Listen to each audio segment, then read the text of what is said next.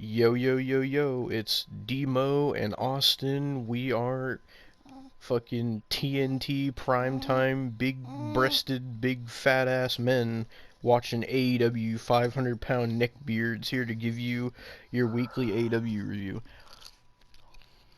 I'm running out of fucking intros. We've been doing this for so long, I'm running out of intros, man. Ain't my fault, man. Yes, it is your fault. You're the reason we're fucking doing this, because you opened your mouth. You don't talk about it, man. Well, what we do got to talk about is AEW tonight, Austin. This was the April 12th episode of Dynamite. So, Austin, please, what happened? Oh, I guess I wasn't ready because I wasn't on the Twitter page, so I could recount my atrocity that I went through. Austin loved every second of it. He was marking out for Kenny Omega and Jericho. I was not, but I knew you were marking out for somebody on this show. Fuck We'll you. get to it. Your baby daddy was wearing skinny jeans. You were getting all hot and bothered. Nah, bro. We started off with Swerve Strickland versus fucking Darby Allin. This was a mud show match. Darby Allin bit Strickland's foot. But Swerve Strickland said this was peak well. storytelling, Austin. I don't care. They did a fucking, like, Dragon Rana. But reverse Rana off the apron onto the floor. I could give two fucks. But Austin, Brian Cage is with Swerve Strickland now. Well, fuck Brian Cage. Darby won. I don't care. And MJF comes out. And at this point, I was telling Devon, I can't even count him as being something good on the show because, you know, he's too good for this show at this point. It's getting to the point where Austin's not even enjoying the MJF segments anymore. Because he's too good for this fucking show. How could I enjoy his segments when they shouldn't be on this fucking atrocity of a show?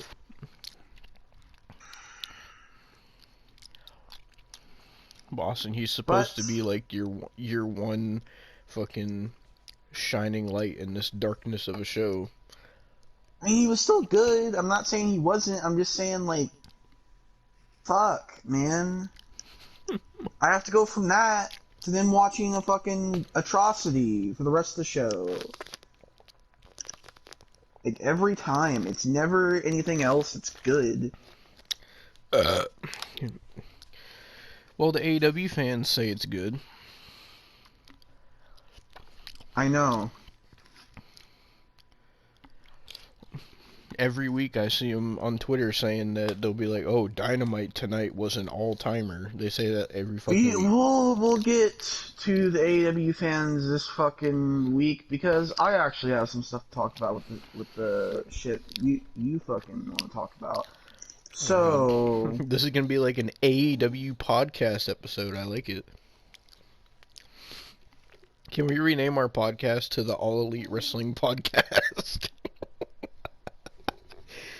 I will leave this fucking goddamn party right now. Where we just talk about AEW every week. I mean, to be fair, we're doing this more than we are our own podcast at this point. We haven't done the podcast in like a month. I know. We'll get to it. It's gonna get a supersode. At this point, if we keep waiting, it's gonna have to be a double supersode.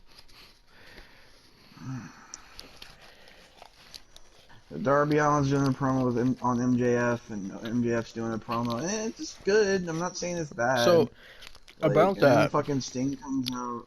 People on Twitter were saying that Darby's promo was weird, and they were saying Darby was acting like he didn't even give a shit about AEW or the title in his promo. Is that how it came off? to you? I mean, his promo consisted of him saying, "I was just like you, Max. I wanted to be what I wanted to have all these things and be that person and all that shit." But that's before I realized that I needed to check myself into therapy on my first year of AEW. It was honestly kind of weird, honestly. Yeah, I'm not even gonna lie. He was talking about checking himself into therapy. He was talking Well, about. Darby Allin's a weird guy, man. The other day, I saw this clip. It was of him and Gigi Dolan doing this interview, and fucking Darby Allin was telling this story about how like he tried to fucking impress her. And so the way he tried to impress her is they were like on a road trip, like driving to a wrestling show. And he fucking his plan to impress her, right, was he stopped Mhm. at a fucking Quaker State and Lube and got some hot sauce. And the way he impressed her was he said he pulled his pants down and he put hot sauce on his fingers, and he said he stuck his fingers up his asshole to try to impress her. Okay. And Darby Allin was like laughing like it was a normal thing, and the person doing the interview was just like, "What the fuck?" And Gigi Dolan just didn't really say anything. You wanna know the funny thing? You know he was on an episode of like Jim Cornette talked about it. He was on an episode of like it was something to do with like weird sex or some Mm. shit. I mean, give me a second. Let me look up what it was. What it was. Well, I mean, remember, fucking Cora Jade put him on blast for his fucking allegations, and he fucking destroyed him. If I can find it.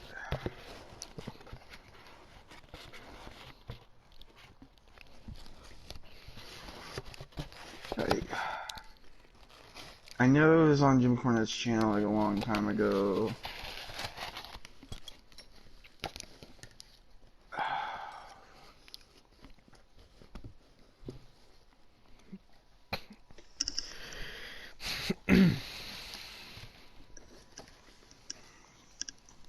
Man, where the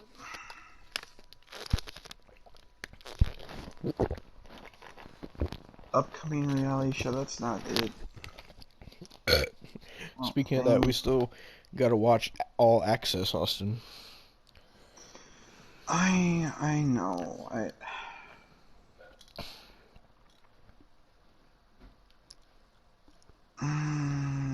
God damn it.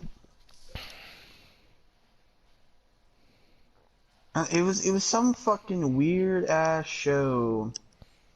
Oh Or it god. was talking about like weird fucking like sex scenarios, and Darby Allin was on it. I think he had to do something with like sex in the woods or some shit. I don't fucking know, bro.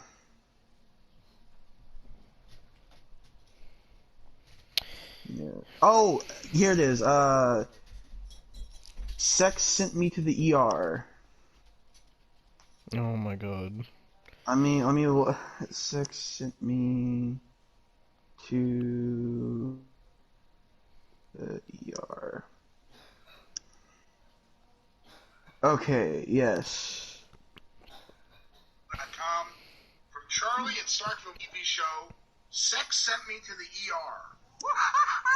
His segment featured him telling a story. Wait a minute. That is a reality television program. Sex Sent Me to the ER. I actually had never heard of it before seeing this email, so I assume it is. Actually, now that I look, there's a video clip attached to this email. Oh my god. His segment featured him telling a story about having sex outdoors with an older woman and rolling over onto a beehive.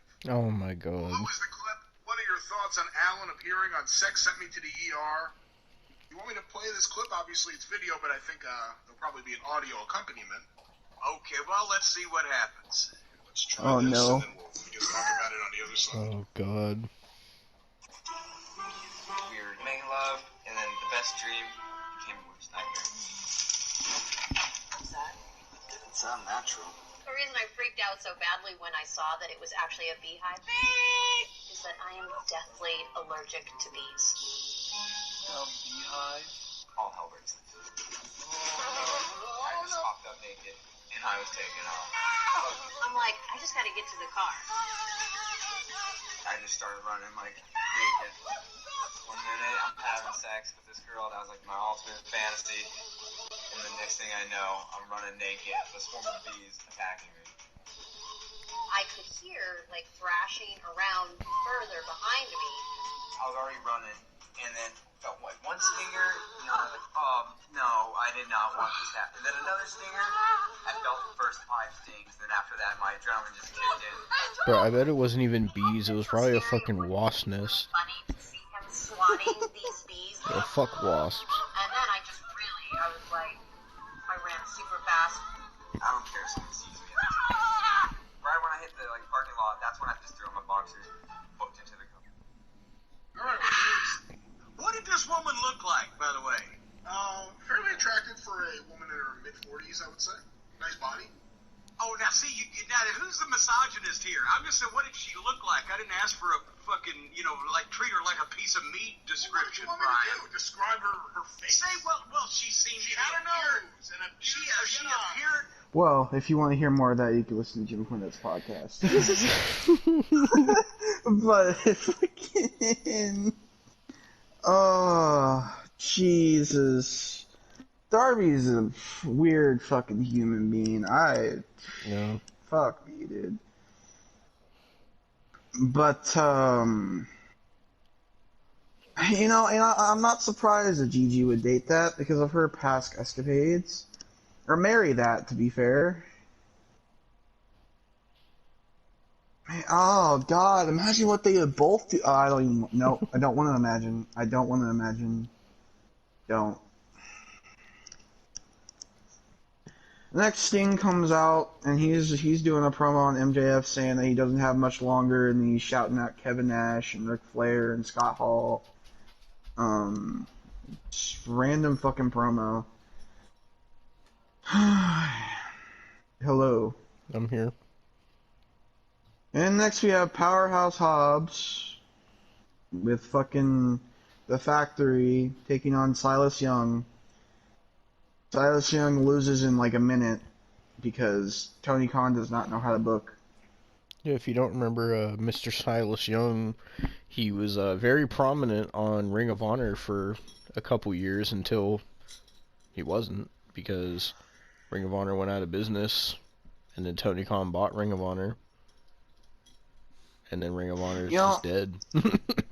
I actually like Silas Young too. That's what sucks, because he was actually a really good worker. Yeah. And the fact that he's been reduced to this fucking job out bullshit actually pisses me off, because I'm pretty sure he's up there in age too. Like, I'm pretty sure he's like, let me actually check his age real quick.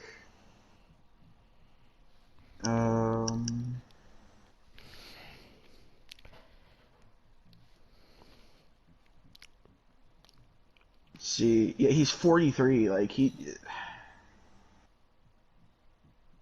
deserves more than a fucking quick squash. Like, come on. But this was only to advance the storyline, Devon. Mm-hmm. You wanna know what storyline? What? Oh, I'll tell you, because this pissed me off. Wardlow is coming for the TNT Championship again.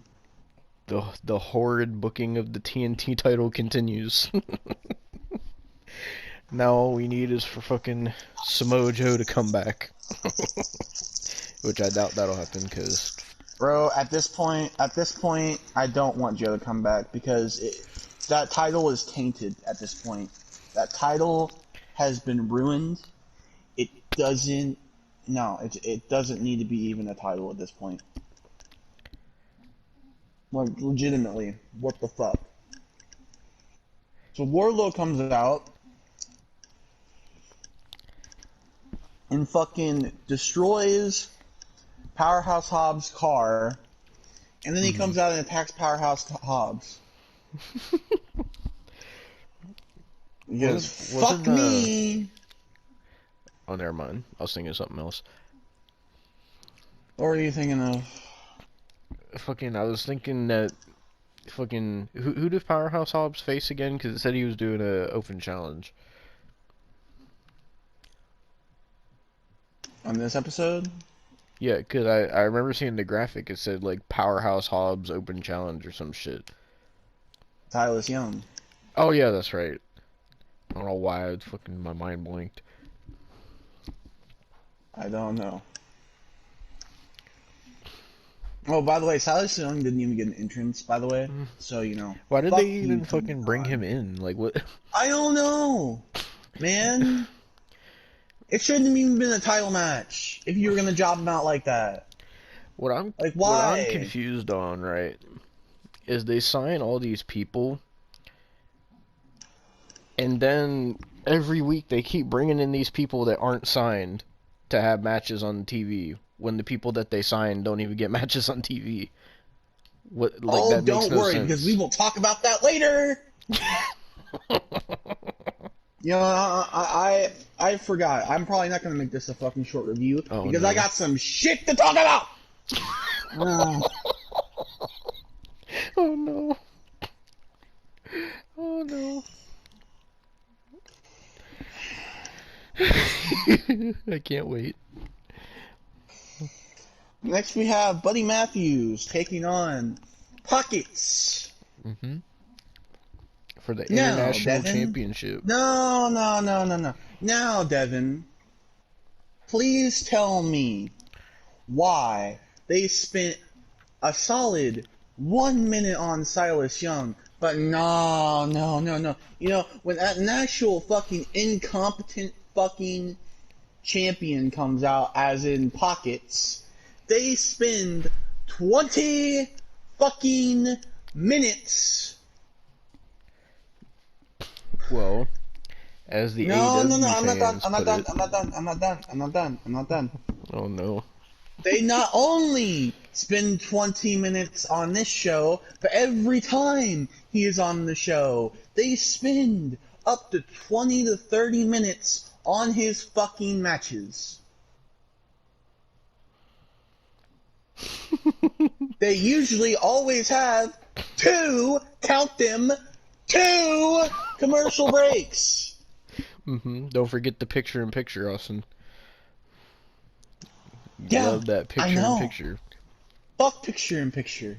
But they innovated it, Austin. That's what Jim Ross said. Don't forget. He said that's one of the greatest innovations in the wrestling business.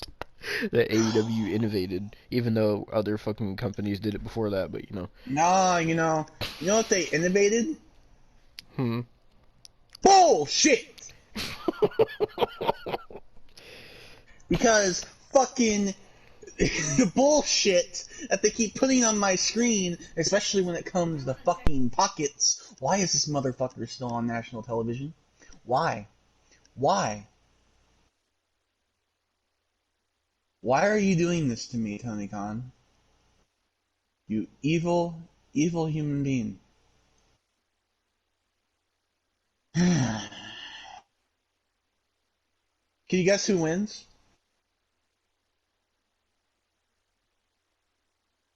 Hello? Oh great, I don't know what the fuck's going on. I am back. What was I saying before you fucking saved the clip? You were yelling about Orange Cassidy, I think. Oh, yeah, could you guess who won that match? Orange Cassidy. That's my guess. Let's guess. Because they've been having him beat fucking everybody. Yeah. Fucking Cassidy. So, you know. Fuck me. Funny thing is, they didn't even have his title on the fucking pay-per-view, so why does it fucking matter?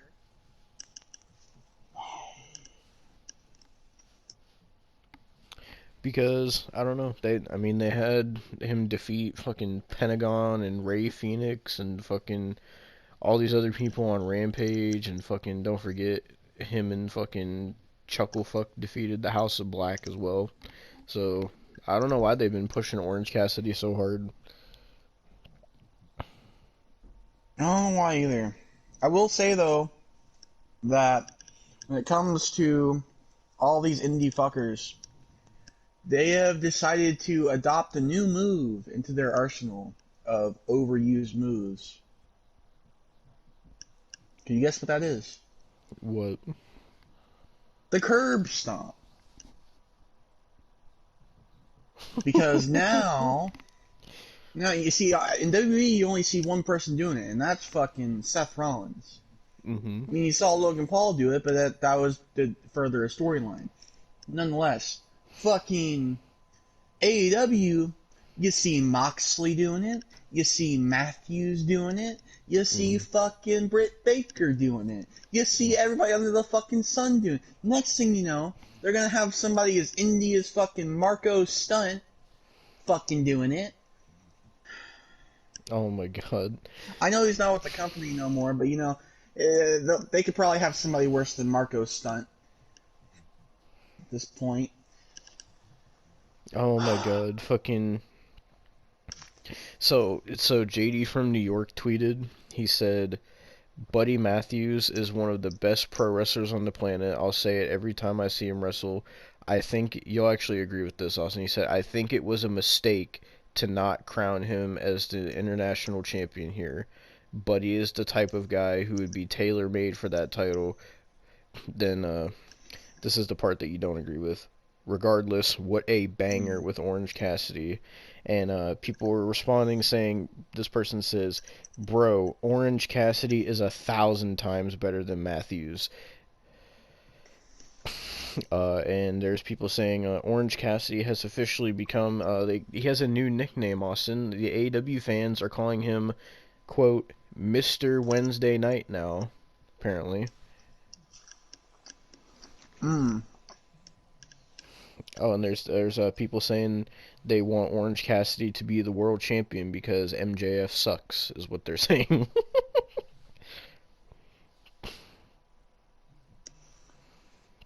Get hit by a train. So someone said Wardlow and Hobbs are the worst booked wrestlers in the business, and this person said, I'm shocked that they haven't had Orange Cassidy beat them both at the same time.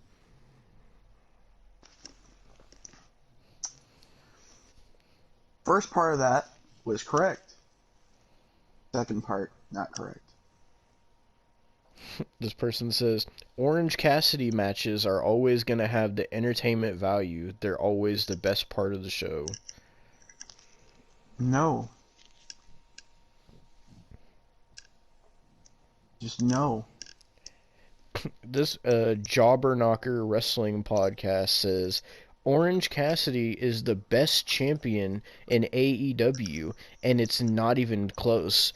Dude is the complete package. More of a world champion than MJF is currently, is what he says. Okay, can you say that with a little less of his dick taste in your mouth?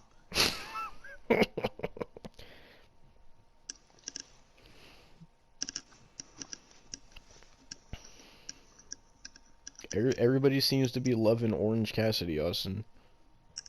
I've only seen one person so far say that they think Orange Cassidy is overrated, and that person got a bunch of hate for saying that.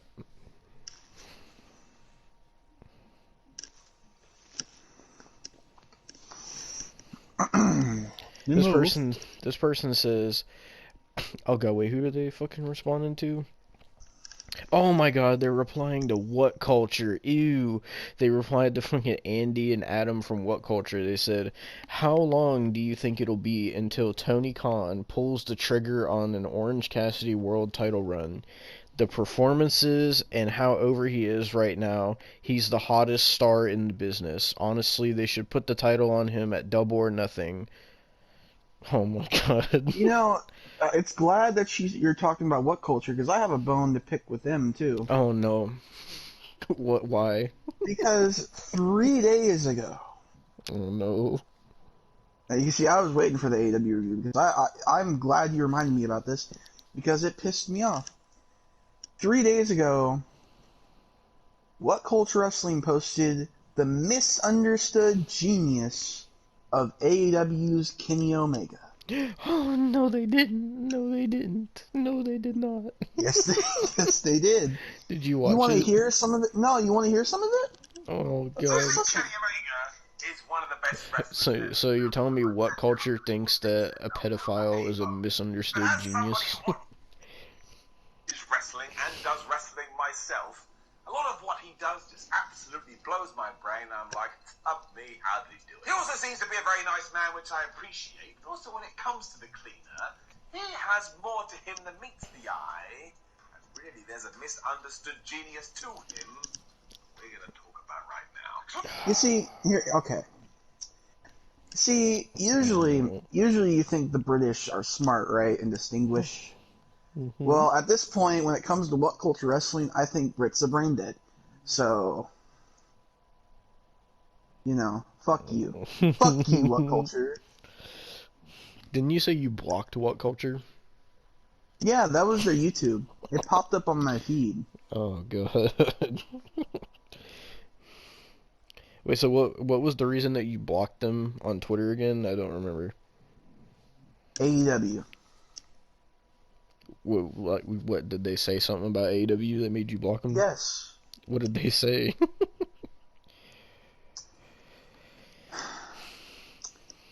They said that the Anarchy in the Arena match was the best match at Double or Nothing 2022. Oh no, they didn't.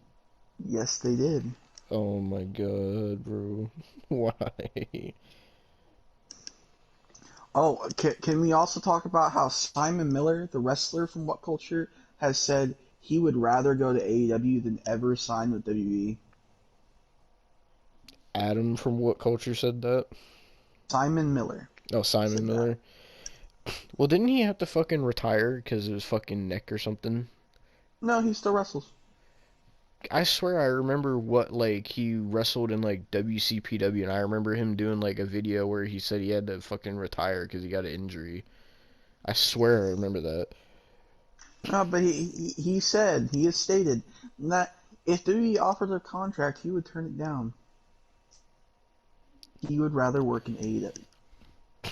Well, I mean, if he wants to go work at a place where he's gonna fucking really get an injury that's gonna put him out, more power to him, I guess.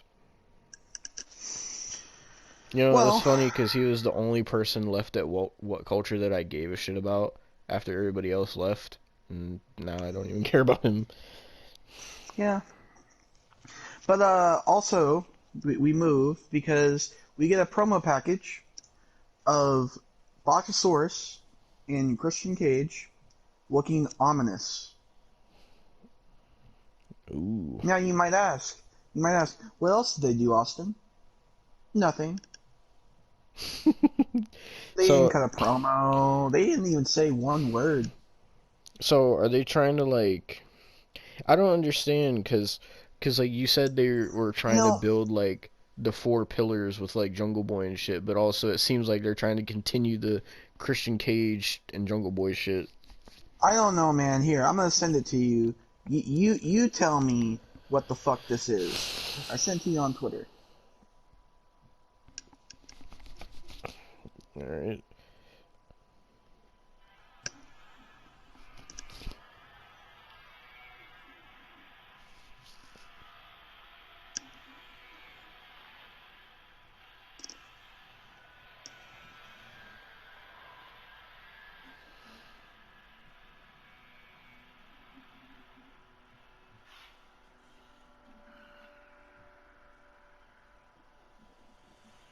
Some things have changed. And that was it. Some things have changed. Please tell me what that is. I don't know. I couldn't tell you. Because I can tell you right now, Christian, nothing has fucking changed. Nothing of this fucking show, besides the jobbers that they put on it, has fucking changed. Christian! Do you have another concussion? I mean, he might after that fucking concerto that Jungle Boy gave him. That fucking Revolution. Christian, you have done nothing. Nothing since you came to this company. You could have ended your career, your fairy tale career, at fucking WWE in good matches like Edge. But no. No, you had to come to this fucking company and sit there and rot your fucking brain, literally. But Austin, he was a game changer like everyone else is in AEW. They're all game changers.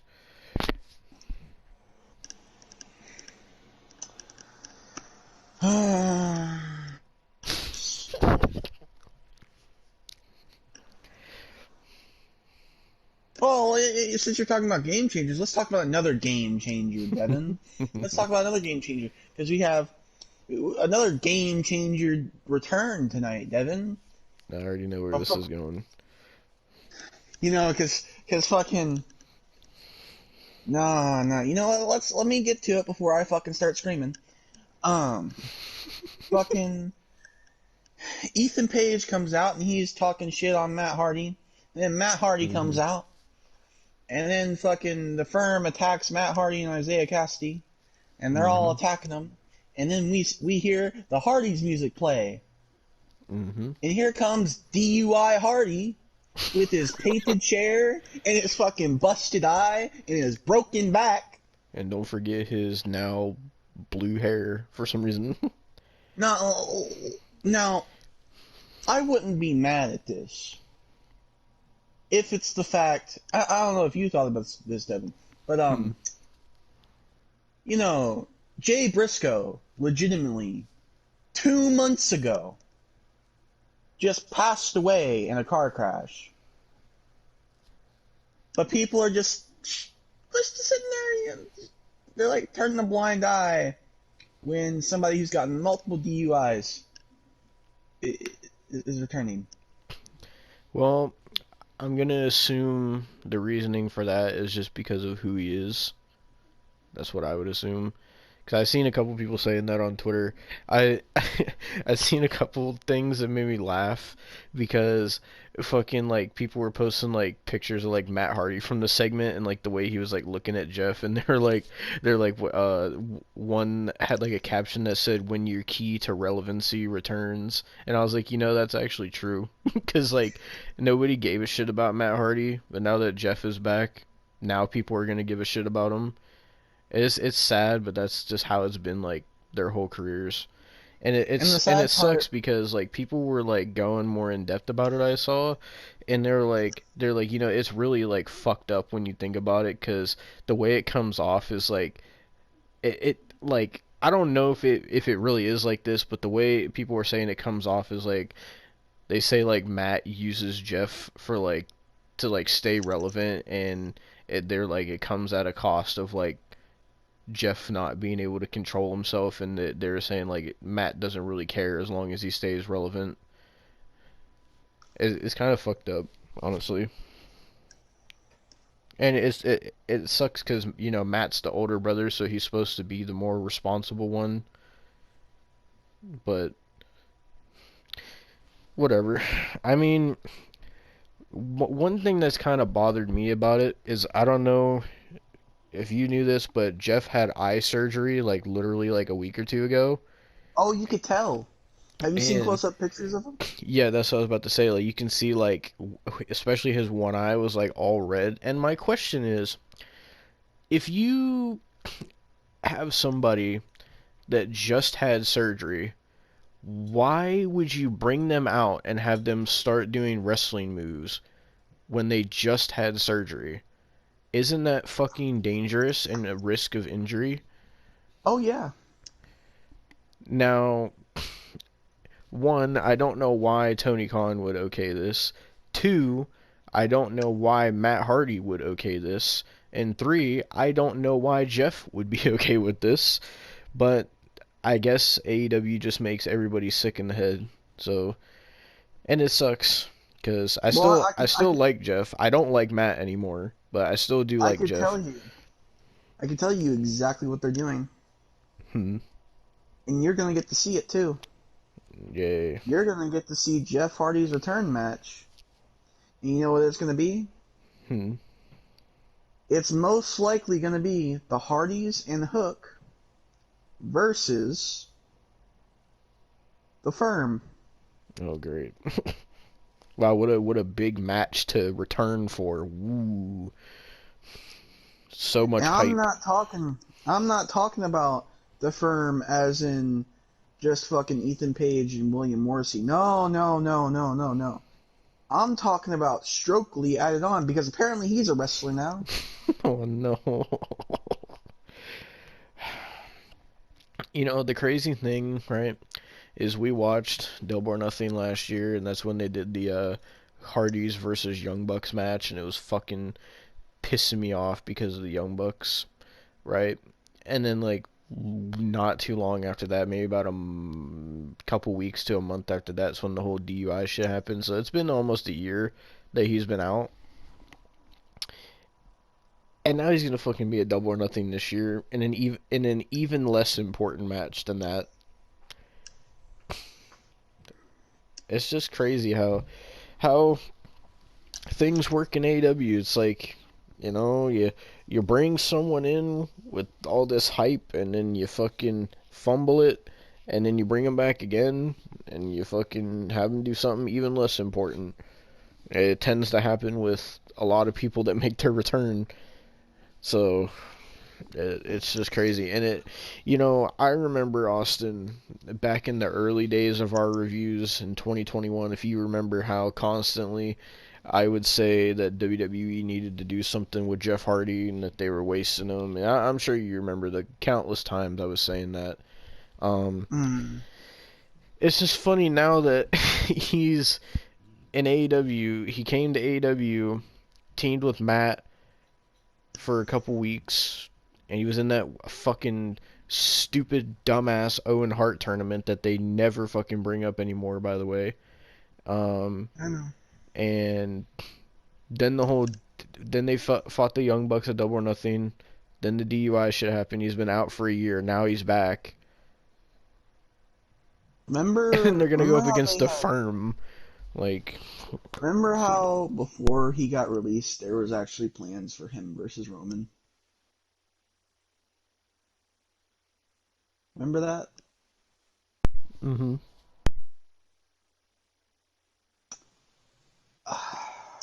What a fall from grace, man.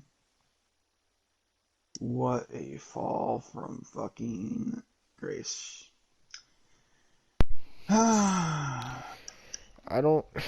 My thing is, like, I don't know how long this fucking run is gonna last, because I remember last year fucking Matt was saying that, like, he was like, oh, we're gonna win the AEW tag titles, and then that's gonna be like the Hardys' one last run, and then we're gonna retire, is what he said. And then now here we are another year later, and they're gonna be facing the Firm. I was like, why? It's so stupid. Like, they both would have been better off if they stayed in WWE, but fucking one, Matt didn't want to fucking wait until Jeff was healed, and two, fucking still, even to this day, it's been over a year, and still, just the way he left WWE is still fishy to me. It still bothers me when I think about it, because it's just so weird how it happened. Like, I don't know, but like, I mean, I'm glad to see him healthy if he is. I'm glad to see him doing better. I'm not gonna hate on the man if he's doing better, but at the same time, it's like, do you think it's possible that it's gonna happen again? Because he's shown multiple times that he can easily relapse. So, I don't want to say that it's possible, but I feel like it is possible. Very, very possible. Well, in case it does happen again, I want to bring up something that Tony Khan said about it, because I remember last year when that happened, he said after that happened that he said until Jeff goes to rehab, he's not allowed to wrestle in AEW anymore. And I swear I remember Tony Khan saying that if Jeff does it again, that uh, like if he ever was to do that again, that he wouldn't be employed anymore. I'm pretty sure I remember that. So if that does happen, just remember that fact in case they don't fucking fire him. Well, But from that to yeah, I'm happy to see him doing better, I guess is what I'll say. But it's gonna be fucking. I guess the real test is gonna be when he has his first match back to see how he actually is. oh, But he yeah, already looked hurt after that first swanton. So yeah. I will say though, next was a train wreck because it was the Blackpool Cuckold Club taking on Brandon Cutlet and Michael the pedophile knock it the fuck off. Which, by the way, he was wearing a tank top and fucking slacks for some reason. Yeah. You know, Should it I just popped also in my head, mention? Austin. Hmm. He said, I want jeans. You're getting slacks. I don't know why that popped in my head. But fucking, can I also mention that for some reason Brandon Cutlet was wearing the undashing Cody Rhodes fucking mask? Well, wasn't his whole fucking thing like last year or whatever that he was the fucking oh, what was it? He would like spray the disinfectant spray on everybody and shit. Oh, what the fuck Yeah, was his name? Like, what did trust me, they call him as? he brought that out too. I don't know. I think he was just the cameraman or some shit. He I was like, forget. he brought out the disinfectant though. Oh god, do you remember when they were trying to do that whole fucking thing with goddamn Kazarian, where they were trying to call him the Elite Hunter and shit? That fucking flopped. Yes. Brooke, I don't even think Kazarian is in AEW anymore. I'm pretty sure he went to No, he's an Impact. Impact. No. Yeah. But What a waste. fucking Claudio and Moxley beat them to a bloody pulp, literally, and Yep. in the match in like 5 minutes. Which, might I add, longer than the Silas Young match. Also, longer than fucking the match with fucking Dalton Castle a couple weeks back with the Blackpool Cuckold Club. Jesus So, Christ, man. you know, great. But then fucking Kenny Fogel sits there and comes out, and because fucking they're still attacking goddamn Cutlet and pedophile. So fucking Kenny comes out, and then you see the Elite, and the Elite get the upper hand. But see, you would think it's just, you know, you're just seeing this shit, and it's like, oh, it's just the Elite coming back, right? But no. I know exactly what they're doing. You know what they're leading up to? The Elite versus the Blackpool Cuckold Club in an Anarchy in the Arena match. No, not another Yes. Anarchy in the Arena. That is what they're fucking leading up to, and that's why I'm fucking pissed! Because you can't have a Double or Nothing without these stupid ass motherfucking goddamn multi-man fuckery matches. Hey, at least Jericho's not gonna be in it this time. So there's You that. think he won't wiggle his ass in? No, he's You gonna be realize- facing No. Adam Cole. No, you realize this is a very well possibility. Adam Cole has ties with the fucking Oh Elite. no. You don't think they won't try to fucking add Adam Cole and Chris Jericho in that bitch? You don't think? I don't know. I genuinely don't know. Oh my god. Oh. Jesus Christ. So they like officially announced it. That's what it's gonna be. No. But you know, everybody's talking about it. Oh, anarchy in the arena. Oh, anarchy in the arena. Oh, anarchy in the arena.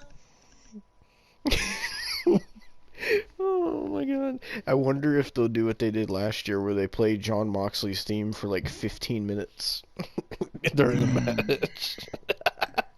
Bro, oh my god.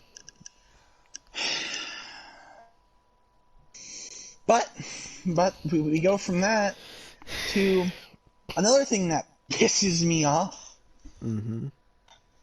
Riho and Sky Blue versus the Outcast.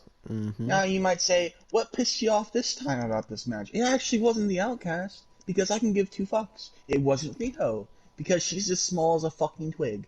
No. It was actually Sky Blue, and it wasn't her wrestling. No. It was the fact that Tony Khan had put her on her fucking on his fucking TV fucking show, unsigned. Yep, this whole time she wasn't signed. We found out, and she just got signed this week. You wanna know how many years she was on that show unsigned? Like 2, I think, right? 2, almost 3. Bro, she was on so much Dark and Rampage and Dynamite, and she wasn't even signed. So you do realize the last graphic that I saw of hers this year was 6-1. Yep, because all they do is make her lose. No, I'm saying 6 wins. Oh, 6 and win. 1 Really? loss. Yes. So not only was she not signed, she was beating talent that they actually have signed. Well, that's what they do, Austin. You should know that by now. They fucking have people wrestle that aren't signed every single week. Because apparently their own talent's not good enough to get the fucking viewers. But half of them, Devon, are only on there for one fucking show. At least you could give him that. But you know, when you have someone that isn't signed, that's been on your show for almost 3 years, it's kind of fucking stupid. Well, Austin, Sky Blue was saying how happy she was to be signed, and Happy. I saw Happy. fucking a couple of the AEW women's wrestlers were saying that they were so happy for her to finally get signed. She's only happy because she's taking those happy pills. You know what the fucking happy pills are? The fucking somas. Well, Austin, she's not the first one. Remember they had Thunder Rosa wrestle on AEW for so long before they actually signed her. So I remember that. I know. But you know, And now she just commentates. I could forgive 6 months that they had her on before they signed her. I can't forgive. And also that was a COVID era, so they were already running low on women. So I could forgive that a little bit. I can't forgive the fact that this was after the COVID era, almost 3 fucking years. She was just showing up. And I'm not saying she's not talented. It's just, if she was signed, she should have been signed fucking years ago. I wonder what took so long, because Tony Khan likes to sign people every week. I don't know. I don't think she's fucking one of the top flight. If anything, that could give her a contract, because we all know Tony Khan loves to sign spouses and friends and family. It's like Jim Cornette said, Austin, all friends wrestling. No, you know, fucking Tony Khan goes by fucking Fast and Furious logic. No. It's all about family, isn't it? Family. You know, You know, the fact that, like, fucking Ronda Rousey, The Rock, and fucking, John Cena, I think even, oh no, not, never mind, just The Rock, Ronda Rousey, and John Cena were all in Fast and Furious. I can't imagine how much worse it would be if instead of that we got Chris Jericho, Kenny Omega, and fucking John Moxley in Fast and Furious. Hey, Don't worry, maybe fucking Fast Jericho's been in 11. some movies. You know Jericho has a film career? Yeah, I know he was in one of the Sharknadoes. And I remember we found like I found a Jericho movie that I told you I wanted to Oh, watch. you don't even know. You know he's in Terrifier too. Yeah, you fucking mentioned it when you seen it in the theater. You know I didn't know until I saw it in the theater. What was your reaction when you found that out? I had to keep my composure because I was around fucking people. But you know, and I went all the way to fucking Arkansas to see it. So Oh my god. I wasn't gonna get kicked out of the theater because of fucking Jericho. Was his acting good? God no. But back to the Sky Blue thing. Like I remember when she first went there, she was on like Dark or something. And I remember like not too long before that, I remember is when I like found who she was and I watched a couple of her matches and I was like, "Oh, she's pretty good." And then fucking next thing I know, she was on Dark and I was like, "Oh, okay, I thought she got signed, but I didn't know that she wasn't signed this whole fucking time." And now she just got signed all this time later You and realize is how many people were signed before her, Devin? hmm. Let's see, we got Tony Storm, we got Psoriasis, we got Ruby Soho, we got fucking Willow Nightingale, we got fucking the goddamn motherfucking all half the fucking women's roster. At this point, What you I want to don't know something? what You want to know something? hmm. Tay Cunty was not even signed when she started showing up on Dark, Oh my god. and then Tay Cunty got fucking signed before fucking her. Oh, what are we doing? Honestly, what are we doing? They only signed the real game changers, Austin. Sky Blue isn't a game changer. Yeah, we only signed the real game changers. We got somebody who looked like they were in their 30s, but now look like they're in their fucking 80s. We got somebody who looks like a fucking air fryer. We have somebody who fucking refs like a complete horse-faced cunt. We have somebody who fucking goddamn has a fucking Tom McDonald clone as their goddamn fucking motherfucking manager. I can't even fucking Whatever speak because it's so stupid. whatever happened to him? I don't know about him. Glad he's gone. Wasn't his name like Thrash or some cringy shit? I don't fucking know. But what I don't understand, Austin, like is like I don't get why they like sign all these people, right?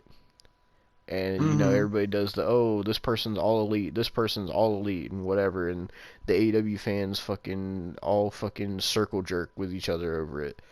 But what I don't understand is they do that, right? But legitimately like the past month and a half, 2 months, like every week they bring in some wrestler who is not signed to the company and they promote them and give them like even championship matches over talent that's already signed, and I don't understand that You want to know because what's downright hilarious?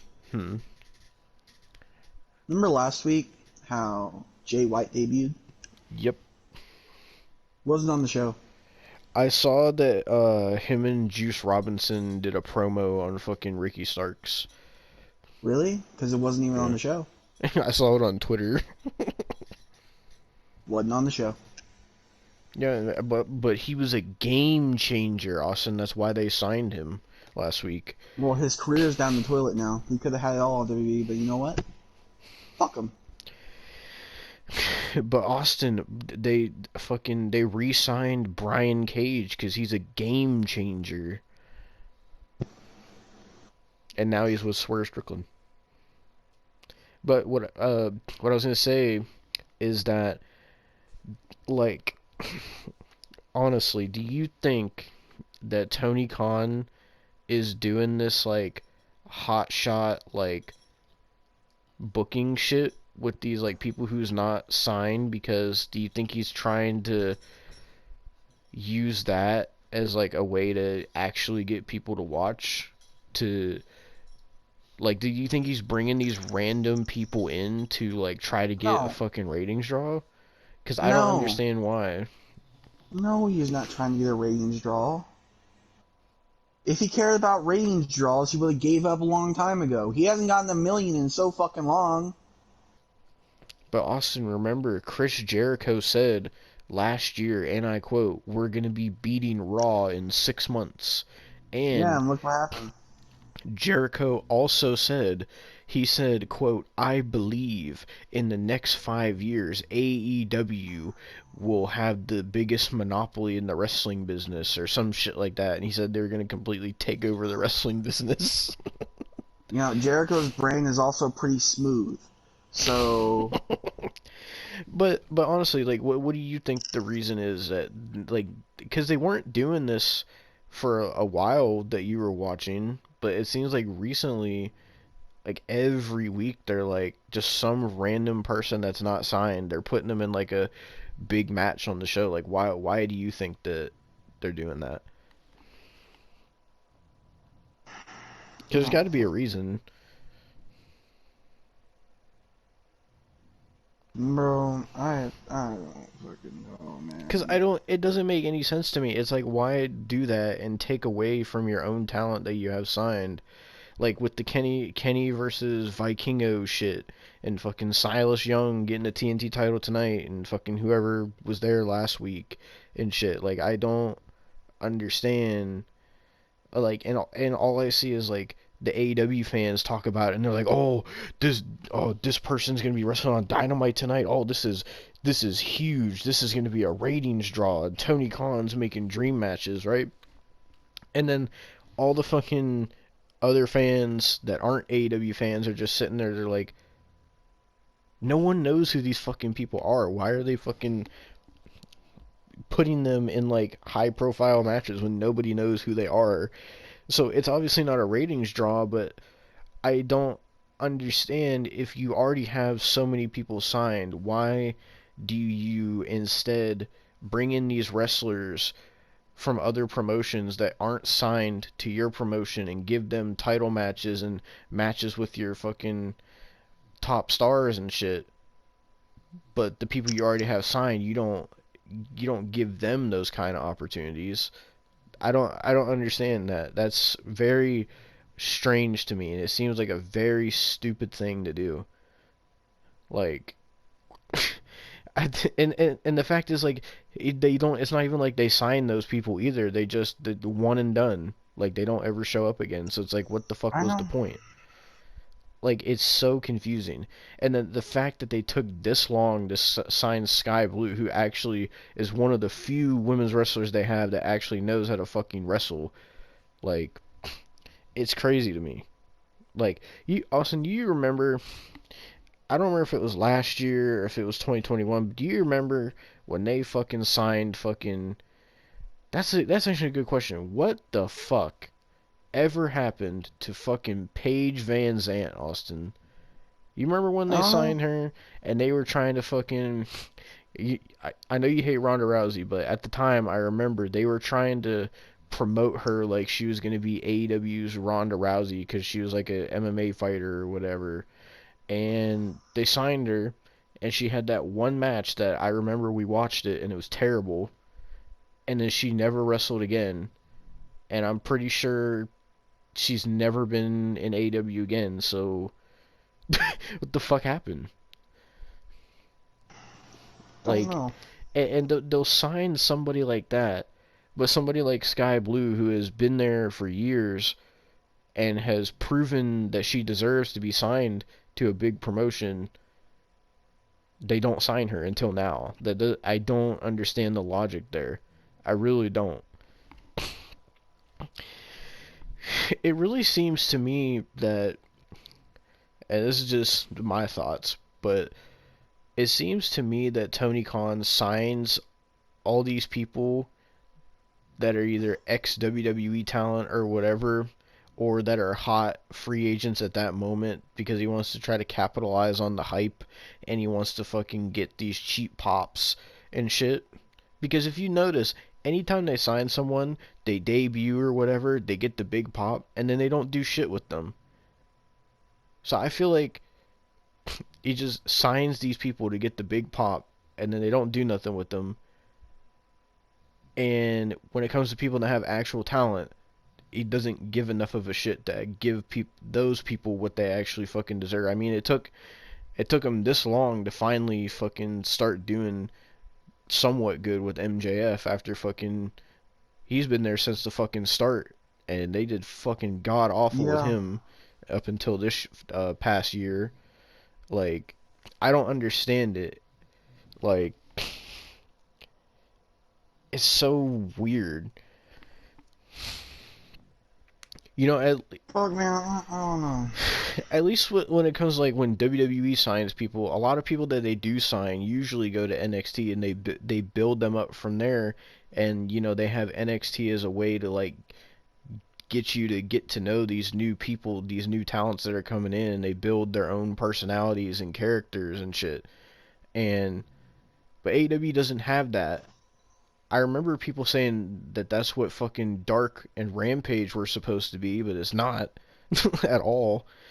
Like, and they bring all these random people in that people have no idea who the fuck they are or why they should care, and then they have these one-off matches, and it's so weird because it's like the AEW fans just eat it up, and they say it's amazing and that Tony Khan's the Booker of the Year, but when you actually look at it, it's very stupid. Like, why the fuck would you book your show that way? Like, it seems to me like they're really reliant on fucking cheap pops. It really feels that way to me. You know, at least people WWE sign, the majority of them anyway, have fucking talent, or like there's a reason that they sign them. But like AEW, it just seems they sign anybody and everybody just because they want to get the cheap pop and fucking just so nobody else can have them, is what it seems like. Cause I don't know if you seen, but did you see the thing where like Tony Khan was like signing all these people to 5-year deals because he didn't want them to go anywhere else because he Oh, was well, scared they let's were gonna actually go talk about other that. places? Because apparently FTR have revealed that their fucking contracts are 4-year deals. Jesus Christ. And that they're gonna retire after this contract's run up. Oh, fuck them. So Honestly, I always thought they were an overrated team anyway. Like yeah, their stuff with DIY was pretty good, but like I even when they were fucking the Revival, I just never really saw the fucking hype behind them.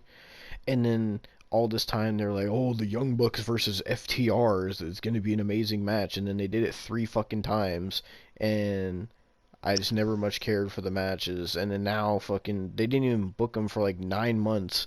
They come back, leave, come back, leave, come back, get the tag team titles, then don't even get booked on the show. Like, what? I don't understand. Why would they? I don't know. You know, on one hand, it's like I'm saying the way Tony Khan books it doesn't make sense, and on the other hand, when you're talking about some of their talent, they don't make any sense either. So it's like nothing can make sense there, honestly. It seems like a delusional fantasy world, honestly. I don't know, man. I don't know. And the thing is, like, they only cater to their fan base too.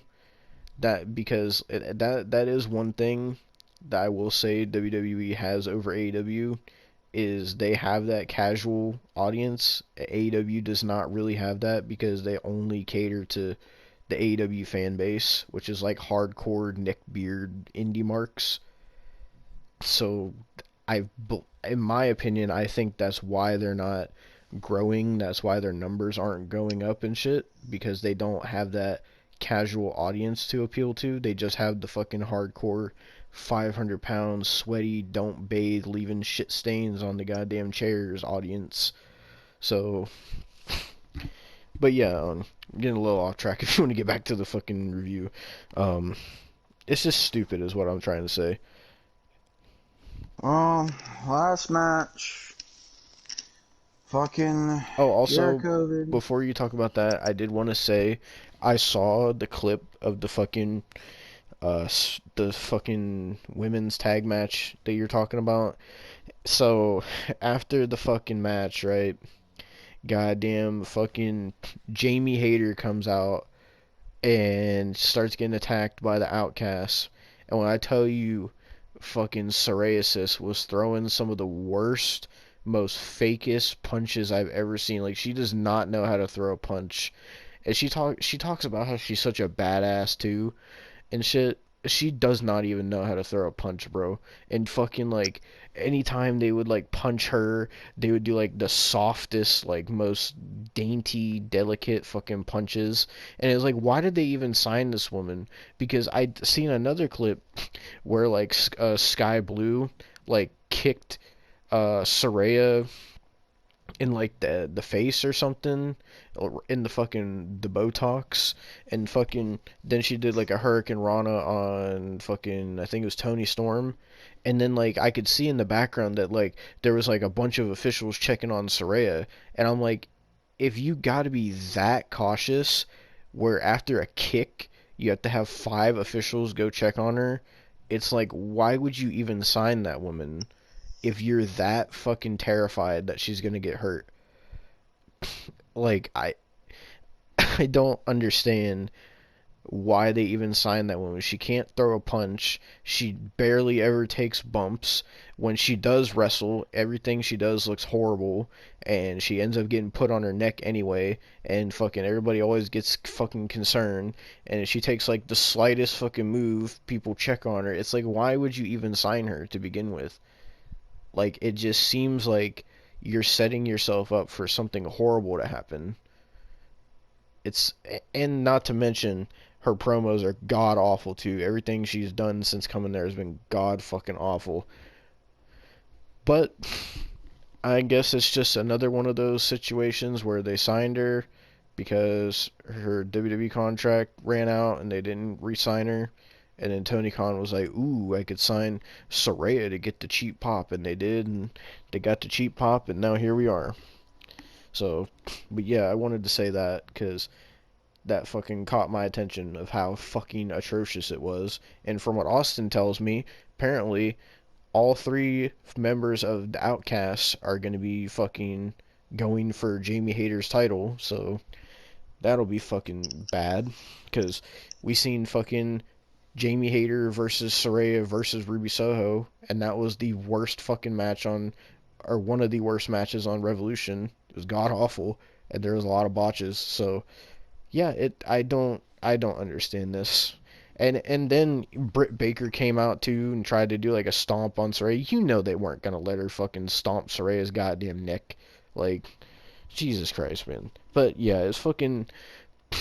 It's either that or they're looking like they're gonna do an Outcast versus fucking Jamie Hayter, fucking Britt Baker and fucking Riho match or some shit.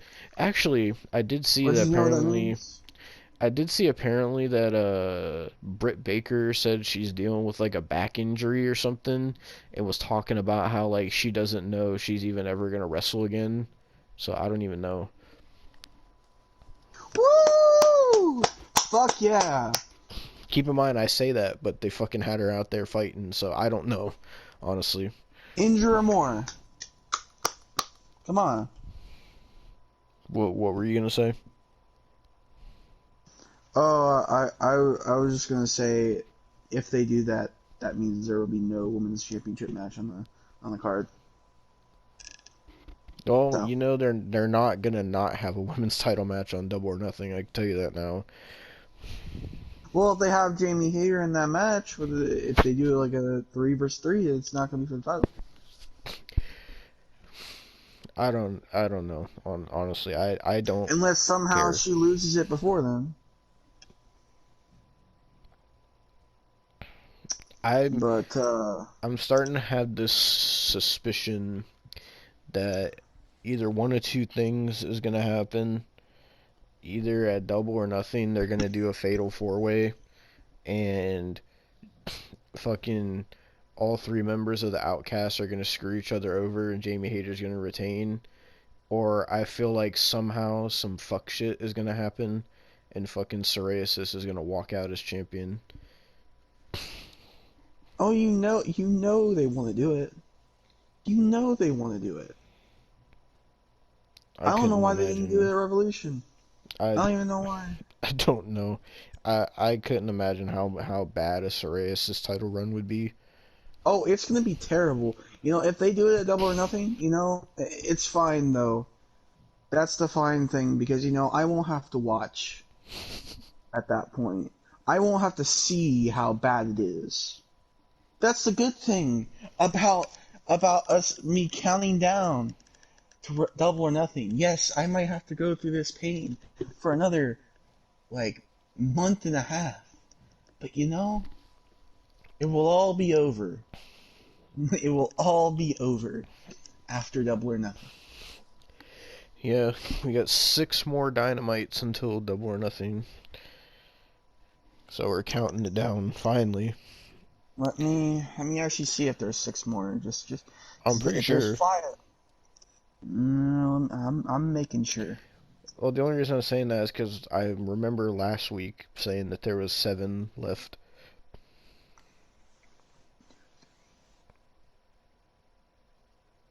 Shit. I wish there was 5. Is it 6? Yes. Well, think about it this way, Austin. You only have to do you've done it since November. Think of how many times you've done it, and now you only have to do it 6 more times. See, here's the thing. I personally don't want to think of how many times I've done it. Because if I think about how many times I've done it, it hurts. Well, I don't know. Oh yeah, you still gotta talk about the main event. I know. Because Jericho was main eventing tonight, baby. Jericho the 3000. Why'd you call him Jericho for the 3000? Because he weighs 3,000 pounds. Oh my god. Versus fucking, this match kind of looked like Godzilla versus Kong. Because they're both huge. This match almost reminded me of the Big Show versus Akibono at WrestleMania. Not the Big Show versus Akibono. Oh god. Well, that's something I wanted to say is like fucking Keith Lee, man. I don't know what happened to this man. I remember when he was NXT champion, he looked like he was in pretty good shape. He fucking looked like he was happy. And fucking now, like, man looks like he's 80 years old and he's so fucking out of shape and he just looks like he does not even want to be there at all. The man looks like he went through a divorce, a midlife crisis, a fucking whatever the fuck, a fucking spiritual awakening because he's wearing a cloak now, and a whole goddamn 3 different Dunkin' Donuts stores. Like, do you think Keith Lee and Jericho, do you think Jericho got fucking Keith Lee into eating at Dunkin' Donuts? I don't know, man. Maybe they have mukbangs in the back. You think they do the Nikocado shit? Oh, Keith Lee's just Keith Okado. Bro, like, that would be so Photoshop... disgusting seeing a video of like Jericho and Keith Lee doing a mukbang together. Could you Photoshop a shirt on the Keith Lee that says "I'm not fat, it's just water weight"? Oh my god. I could try. But Austin, you can't say Jericho's fat because he's not fat anymore. because all the AEW Yes. fans say he's in the best shape of his career right now.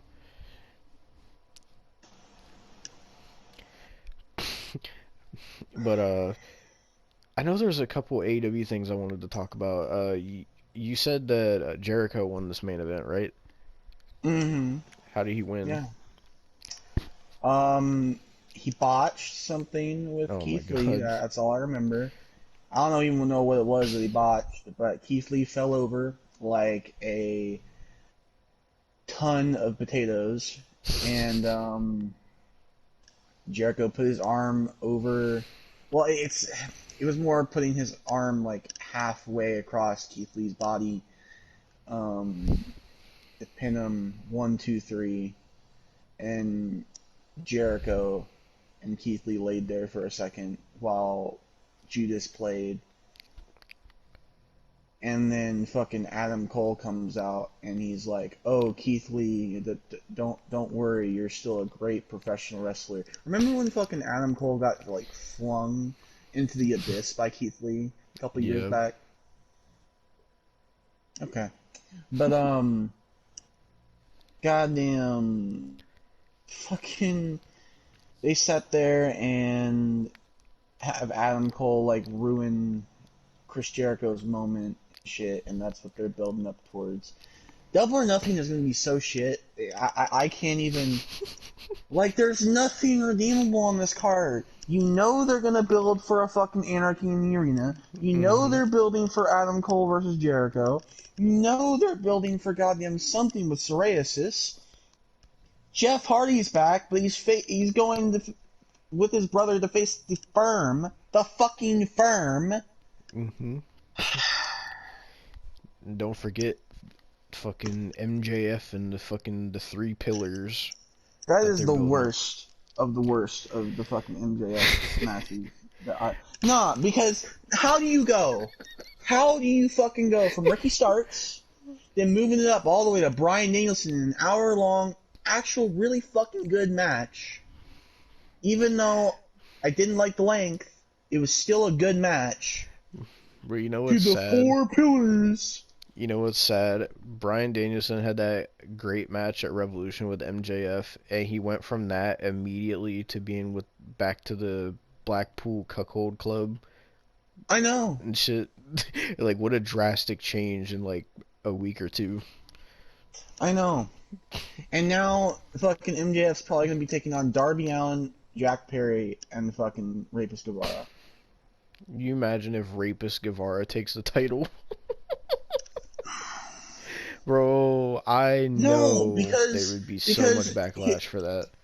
Because fucking here's the thing: how do you go from Ricky Starks and Bryan Danielson to a school shooter to a fucking jungle bitch to fucking a rapist? I don't know. But they're the pillars of AW, Austin. One looks like he came out of Columbine. One looks like he came out of fucking Georgia the Jungle, and one looks like he fucking came out of the sex offender registry. You know, speaking of that, like, where has Tay Cunty been? Because I noticed, like, Sammy's Oh, been she was there, backstage. like, without her a lot. She was backstage. She was back. Yeah, she was talking to Rapist Guevara. Oh, God. We didn't hear it because it was like in a picture-in-picture thing because they were being like cutesy for the camera. I think she's injured. I think that's the reason why. Because, you know, Isn't they Anna injure Jay all their injured, too? talent. Apparently not, because she was on that house show. They have a lot of It's almost like injuries. all of their women are fucking injured. And then when they have the woman that's on the show, one of them's fucking injury prone. So, you know. You know, as I was saying before the clip saved, I said I can't believe I'm saying this, but whatever happened to Jade Cargill? Where's she been? I don't know. She faced that fucking Canadian bitch, and then fucking Taya Valkyrie came. By the way, we haven't seen Taya Valkyrie since. Haven't seen Jade Yeah, Cargill and since. they signed her too. They signed her right after she debuted. But it took them years to sign Sky Blue, but they immediately signed Taya Valkyrie before she even has a match. Did I mention I want to strangle Tony Khan? Oh my god. That's so bad, bro. That's actually so bad. I Well, the reason I asked is because I remember like they were trying to like build up Jade Cargill with like this whole undefeated streak and trying to make it seem like she was one of the best women's wrestlers in the whole world and shit. And then she just hasn't even been on the show. I know. You do realize she's got to have something for Double or Nothing. They can't even book their women's division good enough for the fucking AEW Women's Championship. Like, what do you think they're gonna book for the TBS Championship? I don't know. Who fucking knows? I know for damn sure it ain't gonna be Sky Blue because every time they put her on the fucking screen, even though she signed, she fucking jobs. Mm-hmm. That's how they do it. Like they're building Jade Cargill like a less talented fucking Roman Reigns. And when I mean less talented, I mean zero fucking talent.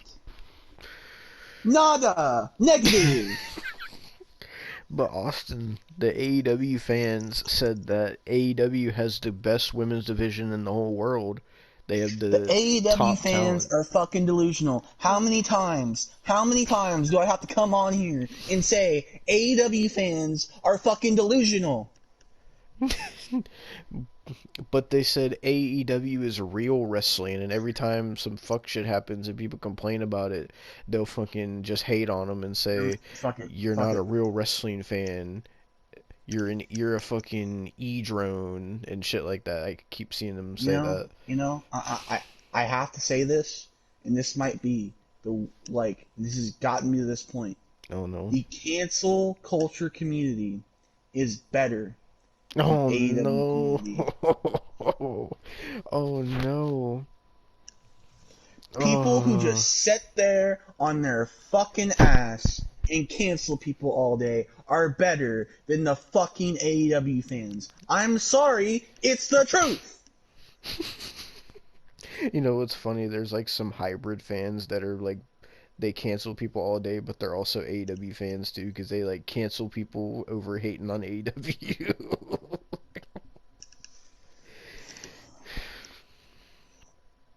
So, but if you don't mind, Austin, I'd like to read something that has to do with the main event. So Nice. I want to give a shout out to my man Hunter, because he decided to write a diss track on Keith Lee. He sent it to me and Austin, so I'd like to read this to you, Austin. Are you ready? Sure. He says, by the way, he just sent the lyrics. He didn't actually make the diss track. He just sent like the lyrics that he wrote. He says, Keith Lee, this one's for you. What you need to stop doing. Hang on. What? Let me get a beat. Austin, I can tell you by the way he wrote this, absolutely none of this rhymes. So I don't care. I'm not even gonna try to rap it. I don't care. We're gonna get an I Love Friday beat. Oh my god, I know which one is gonna be too. Travel Band instrumental. Why that one? Okay, you ready? Yeah. Alright, 3, 2, 1. He says, Keith Lee, this one's for you. What you need to stop doing is eating popcorn when you go to the ring. Stop eating all the food and catering. Same sum for everybody, and go at the salad bar, Fat Lee. Fat, put down your plate. Go to the gym and lift some weights. Fat Lee, fat, put down your plate. go to the gym and lift some weights. Keith Lee, you a fat fuck. When you're in the ring, you fucking suck. I hate it when you get on the mic and talk. You need to get on the treadmill and walk about 10 miles. You do it every day when you're eating Burger King. You can't have it your way. That's why look sloppy and gooey. Go oh god, what the fuck? Go to Jamba Juice and get yourself a good smoothie. Keith, you got better things on your hobbies and health. You eating too much junk food. You killing yourself. So overweight and bad as a Hold up. bummer. What? Beat switch. You play with them balls like Oh,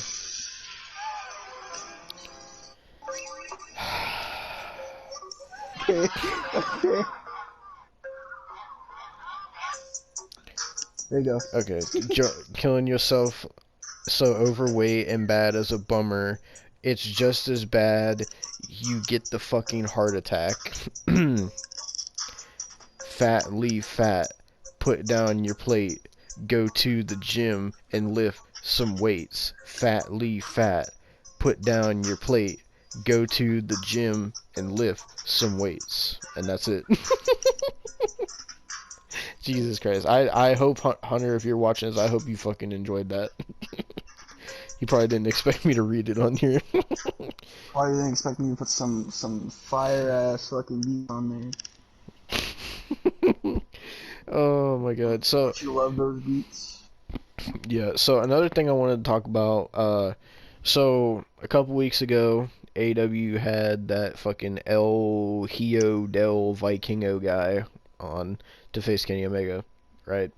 And I was telling Austin about this earlier. So after that match, apparently this thing came out that said apparently Rey Mysterio and Conan reached out to El Hijo del Vikingo and told him that he needs to tone down his wrestling style because if he keeps wrestling the way he is, he's not gonna have a lot of longevity in his career.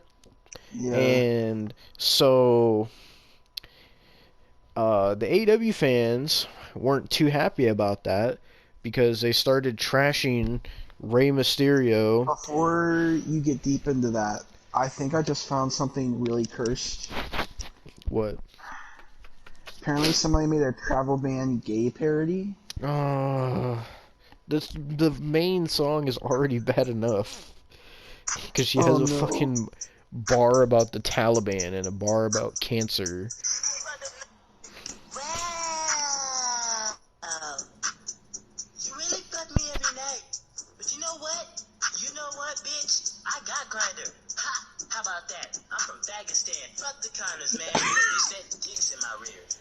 I got a dick in my faggot, man. Ditto strap in my rear end. You better watch out. I'm a fucking trans. I do to what dicks you do to your pants. Booty get ate like some Applebee's. Hold up. Come fuck my cock for me. Okay, that's enough of that.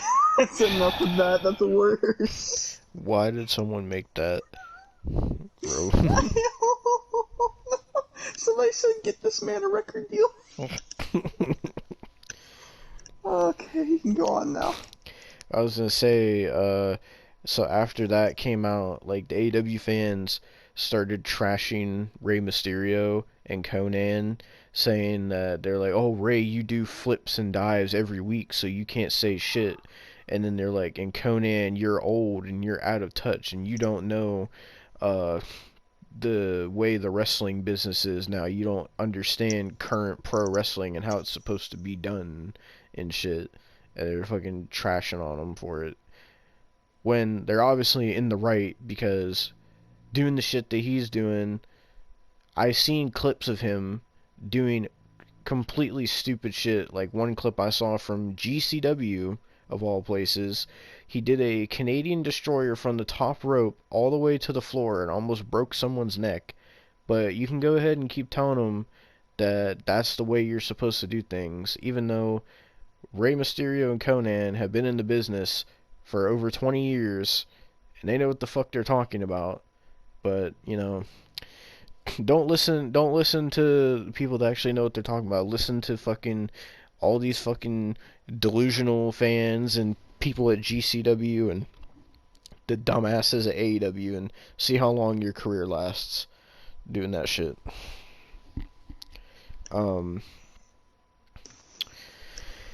only other thing I can think of that I wanted to talk about is apparently there's been more CM Punk rumors, Austin, because, and I'm not trying to be on some Sean's View shit, but I saw today that apparently he was on fucking Dax Harwood's podcast and was saying that he wants to return to AEW soon or whatever, and fucking was talking about the possibility of doing CM Punk and FTR versus the Elite is something that he's open to doing. He said, even though that doesn't make any sense, because that's the reason why he fucking walked out, was because of the Elite.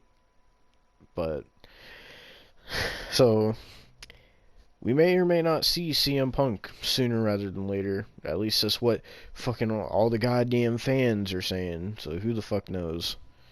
But that's right. I still gotta try to get like the fucking Rampage card and shit. Jesus Christ, this is a long review. We haven't had a review this long in a couple weeks. The thing is with the CM Punk shit, I genuinely don't care. But Austin, I've seen fans saying that they only watch AEW for CM Punk and that they only care if CM Punk wrestles. I don't care.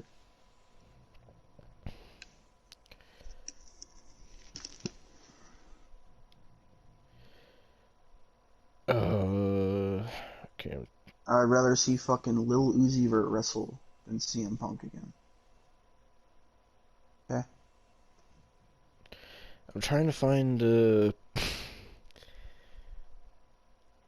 dark card, but don't tell me it's gonna be this fucking shit again where I can't find it.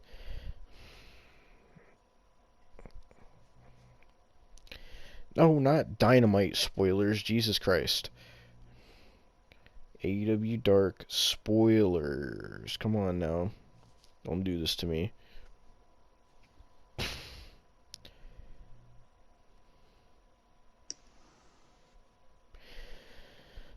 Oh god. Okay.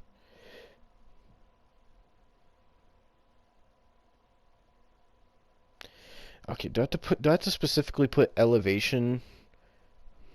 Like, Jesus Christ, man. I'm gonna play some music for you while you look this up.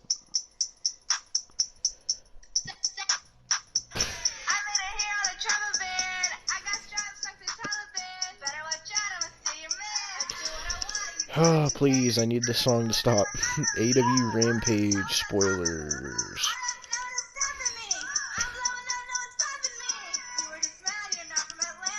Okay, the Rampage spoilers are up at least. I don't know why the Dark Elevation ones aren't. You got it? Why? Okay, so yeah, I do. So Rampage. So for some reason, the best friends are getting an IWGP Tag Team title shot against Aussie Open, and they lost. FTR came to the ring and cut a promo noting that they signed a 4-year deal with AEW and will retire when it ends. Mark Briscoe, Jay Lethal, and Jeff Jarrett and Satnam Singh defeat Jake Manning and the Spanish Announce Project. Oh my god, I found Jade Cargill. Taya Valkyrie defeated Emi Sakura. Layla Gray brawled with Valkyrie until Jade Cargill attacked Valkyrie. Matt Menard, Angelo Parker, and Jake Hager cut a promo before the Acclaimed interrupted them. And the main event, what a barn burner main event with these two top stars, Austin. Jungle Boy Jack Perry versus Sean Spears. Ooh. And Sean Spears lost. I don't even remember the last time Sean Spears was on a Dynamite, bro.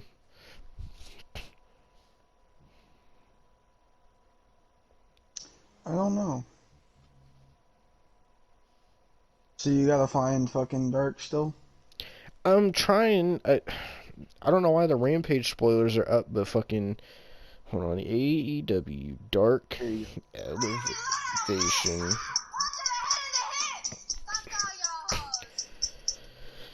Spoilers. They usually do Elevation on Thursdays, right?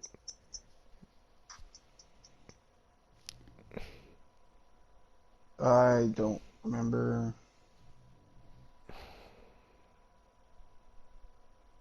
You play with them balls like it's FIFA.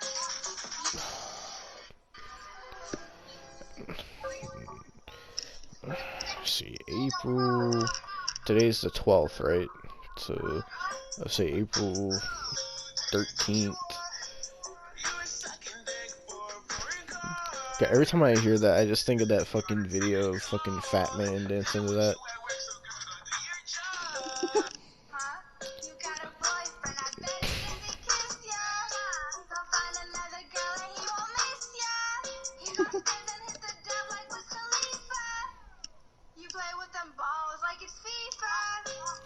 Okay, this isn't telling me the date of this, though.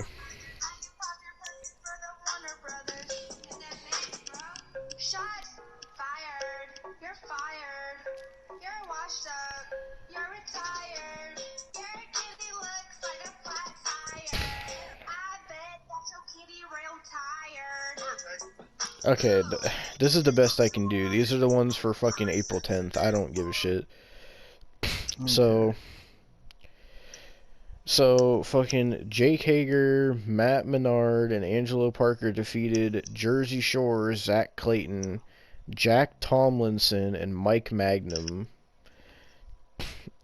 Pippi Longstocking, The Butcher, and the Blade defeated Yukio Ino, Shinuma Katsumata, and Mao. Whoever the fuck those people are. Marina Shafir and Nyla Rose, who teaming up on Dark Elevation for like the 8th week in a row. They defeated the Renegade Twins. Do you think Marina Shafir pops her pussy for the Warner Brothers? I don't even know.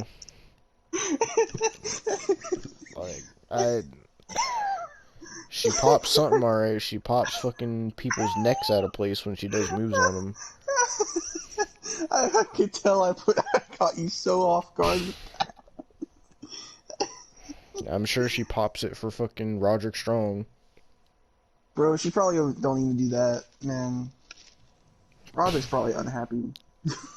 The Dark Order defeated, I don't know who these people are, Brother Greatness, Aaron Rourke, and Alvin Alvarez.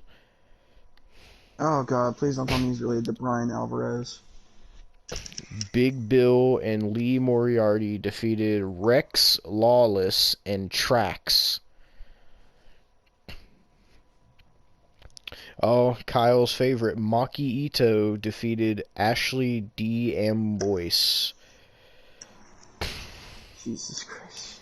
Matt Hardy and Isaiah Cassidy defeated Bobby Orlando and BRG. Whatever happened to the other half of Private Party? Where'd he go? Which half? Oh, fucking. I don't know, honestly. Why is it just Isaiah Cassidy now? I don't know. The thing is, they picked the bad one. Mark Quinn's actually pretty fucking good. But, you know, it had to be Isaiah Cassidy that's been on screen the entire fucking... Now all he does is moans in people's ears. And the main event of Elevation was Emi Sakura defeated Mizuki.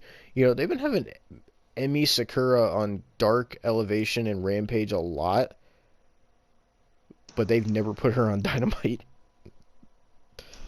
I know.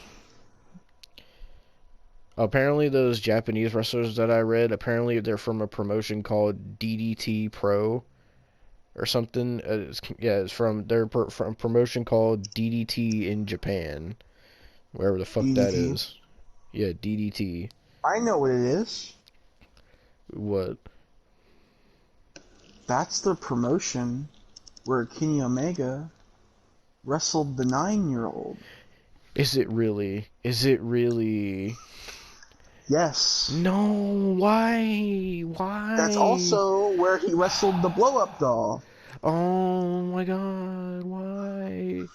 Why are they working with them? Oh, and you want to know something else? No, I don't. That's also the promotion No. where he worked with Kota Ibushi in that fucking whatever the fuck thong match that you had sent me that one time.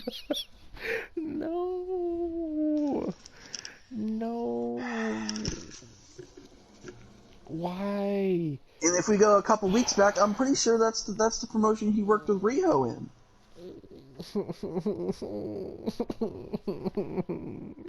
Why, man? Why are they promoting this fucking brand? Why?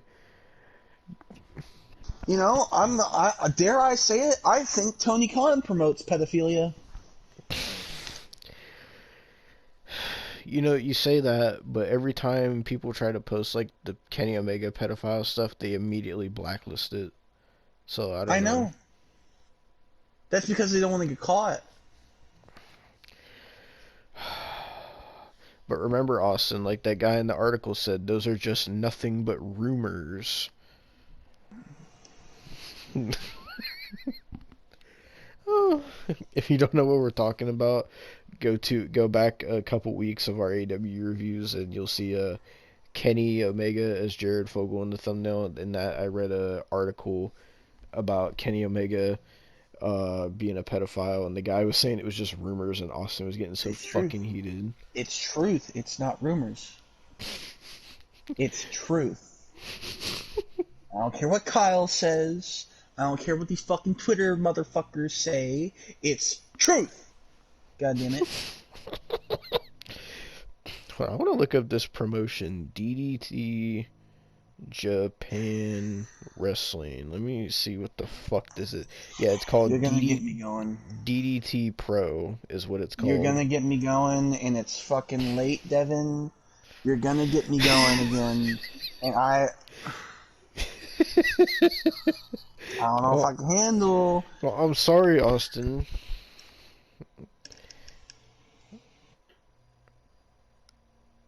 Oh my god, fucking. Say. Oh god, they work with GCW too. Great! The pedophile promotion works with GCW!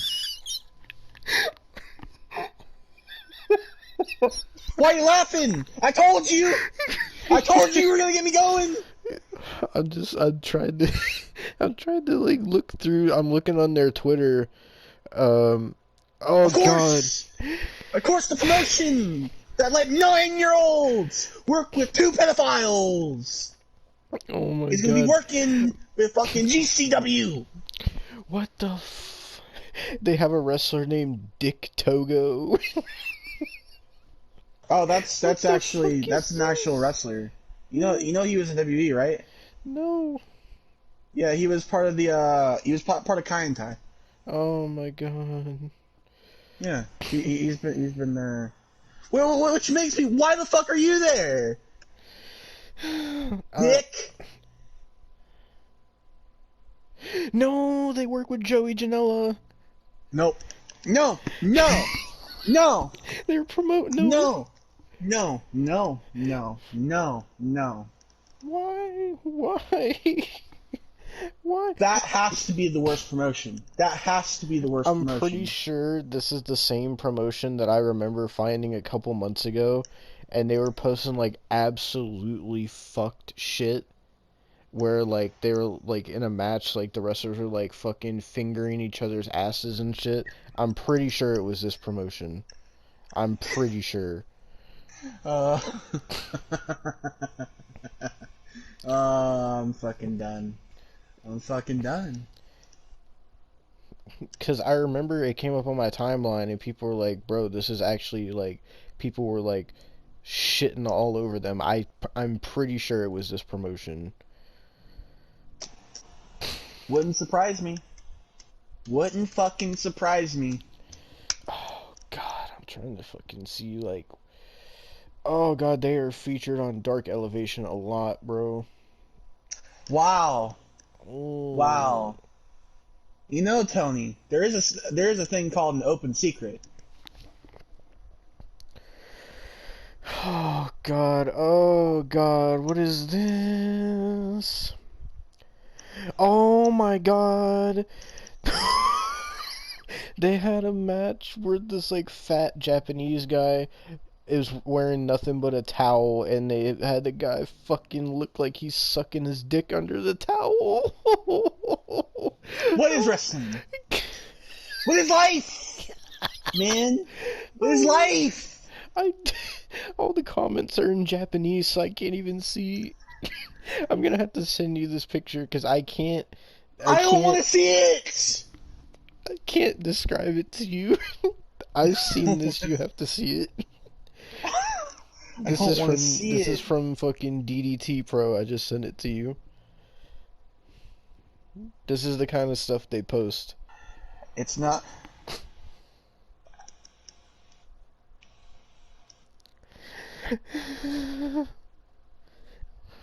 Austin went quiet, so I think he saw it. Oh. There's a lot of images burned into my brain, Devon. Why did you have to make this one of them? I'm sorry. Why do they do this shit? Why is AEW working with them? I don't understand. This is so fucked. I have given up on humanity. This is so fucked.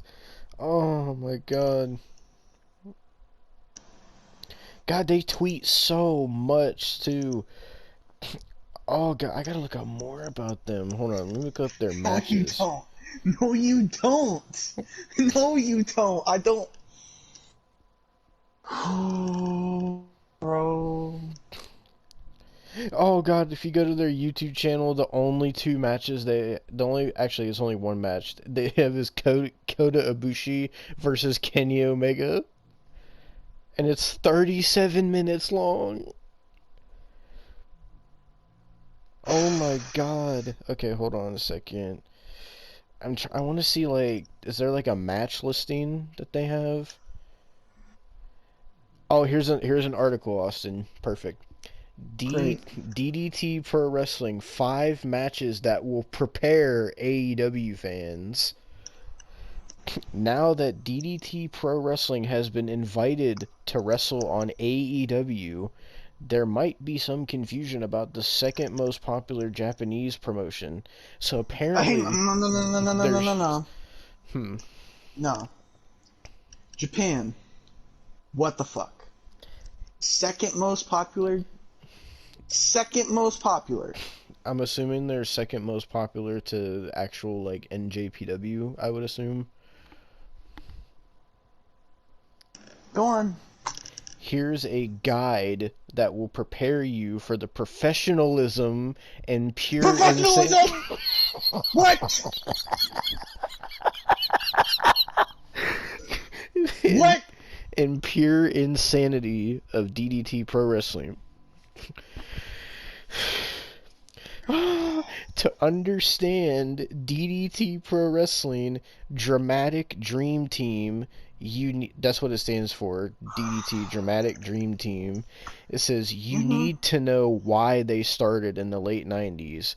DDT was a satire of popular American promotions like WWE. Kill yourself. Comedy is a big chunk of their wrestling model, But that Comedy. doesn't mean they don't represent the best Japanese strong style has to offer. Shut No, the no, fuck up. no, the first match, Austin, the first match that they're fucking recommending for AW fans, number one, a comedy match, Kota Ibushi versus Yoshihiko. Do you know who Yoshihiko is, Austin? Who? Austin, it's a blow up doll. It's a blow up doll. No, you motherfuckers got me fucked up. You got me fucked up, bro. You got me fucked the fuck up. Why? Why is this Why? what they're recommending? Actually, why?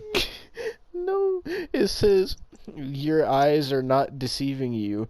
That is New Japan Pro Wrestling's Kota Ibushi fighting a rubber doll named Yoshihiko. Yoshihiko was an active member of the roster. Active, bro. No! Why are we doing this? Why?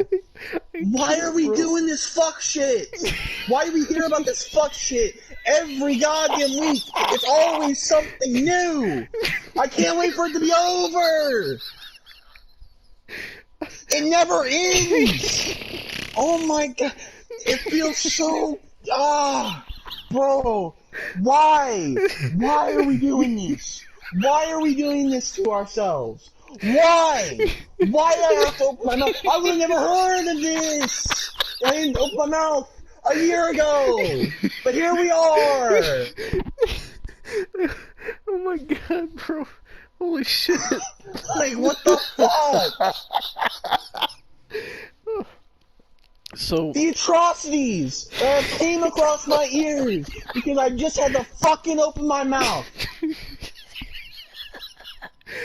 It's always something. It's always people talking about, oh, Riho shit, it's just rumors. Oh, fucking DDT, watch this blow-up doll face a wrestler. What the fuck? don't forget Jersey Shore.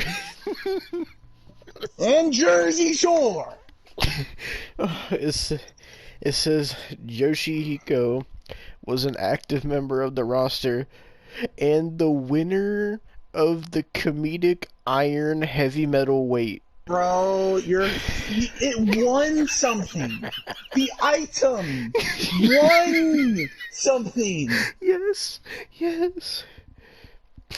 The fucking blow-up doll won a championship.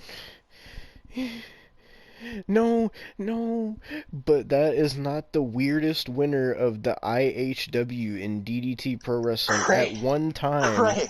the book authored by the Young Bucks was the winner of the title. I can't. What the fuck? No, you're on benefits. I can't be bothered. I can't even fucking yell. I can't even. What? The Young Bucks book won a fucking heavyweight title weight thing. Devon. You know their book is a children's book, right? So you tell me a children's book? What? Yes. What? Dr. Britt Baker has also won the title. You can't go from a children's book to Britt Baker.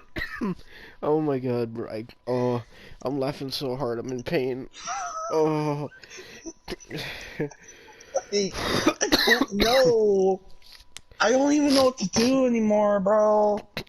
Match number 2. Tag match. Kenny Omega and Kota Ibushi versus Tetsuya Endo and Konsuke Takashita.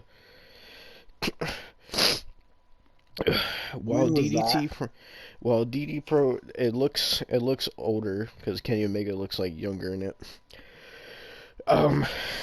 says 2014.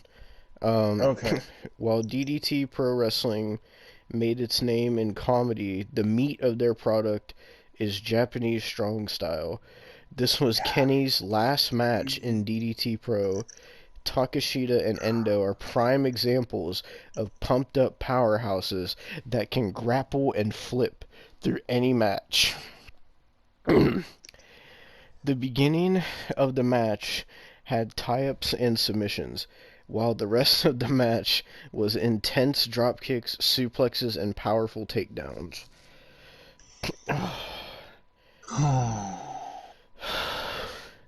Number 3, hardcore match. Great. Chris Brooks versus Shinuma Katsumata. This is Shinuma is one of the guys that was just on Dark. Okay. When the ref wears protective surgical gloves in the match, you can be sure that a hardcore match is coming. DDT Pro Wrestling is not shy around barbed wire, blunt instruments, tables, and metal sheeting in their matches.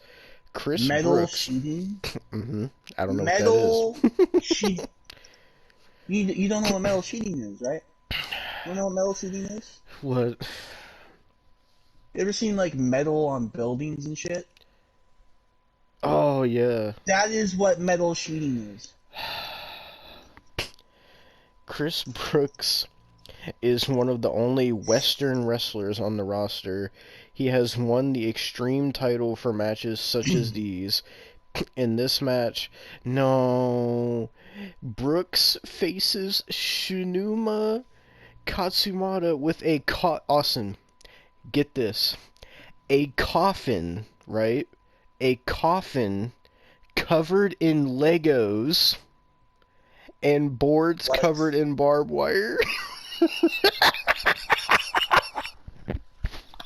What? A coffin covered in Legos and boards of barbed wire. I heard you. You know Legos are like Grim level, right? Yes. Yes. And that was for their Extreme title. Oh my god. I'm physically done right now. Match number 4. Great. World title match. Tetsuya Endo versus Jun Akiyama. Japanese... Oh my god. Japanese strong style is known for 30 to 40 minute matches, and DDT Pro Wrestling is no stranger to long singles matches. Tetsuya Endo was the world champion until veteran Jun Akiyama fought him for 35 minutes to win the title. Match number 5. Intergender match. Great. Mao versus Saki Aki. Saki Aki. Yes, Saki Aki. Fucking Aki. I think Saki Aki is the female. You don't say. It sounds like sucky sucky. So intergender matches are common in DDT Pro Wrestling. In this match, top junior weight high flyer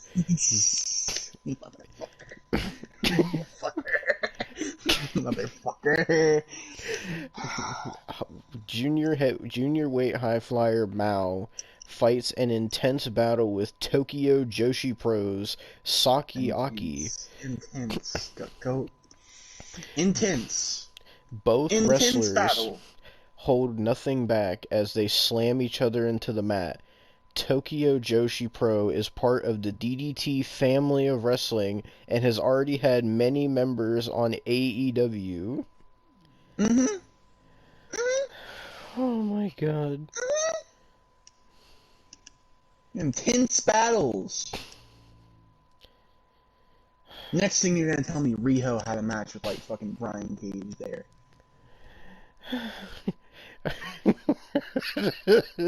I don't know because that's the end of the article. You know, I'll give you free reign. Look up another article, Devin. Why don't you do that? Oh my I'll god. give I you free mean, because I want to see what other fuck shit they have. I can't believe the Young Bucks children book won a title. That's the most ludicrous The thing sad I've part ever is, heard. I'll believe anything now. Oh, oh my fucking god, bro. Oh,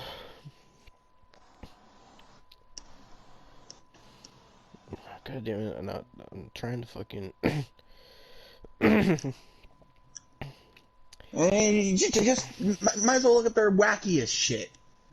Just look up their fucking wackiest shit because I know, it's gonna be fucking stupid. Oh, fucking hell, bro. Hold on, I'm trying to I'm trying to fucking find some.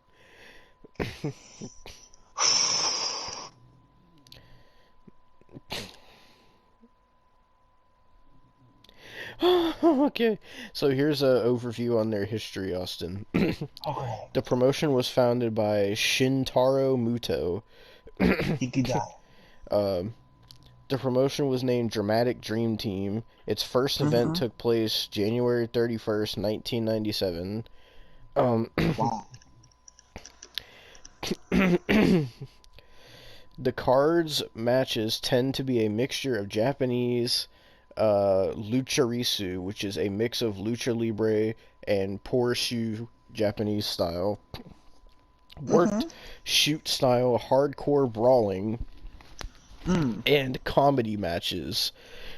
DDT in many ways was a parody of American pro wrestling, particularly WWE using over-the-top gimmicks, as well as unique match types, including a hardcore match in a campsite, which featured use of bottle rockets as weapons, an office death match, where the ring was set up to resemble a section of an office building, complete with cubicle walls and computers, No, it wasn't.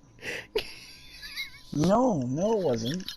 and a silence match, where wrestlers were forbidden to make loud noises, resulting in slow motion chops and punches. And featuring the commentary team speaking in whispers. No. No. You think this is funny, DDT? You think this is fucking funny? Yeah, Don't they you? do. Isn't Japan supposed to be the fucking country that respects sports? Apparently not.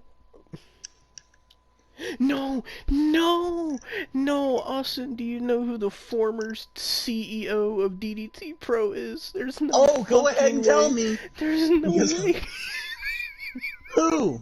Michael Tell me. Nakazawa. Michael Nakazawa! Yes. Michael Nakazawa! That's why all this shit! That is why! They get away with all this fucking shit! He was the CEO. He's not anymore, but he That's was. why! That's why! Was he the one that booked the children? Probably. I don't know. Bro, what the fuck? What the fuck? What the actual Every single week. fuck?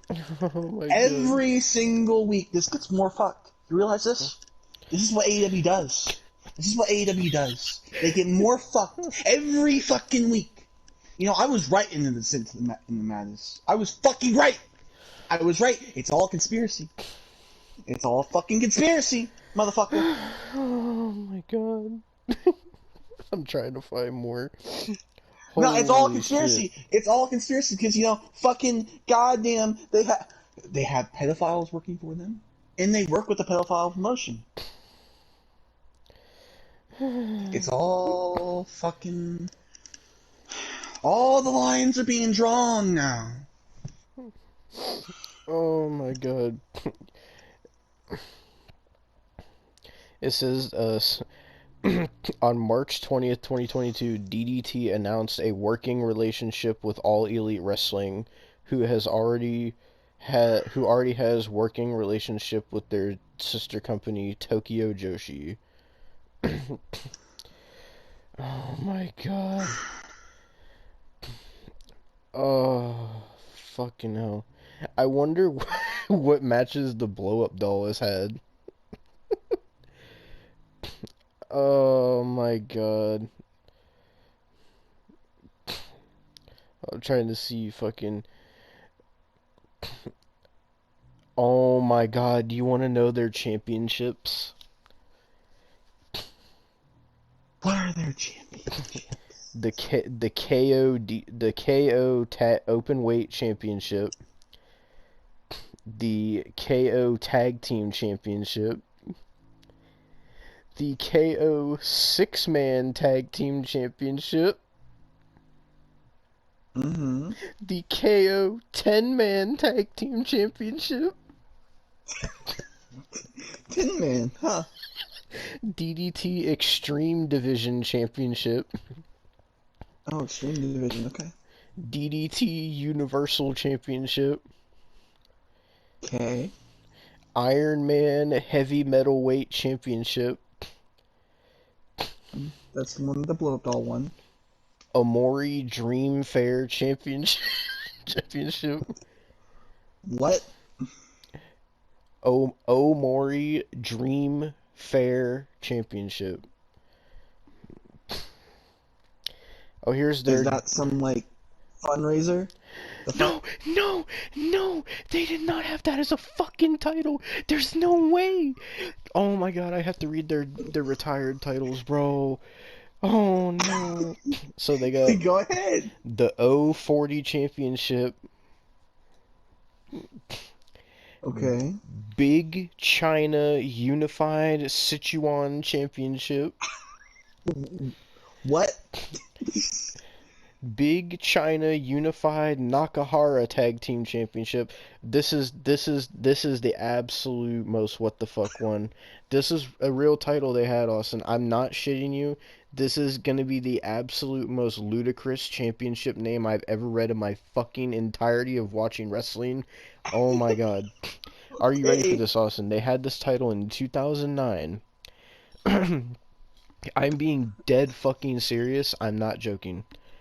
The the Gay World Anal Championship. Bro. I'm dead fucking serious. Bro, I am dead serious. I'm serious. I'm actually serious. I wish I was joking. I wish, but I'm not. I'm actually not. They had the Gay World Anal Championship. Well, they Sounds had. They something don't. worse than They don't. GCW. They don't have it anymore, but they still had it at one point. So now the list goes AEW, GTS, GCW, and fucking DDT. Oh my god, there's even more weird ones. They have one called the the Umimura. I can't even say it. The Umimura Personal Computer Copy and Paste Championship. They can't be serious. They can't. What the fuck? You're telling me they have a partnership with AEW? Yes. The show. Austin, that's it's not supposed to just a be... partnership. They said AEW invited them. They didn't talk to AEW. AEW talked to them to be a part of it. AEW wanted them. They reached out to them. Oh my god. No, I'm trying. they have one called Shin Kiba Famous Golden Love Lotion Championship. I can't do this. No. Love Lotion Championship. What the fuck is this? Did Kyle make this brand? What the fuck, bro? Oh my god. Oh. Oh my god. Oh. Oh. I think we Oh. might have found one of the worst things I have ever seen or heard. I can't. I'm astonished. The gay world anal championship is that's a new level for me, man. What the fuck, dude? What the fuck, dude? I'm trying to see what the fuck was the blow up doll's name? DDT Ru- Rubber Doll. What the fuck? Yoshihiko. Great. No, apparently Yoshihiko. No, no, Yoshihiko had a match in GCW with Joey Janela. No, no. Why does it get worse every time? This is the reason people say wrestling isn't a sport. This right here. I don't even have to give you the evidence, because this is the reason. When people see dumb shit like this, what is wrong with people? It was on a GCW pay-per-view too. Bro, I'm literally gonna fucking flip my goddamn shit if I hear something ludicrous. Austin, this is perhaps the most polarizing figure that has shown up in GCW has been that of DDT Pro's Yoshihiko. Yoshihiko is an inflatable blow-up sex doll in Japan. In Japan, Yoshihiko is a cultural icon in pro wrestling. Nah, I'm done. I'm done. I don't want to hear nothing about DDT ever again. I don't care if it fucking beats cancer. I don't care if it fucking, no! There's no way! There's no way! The fucking blow-up doll is a cultural icon! It gets worse. It gets worse! While in North America, many purists, they're talking about you, will argue that for him to be in any sort of match ruins the industry forever. But for such an industry shaker, Yoshihiko has faced some world-class talent throughout his illustrious career. He's not alive! You're just a purist, Austin. That's what this article is saying. You're just a purist. It's a doll! It's a piece of plastic!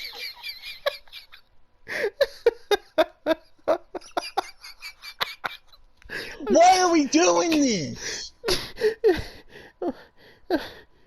And DDT Pro has just announced that Yoshihiko is going on his first solo U.S. tour this summer. U.S. tour?! And he is making his official debut with Game Changer Wrestling, where he'll face AEW. Oh, this is like from 2020, but AEW's Joey Janela. Yoshihiko began wrestling for DDT Pro back in 2005 and has wrestled for the company ever since. Usually in multi-tag matches. Austin. He's had...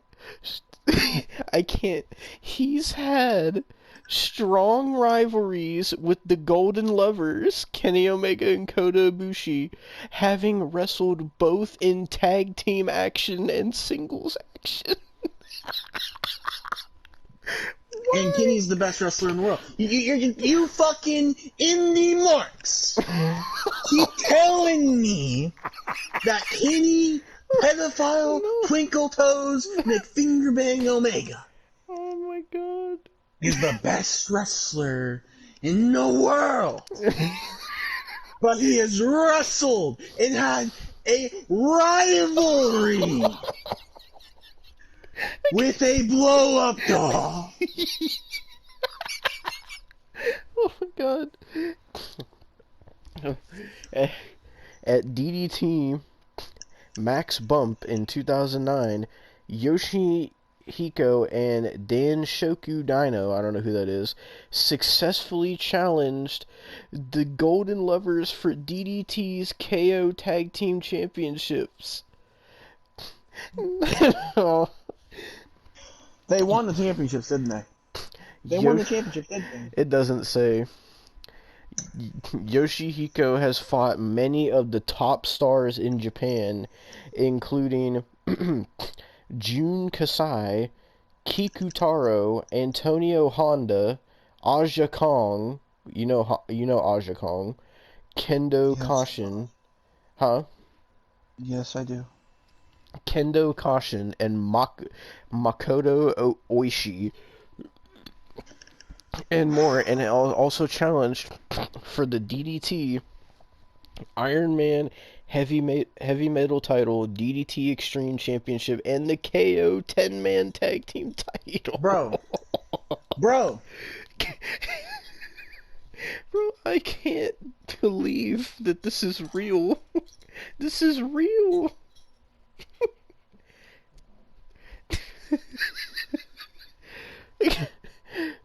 Over the years, no man, they can't be doing this. Austin. what? What now? Over the years, Yoshihiko has suffered some horrific injuries. No! No, no, no, no, no. No, no, no, no, no. I don't know if you hear the passion in my voice right now, because, apparently wrestling fans don't know passion, because they watch blow-up dolls! Wrestle! What is wrong with you fucking indie marks? No wonder you live in your mother's fucking basement. No fucking wonder! Oh my god, the people who support this! Yoshihiko has suffered some horrific injuries that would normally retire a regular wrestler. It's not a regular wrestler! It's not even a wrestler! It is a blow-up doll! Why is he wrestling? Why? Why is this happening?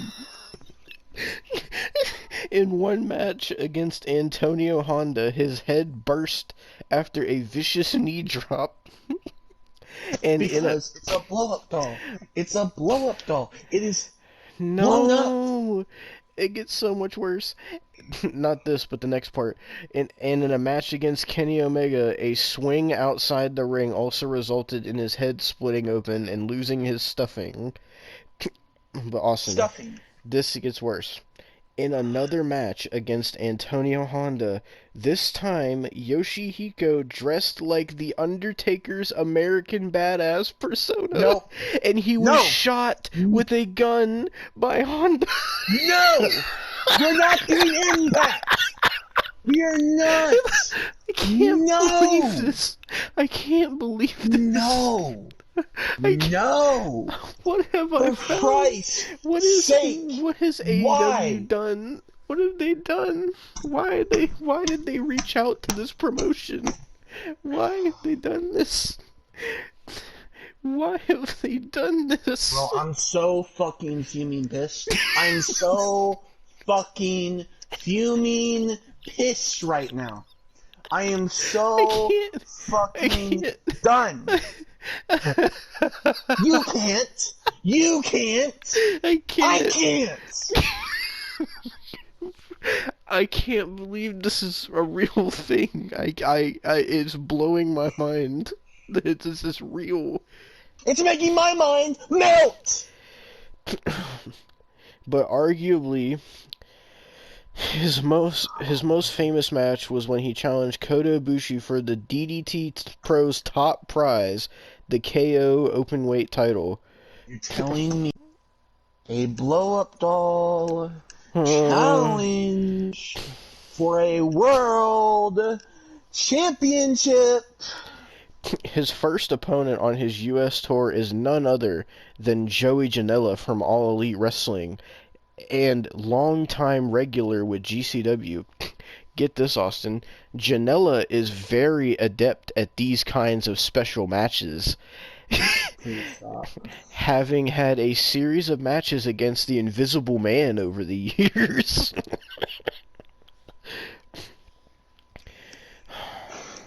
That's the article. Holy fucking shit. I'm done. I'm gonna have to I'm put done. Yoshihiko in this thumbnail. Right? Oh, there's a PNG of him already. Of course. Who made the PNG? Who? Who did that? It is from lastwordonsports.com. They're the one that made that article I just read. Well, you do not deserve to live lastwordonsports.com. You do Oh not. God, I don't care how many people. There's multiple PNGs. Why is there multiple? Why is there multiple? There's pictures of wrestlers with him. Oh God, why? I'm fucking done. Just so you know, Austin, oh my God, there's a picture of Yoshihiko doing a Hurricane Rana to somebody. I'm done. And just so you know, he did win that world title. I found out. There is no such thing as hope for humanity. I've been holding out for some little teeny tiny fucking bit of hope for humanity. And you know what? There isn't. There isn't. Bro, it's actually like, I'm looking at the picture of Yoshihiko. It's actually fucking like kind of creepy to look at. Here, I'll send it to you. I don't want to see it. Too bad. There, I sent it. This is what Yoshihiko looks like. Great. He actually has merch too.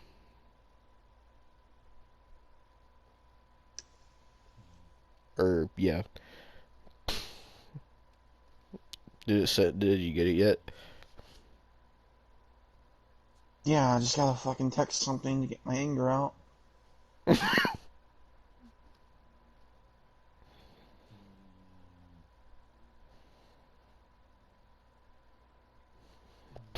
Bro, that's cursed. I never want to see it again. it's gonna be in the AEW thumbnail.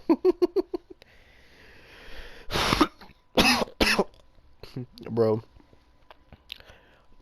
I'm in shock and awe that this is actually a real thing that happened, and this is a real promotion, and those titles are real. I can't believe it.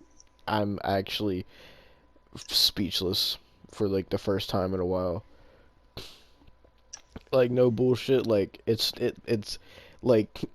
funny to laugh at and everything, but besides that, like, I'm actually fucking mind blown, and that doesn't happen to me very often. But what the fuck, bro? I thought Japan was supposed to be all about like honor and respect when it comes to wrestling, but what the fuck is this, bro? And this is the second most popular.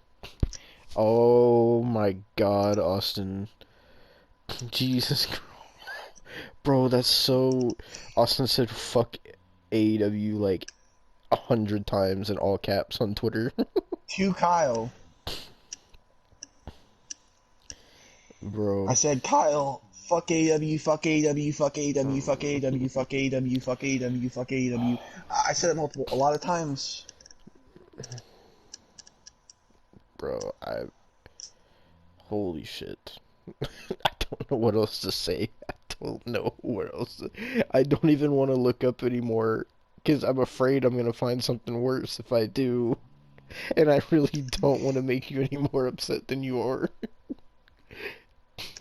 I don't know how it can I get have worse to than get that. up in like 7 hours. Are you gonna be Man, thinking about Yoshihiko while you're at work, I Austin? don't want to, motherfucker. I'm starting to get double or nothing pissed. Fucking hell, do you think they'll ever have Yoshihiko on AEW? Why did you even say that? I'm just saying because they're already having like the DDT Pro people on there, so it's not that far out of the realm of possibility, especially since AEW is the one that invited them to come wrestle for AEW. So it wouldn't surprise me. I would love to see Jim Cornette's reaction to this shit that I found, bro. I would love to see his reaction. This is the most ludicrous fucking shit I've ever seen in my life. And I don't want to look up anymore because I'm genuinely scared that there's going to be something worse. I did not know. I remembered a couple months ago when I was scrolling on Twitter, I saw this weird ass fucking shit. And it was like this Japanese promotion. I was like, what the fuck is this? And then people were like shitting all over it. And they're like, bro, this promotion's actually so fucked. And then I didn't see it again. And then it turns out it was fucking this one, bro. Oh my god, you fucking sent it again. But I seen it twice again. oh my god, bro. I'm actually at a loss for words.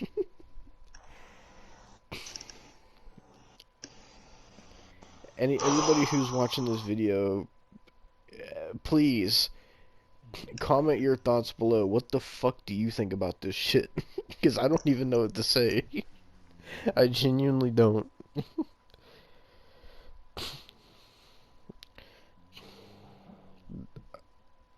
I did not know when I was reading that fucking dark card that this was gonna spin off into a whole fucking rabbit hole of DDT Pro. I genuinely didn't know.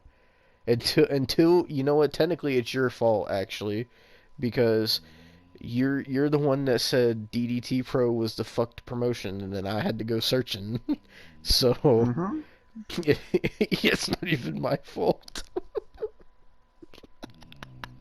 I think you should stop opening your mouth about stuff, Austin, because it never turns out well for you.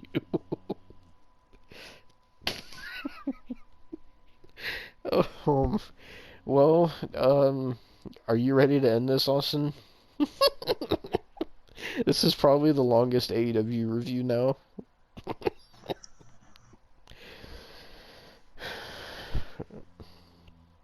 Austin?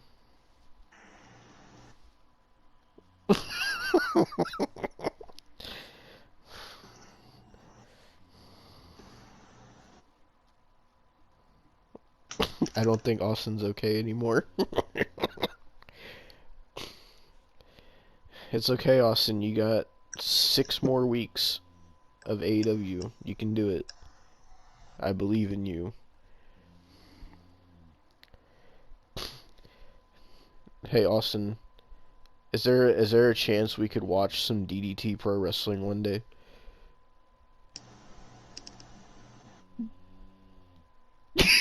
Fucking high.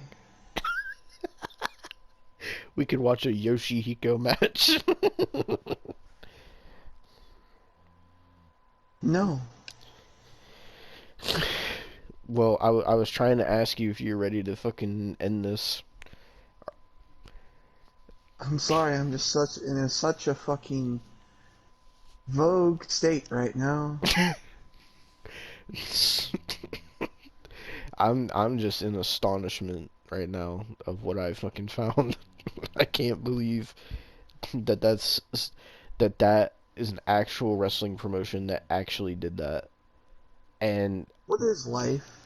the sad thing is, Austin, that there are people that genuinely are fans of that and they want to see that. As sad as that is, Stop saying it.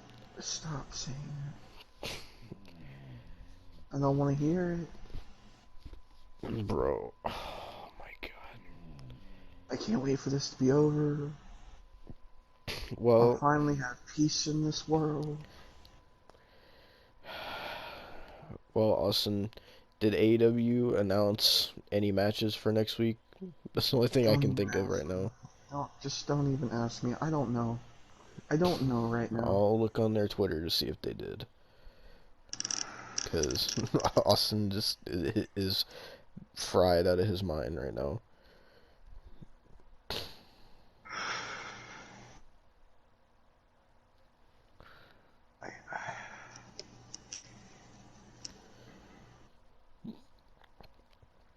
God damn it. I don't see anything on their Twitter. Let me check their Instagram. Holy shit, bro. We started this review at like fucking 10 something. It's 1:25 a.m. right now for me. Oh god, I look up AEW on Instagram and the first thing I see is like a fan-made picture. It says AEW International Championship Orange Cassidy versus Bill Goldberg, and they said this would be a big and important announcement from Tony Khan. AEW, there we go. There's their actual account. No, they haven't announced anything, Austin. So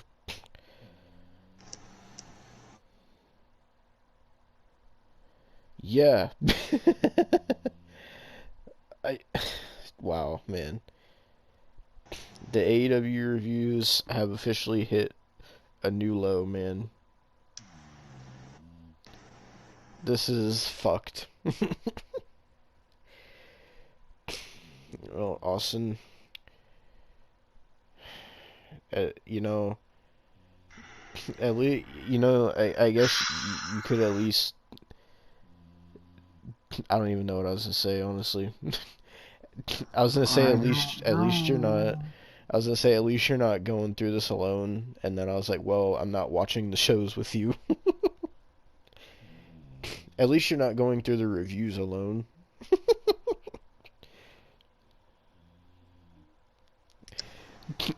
Like I'm sorry if I'm making the reviews so much worse by finding this fuck shit, but that's just how it happens, man. I can't help it. I'm sorry, Austin. I don't know what you're saying, man. Austin said, Kyle, your fucking pedo baby daddy wrestled a goddamn blow up doll, motherfucker. Fuck you. Oh fuck. Well, is there any? Oh, Austin had a network error. No.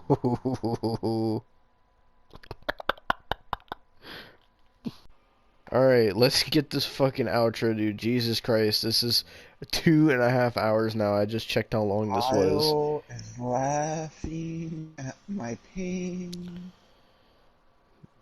I'm gonna strangle his fucking giraffe's neck. um, Bro, do you think anybody made Yoshihiko in fucking 2K23 on Don't Community you ever Creations? say that. I might have to get him for like a cursed cause.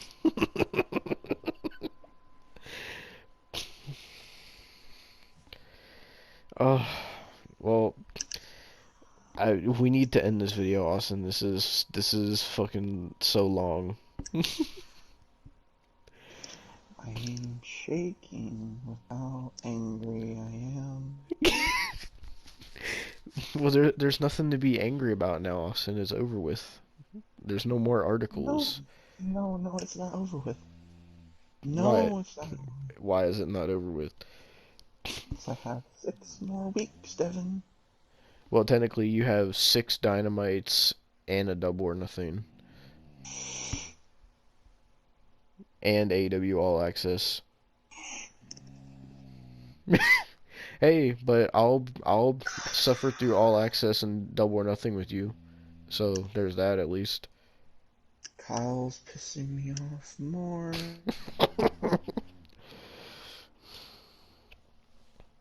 Needing to chat for a week.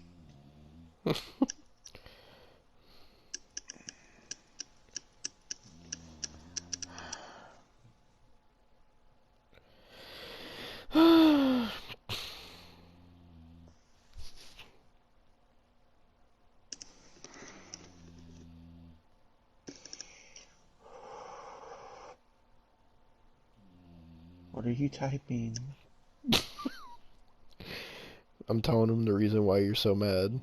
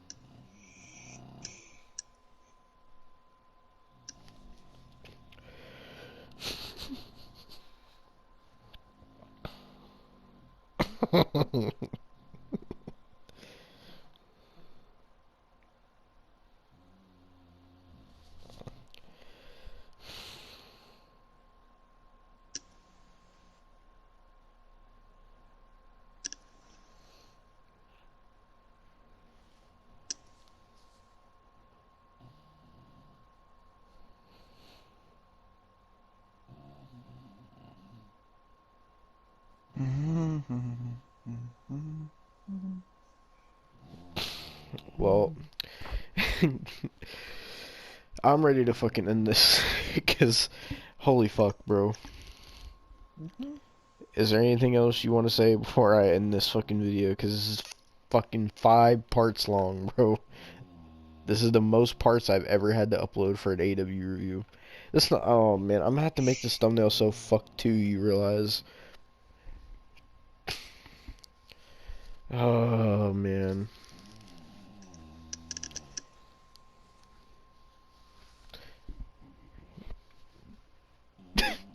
Austin, are you there? Barely. He said barely. Well, Austin, you gotta hang in there because we'll be back for Dynamite again next week.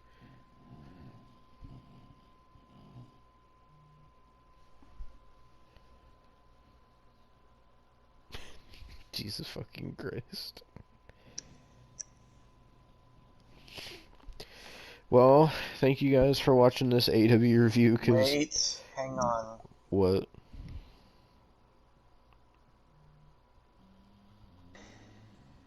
Okay. Kyle said DPW World Champion, and I got scared that he was going to say Chris Stanker.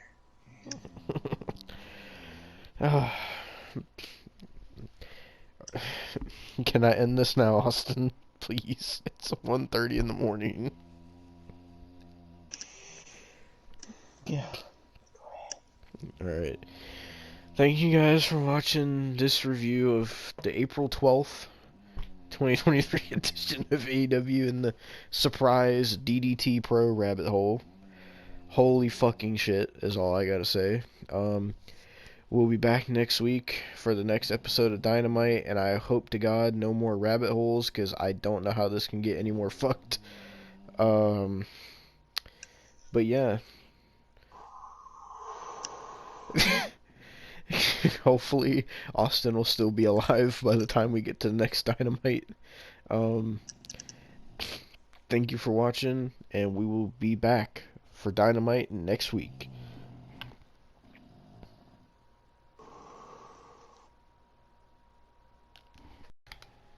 All Elite Wrestling, All Elite Wrestling. Welcome back, welcome back. We're just gonna get fucking through this. I can't be bothered, bro. Because there's some stupidity on this show that I'll yell about for a minute, but that's all it's gonna get, because it doesn't deserve a whole fucking rant. This sir just took an interesting turn going to Double or Nothing, let's say. God. And more horrid Alright, booking well, with the TNT fucking... title as well.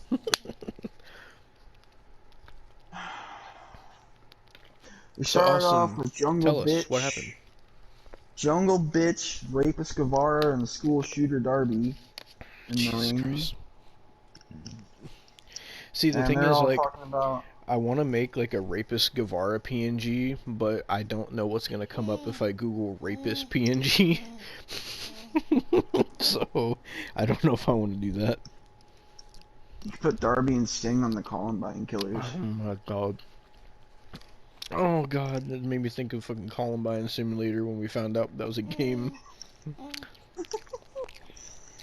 But yeah, they're whining about, oh, I want to be champion. No, I want to be champion. No, I want to be champion. Go fuck yourselves, all of you. You all suck. Then fucking MJF comes out, and he announces the Pillars tournament, which fucking is just a tournament between. It's not even really a tournament, to be completely honest. It's just fucking Jungle Bitch versus Rapist Guevara in the main event, and then whoever wins that faces School Shooter Darby next week, and whoever wins that faces fucking MJF. But the way we're gonna talk about it later, it makes it just seem like it's just gonna be a fucking fatal 4-way, because I know they're just gonna do the fatal 4-way. Even MJF fucking baited it on Twitter saying, oh, haha, no fatal 4-way, even though now there's gonna be a fucking fatal 4-way now that he fucking said that. So it's like, what's the point? What's the point in doing all this stupid fuckery? I don't get why. Like, why do they consider Sammy Guevara, Jungle Boy, and Darby as like the three pillars? Because I don't fucking know. I can't even be bothered. Because their whole thing is they want to do a 4 pillars fucking fatal 4-way. Well, what makes them the pillars? Like, I don't fucking know. They just started saying that back in like 2020, and they're like, oh, right, these are the pillars of AEW. If anything, the pillars of AEW would be fucking Jericho, fucking Kenny Omega, Cody, and the Young Bucks, honestly. Because they're the ones that started it. Yeah. Then we get fucking. Then it's already a shit show from there, and like MJF tried his best, but like, goddamn, you can't even get this fucking shit over. Because then we start into the actual matches. We get the outcast of Ruby Soho and Tony Storm taking on Jamie Hayter and Dr. Bitch Baker. Don't forget Psoriasis. Oh yeah, well, we're gonna talk about her multiple times on this show, so fuck me. This is a shitty fucking match, and Britt Baker fucking tapped out Ruby Soho to win the match. That's all I'm gonna say, because I can give 2 fucks! Also, actually, one more thing. Fucking Bitch Baker hit a Canadian Destroyer. Fuck you. I hope your back breaks, bitch. If you didn't know, apparently she's having back problems. I hope she fucking has. I hope she fucking retires. Hitting that goddamn move. And we get the Elite. Fucking all in basketball shorts and one in skinny jeans. Because they can't look professional anywhere. God damn. They call out the Blackpool Cuckold Club. And then Bryan Danielson sits there and is like, oh, you're calling out us, we're just gonna beat the shit out of you. So they beat the shit out of them. And then Don Callis comes out there with a chair like he's gonna fucking do something while they're getting their fucking asses kicked, and then he runs like a little bitch and he gets take a shitta. Oh god. And for some reason, so supposedly, I guess fucking take a shitta will probably be a part of this Anarchy in the Arena match. It still hasn't been announced, by the way, but you know it's gonna happen. They're so fucking predictable. Hey, Jericho won't be in it though. Oh, don't even get me started on Jericho yet, because we'll get to that. But let's get to this fucking terrible booking decision that fucking happened. No. By the way, they put Arn Anderson with Wardlow now. Don't know why. No build towards it. Makes no fucking sense. But you know, Arn Anderson. So The last thing I remember Arn Anderson doing was when he like pointed like the finger gun at Cody or the fucking oh, whatever. don't worry, because we'll talk about that too. Oh no. We're gonna go all the way back because I have to explain how fucked this is and how much this pisses me off. We started with fucking Wardlow as champion at Full Gear. Mm-hmm. Samoa Joe wins it, has a great title reign, loses it to Darby fucking School Shooter Allen.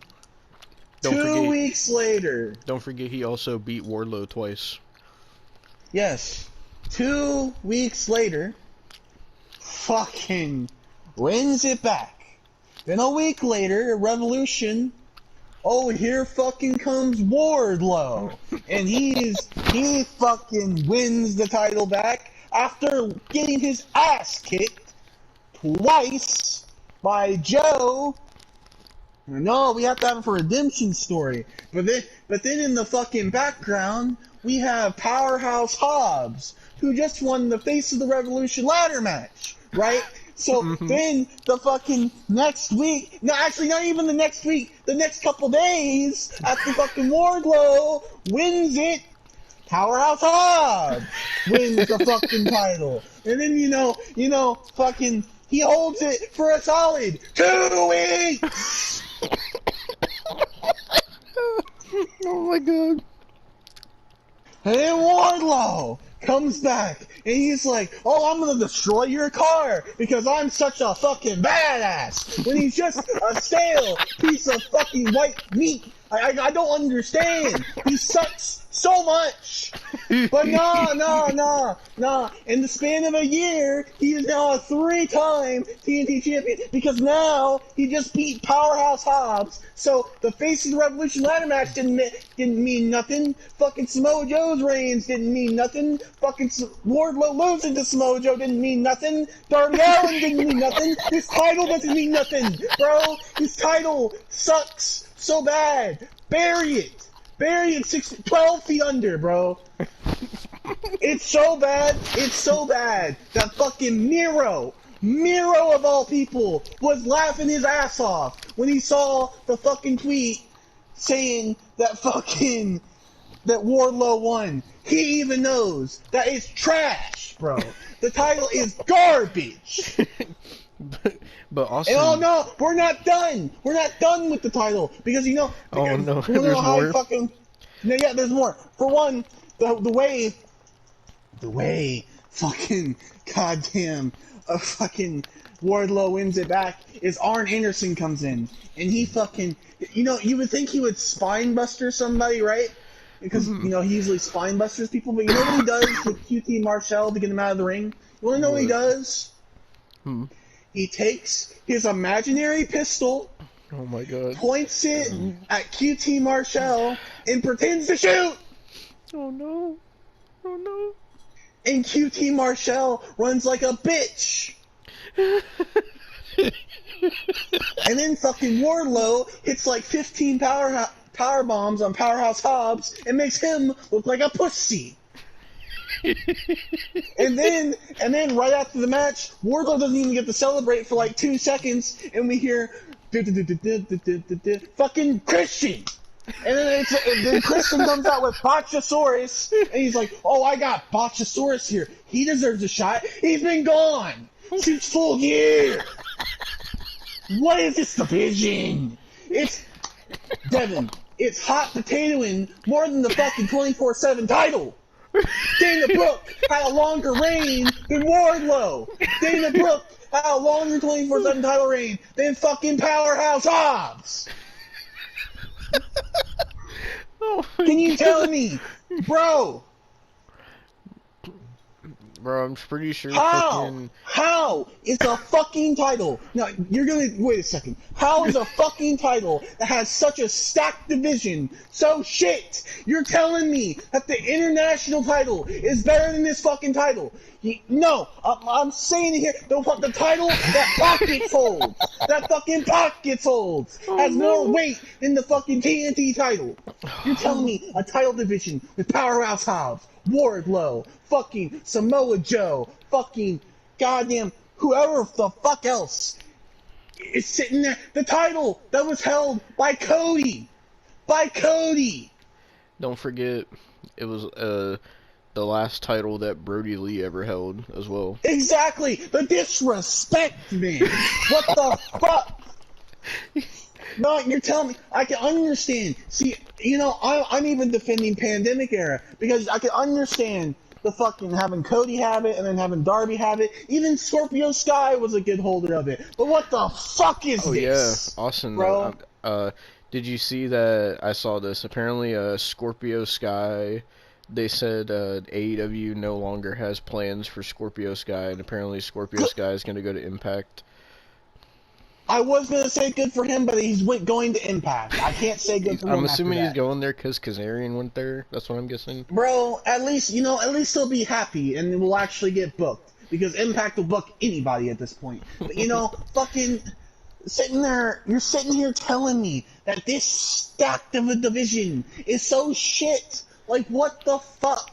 What is happening? So, how do you fuck up so bad? I thought the Face of the Revolution ladder match was supposed to be for a world title shot, not a TNT title shot. It used to be, but you know, who fucking cares anymore? It's fucking bullshit, bro. Bro, I'm scared for Double or Nothing because I know it's gonna be fuckery. I know Wardlow's probably gonna lose the title again. Bro, this division is so fucked. The fact, no, it's so fucked. Like, why? Why have you done this? They've killed a division.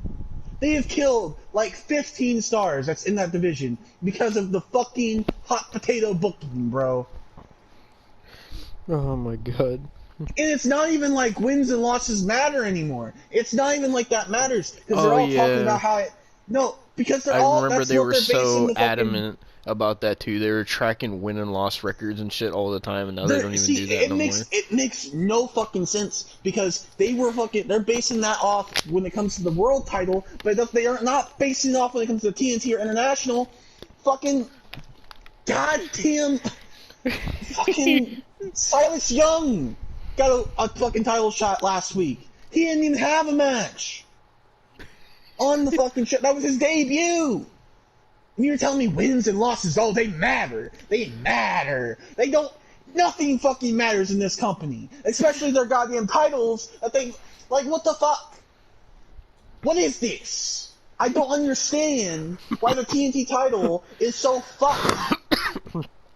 Austin, do you think that the TNT title will change hands again before Double or Nothing? Yes, I genuinely think so. Do you think it'll go back to Powerhouse Hobbs and then Wardlow I don't know, again? man. Bro, I know next week we're gonna see. What if it goes back to Powerhouse Hobbs and then Wardlow wins it again, and then at Double or Nothing he loses it again? Bro, I can't be bothered because why are they doing this? Like, you know, I don't understand why they're doing this. Why are they doing this with Wardlow specifically? I don't know. He's a 3-time TNT champion now. Do you understand this? He is 3 times. Won this title 3 times. Yeah, in the span of 4 months as well. Not even a year, 4 or 5 months. Bro, this is like Jeff Jarrett WCW title. Like, I'm not even... Nah, bro. I just don't get why they're pushing Wardlow so hard, because, like, they had the perfect opportunity when they had him turn on MJF, and then they had him beat MJF. I don't know, man. That was the moment I'm gonna say something. that they should have done something with them. You see, they don't do something with them when they fucking have the momentum. They don't have the goddamn momentum right now, because Wardlow fucking sucks. But I'm just gonna say it right here. No, AEW don't even fans say he's the Austin Batista me. of Don't even AEW. Austin me. Don't even but Austin me, bro. Don't even. He's the fucking Nathan Jones of AEW. I don't give a shit. I was fucking drinking fucking Nathan Jones. Not me. Nathan Jones. Oh god, Nathan Jones. No, because you're fucking shitting me right. You're like, I don't understand. Why are they trying to? Like, I don't give a fuck about Wardlow no more. Nobody gives a fuck. He sucks ass, bro. There was no crowd reaction. Absolutely no crowd reaction when he won that fucking title again. That fucking tells you. Well, so do you think they're gonna be And doing no, Wardlow if they're trying versus to make him- Botchasaurus? probably. But you know what? If they're trying to make him Batista, they're damn sure not fucking making it out to be like it.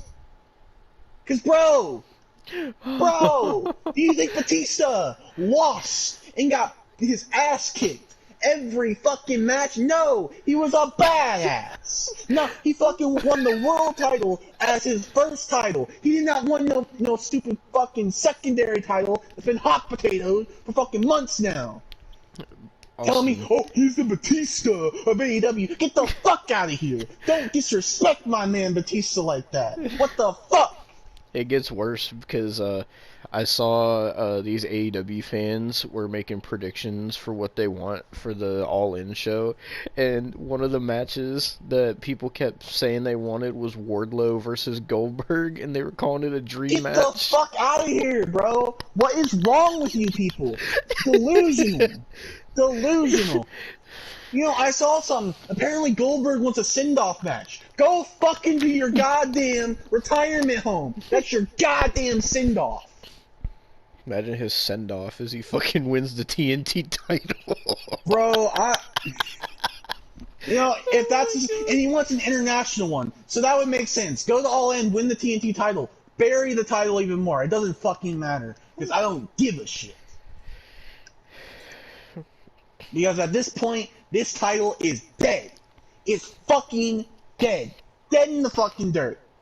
There's no way you're saving this fucking title. There is no goddamn way. You're telling me they can put the WWE title on people like fucking Jinder Mahal and that title could be more prestigious? You know, that title could still be fucking prestigious. But they could put this bullshit fuckery, and now this goddamn bullshit is dead in the dirt. I can't even speak correctly because it's fucking idiocy, bro. Was there even any reaction when Powerhouse Hobbs won it? No! Oh my god. Nobody gives a flying fuck. Everybody on Twitter is like, oh, why? There was a wrestling news outlet going like, oh, why is Miro laughing at the fact that Wardlow won? Everybody was like, because this fucking division is ass, bro.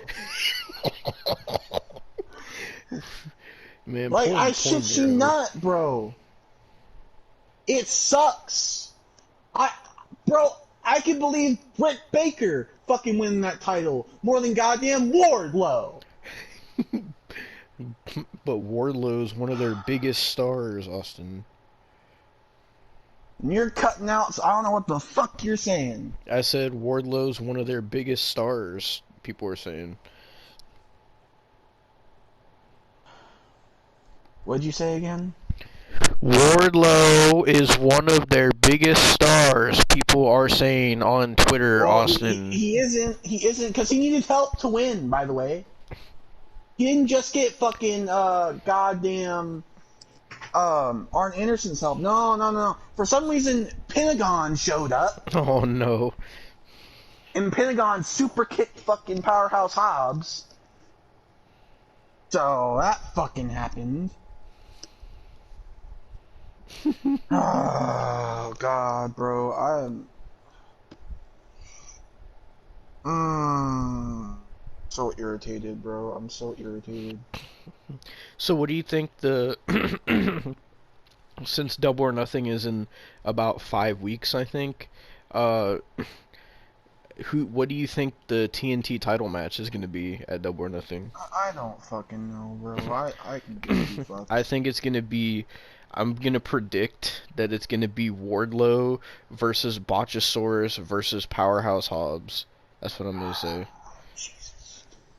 That sounds so trash. Speaking of, where the fuck is Samoa Joe? What happened to him? Is he I injured? genuinely can't tell you. Because he lost it to Wardlow and then just disappeared. I know. I was there. I'm like so pissed, bro. But Austin, see, the reason that Wardlow won it back was because he got his hair cut off and he was angry. Fuck his hair. Fuck his bitch ass motherfucking That's what AEW goddamn fans actually man saying bun, bro. They were actually saying that. They're like, oh, Wardlow's gonna get retribution for his man bun getting cut off. See, the thing is, it don't matter about his fucking man bun because he still don't look like a goddamn badass. He's still a pussy because he lost to Samoa Joe twice, bro. Yeah, and then they made Samoa Joe look bad because Samoa Joe beat Wardlow twice, and then they had Samoa Joe lose clean to Darby Allin. Nobody looks good in this division. Everybody looks like shit, bro. Like, what was even the point of putting it on Powerhouse Hobbs? None. They're like, oh, they booked themselves into a corner because they sat there and they're like, oh, this Face of the Revolution ladder match, you know, oh, it's gonna be so good, and then they fucking have Powerhouse Hobbs win it, and everybody's like so hyped, and they have Wardlow beat Samoa Joe at Revolution, so everybody's just like, oh, well, what's gonna happen with Powerhouse Hobbs now? And then they fucking put it on them anyway, for no goddamn reason.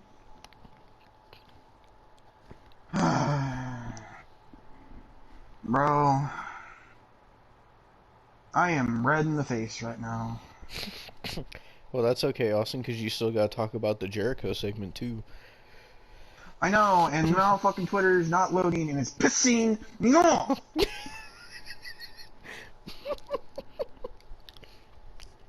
With your dumbass motherfucking indie mud show tweets. God damn it.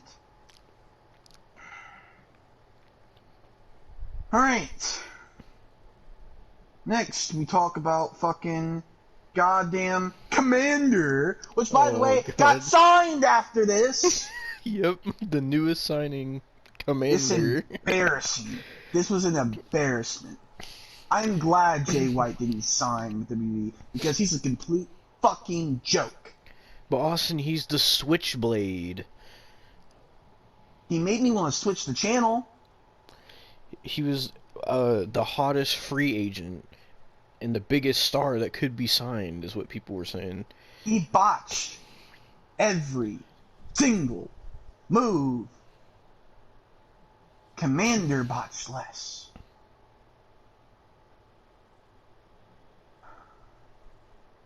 This match sucked.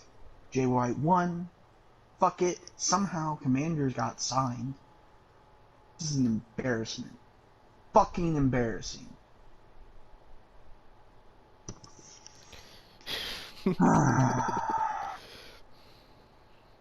And oh, and by the way, let's also talk about this. For some reason, Shawn Spears was there, and he attacked Jay White. I shit you not. So you're not. And then Ricky Starks comes out and is helping Shawn Spears. So you're telling me Shawn Spears doesn't show up on AEW TV in almost 2 years? Mm-hmm. And now he's in a main program with fucking Ricky Starks, Jay White, and fucking Juice Robinson. Mm-hmm. Why? I don't know. You know, just to make it worse, Shawn Spears is the man who trained Chris Stanker. Just to make it worse. He trained Chris Denker? Yeah! Oh no. Trust me, we'll have to get to Chris Stanker one of these days because he wrestles now! Oh, he does? He actually wrestled? Yeah! Wait, when did that happen? I don't know! What the fuck? But I've heard it's happened, and I'm not very fond of it. Oh god, that means we're gonna have... Wait, is it in DPW? Mm-hmm. Oh god, we'll have to watch DPW again. We haven't watched it in over a year. I know. Then we get fucking FTR, and they're fucking talking to Renee Paquette, and they for some reason the TV behind them. Can somebody tell me? Somebody tell me why the fucking TV behind them randomly just starts playing Mark Briscoe getting his ass whooped while they're talking to FTR? Like, that I don't makes know. any sense. Like, what fucking poltergeist exorcist bullshit turned on the fucking TV to see Mark Briscoe getting his fucking ass whooped just so FTR can conveniently see that, oh, Mark Briscoe's in trouble. And by the way, it wasn't even a live feed. It was some, like, video from earlier in the day because Mark Briscoe was already in the trainer's room. So please, tell me how that makes any fucking logical sense, because it looks dumb as fuck on paper and in person. You know what that reminds me of, Austin? Hmm. That episode of WCW 2000 we watched where people would get attacked and then the next segment they're fine. No, you know, some of the time that actually makes sense with WCW 2000. Oh, WCW no. 2000 makes it make sense. Fucking this makes no goddamn sense, because then they just go to the fucking trainer's room and they're talking, and Mark Briscoe's just talking like, oh, I can fight, yeah, I can fight. And by the way, their match isn't even on this show. It isn't even on this show, by the way. Fucking, he's like, oh, I can fight, and he on his southern accent, and the trainer's like, no, you fucking can't. And then fucking Mark Briscoe's like, oh, okay, well, FTR team with Jeff Jarrett and fucking Jay Lethal, and you know, fight whoever we were fucking fighting. Like, yeehaw, motherfucker, yeah. And then Satnam Singh is just sitting there in the background, and he's like, what the fuck's going on? Because he's sitting here with Mark Briscoe going, oh, yeehaw, come on, yeah.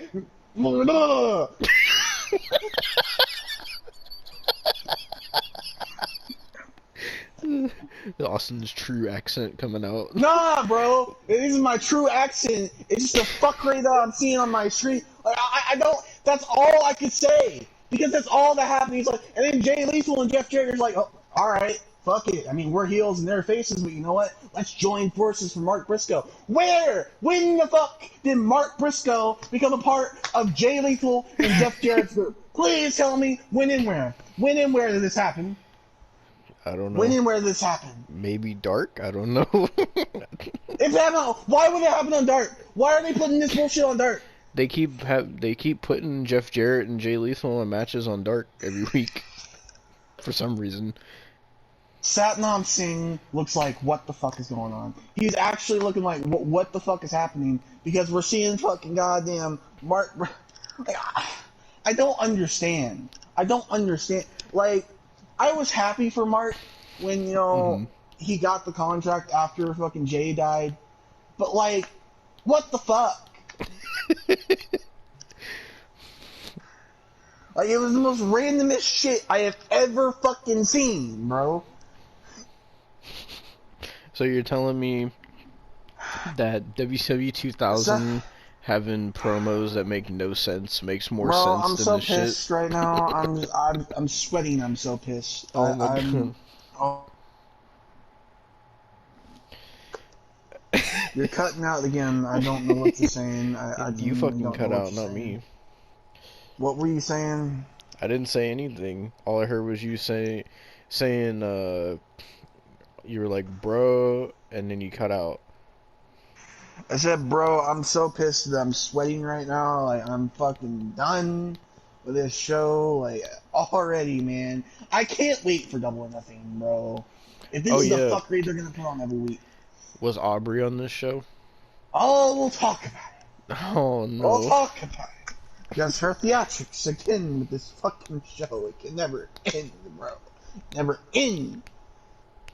But first, let's get to the next fuckery. Probably the worst thing I have seen. No, this is by far the worst thing I have ever seen on AEW programming. Oh no. This was an atrocity.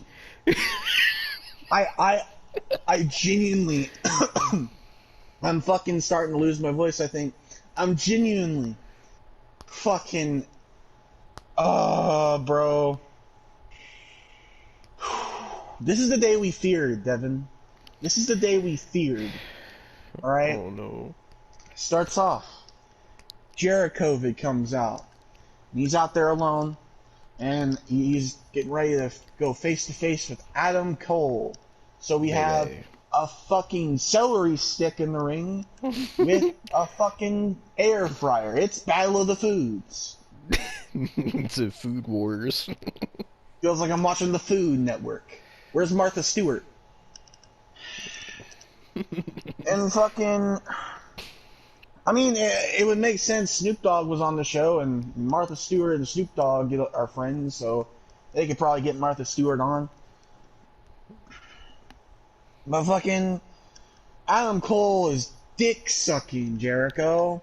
Like, straight up, like, fucking grapefruit technique, fucking dick-sucking Jericho.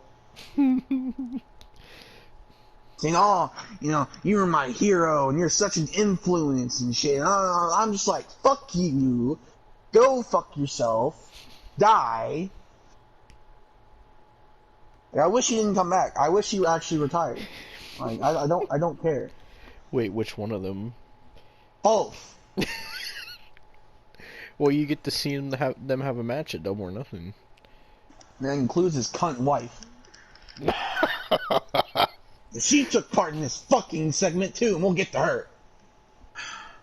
Because, oh, Jericho's like, oh, never meet your heroes. And Daniel Garcia, fucking pasty face, goddamn white meat Garcia, comes out, and his bitch ass.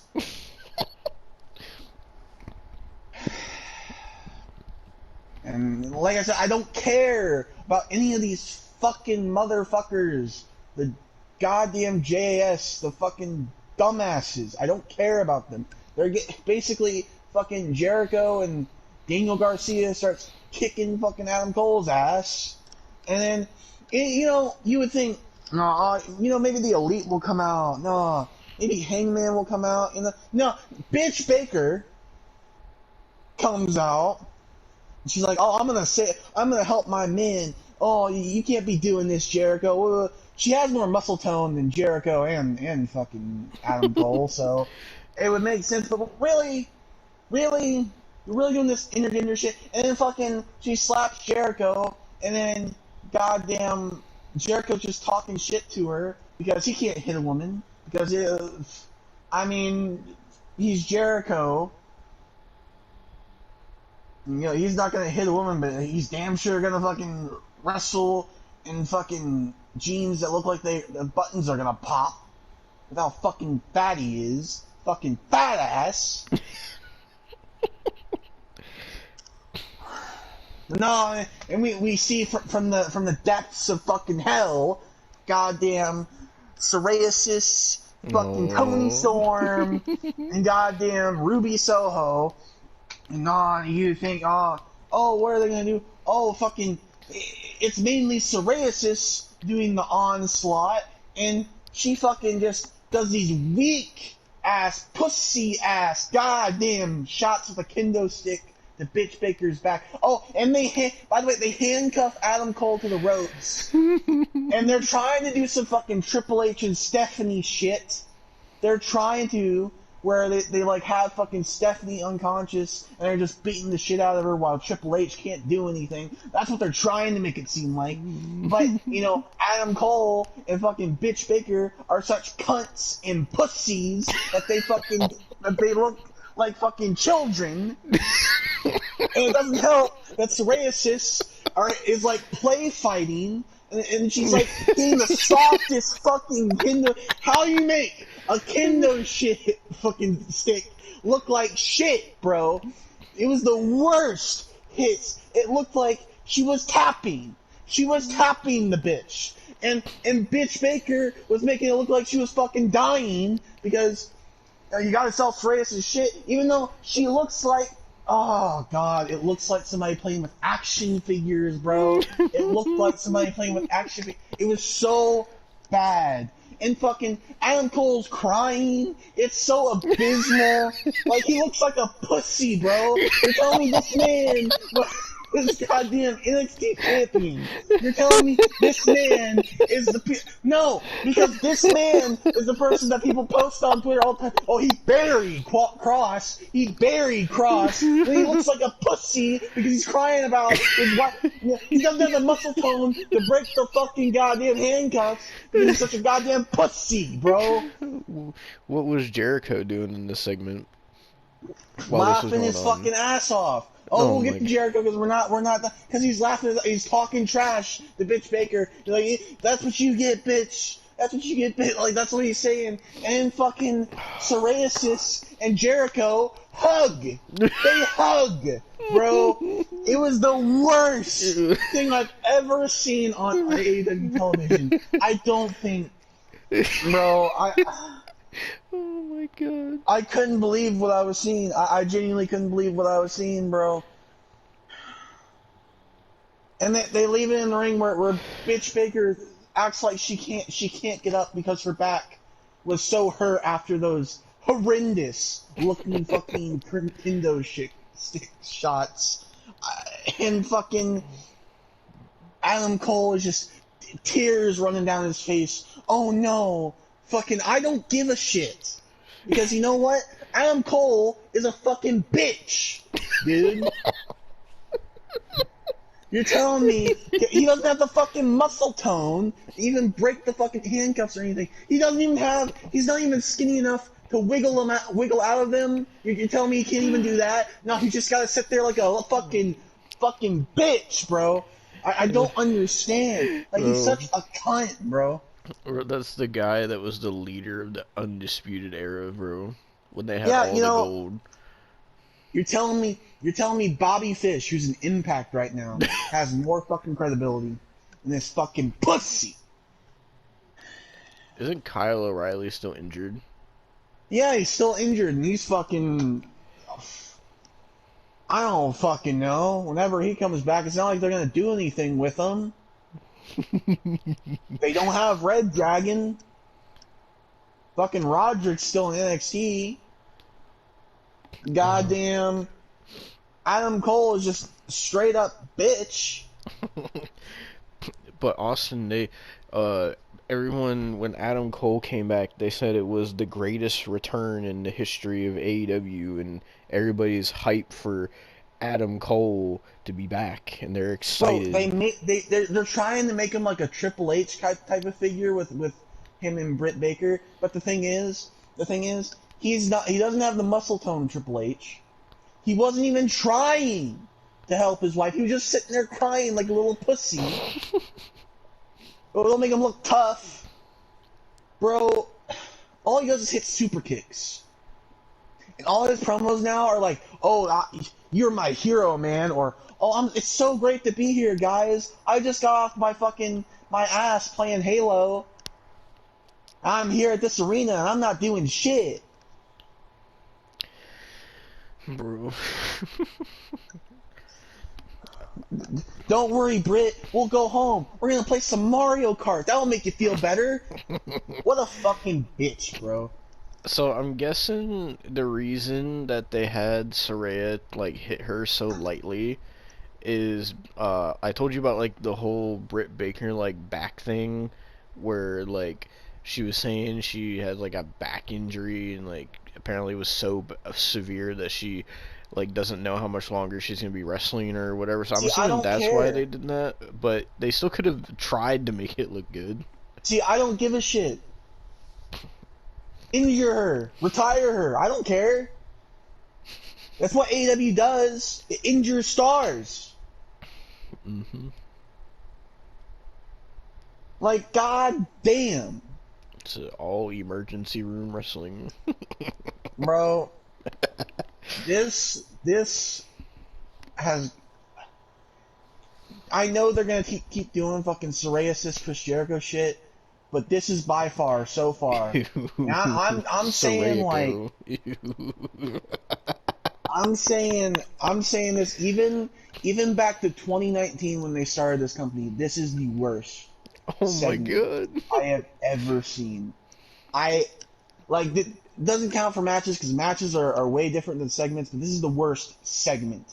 I cannot be bothered. Oh my I god. will never. I was in fucking shock. You saw my reaction to it. I Yeah. was in shock of what fucking. Oh, I never want to sit through something that horrendous again. That was torture. Like, you sit there and say, you've talked about me, like, liking to torture myself. I don't, by the way. But that is like, that is hell, bro. That is worse than in-game, bro. I straight up. That is worse than food fight. Like, that fucking Oh my segment god. was so bad. That segment, dare I say, worse than To Boldly Flee. All No. 3 hours. Yes, that is No. how bad. That is how fucking atrocious that was.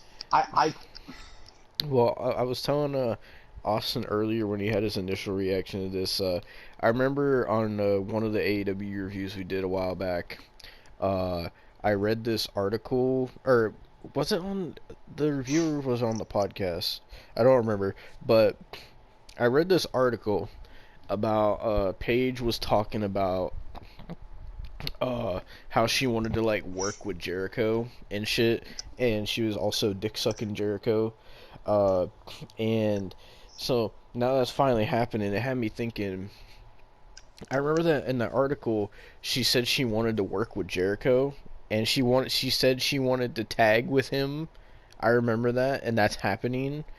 So I was telling Austin, like, do you think that the other part of that article is going to become a reality? And if you don't know, the other part of that article that Paige was saying was that she wants Ronnie Radke to come into AEW and have a match with Jericho, and I'm starting to think that that might actually be a possibility now. Do you think it's gonna happen, Austin? that will be the only thing that will probably be worse than this segment is if Ronnie Radke was a part of it as well. Like I wonder if Ronnie Radke will show up at Double or Nothing. bro, I will walk out of the room. I don't. Oh my god. Next was a pointless match. It was fucking Daddy Magic, So other fucker, and Hat McGee, Jake Hager. Hat McGee. Oh That's yeah, all he talks about, his stupid fucking purple bucket hat. He looks like fucking Jinx, bro. No, not Jinx. But I was What, gonna you were gonna say say, something? I was gonna say two things. One, Austin said that it looks like Double or Nothing is gonna be Jericho and Psoriasis versus Adam Cole and Bitch Baker. It's gonna And be some fucking, like, legitimate variation of that. and the second thing I was gonna say is, right after that segment happened, Austin started getting mad because he said, "Why the fuck is the JAS coming out? They were just out here." Wait, Yeah. did the JAS They also come face. out to Fozzy?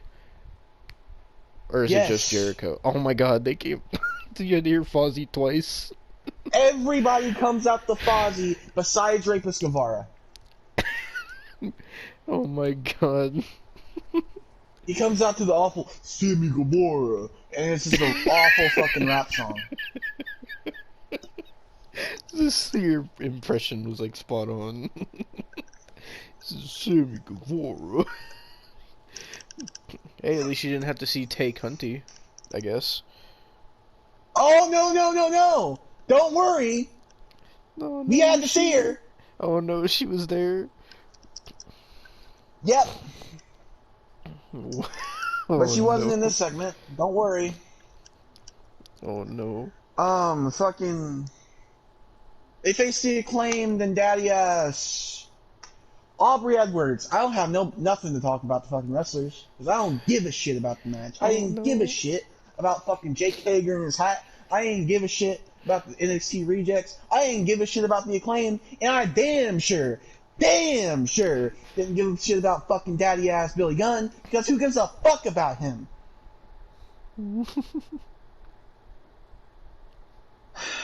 Aubrey Edwards. Oh no. Die in a hole. Don't- Burn in hell. Oh my god. She is as stiff as psoriasis. Oh no. And the sad part is, she's uglier. Oh my god. The horse-faced cunt. Stop doing your theatrics. Stick to what you're good at, video games. And even then, you're not fucking that good at it because you only make mobile games, you fucking cunt. Oh yeah, wasn't she like... I'm the lead developer of fucking AEW games. But all you do is make stupid ass Candy Crush fucking AEW games. You bitch ass cunt. Don't forget the AEW GM game. Oh, don't forget the fucking slot machine game that turns out was just a reskin of another game. Oh yeah, play AEW Double or Nothing. It's such a great game. When I just reskinned it because I'm a fucking cunt. Oh, and don't forget the AEW game that won't ever come out either. Which, by the way, I saw that even though you can pre-order it, apparently they said the game is not even close to done. Apparently. So Bro, why the fuck do they keep advertising it? What's taking I don't know. so long? I don't understand. It looks like trash, bro. Well, see, if you say it looks like trash, Austin, you're just one of those fans that complains about graphics. Graphics aren't anything, Austin. Nah.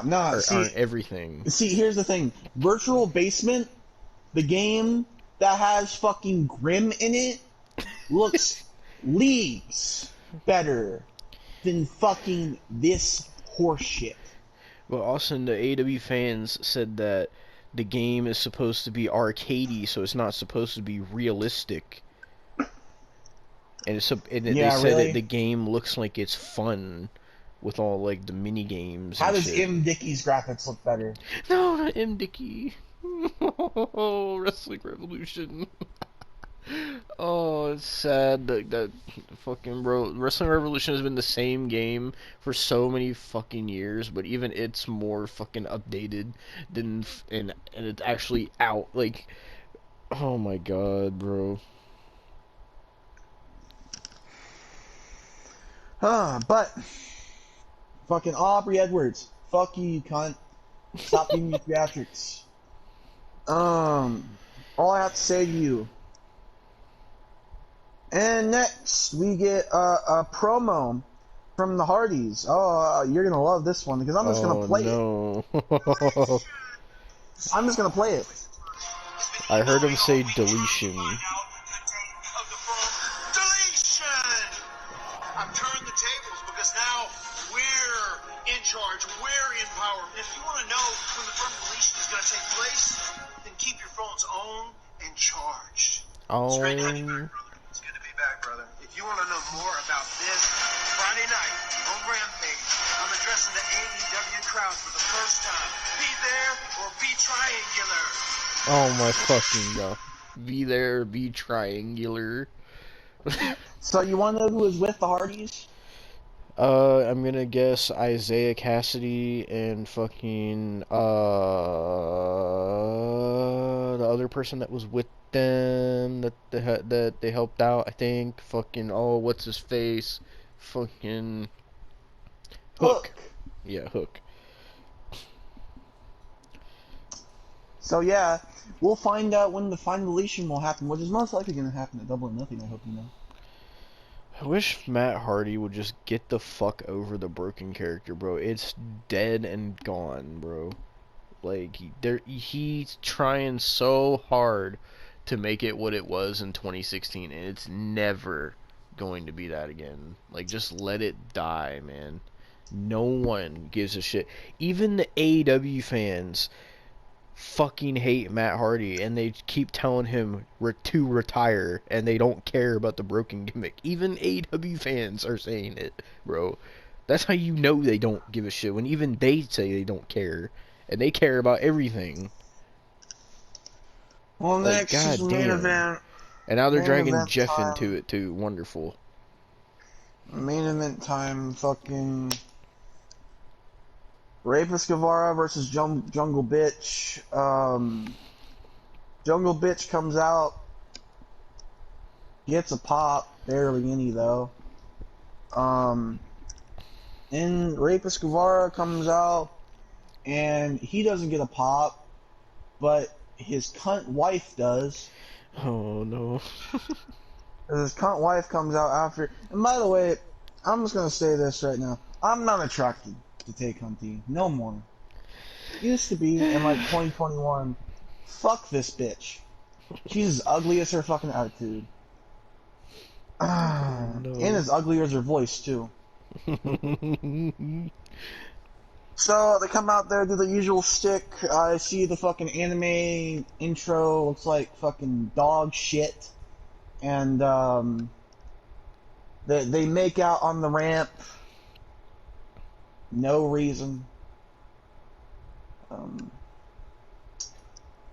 they come in the ring and they start the match, and it's just an immediate spot fest because what else would it be? There's a Spanish fly here, there's a fucking dive here, and then a moonsault here, and a fuck me sideways here, and a die here, and a fucking 9/11 attack here. Like, I don't. I don't even care, bro. And they keep fighting, and then for some reason, they do a spot where Jungle Bitch goes tumbling to the floor, and he's trying to break the count, and MJF comes out and hits him with the ring without the ref seeing, and Rapist Guevara wins via countout, and then MJF and Rapist Guevara hug in the ring for some reason, and then Rapist Guevara takes his scarf and is putting it on and acting like a fucking bitch. And then the show ends.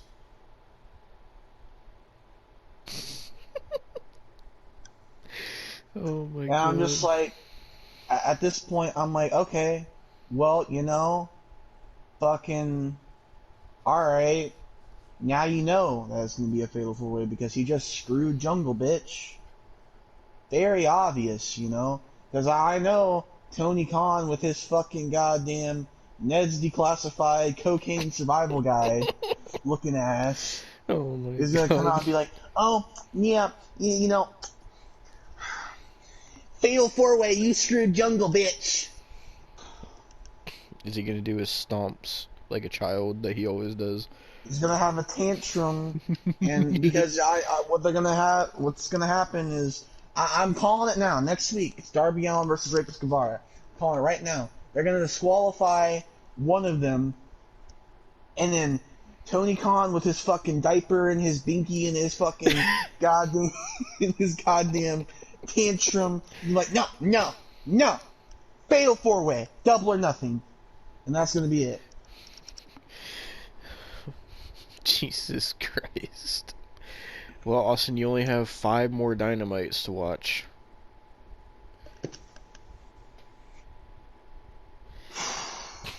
But on the other side of things, would you like me to Great. get to the Rampage spoilers?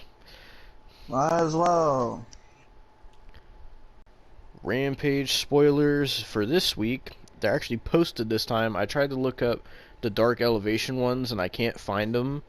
But the Rampage ones are posted, so this is for the April 22nd edition, so for this Friday. The opening match, Great. Jon Moxley defeated Christopher Daniels. You remember Christopher Daniels? Yeah, he's the one that signed fucking Jersey Shore. Fuck him.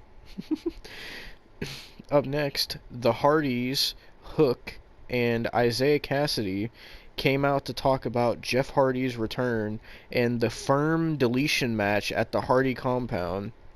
Stokely interrupted on the screen and demanded full details on the firm deletion match. Matt Hardy said, when the time is right, he will reveal all. So, you better get invested into what Matt Hardy's saying, Austin. It's just happening at Double or Nothing.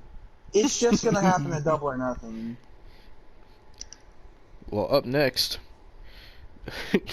wow, you can tell people didn't give a shit. Up next, Julia Hart defeated Kiera Hogan. Yes, Kiera Hogan is still employed, shockingly.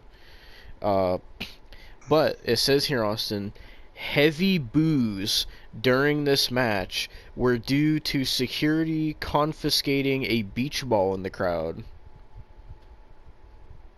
So apparently, instead of just going the fuck home, these fans decided to start playing with a beach ball during this match on Rampage. That's sad. So, up next, AEW World Tag Team Champions FTR, Jeff Jarrett, and Jay Lethal defeated Arya Daivari, Tony Nese, Josh Woods, and somebody named Slim J.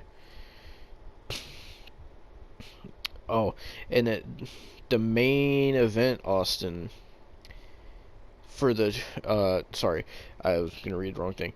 Triple A Mega Champion El Hijo del Vikingo retained his title over Drilistico in the main event. And the article even puts here, Austin, they said, great match. Why are they showcasing AAA talent when they're not even signed? I don't know. Well, In I don't their know. main event, no less. I don't know if Commander is from fucking AAA or not. Well, he's not. He's not if he was, because he's signed to AEW now. I'm gonna try to look up Elevation, but I tried to look it up on Twitter. I didn't see anything. Elevation spoilers.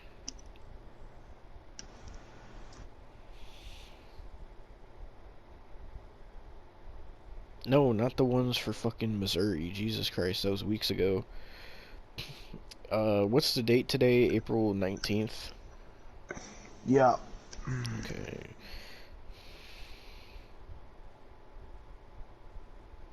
Fuck off, Fightful.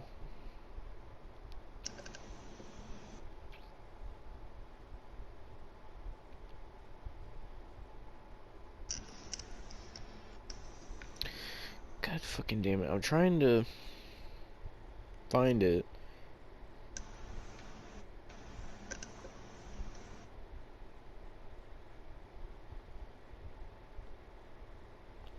No, not the actual AEW website, bro. Look, they're not gonna fucking have it on there. Jesus. Okay, I fucking can't find it. I'm trying, but for some reason, like, why is there spoilers for Rampage already, but people don't want to spoil Dark Evolution? Like, anybody's gonna fucking watch it. Like, I don't understand. I guess to make up for that, I could read what they did on the latest Dark, I suppose. Oops, I meant to put Dark. Austin sounds like you can't be bothered. No, because you didn't set through that fucking atrocity. Okay. Alright, so here is what happened on Dark. This was posted yesterday.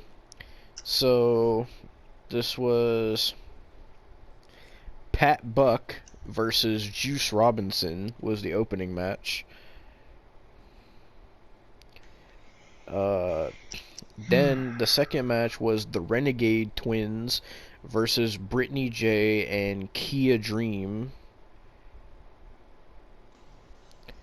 They had a promo, but I don't know. Oh God, is that fucking? I don't know who the fuck these people are. Never mind.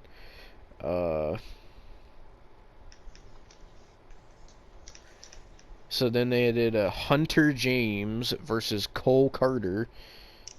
They both look like vanilla midgets.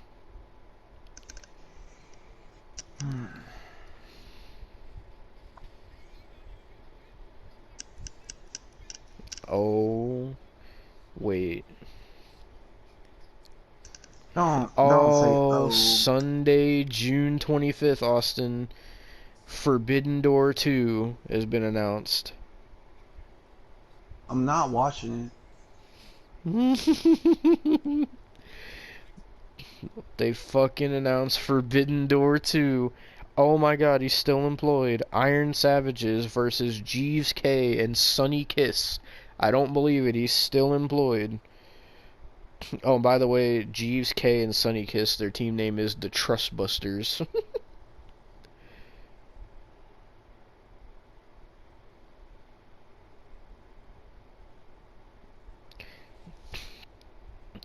Oh god, they had a fucking promo with fucking Zach Clayton. Dream Girl Ellie took on Marina Shafir, and it looks like it was nothing but a botch fest. Then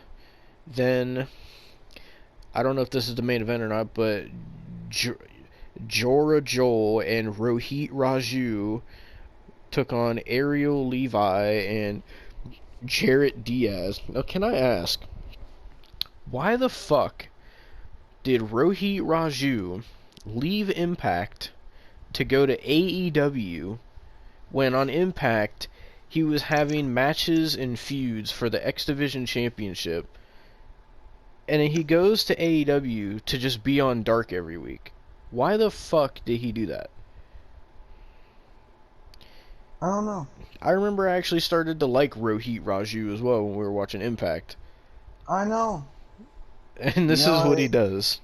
Here's the thing. All these fucking wrestlers now, or wrestlers, sit there, they fucking legitimately, they don't have brains.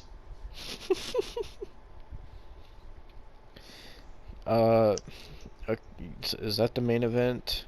Oh my god, no, the main event. Why was that the fucking... Wait, is this actually the main event? Oh my god, it was. The main event was Angelico versus Christopher Daniels. Why? Wow. Why? Why the fuck? Oh no. Just wow. Did I read the Elevation spoilers for last week? I don't remember.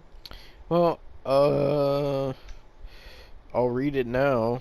There's the show started off with Maki Ito. She took Great, on Kyle's fucking this.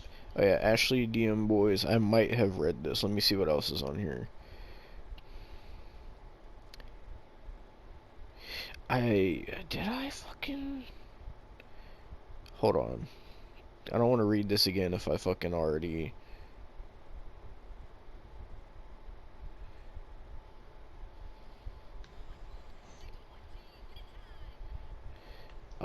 I might have.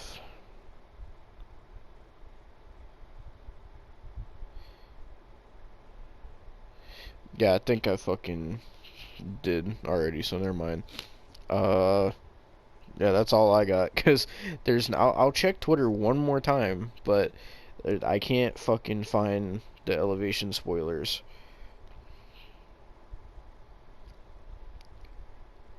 Yeah, I can't fucking...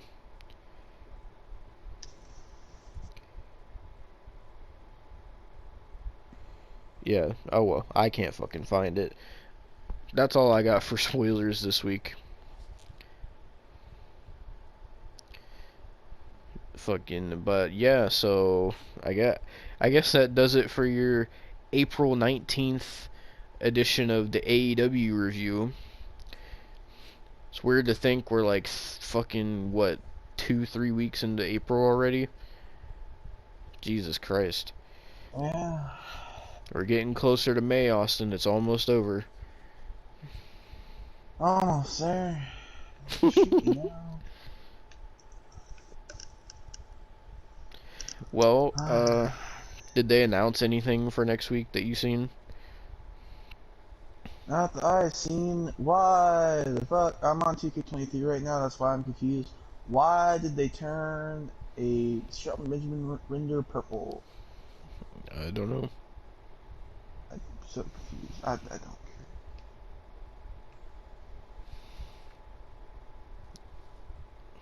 Let me check and see if they announced anything. I hate having to go to their actual account. No, they did not announce anything. Jesus.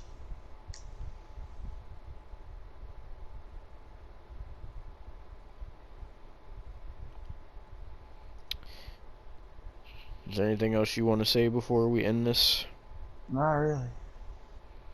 Well, that was your review of AEW Dynamite from April 19th, 2023. Fucking sounded like it was god awful. And, yeah, we will be back next week with the next AEW review. And so, yeah, 5 more Dynamite reviews. We're getting closer. We're getting closer, Austin. So, that being said, we will see you next week once again for All Elite Wrestling, baby.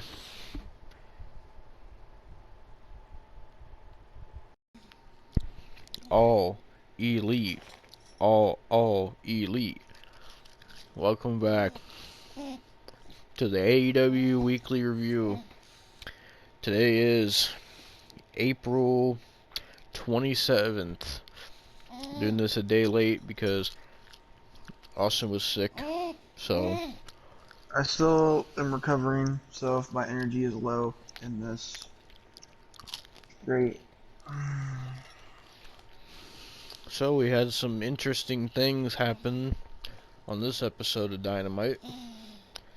And we had a debut as well. We'll get to it. Well, first we have to talk about, we started off with Pockets versus fucking Bandito. Was it for the All fucking Atlantic. title? Yes, the international championship is on the line. Why the fuck is Bandito randomly getting a title shot? Don't know. Hasn't he I'm tired fucking of lost questioning like it. all his matches? Yeah, I'm genuinely tired of questioning it at this point. Like that's at the point I'm getting. This fucking match was so shit. There was at one point, I kind of like, I was interested in Bandito after the Bryan Danielson match. I mean, he still fucking sucked because of like some of the shit he did. But Mm-hmm. like, I've lost all respect for him now because Oh no. he did some fucking shit where he put his fingers like finger guns, and Oh then my god. Pockets went to go do his fucking pockets taunt where he puts his hands in his pockets. And instead of putting his hands in his pockets, he takes Bandito's finger guns and puts them in his pockets. Oh my god. The fact that I've had to describe that in a sentence to you saddens me. But It's Orange Cassidy unfortunate wins. that is better than anything they're doing with the TNT Championship. Trust me, we'll get to the TNT Championship because that was also on the show.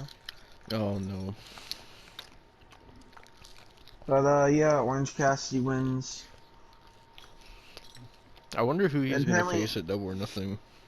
I don't know, but apparently that was his 20th win in a row this year. So you're telling me that this man is on a winning streak? Yeah, Oh dear god. a 20 match long winning streak so far.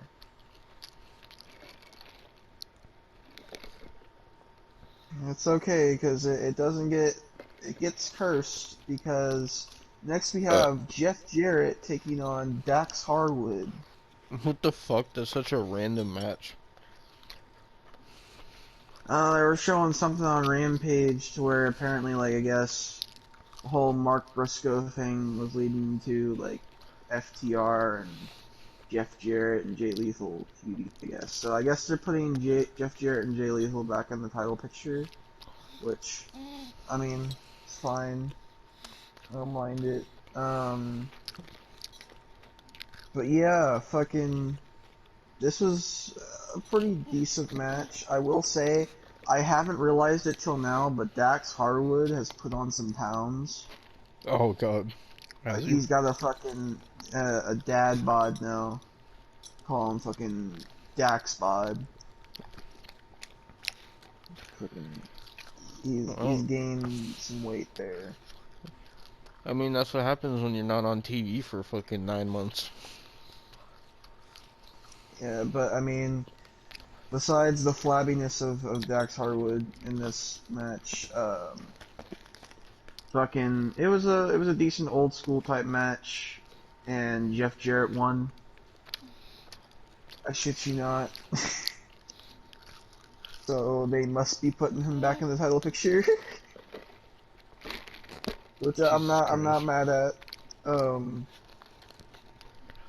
But then Columbine, Super Columbine Massacre Kid, Darby Allin, Super and Columbine Massacre Kid. That sounds like a game that would be on the NES.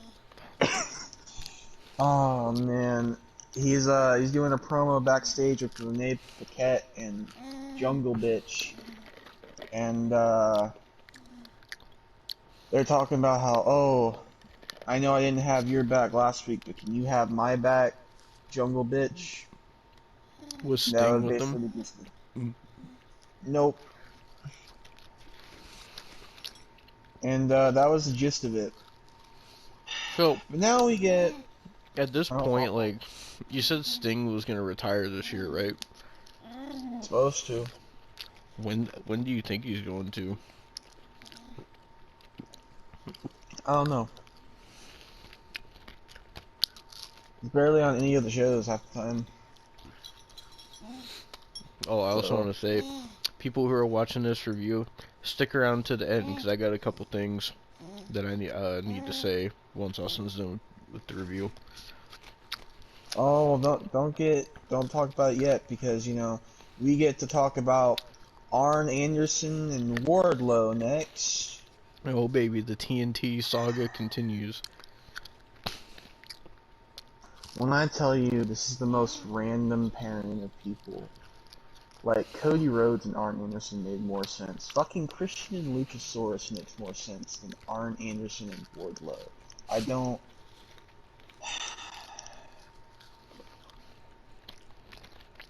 But yeah, after all that fuckery for the Team Championship, they decide to put Wardlow in a jobber match where he jobs out somebody because that's all he could do. Wow. And then fucking Arn Anderson is fucking talking about how Wardlow's one of the best talents right now, even though he's not. He's talking about he's one of the best talents right now, and then we hear Christian's theme. Christian and Botchasaurus come out. Like fucking Concussion Cage and Botchasaurus. Concussion cage. And then they look like they're gonna confront Wardlow, but then Concussion Cage realized that his head hurt and he went back down the stairs. And fucking he told Botchasaurus, he's like, it's not worth it, even though nothing happened, so I don't know what will be worth it. They Fucking division, bro.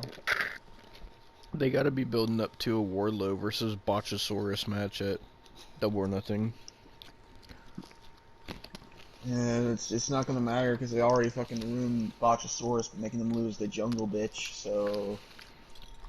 I like how Powerhouse Hobbs lost the title last week and now he's just gone. I know. And, they were building him up too because he's a part of like QT Marshall's group now. Mm-hmm. And it's like, You why? know, that's kind of weird how like Joe lost the title and then he disappeared, and now Powerhouse Hobbs lost the title and now he disappeared. Isn't that weird? I don't know at this point. Genuinely, like, I can't be bothered with this division. Like, it's not even anger inducing. It just makes me sad at this point. Like, why? How could you do this with such a stacked division? How? Because Tony Khan is Booker of the of the year. Excuse me.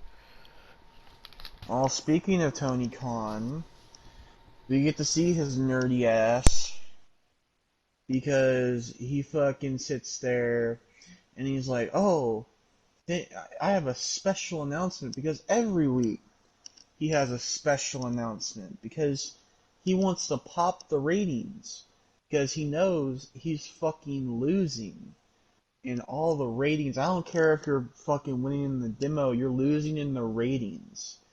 God damn. But Tony Cocaine Khan decides to say, "Oh, thank you, Dr. Martha Hart, for letting us continue this tradition." Oh And might I god. say, Tony Khan, don't thank her. I know you're a fucking simp and you're a fucking cokehead, but don't thank this cunt. Alright? Because genuinely, you don't give a shit about Owen Hart. Your coked out brain only cares about money and ratings. So fuck off. Well, I mean, he doesn't get the ratings. I know. So, so from what I saw, he announced a second annual Owen Hart tournament. Is that right? Yeah, and you wanna know when it's starting? Next week. Double or Nothing. It starts at Double or Nothing. Yes. Wait, is the whole tournament gonna take place at Double or Nothing? No. Did he say The who's gonna first, be in it? not yet, but apparently he said not only does it start at Double or Nothing, but it will also have matches at Forbidden Door, and and it will end on a Dynamite in July. Why? Why would it end on a random Dynamite? Oh, because that Dynamite is going to be in Calgary, Alberta, Canada. What the fuck is this man doing, man? Like, what? Why? That's so stupid. At least the other one fucking ended at Double or Nothing last year. What the fuck is this shit, bro? Oh no, but he was all excited for it. And then we cut to another backstage segment because cutting from one backstage segment to another just makes total fucking sense. You know. Mm-hmm. But you get Renee Paquette talking to MJF and Sammy Guevara, and I'm sorry. Oh I no. can't defend MJF here. Oh, What I the know what this fuck? is. What is this? Why are you hugging and kissing on the forehead a rapist? What is this? It It's, was the most cursed fucking thing I've ever seen.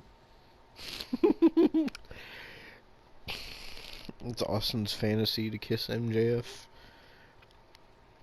Oh, shit was cursed, bro. And then fucking we have the match, fucking Rapist Guevara and Tay Cunty, or with Tay Cunty, taking on fucking School Shooter Allen. And, What did you call him earlier? Super Columbine Shooter Man? Is that what you said? I called him Super Columbine Massacre fucking Allen, I think. I don't even know, man. Jesus Christ. But fucking then they have the match and MJF's on commentary, which I will say was probably the best part of this match because I don't give a fuck about a match with a school shooter and a rapist. So, you know, But nonetheless, they do high spots, even a 630 through a table. You know, back in 2021, I would be like screaming at that. Mm-hmm. I just don't have the energy no more to scream at it. Like at this point, I'm just like, what's the point? That's where I'm at. And then He said, "What's the point?"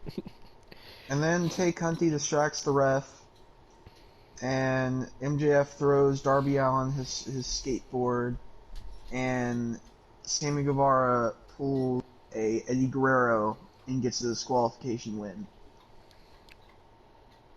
Wow. And then MJF hits Darby Allin with the championship, and they're talking about how there's going to be no fatal four-way, and whatever. And then out of nowhere, and I have genuine questions about this. So out of all the times we have watched AEW, all the times I've watched AEW, Mm-hmm. I have never seen Tony Schiavone, Sugar Daddy Schiavone, sit there and book something. He booked something? Yes, Is he allowed to do that?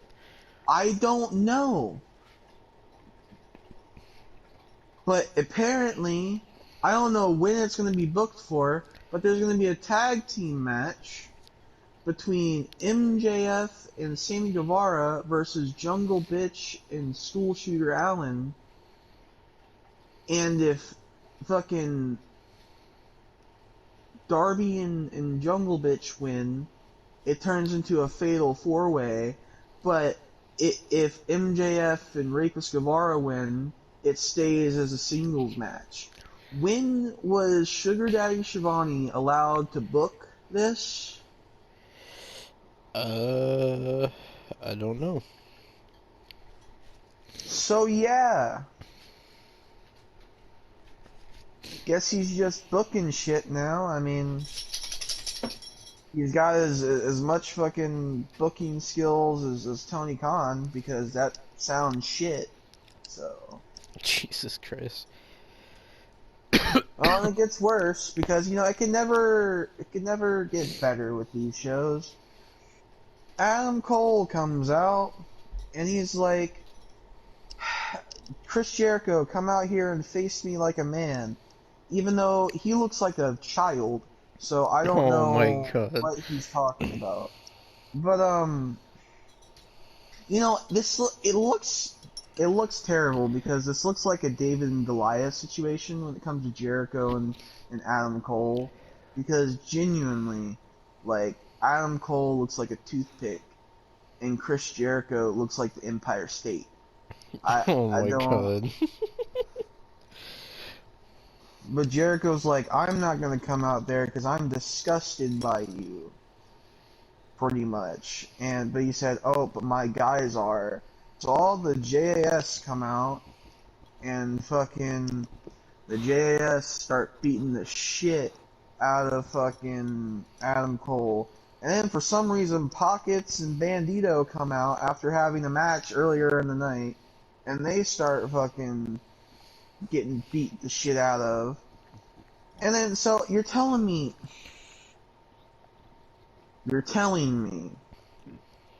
Adam Oh Cole, god. Bandito, and Pockets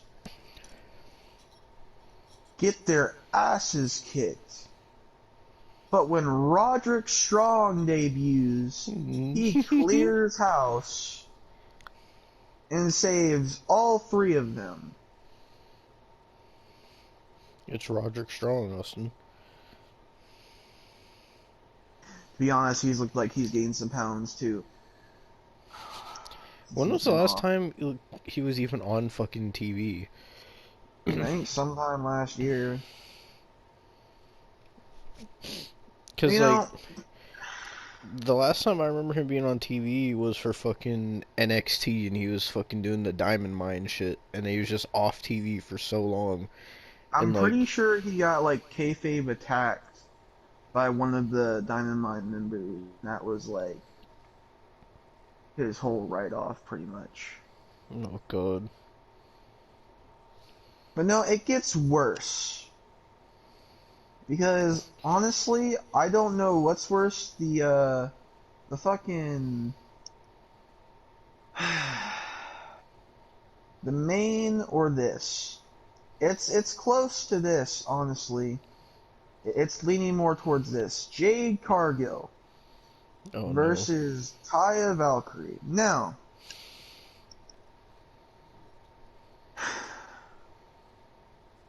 I am at the point where I'm sorry, I don't care what Cody says.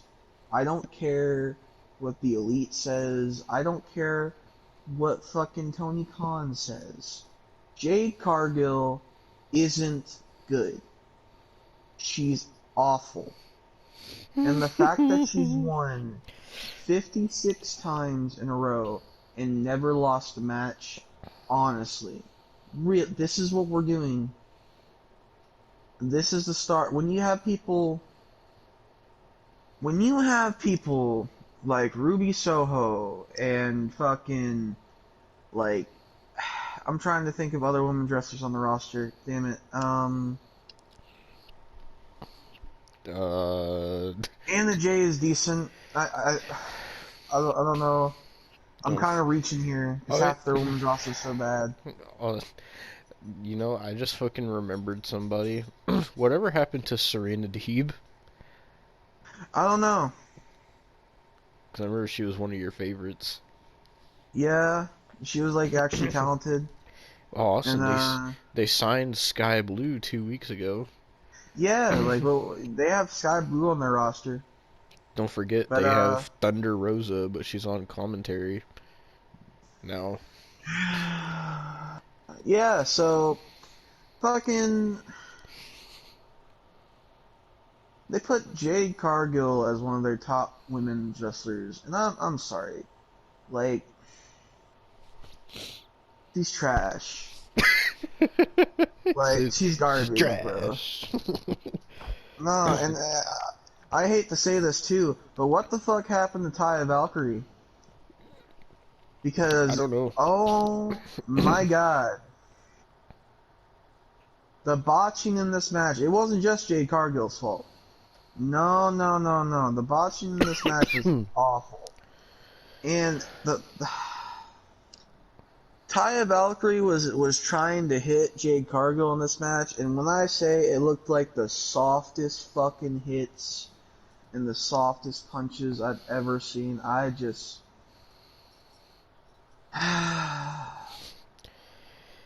I seen the end of this match because Austin was so kind to send it to me, so I saw how bad no, this was.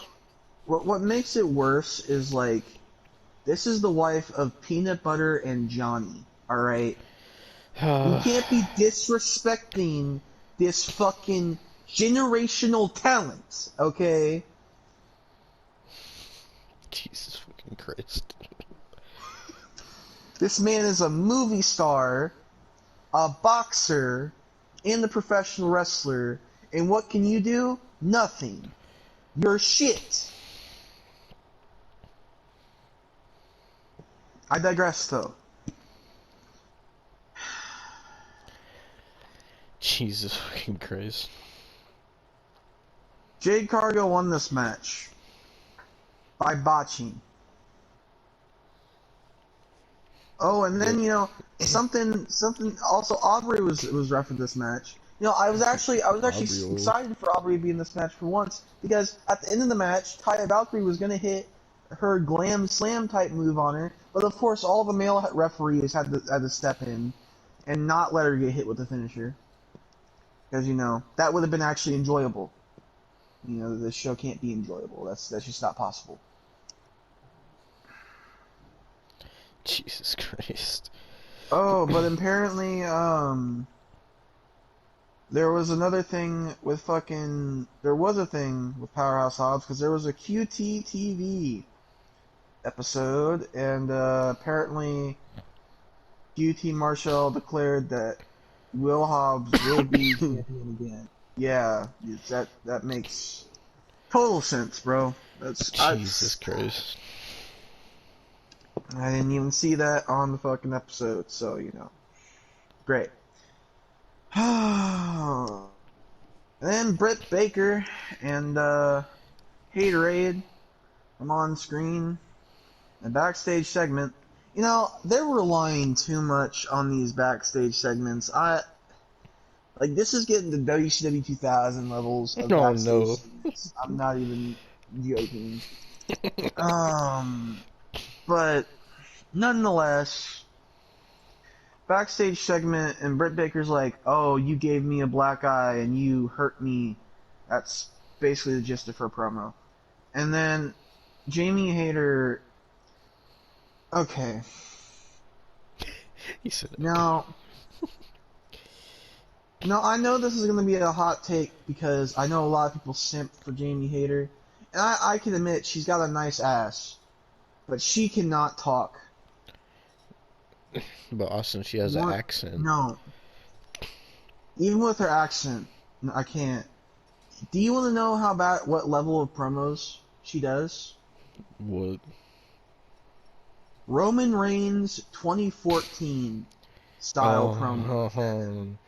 Suffering succotash son type promos. No. Why? She legit said in this promo, you guys couldn't even use your fists. You used weapons. That's some bad stuff right there. She actually said that. She said that. What? That is their women's champion. Bro, why?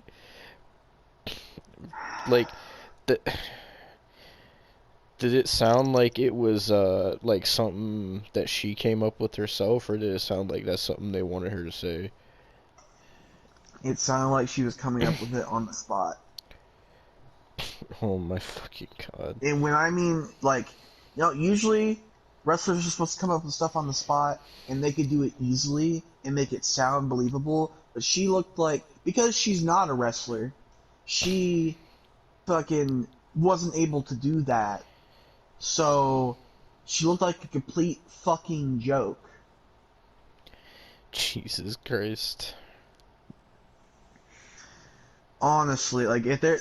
I don't even know what they're trying to build up anymore, because I'm trying to even think about it, and the only logical thing they could be building up is a Britt Baker and Adam Cole versus Jericho and Psoriasis. But then again, what are they gonna do with fucking Jamie Hayter at the pay-per-view? They're booking themselves in so many corners. They're fucked on the TNT title. They're fucked on the women's title. They're fucked, on the international title. The only titles that they're really, kind of building up is the tag team titles and the goddamn world title. And all the other titles are just in limbo. We don't even know what's gonna happen with the trios titles, because the House of Black haven't been on Dynamite. Oh yeah, that's and true. I forgot. Where are they? Genuinely, the last time the House of Black was on Dynamite was a couple weeks ago, and that wasn't the entire House of Black. It was just Buddy Matthews. I haven't even seen Julia Hart since Revolution. I don't know where the fuck she is, bro. Bro, at this point, you're gonna have to... With some of these wrestlers, you're gonna have to put, missing signs on fucking poles outside of the arenas, because, I don't know. Oh, my god, bro. And it gets worse, because the main event happened, and it's Takeshita and Kenny Pedophile Omega versus the Butcher, the Baker, and the Candlestick Maker.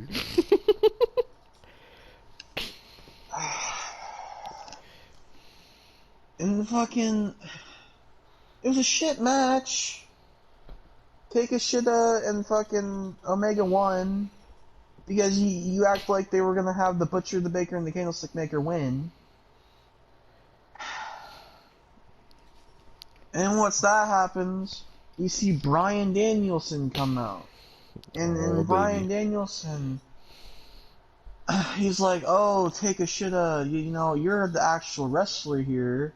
Which, here's the thing.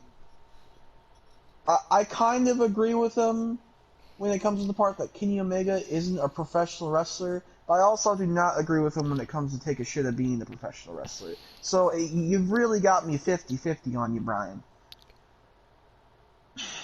But he sits there and he's talking about how, oh, take a shit, you could join us, join the BCC. Oh my god. And I'm just sitting there like, why? This is pointless. It's not gonna happen. And then fucking Uterus, fucking Thumbtack Moxley, and Claudio Claustrophobic, I don't fucking know. Claudio claustrophobia. Fucking attack Kenny Omega, and then, oh, here comes the Young Fucks, and they're super kicking everybody, and The fuckaroos. then they get the shit kicked out of them. And then Take a Shitta just sitting there because Brian's just like, there's one last chance, Take a Shitta, join the BCC. And he's like, no. And then fucking they stab him with a screwdriver in the head. A screwdriver? Yeah. And he's bleeding, and they end with a shot of Kenny Omega trying to fucking help Take a Shitta. And that was it. That, Jesus fucking Christ, dude. you know, I'm starting to just not have the energy no more. And it's just like, fuck. Because we're so close to being done with this. We're so close. Like, Devon tells me there's only 4 more Dynamite reviews after this, and then Yep. Double or Nothing, Yep. and then the roster roast. But the thing is, like, I don't have the energy, and all the energy that I'm probably gonna have left is gonna go towards Double or Nothing, most likely. Mm-hmm. So I don't know how these next 4 reviews are gonna go, to be completely honest. Well, hopefully there's no more fuck shit, but knowing AW, there's always fuck Don't, shit. you just jinxed it. You just jinxed it. Now next week, fucking, they're gonna have, like, Yoshihiko on fucking AEW television. Bro, I will mark out if they do.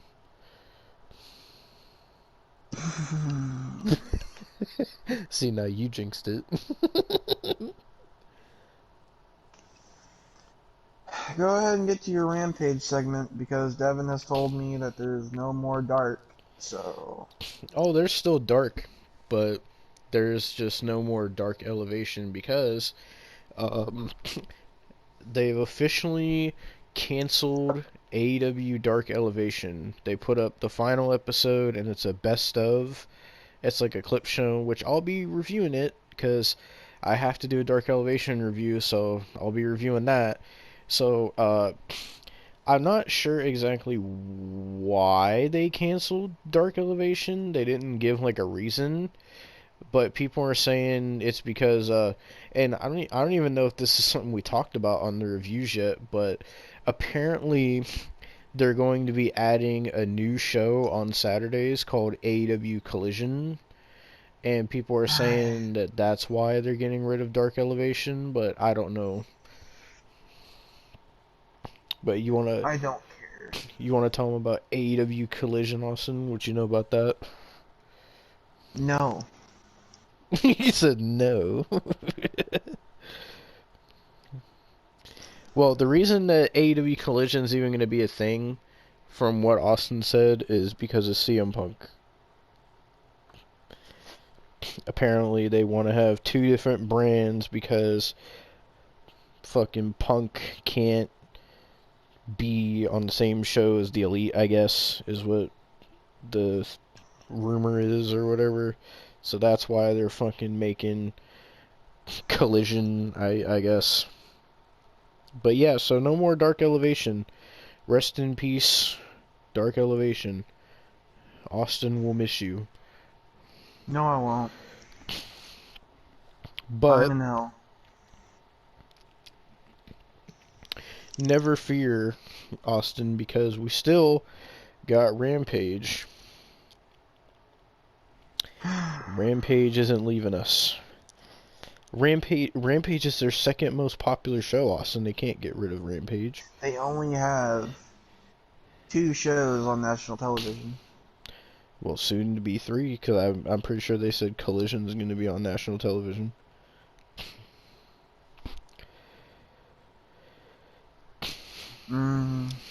Well, I'm going to fucking see if I can find the Rampage card. Go ahead.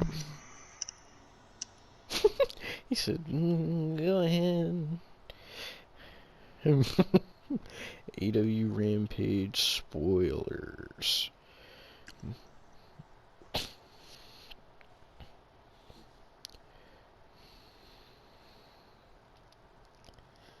Oh, they're actually fucking up. What a shocker. So, Rampage this week, Austin.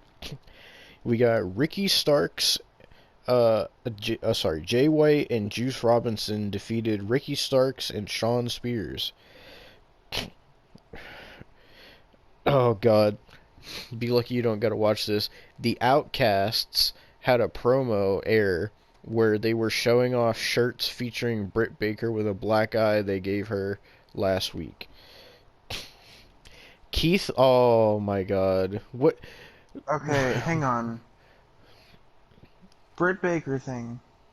Is her just gimmick every time she gets injured or bleeds or has some facial blemish, she has to make merchandise of it?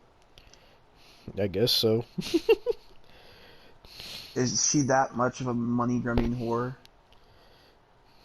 That or fucking AEW is. You know, I kind of wonder how celery sticks and hardcore bitches mix. I don't understand how that fucking mixes, but you know, both delusional. Jesus Christ. Jesus fucking Christ, Austin. But, next, the team of Keith Lee and Dustin Rhodes, what a team right there, defeated Local Talent. After the match, the Mogul affiliates came out to okay, so apparently the new nickname Keith Lee is going by now is Naturally Limitless, apparently. They came out to mock Keith Lee, meaning we're going back to the Lee and Strickland feud. Yeah, you're definitely fucking natural when it comes to your hair. You look like you're fucking goddamn 92. You look like you're older than Dustin. Yeah, and Dustin's in like his 60s. Like, bro. Oh, I found one of the members of House of Black, Anna Jay, defeated Ashley D. Amboise. After the match, the lights went out, and when they came on, Julia Hart appeared to brawl with Anna Jay. Apparently they're in a feud. Wow. The Acclaimed and Billy Gunn defeated Local Talent. Why is it always local talent? Like, they can't even, on their national televised show, they can't even put people that are signed. Nope. Apparently not. I Has to don't know always why. be local talent. Like, you could say, oh, well, they put local talent on WWE television when they have them face, like, Omos. But the thing is, that's one fucking match out of the week. That's not 3, 4 matches on the show. God.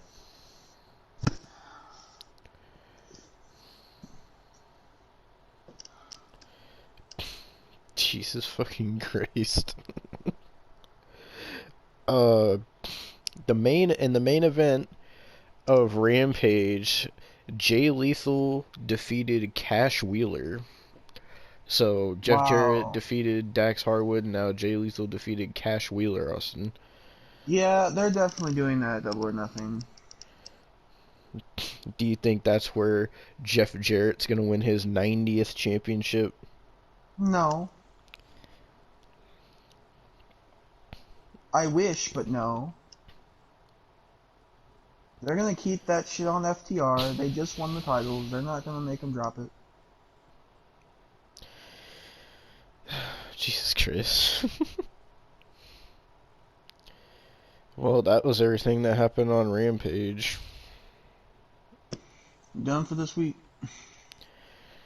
I'm trying to think if there's anything else I want to say, because I know I wanted to talk about fucking. Oh yeah, there's another thing.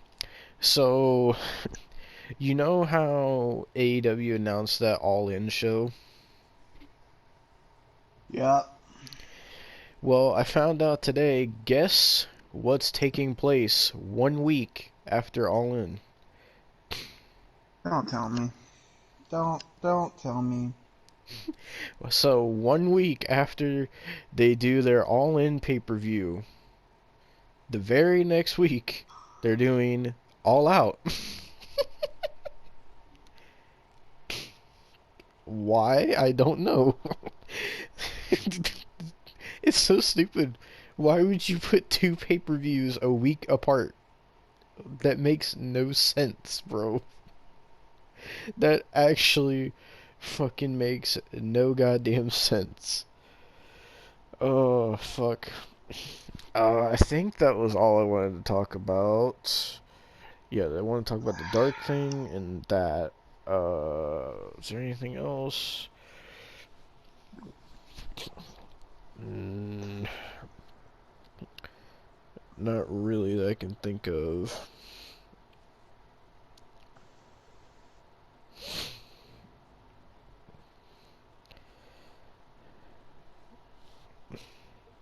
You know, I would get angry at that. But I won't be watching. So what's the point? He said, I won't be watching, so what's the point? Boston, you have to watch it.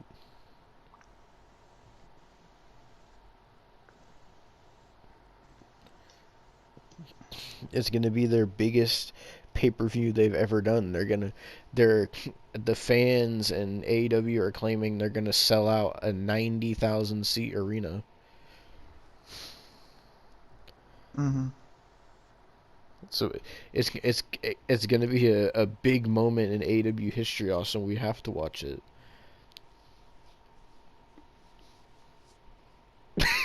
Austin's just so done right now. Jesus Christ. Double or Nothing is it. And that's final. He said, and that's final. It's been final. Jesus Christ. My health is gonna get worse if I keep watching after Double or Nothing. You understand this? He said my health is gonna get worse.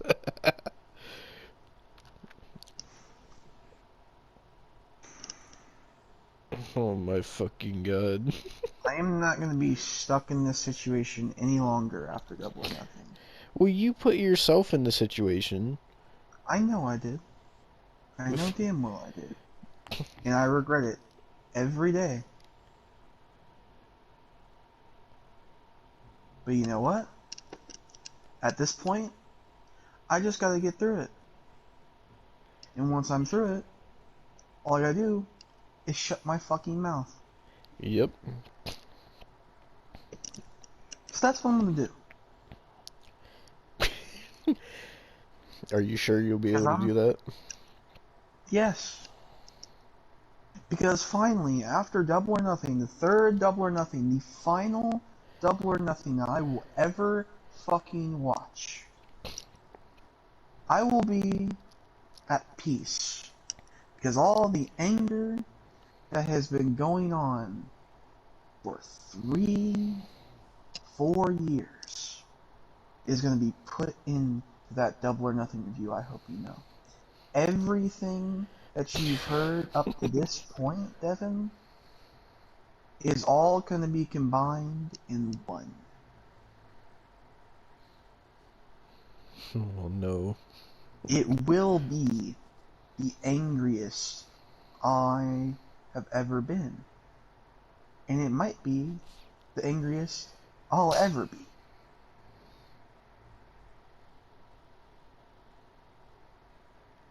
That is at the point I am at with this company. I am ready for the final fucking send-off.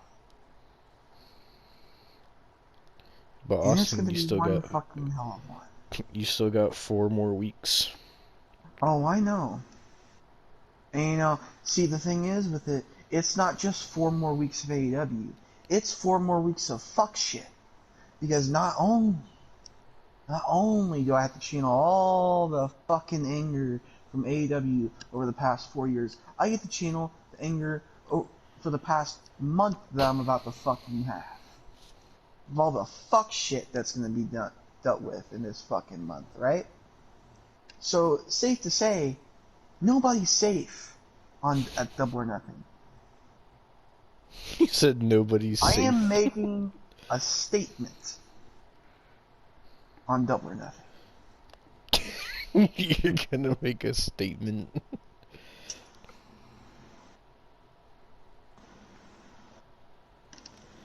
I'm dead ass serious. Said I'm dead ass serious.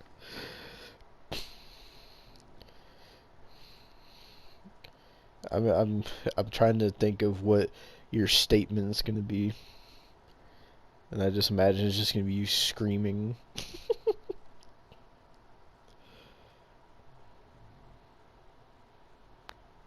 Austin. Oh, I'm here. Well, before we end this, I have something cursed that I made that I want to show you. Well, last thing I want to say before you say that is, be scared. Alright, I just sent it to you. So, you remember how I said what you said sounded like a NES game? You did not. You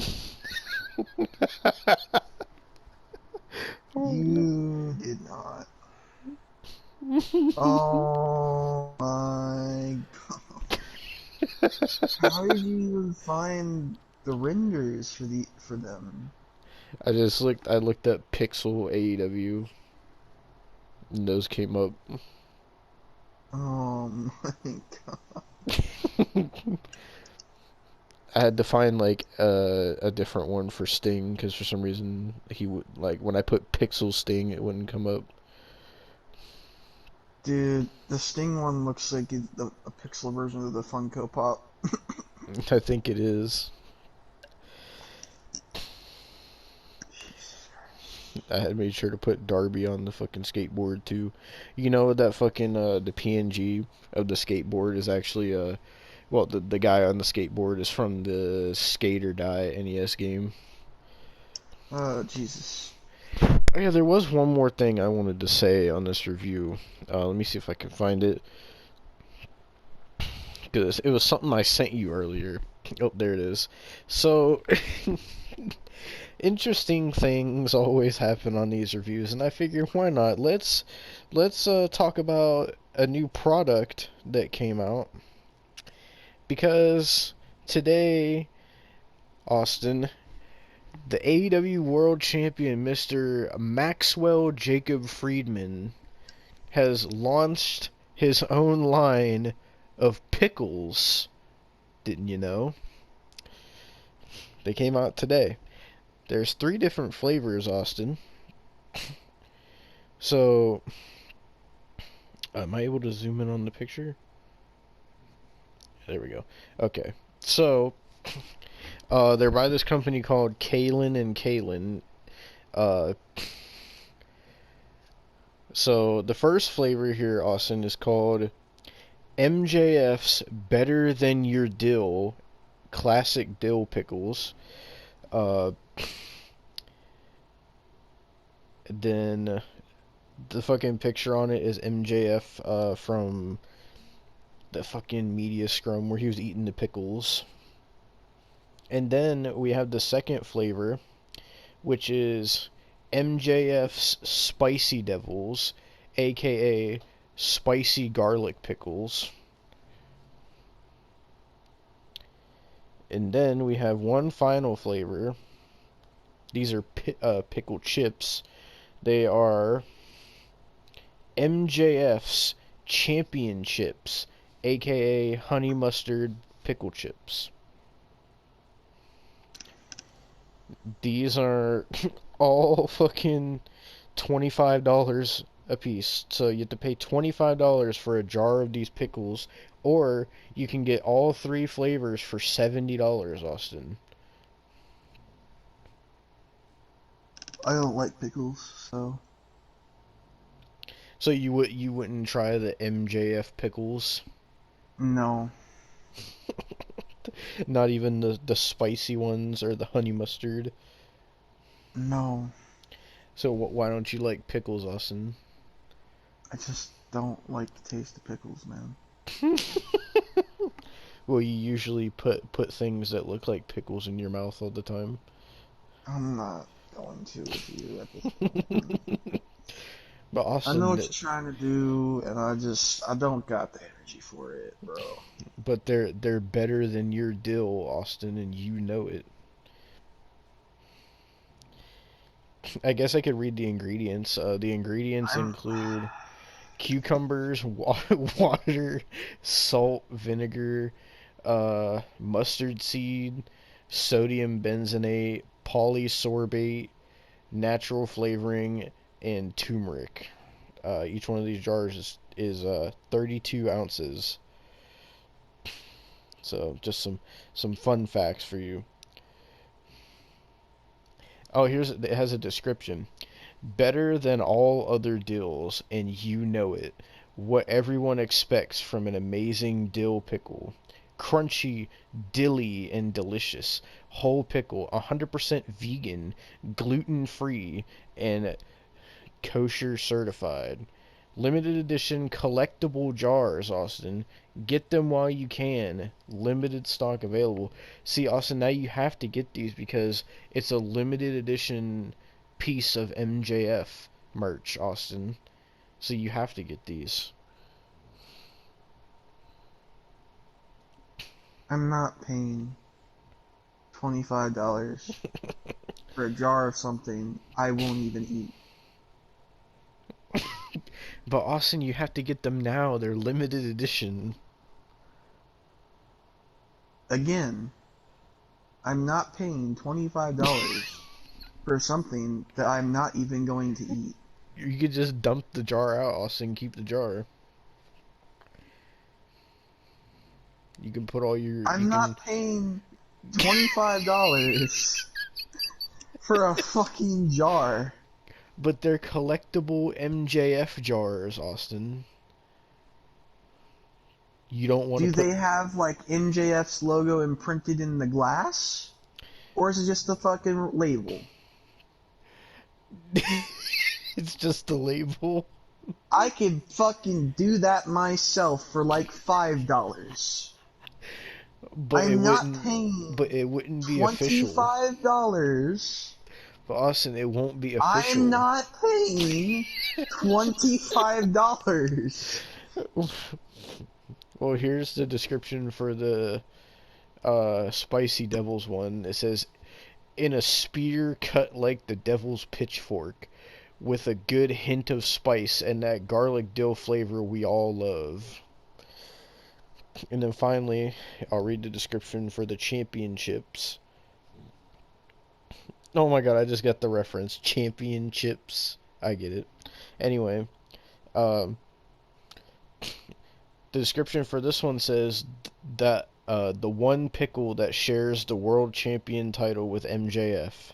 Limited edition collectible jars. Get them while you can.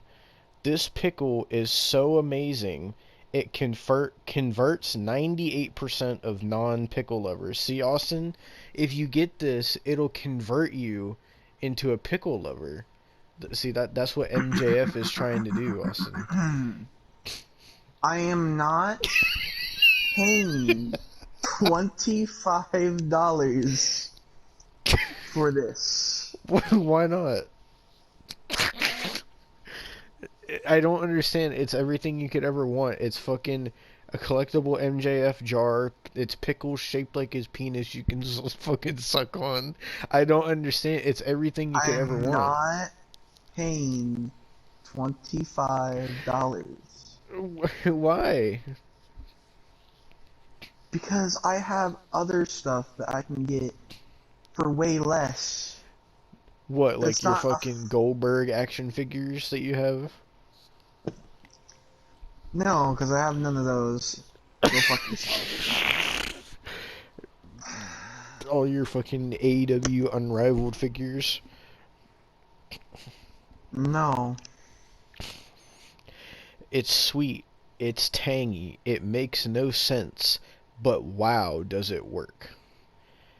Oh, Austin, it says, warning, highly addictive.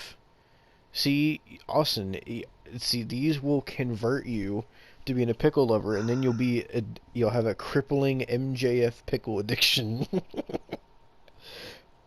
I'm not paying $25 for pickles. But Austin, they're the pickles of a world champion. What I don't you don't understand? care. I thought you were an MJF fan. You're not even going to support him by buying his pickles? Bro, I'm not gonna fucking buy MJF pickles. I'm not that fucking desperate of a fan. Alright? Are you sure? I'm not. Yes, I'm sure. You've done some pretty desperate things. Can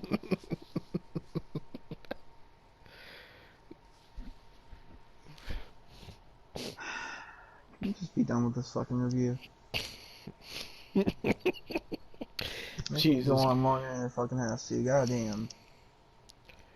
Talking about goddamn pickles that I'm not gonna fucking pay for. But they're literally like I don't collectible. care.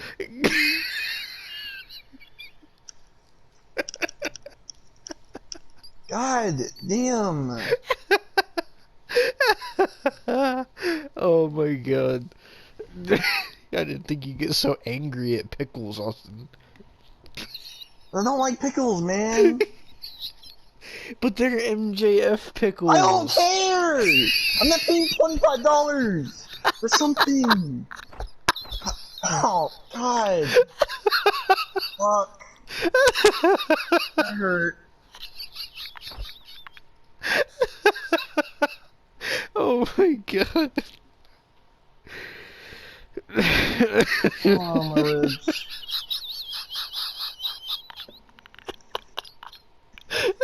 I didn't think you'd be fucking raging about pickles, Jesus Christ. Do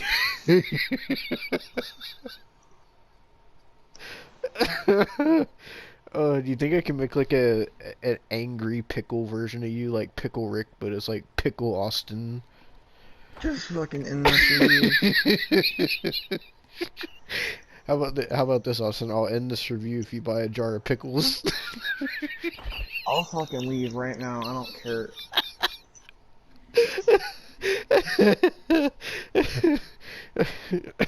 Oh, my ribs hurt now.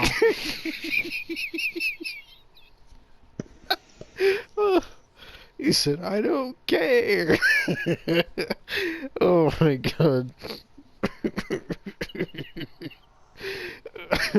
So you wouldn't even, like, say if somebody else bought them, you wouldn't try them if someone else bought them, just to see if they're worth the hype that MJF is hyping them up? I mean, I guess I would try them, but like I can guarantee you I would not like them. So what is it about pickles that you don't like? Like, I don't I just understand. don't like pickles. I don't like the sour taste. I don't like the taste in general. Yeah, but they're MJF pickles though, so they're good. You keep saying it over and over again. Well, I'm I not thought your I playing thought anymore, your bro. I thought your love for MJF would surpass your hatred for pickles. Bro, I'm just.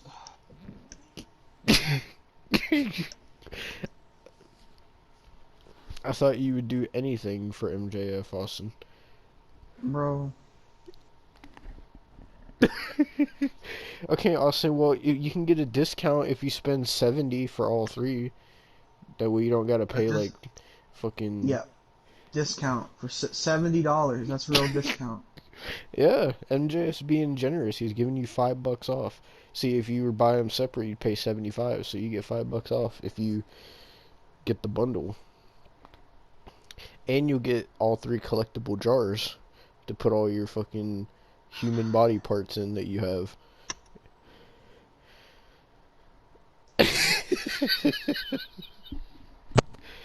Oh my god. Bro, I didn't even realize the video clip just saved.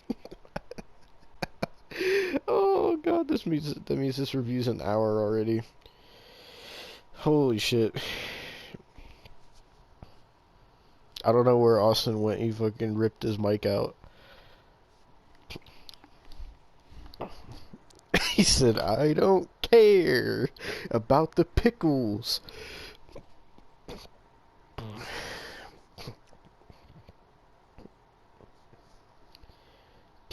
Jesus Christ. Fuck you, Austin. I'm putting the pickles in the thumbnail. I was gonna look up... Oh yeah, I was gonna see if AEW announced anything for next week yet. Since Austin doesn't want to fucking be on the review. He wants to go beat his fucking pickles.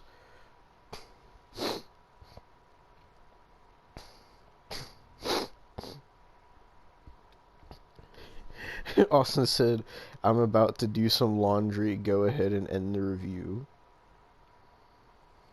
Wow.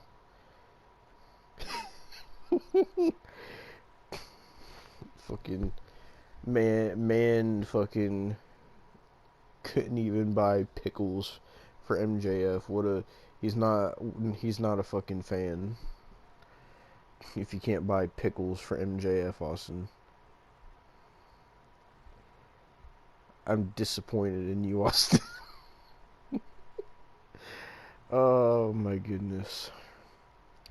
Well, I guess I should fucking end this fucking review so that way Austin can be happy and be done for the night and he can go fucking check on the human body parts in his fridge that he masturbates to.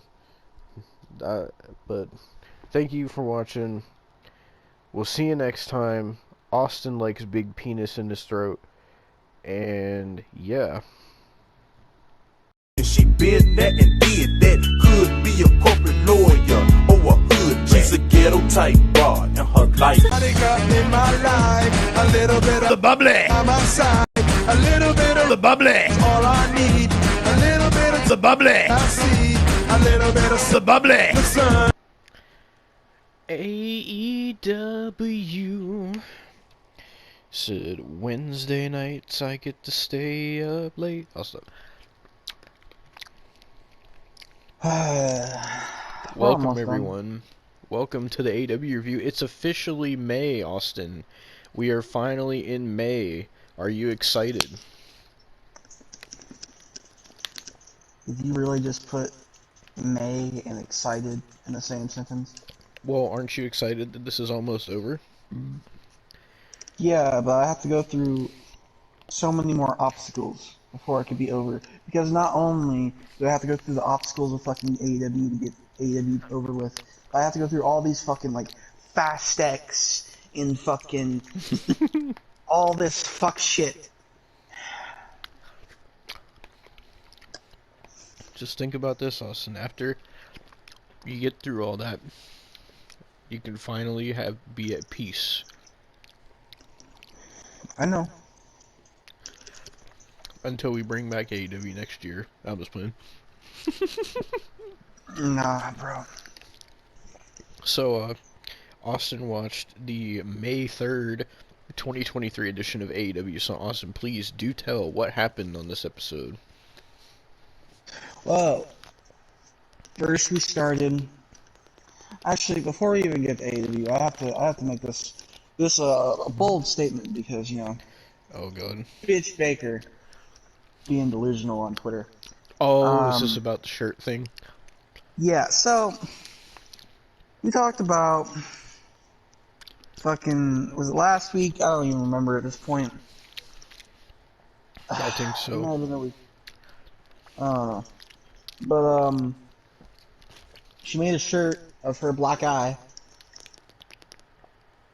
and put it on a shirt, and she thinks that that's a smart idea for people to go out in public wearing a shirt with a woman with a black eye and not think, they support woman beating. So because she thinks that's perfectly fine. Yeah, Austin, it's just a shirt for a wrestling show. Don't take Yeah. it so seriously. It's a shirt for a wrestling show that, like, most of the population does not watch. But Austin, the key demo is what people are talking about. The key demo isn't 7 billion.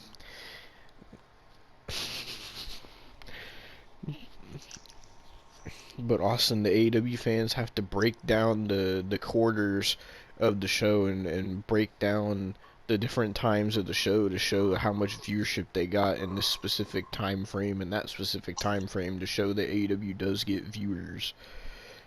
All I'm gonna say, you wear that shirt, you're a woman beater. And you know who's also a woman beater? Chris Jericho, because he wore this shirt proudly. Well, Austin, here's actually a theory. Because the reason they brought that shirt in was because the Outcasts are the one that brought it into AEW. So,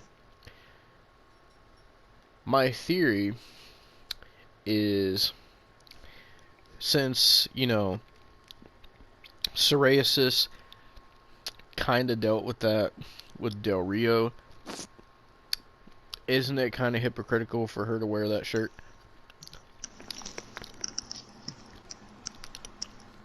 I mean,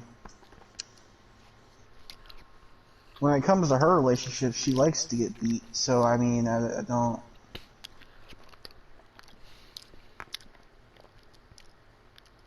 I mean, hell, Ronnie kind of looks like a woman beater. Can you imagine how fucked up that would be if Adam Cole wore that shirt? Oh, man. Like, And if he wore it to, like, a family get-together, like, with her family or some yeah. shit. No, fuck that would be. Oh. Like, I'm sure even Britt Baker's own family wouldn't be like, oh, that's a cool AEW shirt. They'd be like, dude, Adam, what the fuck? Like, they would probably take that shit serious. Yeah. But, so, Britt Baker, I saw, was trying to defend it, saying, oh, it's just a AEW shirt. It's just a wrestling shirt. It's nothing to do with domestic violence, and fans are looking too into it and trying to create these crazy theories that AEW supports domestic abuse. And then people were also saying that her, you remember when her and Thunder Rosa had that, what was it called, a lights out match or something? Yeah. And we got like the hardcore legend Britt Baker picture with her like a pool of blood all over her face. So Mm-hmm. people were like posting that shirt, and they're like, man, Britt Baker, you don't have a good track record when it comes to t-shirts. And she was like, oh, why are you guys freaking out so much? They're just t-shirts. She was like, fans are dumb sometimes, I swear. It's like, bro. Anyone who's not a anyone who's not an AEW fan sees that shirt and they're gonna think, why the fuck do you have a picture of Britt Baker or a woman with a black eye on your shirt? Like, what the fuck is that about?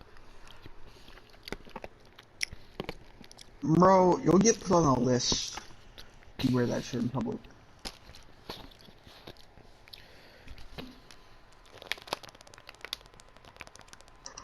But nonetheless, we started with this random fucking 8-man tag with Roderick Strong in it. And His AEW debut match, by the way. I'm not even gonna bother naming the people because I don't care. I This know the match people. sucked. It was Pockets, Bandito, Adam Cole, or Roderick Strong versus the JAS Austin. The truth, how much I just don't give a shit. But you It's love the fun. JAS.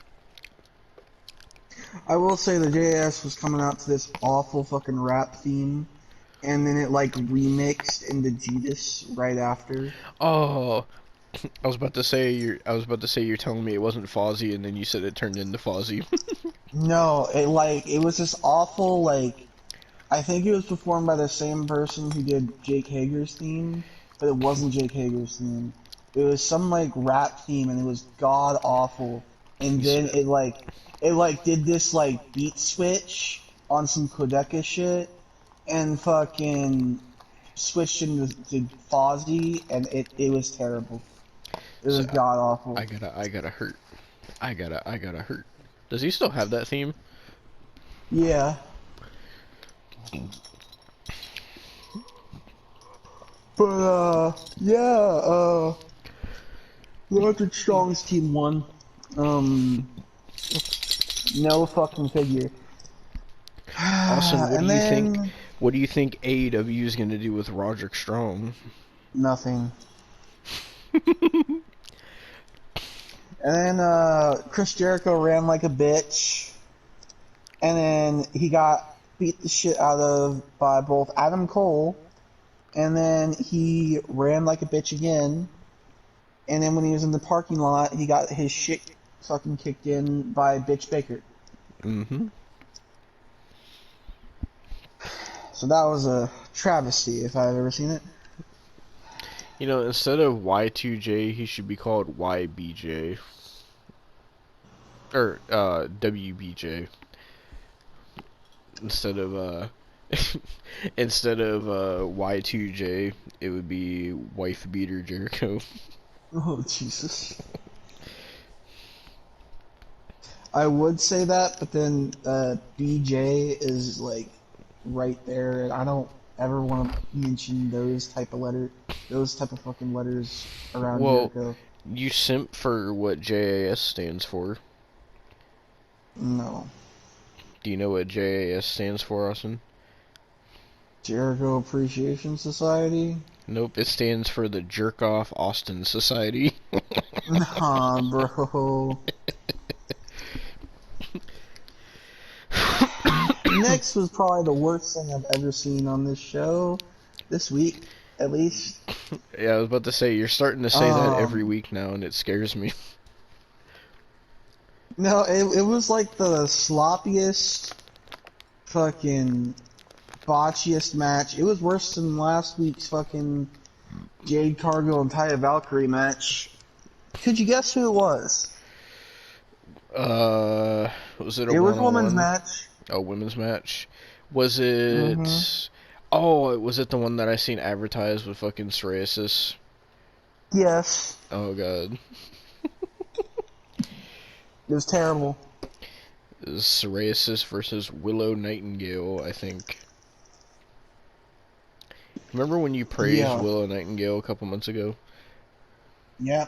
This is why we don't praise people on this show. So why was this one of the worst things you've ever seen? It wasn't wrestling. What was it?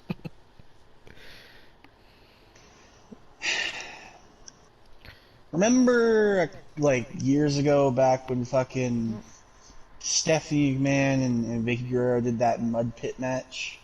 Mm-hmm. That was, like, sloppier than that, just without the mud. Oh no. Sarayas has won, by the way. When Hikaru Shida returned, I guess. I don't care. Yeah, now Hikaru Shida is with fucking Britt Baker and Jamie Hayter.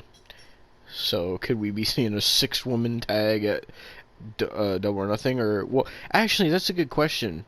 Why are they doing this with Psoriasis when they're also trying to build up Jericho and Psoriasis versus Adam Cole and Britt Baker? I'm confused what they're trying to do here.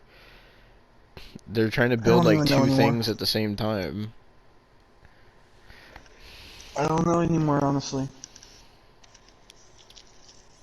Then Bryan Danielson cuts a promo. Apparently he's better than Bret Hart. Oh, Why? no. Why? I don't know.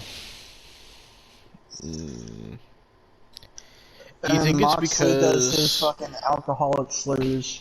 Do you think it's because Bret Hart was saying recently how much he fucking despises AEW, and he said that it makes the business look bad, and that he like physically can't watch it because of how bad it is? Probably. Which I find that funny because Bret Hart was the one that revealed the fucking AEW championship when they first started. Yeah. Oh, and I wonder how do you think Bret Hart feels about them announcing another Owen Hart tournament? Probably not great. Well, was it Martha Hart's decision to do that? Yes. Well, fuck you, Martha. Please Everybody continue. hates Martha, man. But fucking next we have the Tres de Mayo Trios Battle Royal. What? That is what they called it. Trace DeMaio. What? Now I've heard everything. Yeah, so What the fuck does that mean? I gotta look that this fucking up. happened. Trace DeMaio. Oh my god, that's so corny, bro. Do you know why they called it Trace DeMaio? Do you know what Trace DeMaio means? I looked it up, and the English translation for Trace DeMaio is the 3rd of May. So it's the 3rd of May Battle Royal. That's so corny. Well, it was a Trios Battle Royal. It sucked. The only thing good in it was Powerhouse Hobbs, and he fucking looked like shit in it. So, yeah. Yeah, by the way, this is what they're doing with Powerhouse Hobbs now, even though, like, 2 weeks ago he was TNT champion.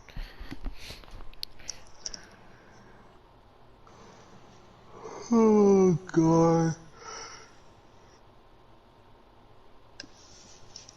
Oh, and then Wardlow came out and had an open challenge for Luchasaurus. Yeah, we continue the atrocious booking saga now. Wardlow's laying down an open challenge to Botchasaurus for some reason. Funny thing is, I don't even give a shit. What if Wardlow loses the title to Luchasaurus? I don't care, because you see, the thing is, if he loses it, it's whatever, because in like a few weeks I won't be doing this, so... Like, how much more dead do you think the TNT title can become before they get to Double or Nothing? Bro, it's already... It's not even alive. Like, I wonder... So, we got, I believe, Devon, another 3 Dynamites till Double or Nothing, so... I don't know, like, if they're gonna have any TNT title matches before Well, then. Devin, here's the thing. Hmm. That TNT title has already died, stayed dead for 3 days, risen, died, reincarnated, died, buried alive, died. It's dead. There's no way it could get resurrected again. Championship's dead. Then we had Ricky Starks versus Juice Robinson. I skipped the entire match. But Austin, you had to see that clip that I was telling you about, because I people don't said care. that Ricky Starks hit the absolute worst spear they've ever seen in their life, and everybody's clowning Ricky Starks now, saying he's a bad wrestler.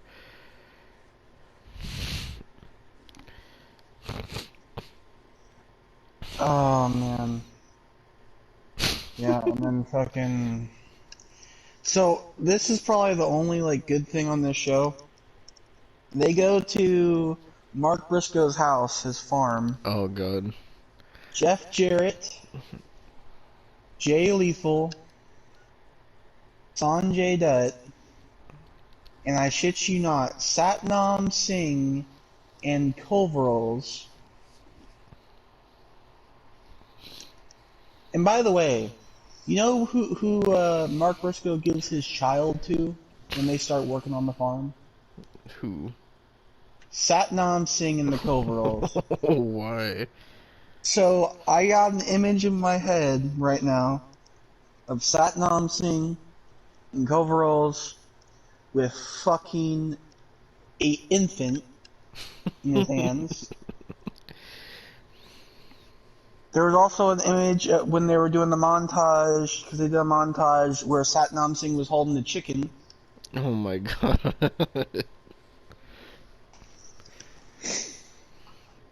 But yeah, and then Sanjay Dutt's like talking about how, oh, we're gonna challenge fucking FTR at Double or Nothing and shit. So, yeah, that's happening. So they're gonna be doing Jeff Jarrett and Jay Lethal versus FTR at Double or Nothing. Yep. Is that gonna be where Jeff Jarrett wins his 90th championship? Probably not. You don't think they're gonna win? Sadly, no. But, yeah, that happened. And then, main event time, which I'm starting to get a migraine, so I'm just trying to get this over with. Oh, God. Oh, it's a bad one, too. Jesus. Okay. Take some medicine, Austin. Fucking. I already did while I was watching AEW. Keep in mind, before we started this, Austin told me he wants to watch WCW after this, so... That might be canceled now.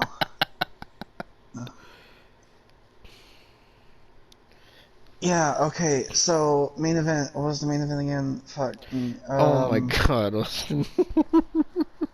Oh, yeah, the Pillars tag team match. You said, what was the main event again? Fuck. Yeah, it's a fatal 4-way. That's all you gotta know, really, to be completely honest. Yeah, because the stipulation was if Jungle Boy and Darby won the match, then it would become a fatal 4-way at Double or Nothing, and Darby and Jungle Boy won the match. So now it's going to be a fatal 4-way at Double or Nothing for the AEW title. It's going to be MJF versus Sammy Guevara versus Darby versus Jungle Boy. And Austin's fucking hype. I'm really not. Oh, I'm gonna have to make that a fucking... Oh, that's cursed, dude. What? Someone in the crowd made like a custom sign. They put Adam Cole's head on a fucking seasoning container and it says Bebe seasoning. Oh, Jesus. Hold on, I'm gonna send it to you so you can see what I'm talking about. fucking Bebe seasoning. I'm gonna have to put that in the thumbnail.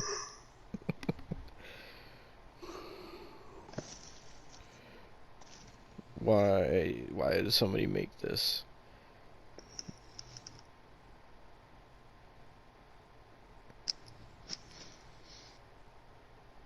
I'm already Ew. making the PNG. So, I did want to say, last week I announced that they're not doing a Dark Elevation anymore.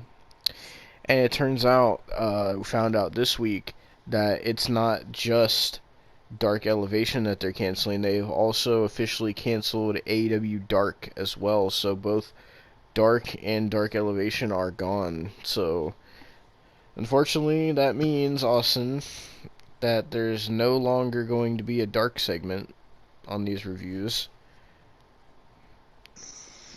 It only took them like so long to get rid of it, you know. But don't worry, I'm gonna try to look up the Rampage spoilers. Oh, don't do that because I think the next one you should watch. Oh yeah, I know. Cause the next one on Rampage is gonna be fucking the Hardy Boys and Isaiah Cassidy and Hook versus the Firm in the Firm deletion match, I'm pretty sure. Let me actually see if that is the one that has that. Yes, it is. It is. Okay, so I'm gonna read, it's the main event, so I'm gonna read everything else on the card except for that.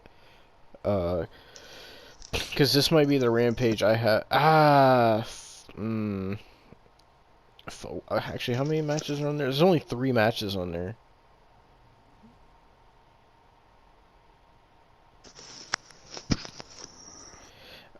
Oh wow, there's not even spoilers for it. It says Matt Hardy, Jeff Hardy, Hook, and Isaiah Cassidy versus the Firm in a Firm deletion match. The match was pre-taped, so no spoilers are available.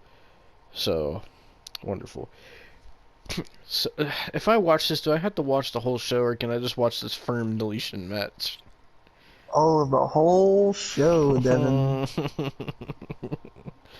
There's only actually 3 other matches. So, but yeah, I guess I just okay. I can say what the matches are at least. So the matches are Jade Cargill versus Gia Scott, Mark Briscoe versus Preston Vance, and the Lucha Brothers and El Hijo del Vikingo versus Powerhouse Hobbs, QT Marshall, and Aaron Solo. So, yay, hooray.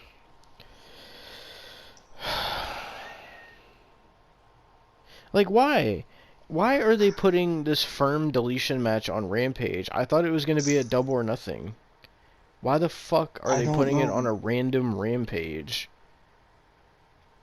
Like, I would understand maybe even the Rampage that's the week of Double or Nothing, but why the Rampage at the beginning of fucking May? What are the fucking Hardys gonna do at Double or Nothing then? Like, why? It's so stupid, bro. I don't know. I can already tell you it's gonna be bad. I don't even gotta watch it to know it's gonna be bad, but I am gonna have to watch it, so. I'm just glad I don't have to watch it. So, see, now we're both in a situation because you got 3 Dynamites left, and now that Dark and Elevation have been canceled and that this is taking place on Rampage, now I have to do my Dark and Dark Elevation reviews, and I'm gonna have to review this Rampage too, so we both got 3 shows to review before we get to Double or Nothing. Yep. And then we gotta review Double or Nothing.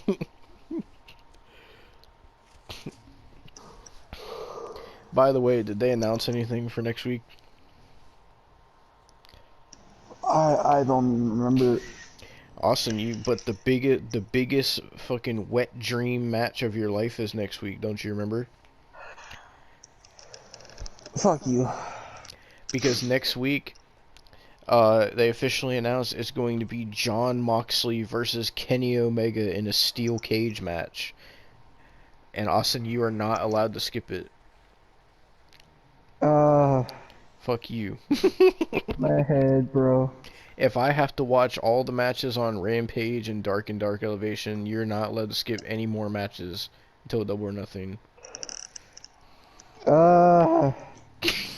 So, I want to try to find a picture of Satnam Singh in the overalls. I'm gonna try to find one. Oh man. Are we ready to end this review?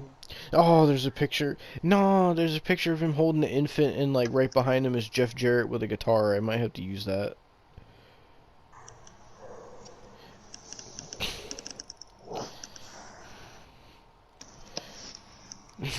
Someone made it into an album cover. They put parental advisory, explicit content, and the album's called "With My Baby Tonight."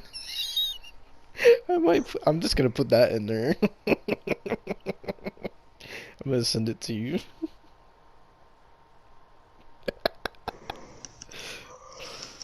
Oh my god. Are we ready to end this?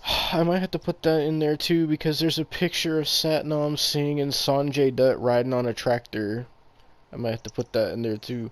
Why couldn't they do this when they were in fucking Missouri? That was like the perfect place to be doing this shit. This is where all the shit comes from. Fuck No, you. someone put the picture of him holding the chicken too. Oh, wow. Someone said, book this match, Farmer versus Farmer, and they put Satnam Singh holding the chicken and fucking Farmer Brock.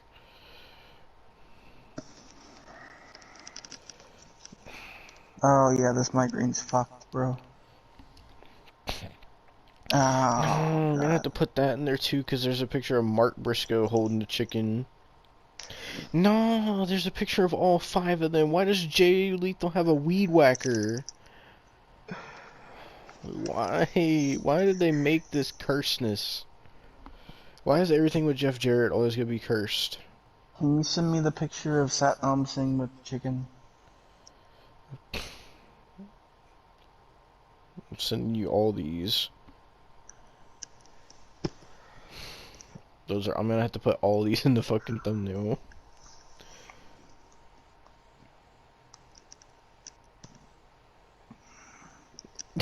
It's so cursed, man.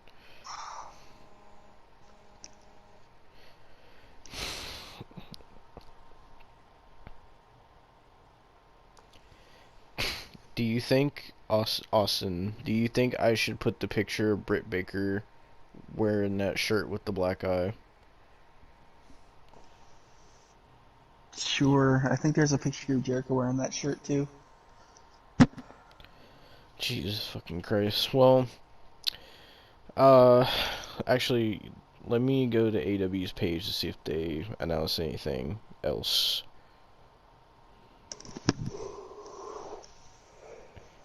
AEW. Let's see. If it loads. Oh no, that's the card. That was the card for tonight. Yeah, the only thing they announced for next week is just the cage match. Okay. AEW is gonna be in Detroit, Michigan next week. Jesus. They're gonna be at the Little Caesars Arena.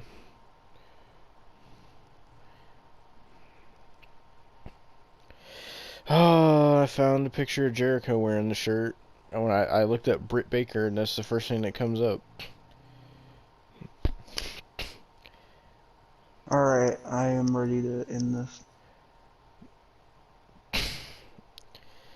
I might have to download this video of Britt Baker beating up Jericho to put in the as like the intro. Oh god. Alright, well, that was your May 3rd, 2023 review of AEW All Elite Wrestling. And we'll be back next week for Dynamite. I will watch Rampage this Friday, and I so if I watch it on Friday, are we gonna be able to record the review Friday night? Yeah, I can. It's gonna be so bad. So, okay, look forward to the Rampage review then. And fucking, I don't know when I'm gonna do Dark and Dark Elevation yet. But when we are, I will let you know when we're doing it. But that being said, we'll also see you back next week for the next Dynamite. There's 3 more till Double or Nothing. We're getting close. The road to Double or Nothing is almost over, Austin. You're getting so close. I would be more happy right now, but I'm in pain. Take some goddamn fucking medicine. I did. Take some more. I'm not. No. You gotta. I'm most likely going to bed for this. Austin, you gotta pop the perks. No, bro. Wait, what do you mean you're going to bed? You said we're watching WCW. Yeah, I thought I'd be able to. Austin, we gotta watch the Reed Flair tag team match that you wanted to watch. We'll watch it another time. Well, stay tuned for that WCW review as well, I guess, sometime. But, we'll see you for more AEW next time. Fuck you, Austin. Fuck you.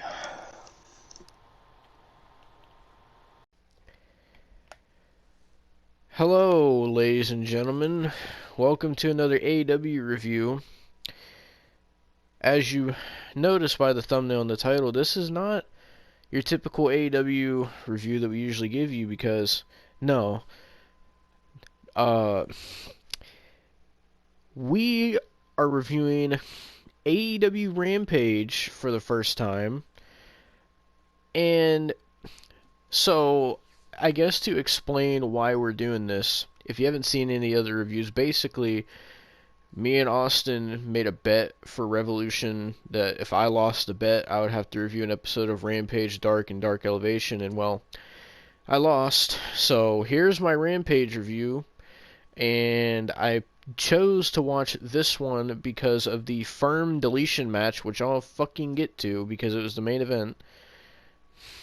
This show was god-awful. It was terrible. Don't know why anyone watches Rampage.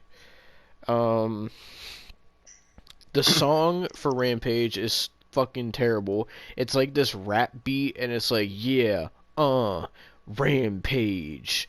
This is Rampage. This is Rampage. It's so bad. So This is what? Rampage. Oh, I can't wait till next Wednesday when you gotta watch that god awful steel cage match. Let me have my fun.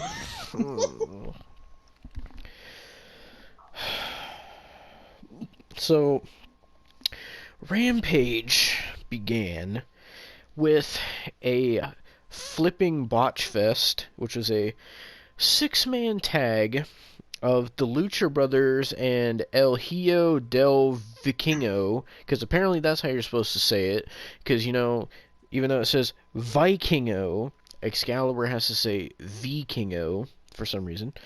They took on the team of Powerhouse Hobbs, QT Marshall, and Aaron Solo.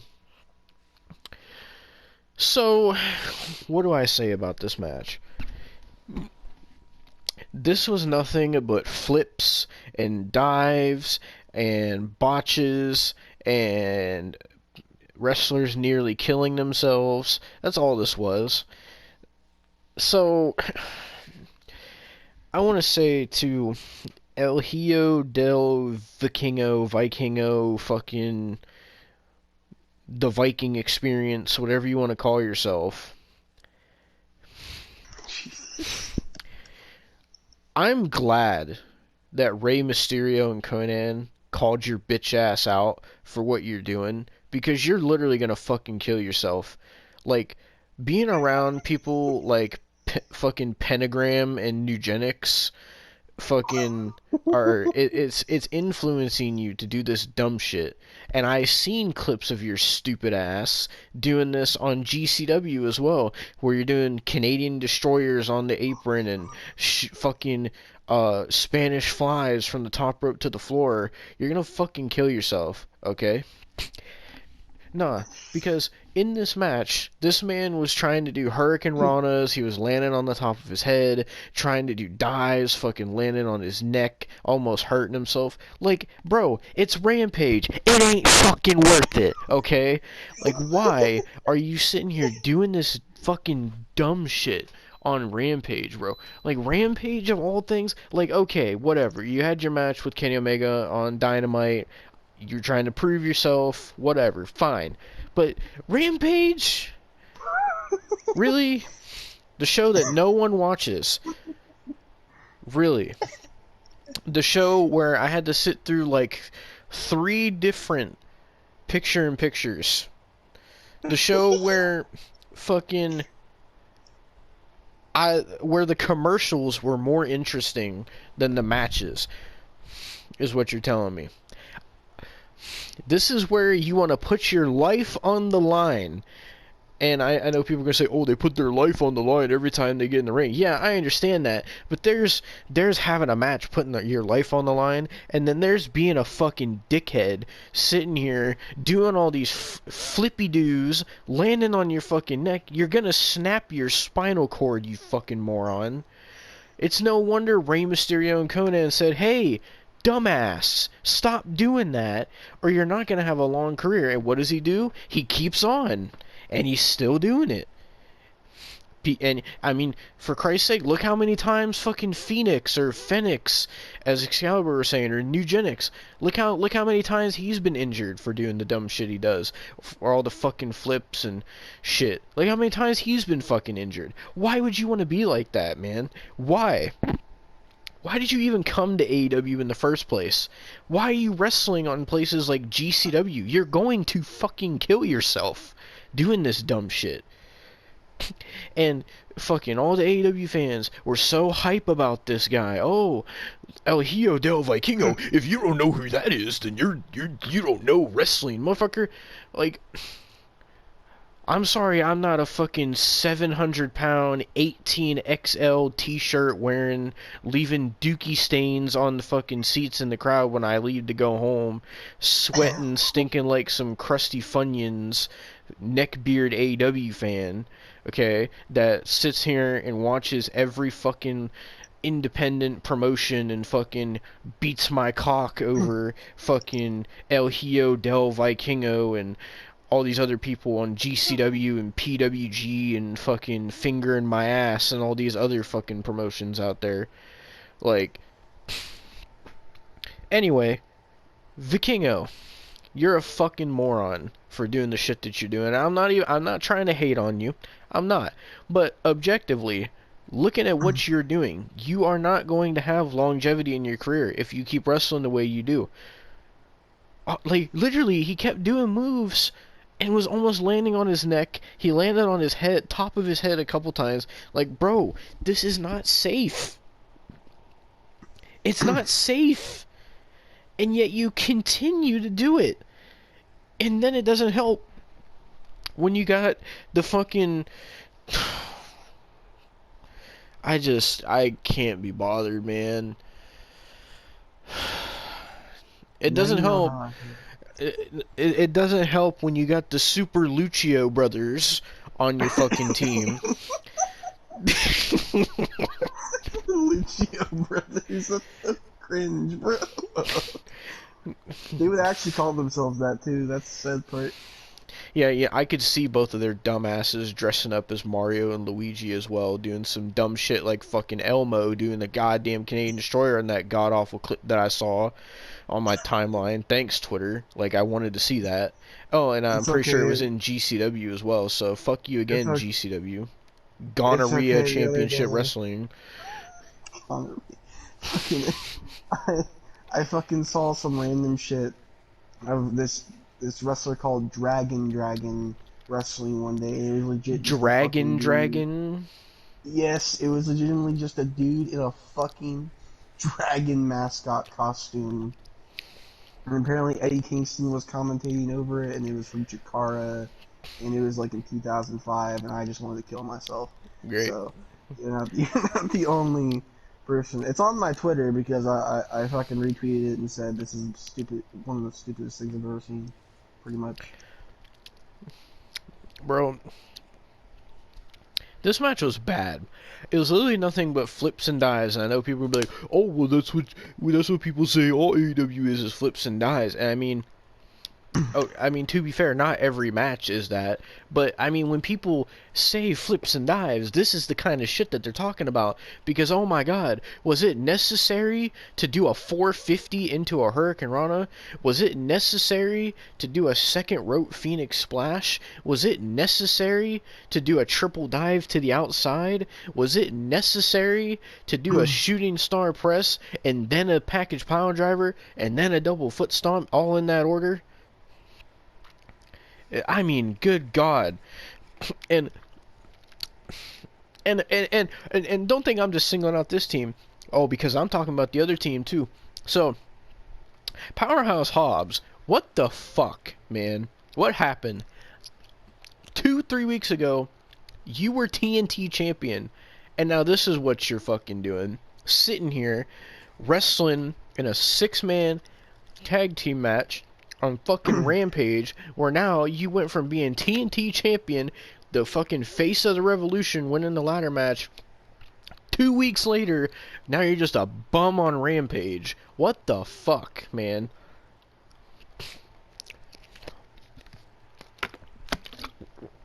Sorry, I was getting a drink of water. So, then we got QT Marshall, the blandest piece of Wonder Bread that I've ever seen.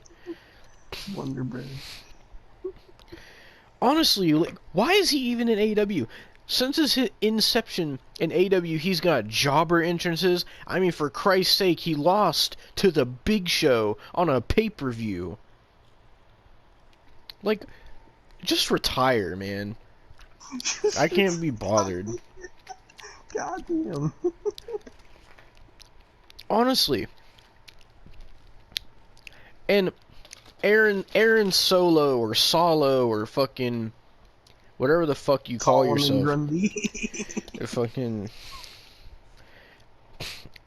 The only thing I'm gonna call you is a fucking cuck. That's what I'm gonna fucking call you. 'Cause one, you're trash. Okay. You were fucking botching in this match, hitting the weakest chops I've ever seen. Fucking. Two, you are such a dumbass that you lost Bailey as your fucking girlfriend. That in itself may be the biggest L I've ever seen anybody from AEW take. And you know, it's funny because he says he feels disrespected when people call him, 'cause there's a one thing where like fucking someone addressed him as Mr. Bailey or something, and he said he felt so disrespected. Fuck you. It's your fault. It's literally his fucking fault too. 'Cause you know why they fucking broke up, Austin? At least this is from what I read. Apparently, fucking he was super controlling and would get mad at Bailey like a lot. And there's like, I guess like a thing where Bailey wanted to take like a picture with like one of her guy friends from WWE. He got so offended over it and got so butthurt and was so controlling that fucking he like forced her to not take the picture and shit. Dude's a piece of shit. So yeah, fuck you, Aaron Solo. All you've done since you came to AEW was be on Rampage. I haven't seen you on Dynamite one time. So, everybody in this match can go fuck themselves, including Powerhouse Hobbs, who I actually like. And it's sad that they're doing this to Powerhouse Hobbs, because I felt like he could have had a great run as TNT champion, but no, let's give it back to Wardlow. Why not? Anyway, the match was trash. People were almost getting injured. There was botches, and in the end, the Super Lucio brothers and fucking Vikingo fucking whatever the fuck, they won the fucking match. I didn't fucking give a shit. No one gave a shit. This match sucked. On to the next one.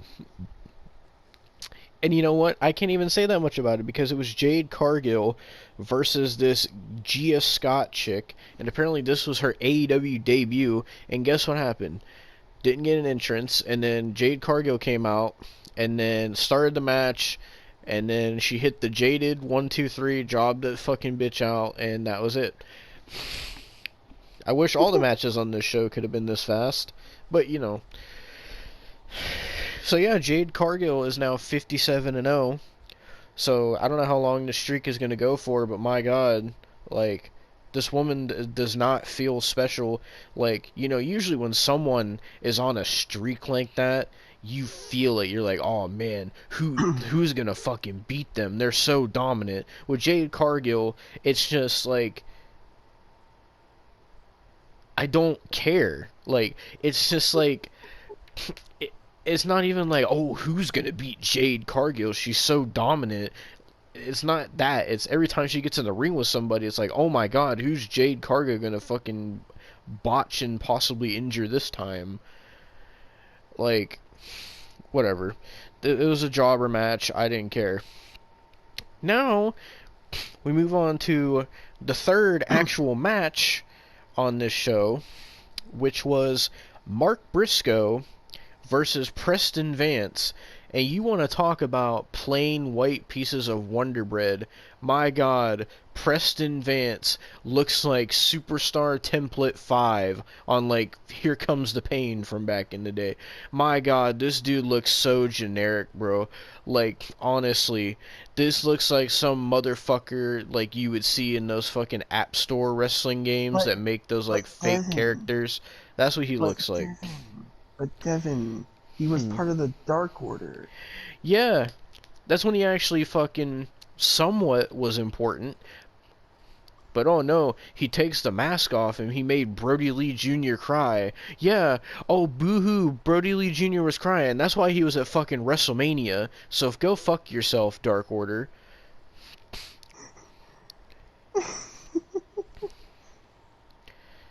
Anyway, so before the match, they had a promo with Mark Briscoe and Jeff Jarrett's group. And basically, they told Mark Briscoe, oh, since you're friends with FTR, can you tell them to accept our match for Double or Nothing? And Mark Briscoe was like, you know, Austin, you want to do your Mark Briscoe impression? Yeah, good. No, you know what? I got something. I'll tell you exactly. I'll show you exactly what Mark Briscoe sounds like.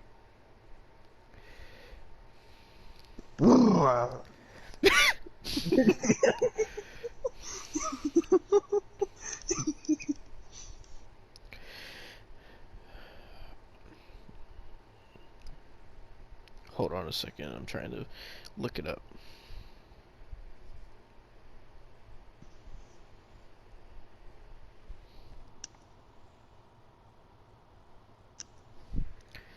All right, you know, this is what I think of every time I hear Mark Briscoe talk. Man, that's good one, man. They got another one, man. What do you call the difference between those man and the little squirt gun? Dang old aforementioned antiquities pursuant to the public domain title 9-7 of the certain state resource code. But I tell you what, man, it's airtight. Tell you what, man, it gets all prettied up and then old Coleman's hair rolling off to the side, man.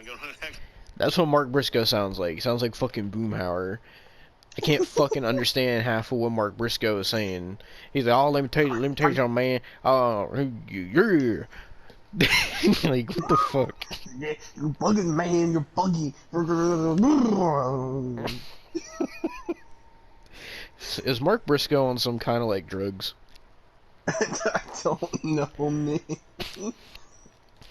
But so fucking Mark Briscoe's like, he's like, oh, y'all are bugging. I gotta go have this match, and fucking then Jay Lethal's like, oh, he's been my friend for a long time, and he'll make the right decision. And if for some reason Jay Lethal and Sanjay Dutt just start screaming woo into the fucking camera, I don't know why. And then let me go back to my notes here. So we get to this actual match. My God, this was so boring. This was the longest match on, well, not as long as the firm deletion, but the longest actual match on the show. This was so boring. Like, how do you make a Mark Briscoe match boring?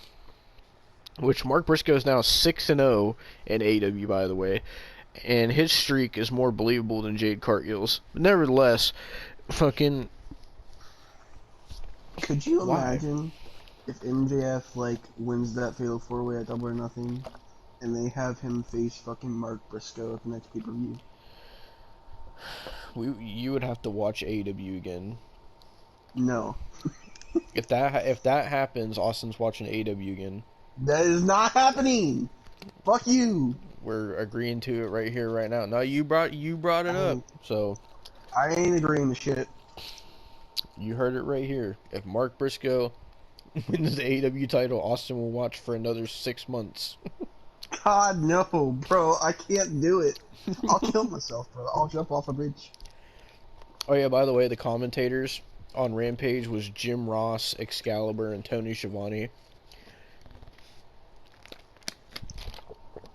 It was nice to hear Jim Ross, but my God, Excalibur needs to fucking be taken out back like old Yeller. Like, oh my God, this dude does not shut the fuck up. Oh, don't mention fucking Old Yeller when you're talking about Mark Briscoe. What do you mean by that?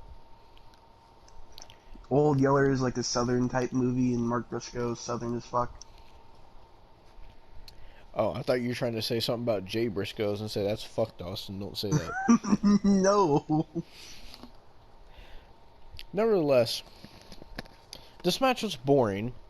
Preston Vance somehow is a more boring wrestler than fucking someone like Mason Ryan. Someone like fucking Michael Tarver has more charisma than Preston Vance. Fuck's sake. Honestly, man, Nathan Jones has more charisma than Preston Vance. Like, who is Preston Vance, man? Like, honestly, like, I know that he was in the Dark Order, and he was like, oh, 10, and all this shit. I know that, but why? You know who Preston Vance reminds me of? Who? He is a modern-day version of Luther Reigns. Luther Reigns had more charisma. At least Luther Reigns was in that segment where the Big Show tipped over the Jeep. What has Preston Vance done? Oh, he took his mask off and made Brody Lee Jr. cry. Oh my God. Fucking Jesus Christ, man. If he would have taken his mask off in front of me, I would have cried too. That motherfucker ugly as hell. To take a quote from fucking Shaggy Rogers, he said, if I had a face like that, I'd moan too. Fucking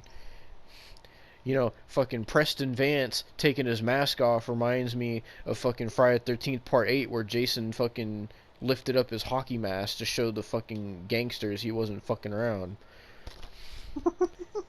Just because of how ugly he is. I'm not even going to call him Preston Vance anymore. I'm just going to call him fucking Preston Voorhees. Fuck you. Ugly ass fucking piece of goddamn fucking... you're not even fucking Wonder Bread. You're fucking Great Value Bread. That's what you are. I'm not Great Value.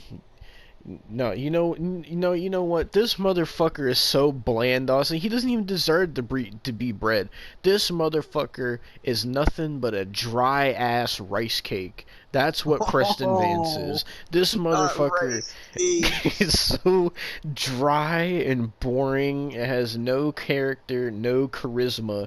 I would rather, you know, I I would fucking rather eat sand in the Sahara Desert than watch Preston Vance wrestle, because at least that would fucking hydrate me over how dry Preston Vance is as a wrestler. This motherfucker is boring, bro. This match went on so long and it was so boring, and oh, Preston Vance is a heel and he kept trying to get the chair and I don't fucking care. Like, I didn't even plan for that to rhyme, but whatever. Fucking, like, and he said the most cringe thing in the match too, because he went for the J drill and he was like, reach for the sky. He said, reach for the sky, bitch. Like, no one thinks you're cool, man. You're really gonna disrespect Jay Briscoe, who only passed away a couple months ago. Like, really, really, AEW, you're really gonna disrespect Jay Briscoe by fucking insulting him? Like, It is time. and fucking Preston Vance, fuck you. That's all I gotta say. You're fucking. It would be a shame to even compare you to Vanilla Ice Cream, which is the most like blandest ice cream. It would be a shame to even compare you to I thought that. you were gonna say just Vanilla Ice for some No, reason. no. At least Vanilla Ice has character. Oh God. I would rather watch the fucking oh, what is that movie? The one Adam Sandler movie you won't fucking watch. What the fuck was it?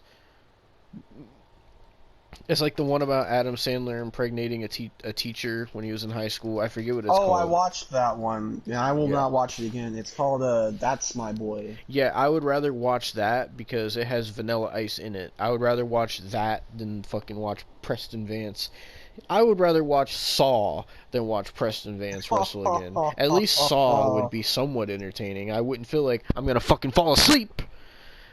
Oh, I started Christ. getting so tired during this match. Like, Preston Vance, get character. Go find a character. Like at least in the Dark Order, you had character. You were part of the Dark Order, and ever since you left, ooh, I'm gonna be this big bad heel, and I'm gonna wrestle on Rampage, where no one's gonna fucking see me. Great strategy.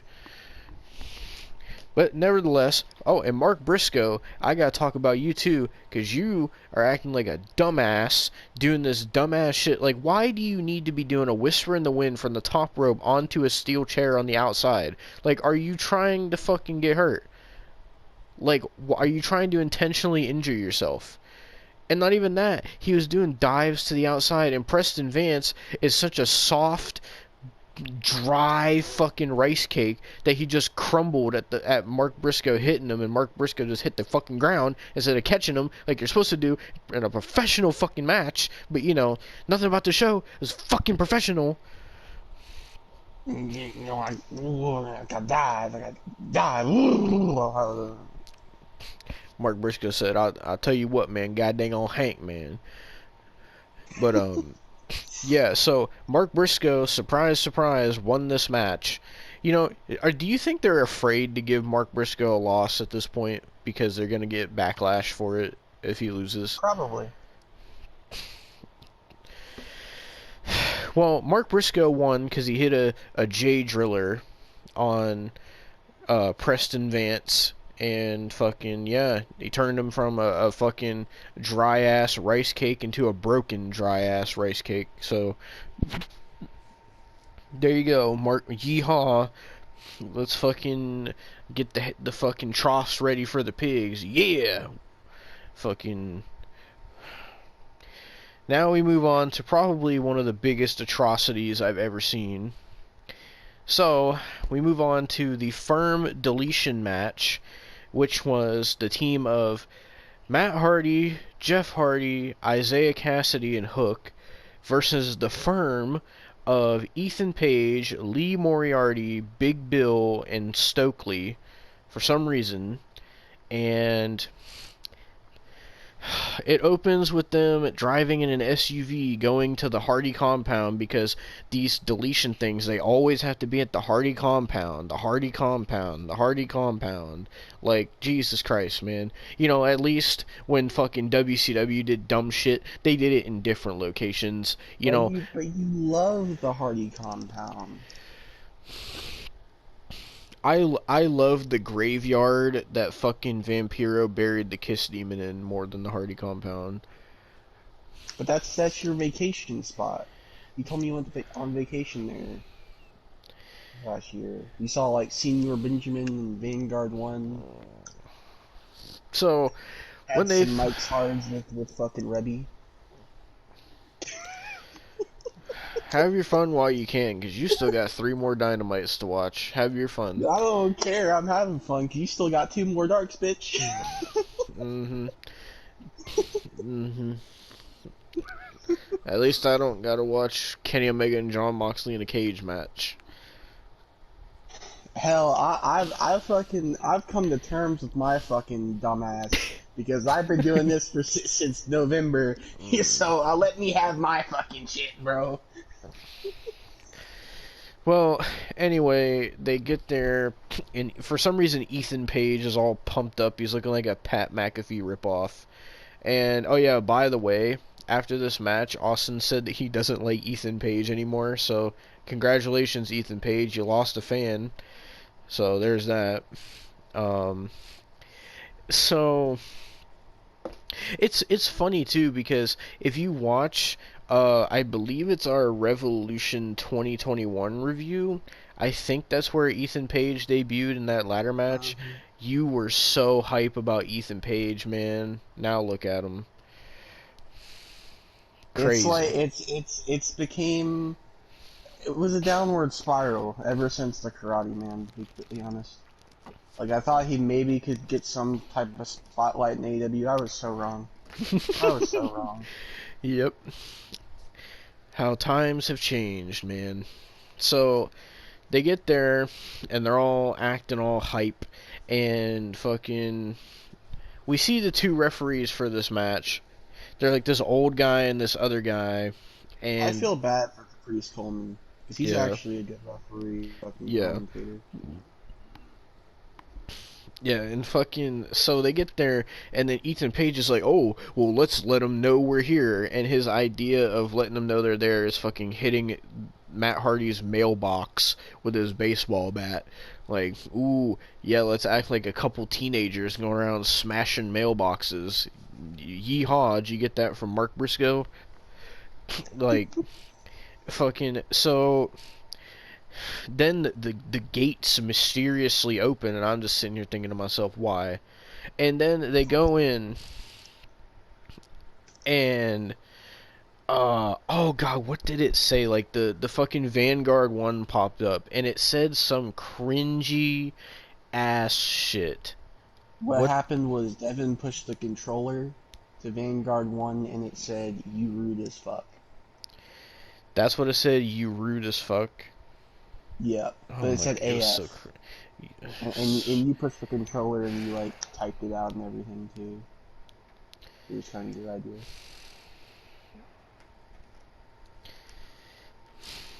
You know, I was starting to feel bad that you had to watch so much AEW, but now I don't anymore.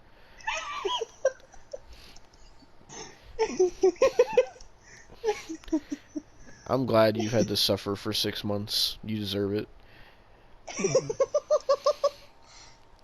Anyway, so that cringiness happens, and then Matt Hardy pops up on top of Vanguard 1, and he's doing the whole broken character, and he's like, you will be deleted, and fucking my pelvis is fused with my back. Ooh, I should retire, but no. People still care about the broken character, even though they don't. Ooh, yes. Delete, delete, delete, delete, whatever.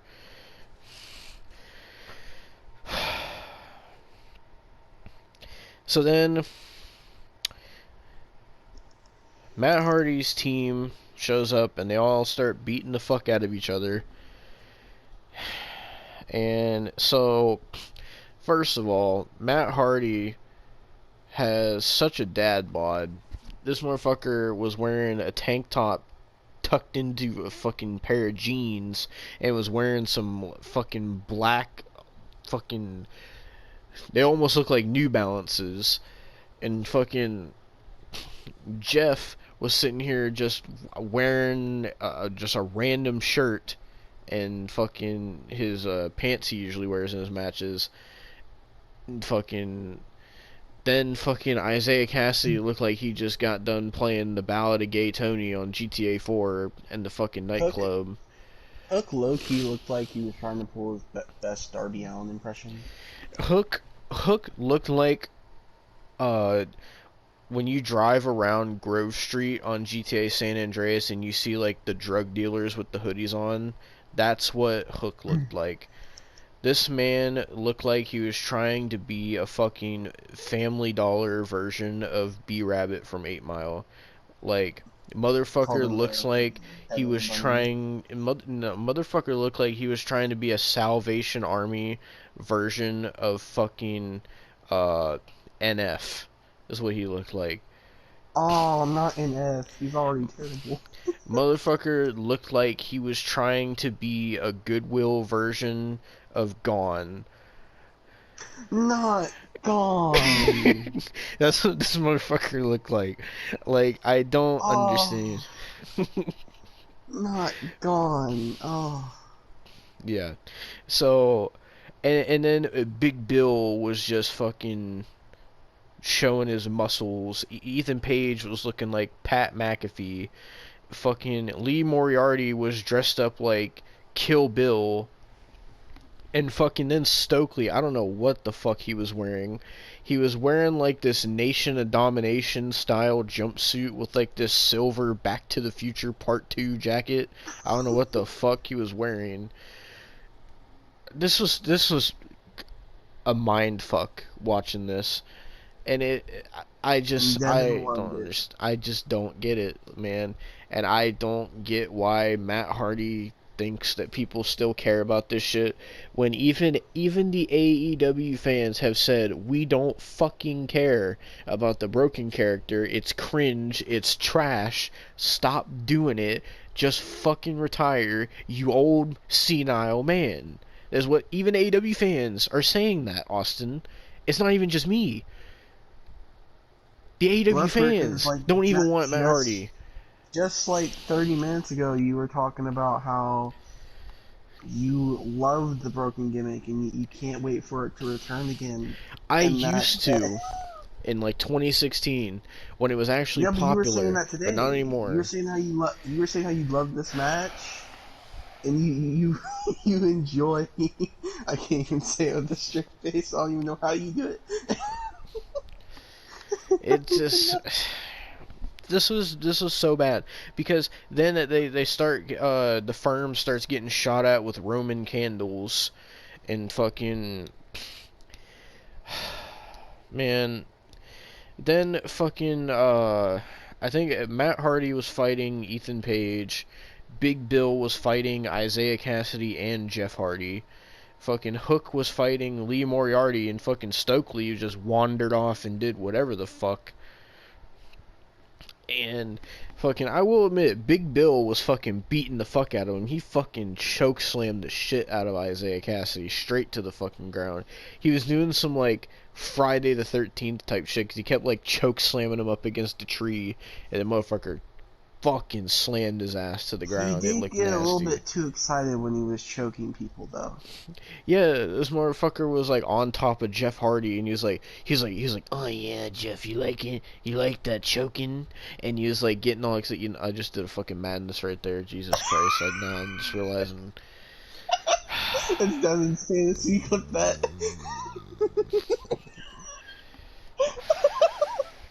Fuck you. I'm just saying that's what he was acting like. Like, he was getting way too into it. Like, It's the same motherfucker that used to date Carmella too, and now she's fucking pregnant. I don't know if you knew that, but Oh, I knew that. Yeah. God, bro, fucking. Can you make a PNG of yourself, like with Jeff Hardy? No, I will not be doing that. But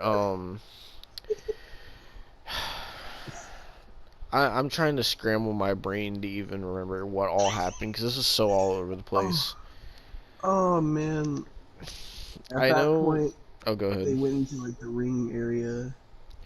Yeah, and fucking Stokely was doing his own goddamn fucking horror nights fucking adventures in the fucking Hardy compound because he kept going to all these different places and somehow he wound up in like this fucking, it looked like it was a home theater or something, and he was like, motherfucker picked up like a little ass Gatorade bottle and there's like some chips there and he's like, oh, Matt Hardy got them cheap ass snacks and fucking, and then like we hear fucking Rebby's voice and Rebby comes out of nowhere looking like a Yep, fucking Devin's Bratz baby doll mom. and fucking did you hear what I just said? Brett's Yeah. Fucking, this is what she looks like, man. She never used to look like that. Like, I swear to God, she's trying to be Nicki Minaj or something. Like, Bro, honestly. she's low key kind of like the Latina version of fucking Kim Kardashian and Nicki Minaj. Like, Nevertheless, she pops up and she's like, oh, what are you doing in my house? And then Senor Benjamin pops up and fucking tases Stokely. And then, oh, here comes Matt Hardy's children. They start beating up fucking Stokely. And fucking, he's just like, as he's getting beat up, he's like, oh, y'all some badass kids. Like, this was so bad. Like, why? that Devon was marking out. So, while that was going on, Matt Hardy and Ethan Page are fighting in the ring, and then fucking Hook and Lee Moriarty are fighting by this fucking yeehaw fucking metal garage, and Hook puts Lee Moriarty through the table, and fucking I'm trying to remember what happened next. This is fucking... It's the big spot. Devon's favorite spot happened in this. Oh in yeah, this this match. was a this was a disaster because Isaiah Cassidy got taken out earlier by Big Bill, and we didn't see him after he got chokeslammed. And fucking, so the Firm is beating up the Hardys and Hook, and they put all their bodies into a pile, and then you say it. I can't even. Well, Devon was so hyped for this. Like, he was excited. He loved this moment in this match. He said it was the best moment in the match. He even said he couldn't after this fucking moment happened. Fucking all we hear, they're all in a like piled up and everything, and all we hear is Isaiah Cassidy moaning. No, multiple times. Austin, you got to do the moan. You can't. I'm not doing it. No, you got to do the I'm not moan. doing it. Do the moan. No, I'm not. Do the moan. No. Do it. Do it. No. Do it, pussy. Do it. No.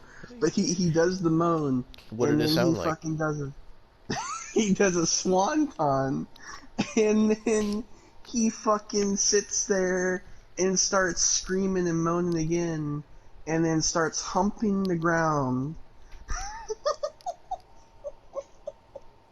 And then Matt Hardy goes, brothers, hey, or orgasmic fucking Zay, or what the fuck ever.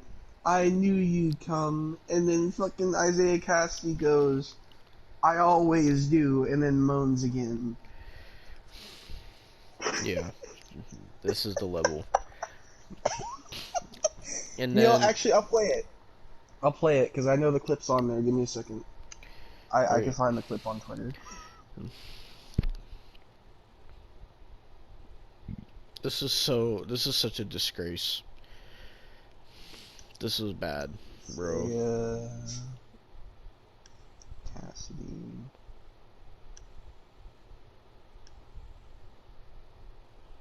Oh, okay. I'm trying to find it. Wait a second. Maybe a little firm deletion. I'll most likely find it.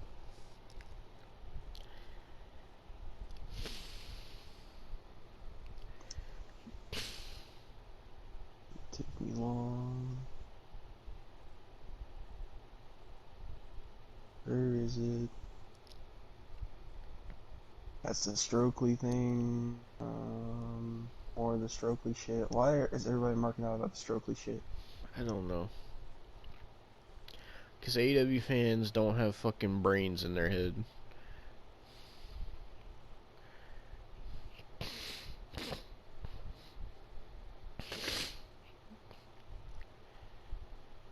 God damn it, I know I saw it.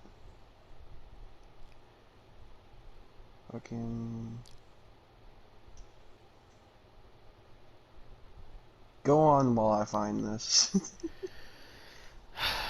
So, after that disgrace, fucking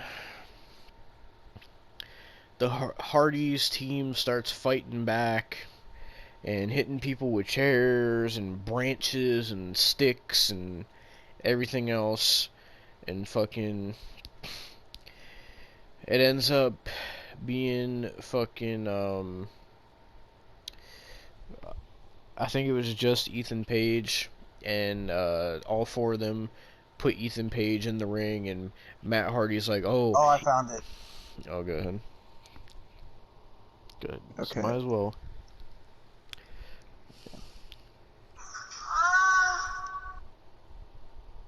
Brother Zay, come on, turn off the deletion dome.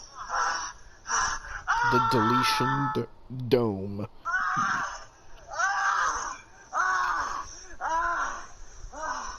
Orgasmic Isaiah, I knew you'd come. Always do, my brother. There's that for you. Yeah, so that was that.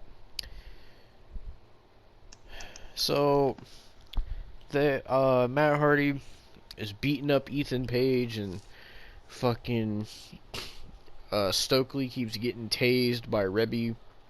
And fucking Big Bill and Lee Moriarty are out of commission.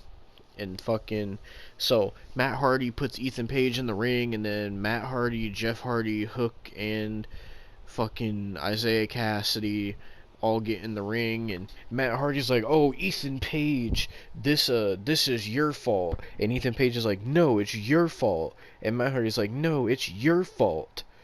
And I'm like, what the fuck am I watching? And then, like, he's like, oh, you asked for this, Ethan, and whatever. And then they all four start beating up Ethan Page, and even like the referee starts beating up Ethan Page, because earlier Ethan Page was getting mad at the referee, so he beat the referee up. And so Ethan Page is just getting jumped, and I said to Austin, I said, so you're telling me this is better than the Karate Man, is what I said. And so after that, fucking Isaiah Cassidy does whatever the fuck he did on him, and then Hook did his fucking Tazplex or whatever, and then Matt Hardy fucking hit the Twist of Fate, and then Jeff hit the Swanton Bomb.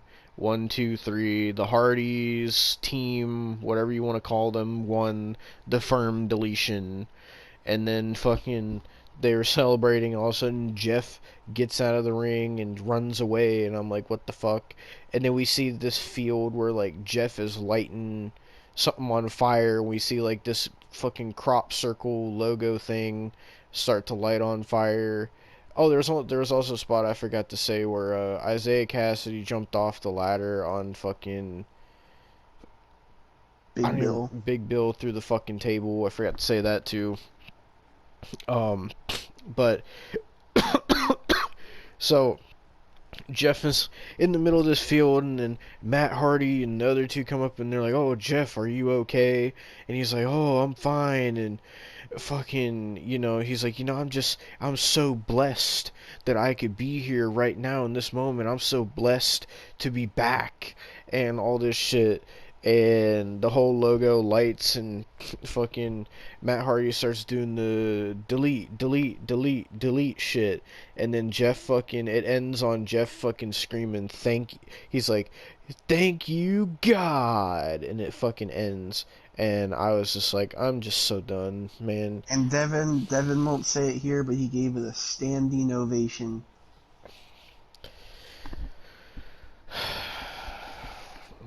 So, now that this is over with, I don't even know what to say. I sat there and I was like, what the fuck?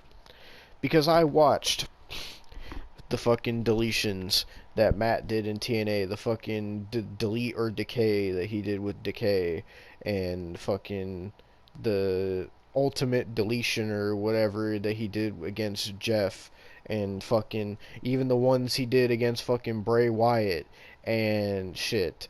And now this is the worst of them all. Like, I just don't get it. Like, at one point, yeah, this was something different in the wrestling business. It was cool. It was like, ooh, this has never been done before. And now it's just like, honestly, this whole thing is just like, Matt Hardy just won't let this fucking broken shit go.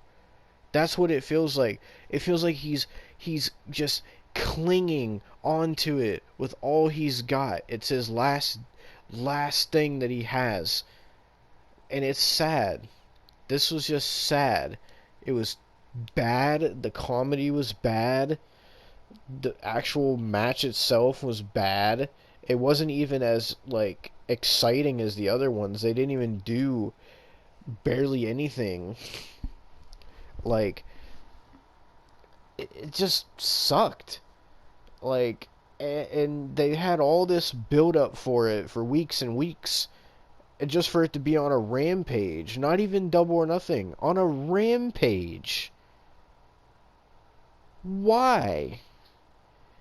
This, honestly, as much as I fucking hate to say it in my soul, this has honestly made me lose respect for both the Hardys. Matt has already gone way, way, way down from what I used to think of him. But even Jeff is starting to go down at this point. Like, I don't understand. You're telling me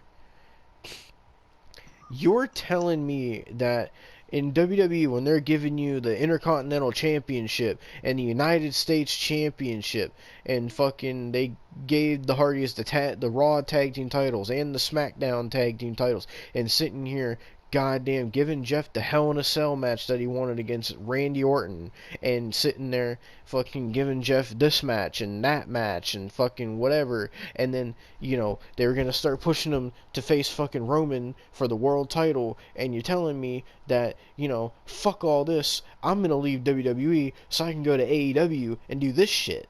That's what you're telling me. You're telling me, fucking Jeffrey, you're telling me that all that you had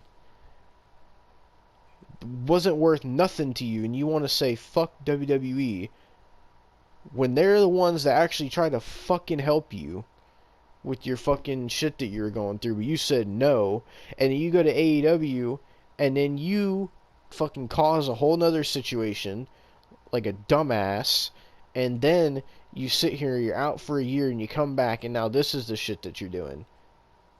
You're telling me that doing the firm deletion was a better career choice than having a world title match with Roman Reigns. That's what you're fucking telling me. That actually just disappoints me. And you know what?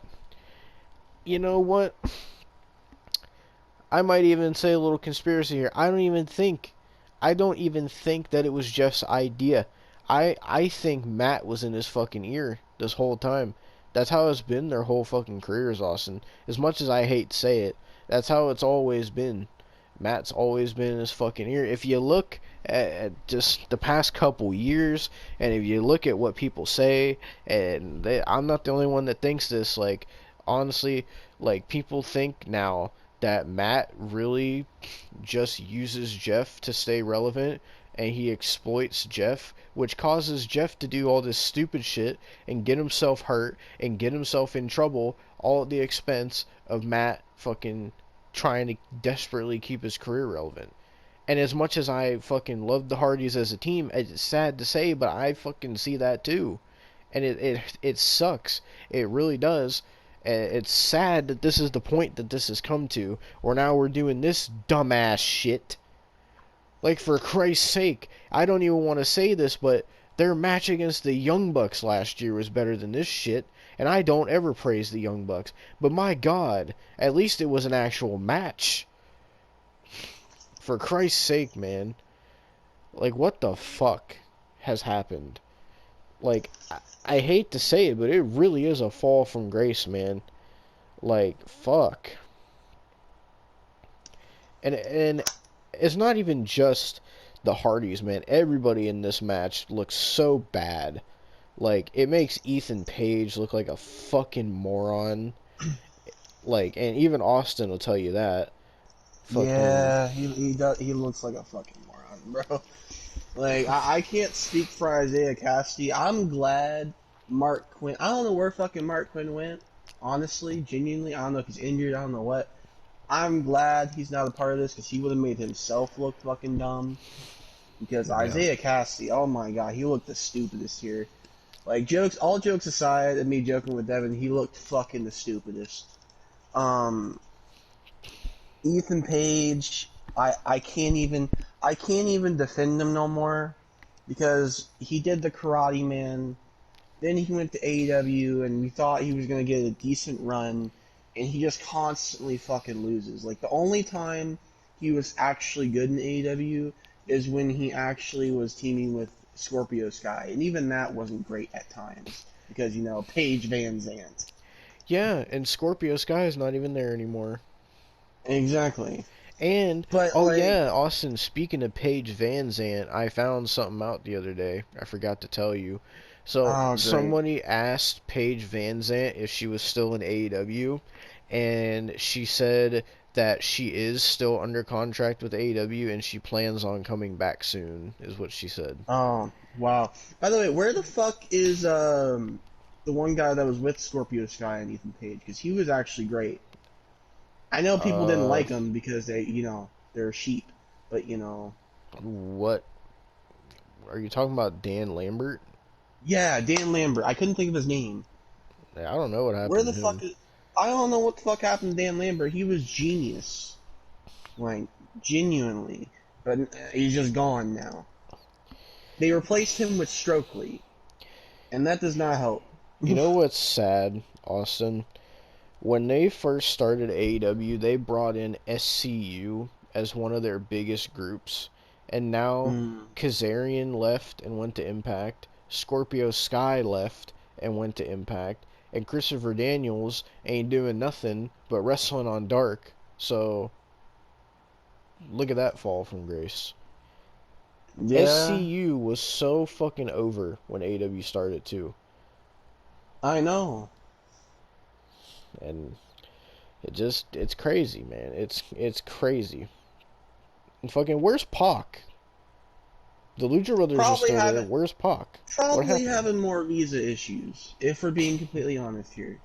Because ever since, I don't know, I think it's just the AEW curse at this point. Honestly. Because the AEW curse. Nah, because he's been having fucking visa issues ever since he joined that company. Yeah, I don't know. He didn't have no issues when it came to working on the indies. But nah, as soon as he signs with AEW, visa issue after visa issue after visa issue. I don't know. The last time I saw him was when we were still talking about the fucking Elite versus Death Triangle saga. That's the last time he was there. Oh my god, was it really? Yes. Wow. But nevertheless, we're getting a little off track. Fucking Big Bill looked bad here. Fucking Lee Moriarty. I had never seen Lee Moriarty before this, and I don't want to see Lee Moriarty again after this. Uh, and Stokely, honestly, never cared for him to begin with. I know he used to be in NXT. Never cared about him. I don't even remember what he did in NXT. Who was he with? I don't even remember. He's a Was he with manager for somebody? somebody. I know he was with somebody, but was he with like somebody like fucking Von Wagner? Is that who he I was think with? so. I could be wrong, I don't know. but yeah, Oh, he was with the Diamond Mine. That's who he was with. yeah. Oh Probably man, the Diamond Mine. diamond mine. How that fucking fell apart. Jesus Oh Christ. God, That's another Jesus. thing. But nevertheless, fucking everybody just looked. They look cringe and bad and awful, and the Hardys just looked old. And Jeff looked old and broken down, and Matt looked fucking old, broken down, and senile. And out of shape. hmm And fucking Rebby looked like she was just fucking put together at the Good Guys factory with all that plastic. Bro, I'm pretty sure she's like 95% plastic. She never used to be. I actually used to think she was hot too. Like, and like the 5% there is only her organs. Jesus Christ. But Like, but yeah, that was the firm deletion. I guess the only other thing I could talk about was there was a Chris Jericho promo, oh great. which this is the part of the show Austin was marking out for. No. So apparently, Austin, you can tell me about this. Apparently, Chris Jericho was saying that Adam Cole attacked him on Dynamite. Did that happen? Yeah, and then he got attacked by Bitch Baker right after. Yeah. Funny So, how he doesn't mention that he got his ass beat by a woman too. well, Chris Jericho would never admit that. He's got too much pride. I mean, he is wife beater Jericho, so. Do you Never. think Jericho beats his wife? I don't even know who his wife is, honestly. I don't know, but she's married to Jericho, so she's obviously a cunt. I think Jericho So. has kids, doesn't he? Oh man, I feel bad for his kids, man. If he has kids, let me see. Does Chris Jericho have kids? Oh I don't know. no. I I'm looking thought I this up. remembered him saying that he did. Does Chris Jericho still wrestle? Sadly, he does.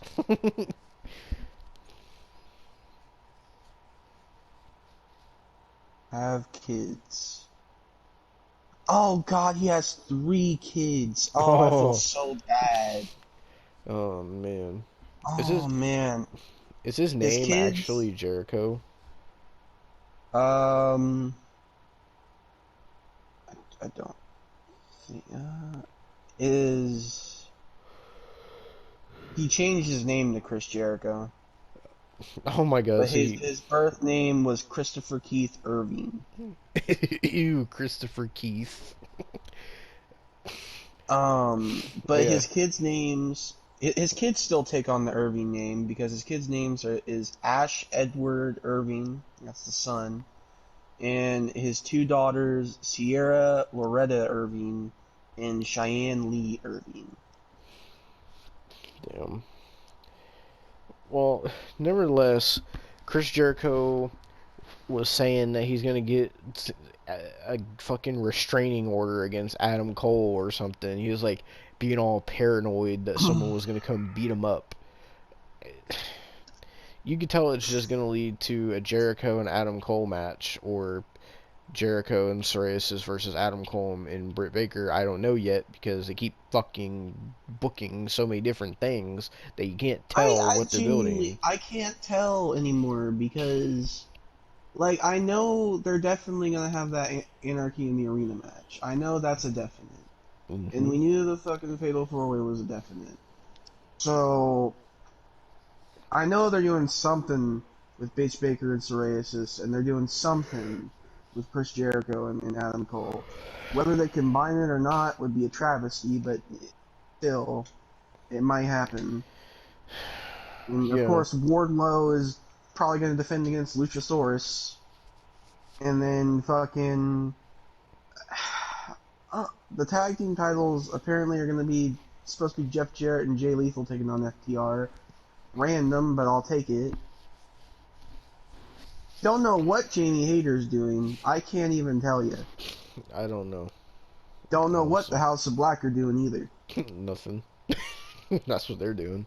They haven't even been on Dynamite. They're supposed to be on Dynamite this week from what the picture you sent me.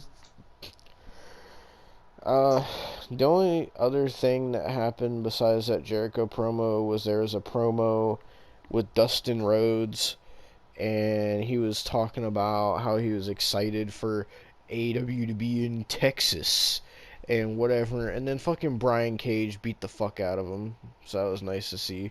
And then what the fuck is their team called? The Oompa Loompas? What the fuck is it?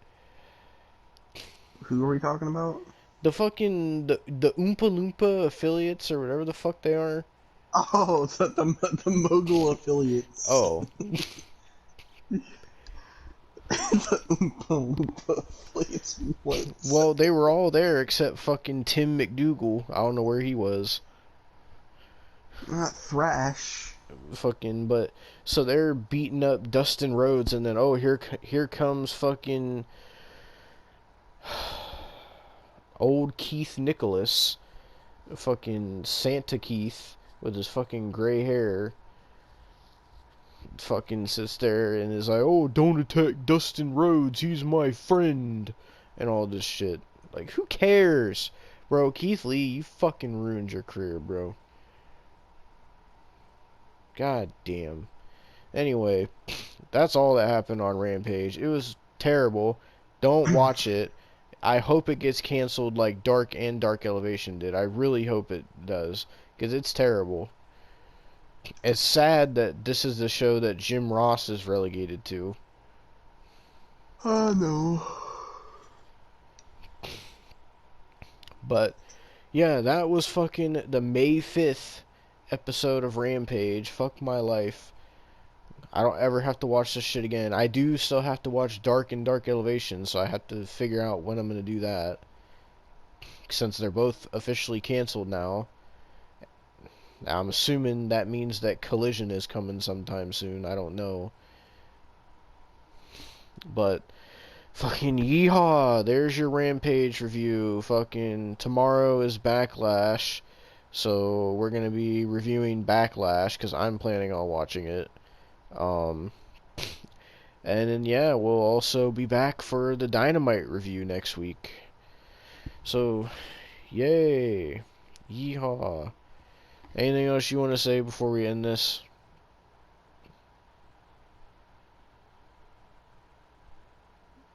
I was gonna say a joke, but I forgot it, so just end it. On that note, thank you guys for watching. We'll see you for more AEW, and we'll see you for Backlash. And fuck you, Matt Hardy.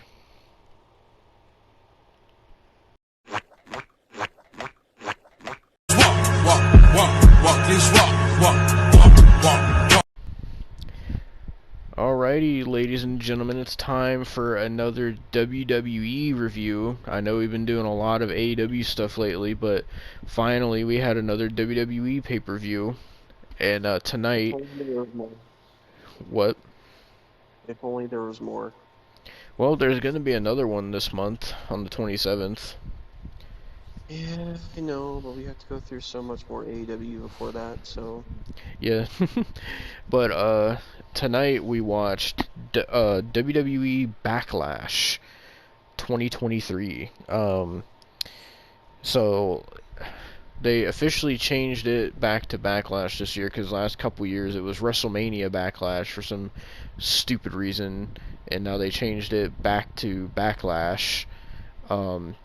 But however, this was a special Backlash because they promoted it as a very big show because it took place in Puerto Rico. So when I tell you, this show had a massive fucking crowd. Like, it was like some shit you would see at like the Royal Rumble or something. Like, it was a massive Yeah. crowd, bro. And Fucking just giant. like the arena was packed, bro. Like, from the ringside all the way to the fucking ceiling, it was packed with fucking just a sea of people, bro. It was insane. And they were crazy throughout this whole show. So I didn't watch the kickoff. I don't know. So I don't know if anything happened on the kickoff, but fucking the show opened up. Uh, so I'm gonna talk about most of these. Austin didn't start watching until uh, the last two Like matches. So yeah, it was like the end of the fucking Bad Bunny match where I started watching. yeah. So the show kicked off with the Raw Women's Title match, which was Bianca Belair defending against Io Sky of Damage Control, and so interestingly enough, the crowd was very, very behind Io Sky here, and they were booing the shit out of Bianca Belair. No one wanted Not Bianca to surprised. win this match. She won this match, but no one wanted her to win this match. Here's the thing with Bianca, like she was fine a couple years back, WrestleMania 37, and maybe to an extent when it came to WrestleMania 38, but like nobody gives a flying fuck anymore. Like genuinely, I can't. She's turning in. I feel like she's turning into the female equivalent to 2015 Roman. Well, interestingly enough, Austin, she tweeted after Backlash saying that today she officially tied Becky Lynch's record for the longest reigning women's champion. So now she's officially going to be the longest reigning Raw Women's Champion in history. Well, pushing her down her throats. Nice. So the match itself was a pretty good women's match. Fucking, it kind of felt like, honestly, like Io being by herself here and getting the championship match. It kind of felt like the days when she was in NXT and she was NXT Women's Champion. Like, she finally felt like on that next level again, and she has not felt like that for a while, and that's mainly due to the fact of how they've been booking Damage Control, which Yeah.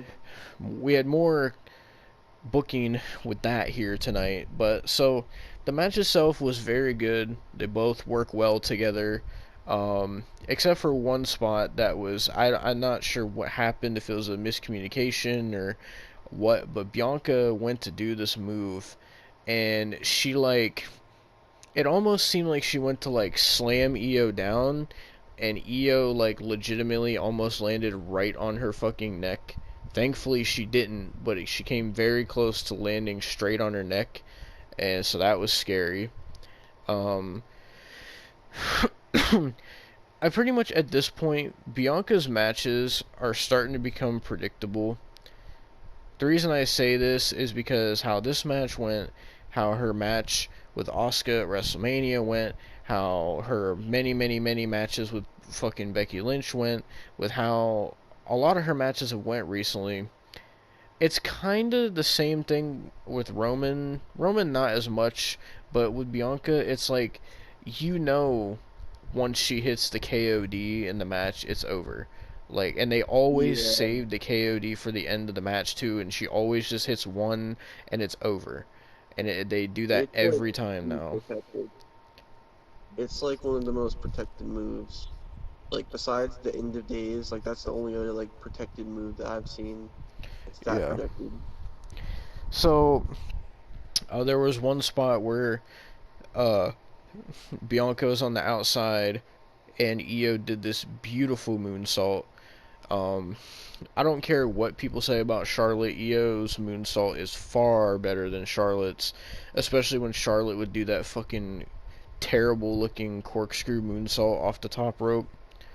Io's is just far, far better. And it was just a very competitive women's match. A couple close calls, and then there came the point in the match where Bianca was trying to go for the KOD and Io kept countering it. And then, of course, here comes Damage Control. Bayley and Dakota Kai come running down, and fucking... The reason I'm bringing up what Bayley was fucking wearing was because my Twitter timeline was filled with nothing but fucking screen caps and videos of what Bayley was wearing. And so basically she was wearing like this like just small like tank top, and then she had like these pants that were like super like tight and had a lot of holes in them for some reason, and people were freaking the fuck out, bro. Like, I've seen people, they're like, oh, can this be Bayley's wrestling gear?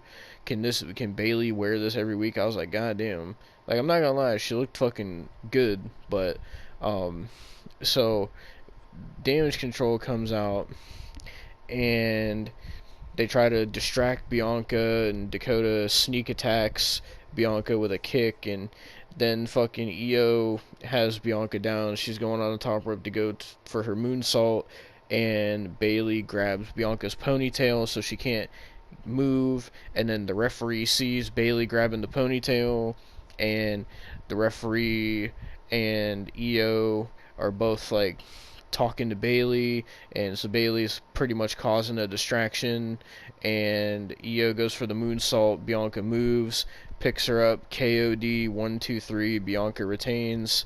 So technically Bayley just screwed Io out of this match, and so I'm beginning to think that they're planting the seeds for a Damage Control breakup or something, or implosion, however it's gonna go.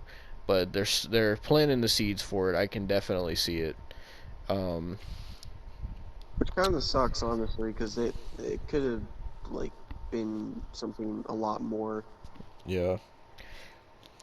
I mean, you all know, if you've watched our reviews since SummerSlam last year, if you watched our SummerSlam review, you saw how fucking hype I was when they formed this group, and now all this time later, almost a year later, in like 2-3 months, it's going to be a year since that, which is crazy to think about. But it's crazy, a year later they haven't really done much besides Io and Dakota have been 2-time women's tag team champions, and Bayley hasn't done jack shit but lose all the time. So I don't know what their plan is going to be here, but I guess we'll find out, because and we're going to do a separate video on this as well, because they did the official draft for 2023, so we're going to do a separate video on covering the draft. But Damage Control is going to be on SmackDown now, so I guess you have to watch SmackDown to see what's going to happen.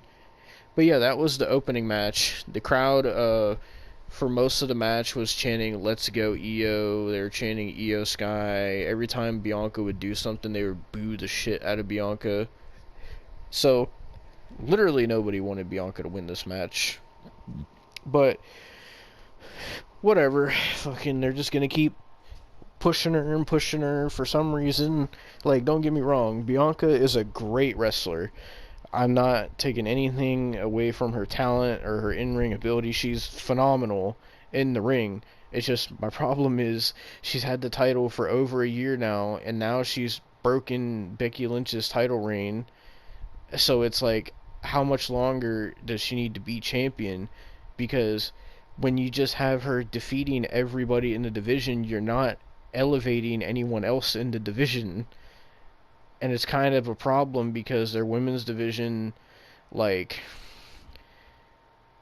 isn't super duper great. Like it's good, but they just don't have a lot of people that could really go to that next level. At least they don't seem like they want to put them to that next level. I don't know why, but And then that's a whole nother thing. All I want to say is that it's just confusing because they had the women's tag division, so that's taking away women that could be challenging for these women's titles, which that's why I've said for years, and I still say it, that they should completely abolish the women's tag team titles. Though they have done better with them in the past year than they were the past couple years, but even still, it's still taking away from their women's division, and I feel it's harming it rather than helping it. But nevertheless, moving on to the second match, we saw a promo with Bad Bunny where he was trying to get his head in the game for the match. We see fucking Savio Vega. Now, if you don't know who Savio Vega is, he's somewhat of a legend, I guess. I don't know that much about him, but he's a Puerto Rican wrestler. First time I ever saw who he was when he was randomly in the Stone Cold showcase in 2K16. That's the first time I ever heard of Savio Vega. But yeah, so he just like wishes him good luck pretty much. Then we get the second match of the night. The most random match that they booked on this card, which was Seth freaking Rollins. I keep forgetting they changed his name officially. Versus Omos. Now, why did this match happen? I don't know. The only sort of build that they did for this match was they had a promo of MVP saying, "Oh, Seth, you've done everything there is to do in this business, but you haven't faced the Nigerian Giant." And that's it. That's literally the build for this match. So, like, there was really no point for this match to happen, but it happened. I feel like they just made Seth and Omos on the fucking card. Yeah, the match itself wasn't bad. It was actually a pretty decent match. Omos fucking was beating the fuck out of Seth Rollins in the beginning, though. This man was throwing him all over the place. It looked fucking impressive. And then MVP tried to get involved, and Seth kept having to use his speed and shit to get the upper hand on Omos. He kept hitting him with knees, and then one spot he fucking nailed Omos with a curb stomp, and fucking then he hit him. He knocked MVP down, and then hit Omos with a second curb stomp, and then Omos kicked out. And this is the funniest part. So Seth goes for a third curb stomp, and he like stomps on Omos's neck, but Omos doesn't fucking move, and like he's trying to like push down, but Omos is just not moving. And Omos just like cocks his head up at Seth Rollins and just gives him this evil fucking look. And it was fucking hilarious. And then Omos was fucking wrecking his shit. But the way the match ended was Seth, he also hit a beautiful frog splash, which Omos kicked out of at 1. But the way the match ended was Seth kept kneeing Omos in the head, and he kept him on his knees, and Seth went to the top rope, and he jumped off the top rope and did a top rope curb stomp to Omos and pinned him 1, 2, 3. Seth Rollins defeats Omos, and I can't remember the last time Omos won on a pay-per-view, honestly, because he lost to Seth, he lost to Brock at Mania, he lost to Braun at fucking Crown Jewel, he got eliminated in the Royal Rumble.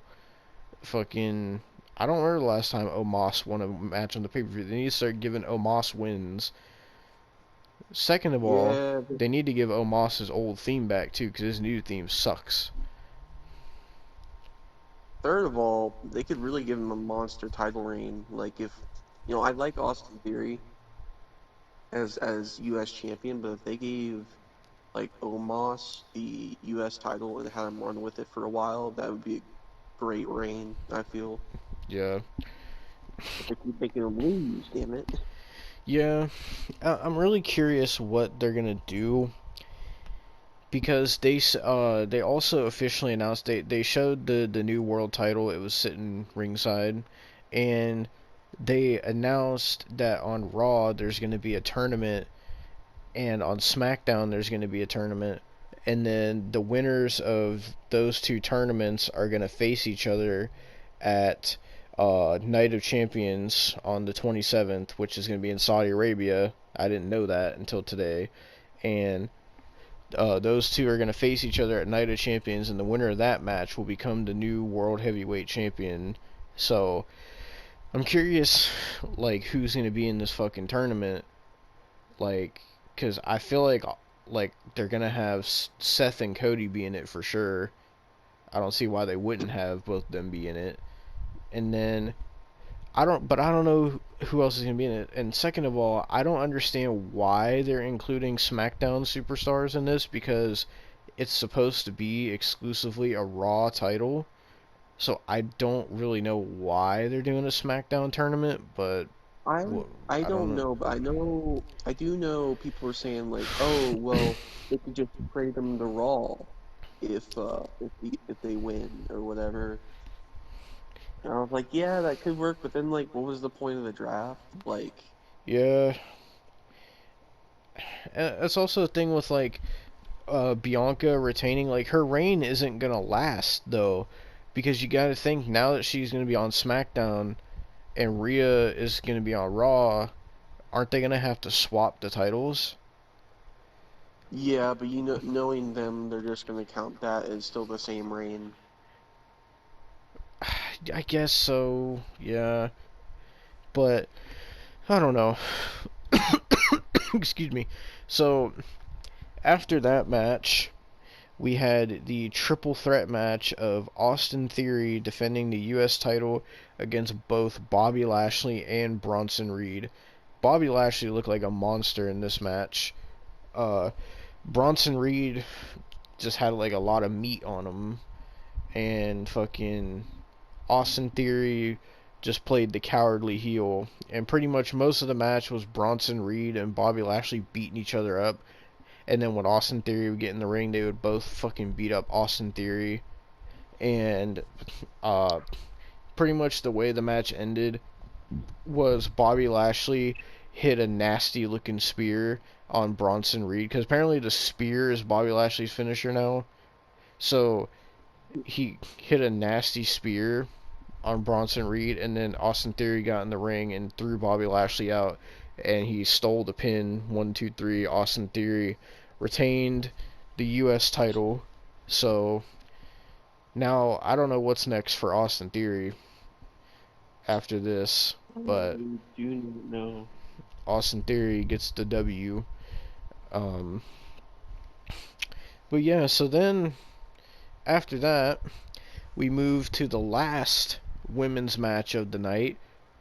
There was only two, and this one was the Judgment Day's Rhea Ripley, the SmackDown Women's Champion, versus the LWO's Zelina Vega. And Zelina got a massive reaction, obviously, because it's Puerto Rico. And she was wearing like this like Puerto Rico themed gear, and she had like blue in her hair and shit. It was a very interesting look.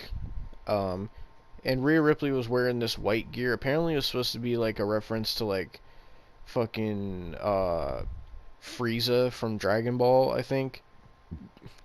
And so Zelina's family was also sitting at ringside, which with the outcome of this match kinda, you know, but so pretty much the match was Rhea Ripley dominating Zelina, and Zelina was trying to fight back, but and the crowd was like so behind Zelina.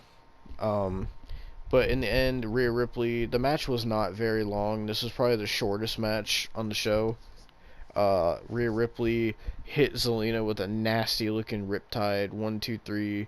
She retains, and Rhea Ripley walks off, and then we see Zelina Vega sitting there in the ring, and she stands up, and the crowd is giving her a standing ovation, and this crowd was fucking loud, bro.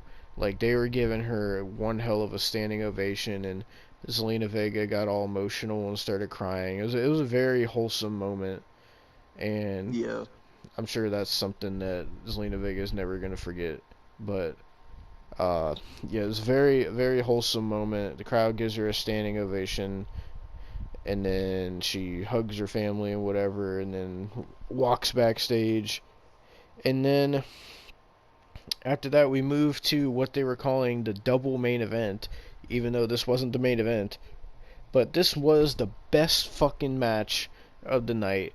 This match was fucking awesome, and I can't believe I'm saying that, because if you know me, you know how I feel about Bad Bunny ever since, and Austin, you know this goes Yeah. way back to 2021, when we seen Bad Bunny at the fucking Royal Rumble for the first time, when I first found out who the fuck this man was, and I fucking hated him. Austin knows full well how much I hated this man, how much I despised Bad Bunny back then. And then when he had his match at WrestleMania, I did not like him. And then he was gone for a while until the 2022 Royal Rumble, where he came back, and I was just like, why? And then he's been gone ever since then. He came back just recently for WrestleMania. We talked about him on the Mania review. And they've been building this feud with him and Damian Priest. And so originally, Bad Bunny was supposed to be the host of Backlash, but he ended up saying, fuck that, Damian Priest, I'm gonna kick your ass. So this was what they were dubbing a San Juan street fight between Bad Bunny and Damian Priest. And so I'm thinking this is going to be a typical Bad Bunny shit where, oh, this guy's just a rapper and he comes out fucking and has like a shit match or whatever. That's what I was thinking. I thought it was just going to be the same Bad Bunny that I seen before that I just didn't care much about. So Damian Priest comes out to his own theme song, which I was really hoping to hear the Judgment Day's theme song, because I fucking love their theme song. It's so sick. Yeah. But fucking Damian Priest was wearing like this like white gear. It's like a Puerto Rico themed gear. And then Bad Bunny comes out to a new theme song. It's one of his fucking rap songs, and the whole fucking crowd was rapping this song. They knew every lyric. Fucking Bad Bunny had a lot of pyro. They really were marketing this show around Bad Bunny heavily. So Bad Bunny just had on this like green attire, and so I'm sitting here thinking, Bad Bunny also grabbed like this shopping cart full of weapons on some like old school ECW fucking type shit, and on like some New Jack type shit when New Jack used to do that. And I was thinking, oh god, this is gonna probably be bad, isn't it? And they start the match, and Damian Priest is being all dominant, and it's like, oh, Bad Bunny's a rapper and artist and all this. And, he's not that much of a wrestler. Like, Damian Priest surely is gonna kick his ass, but Bad Bunny was fighting back, and he's actually throwing some good moves. And from the on Twitter, he was doing pretty good.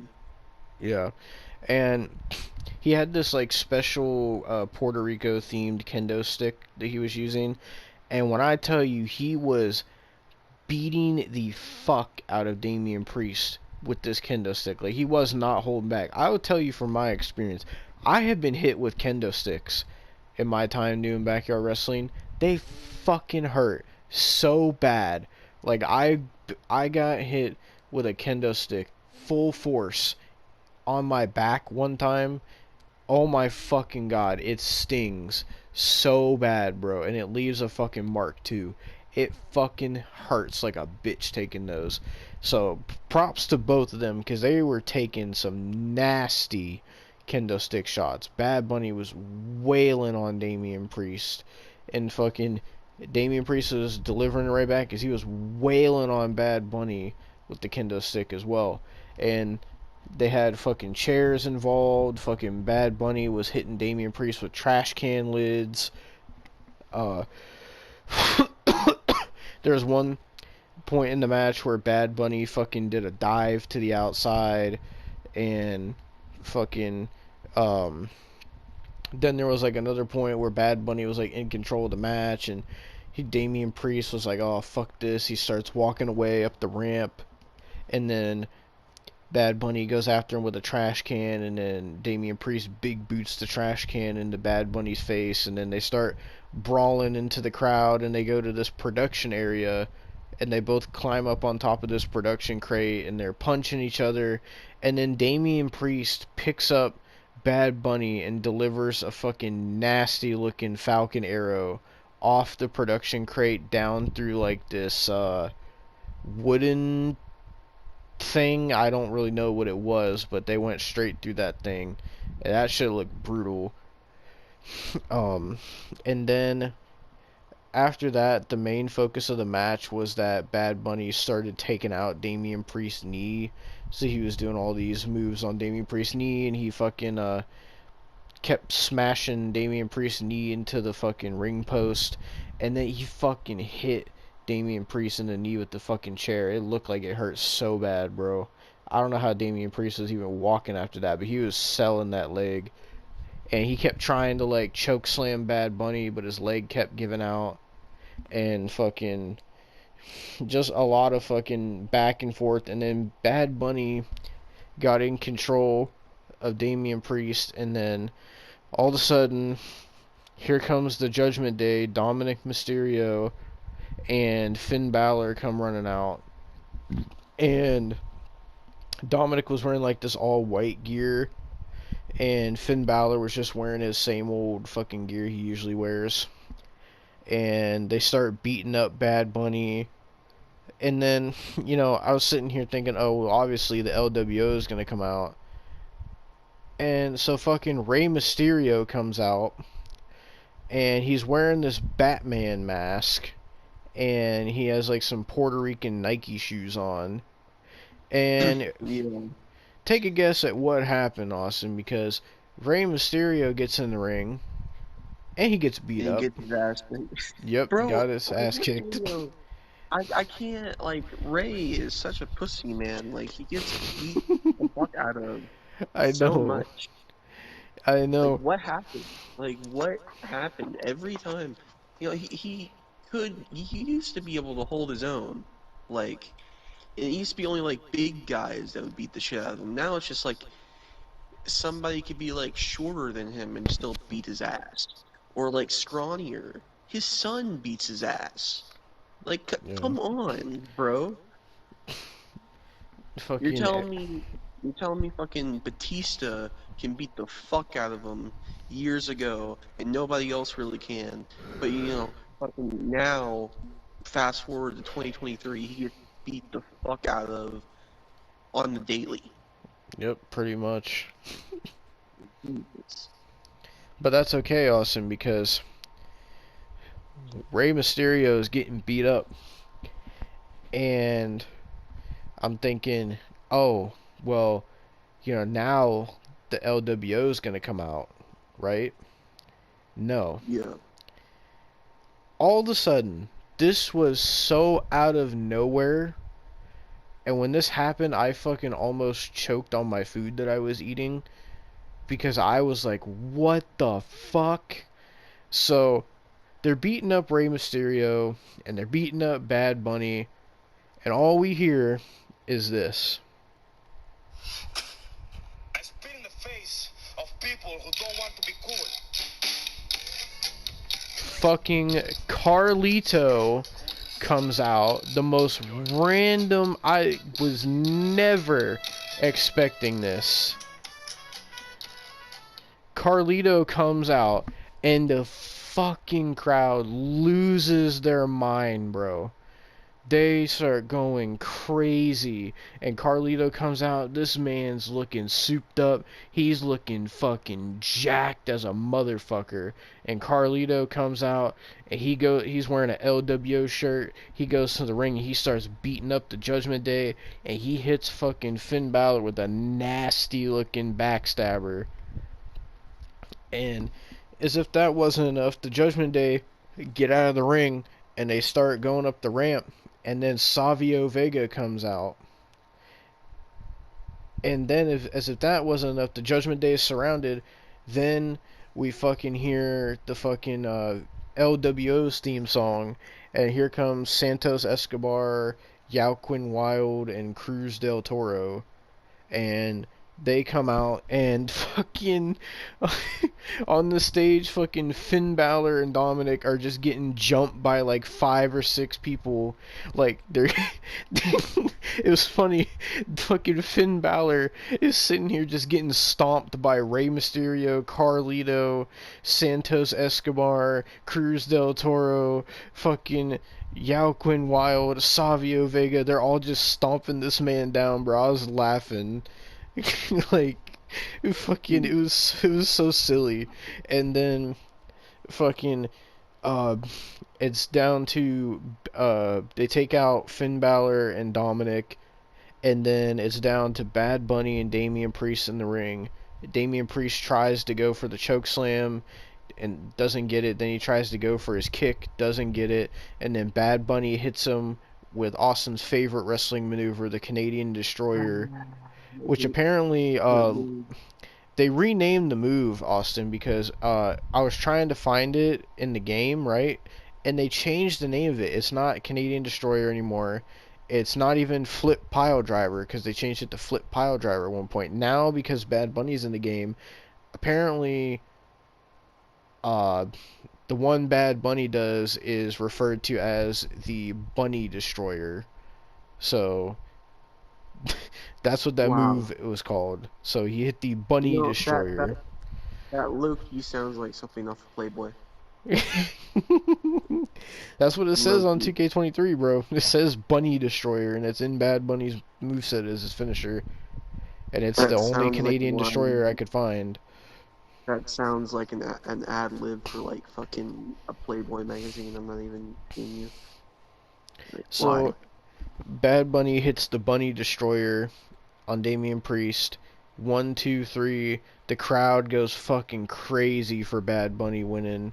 Bad Bunny beats Damian Priest. The LWO and Carlito and Savio Vega all come celebrate with Bad Bunny. And the crowd was just going crazy. I was going crazy. It was just a crazy ass fucking time, bro. Like, what a fucking match, bro. I absolutely did not think that this match was going to be anything. I thought this was going to be bad. I didn't really care too much for this, and a lot of other people didn't either. Like, this match was very, very surprising, and the aftermath of this match was I went on Twitter, and now people are saying that they want a Bad Bunny versus Logan Paul match, and people are having all this discussion saying, oh, now that we've had this match, who's the better wrestler slash celebrity, Bad Bunny or Logan Paul? Who's the better wrestler?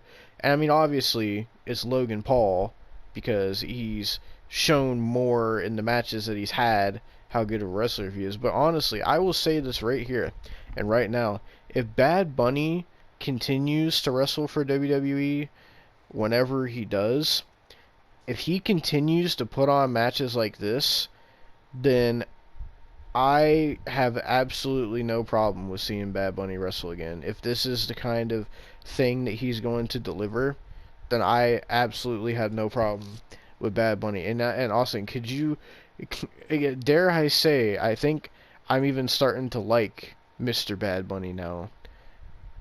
And now, with that being said, Austin, can you even believe I'm saying that? Just think back to how I was in 2021, and now, all this time later. Oh, Jesus, man, I don't... See, and I like when this happens in wrestling, when there's someone I don't like, or I see something I don't like, and then that person improves and does better and actually makes me enjoy them or like them and be like, hey, like, this person's doing better. I'm actually starting to like them now. I like when that happens in wrestling. Unfortunately, it doesn't happen as often as I would like it to, but... Yeah, because people don't know how to fucking train Rhonda. Yeah. And that Ronda situation's a whole fucking disaster, man. They fucking just talk about it real quick. They had Ronda and Shayna win at Mania, right? We talked about it on the review. Apparently, the reason why Ronda didn't even barely wrestle in that match is because she's injured, but she like demanded to be in a WrestleMania match. And then they have her win that match, right? And her and Shayna are number one contenders. Then the next night, all of a sudden, they're like, "Oh, well, we're gonna have a match to see who the number one contenders are." When they literally just named the number one contenders at WrestleMania, and then they have Liv Morgan and Raquel win, and then they become tag team champions, and then the next week, or not the next week, but now, fucking apparently Damage Control is the number one contenders because Bayley and Dakota beat the women's tag team champions. So I don't fucking understand what they're doing here, and Ronda and Shayna have just been gone ever since WrestleMania. And apparently Ronda's hurt, so why the fuck would you even give Ronda and Shayna the win at Mania if you knew that Ronda was injured? Unless, of course, it wouldn't surprise me if Ronda demanded that she had to win at WrestleMania or something and fucked over everyone else. That wouldn't surprise me. That's probably what happened, honestly. Probably. Maybe that's why that fucking match was just so god awful. Maybe, you know, Ronda fucking over all the women in that match, like, maybe just made all those other women not give a shit. I don't know. And it's not like I'm saying that. Like, literally, Liv Morgan has come out and said that she fucking does not like Ronda anymore. A lot of women in that division have said that they do not like Ronda. Some of them can't stand Ronda. Like, it's not like we're saying Ronda is this awful person just out of our opinion. Like, it's actual fact. Like, people in that division do not like her at all. There's people that straight up will not work with her either. It's because she doesn't care. She does not fucking care. And I hate that I have to reiterate this because there's actual fucking fans that sit there and say, "Oh, Ronda's good. I don't know what you're talking about." I'm talking straight to you, Kyle, you fucking neckbeater motherfucker. Oh my god. And you're not the fucking only one. See, the thing is with fucking Ronda, she hasn't trained in fucking years. You can tell she's gotten worse. She fucking sits there and constantly exposes the business because she does not give a flying fuck. And the fact of the matter is, she has this fucking creative control shit because of her fucking contract. I don't know if you know this. She has creative control. They No, I gave didn't know her that. creative control. Yes, I found this out recently. Oh Apparently, god. she has creative control, and that is why she wins half the fucking matches she fucking does. Because she decides what she wants to do. She fucking decides it, unless somebody like Trips or fucking Vince at the time would override it. She mainly has the say. She has like 75% of the say. So do you think, like, her dropping the title to Charlotte, do you think that was one of those instances of, like, she didn't Oh, want to yeah. lose and they fucking were like, well, fuck you, you're losing anyway? Yes. Like there's no doubt in my mind. Same with Liv. Except Liv was actually the good one. And then Yeah. they just fucked it over. Yeah. Yeah, it's crazy because, like, there's this whole thing I seen, like, Liv Morgan was saying how, like, she was, when Ronda first came into WWE, she was like, yeah, I was one of Ronda's only friends, and I treated her so well, and I helped her with a lot of stuff, and she even said, like, I was one of the only ones that liked her and tried to be her friend, because a lot of people didn't like her, and a lot of people, the reason they didn't like her was because she was coming in from UFC, and she was acting like she was the greatest fucking thing in the world and shit, and that fucking rubbed a lot of people the wrong way. Even the fucking locker room understands. See, in that locker room doesn't like they'll sit there and like anybody. They praise Hmm. Nia Jax. Yeah. Okay. So you can't tell me that if the locker room fucking hates you, that's terrible. Yeah, and and Liv said like, I think it might have been her feud with Ronda that made her not like her, because I mean, she didn't go into full detail, but she said that she does not like Ronda anymore, and that she does not like want to work with her anymore. She doesn't consider Ronda a friend anymore. Like, Good. it's crazy. Good. Ronda doesn't deserve friends. She doesn't deserve fucking to be in the company. She doesn't deserve anything good in her fucking life. Yeah. Fuck Well, her. nevertheless, a little sidetrack there. Ronda wasn't even on this show, but Okay. yeah. So the Bad Bunny and Damian Priest match was the best thing on the show by far. It wasn't, nothing on the show was bad. Before anybody like thinks that, nothing on this show was bad. None of the matches were bad. The first match had a bad outcome, which I did not like, but aside from that fact, nothing on this show was particularly bad. There was nothing where I was like, oh yeah, that's fucking terrible, that's god awful. Like, none of that. There was nothing terrible on this show.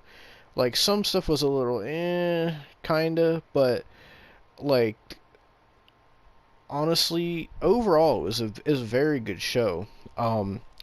Which leads me into the next match, which this is the point where Austin started watching the show. Yes. So, as I was saying, I had to start a new clip. This is where Austin came in to start watching the show. Yep. It was the bloodline of the Usos and Solo Sikoa taking on the team of Matt Riddle and the tag team champions Kevin Owens and Sami Zayn. Now, I want to point out, the bloodline comes out first, right? And you're thinking, oh, it's typical bloodline entrance.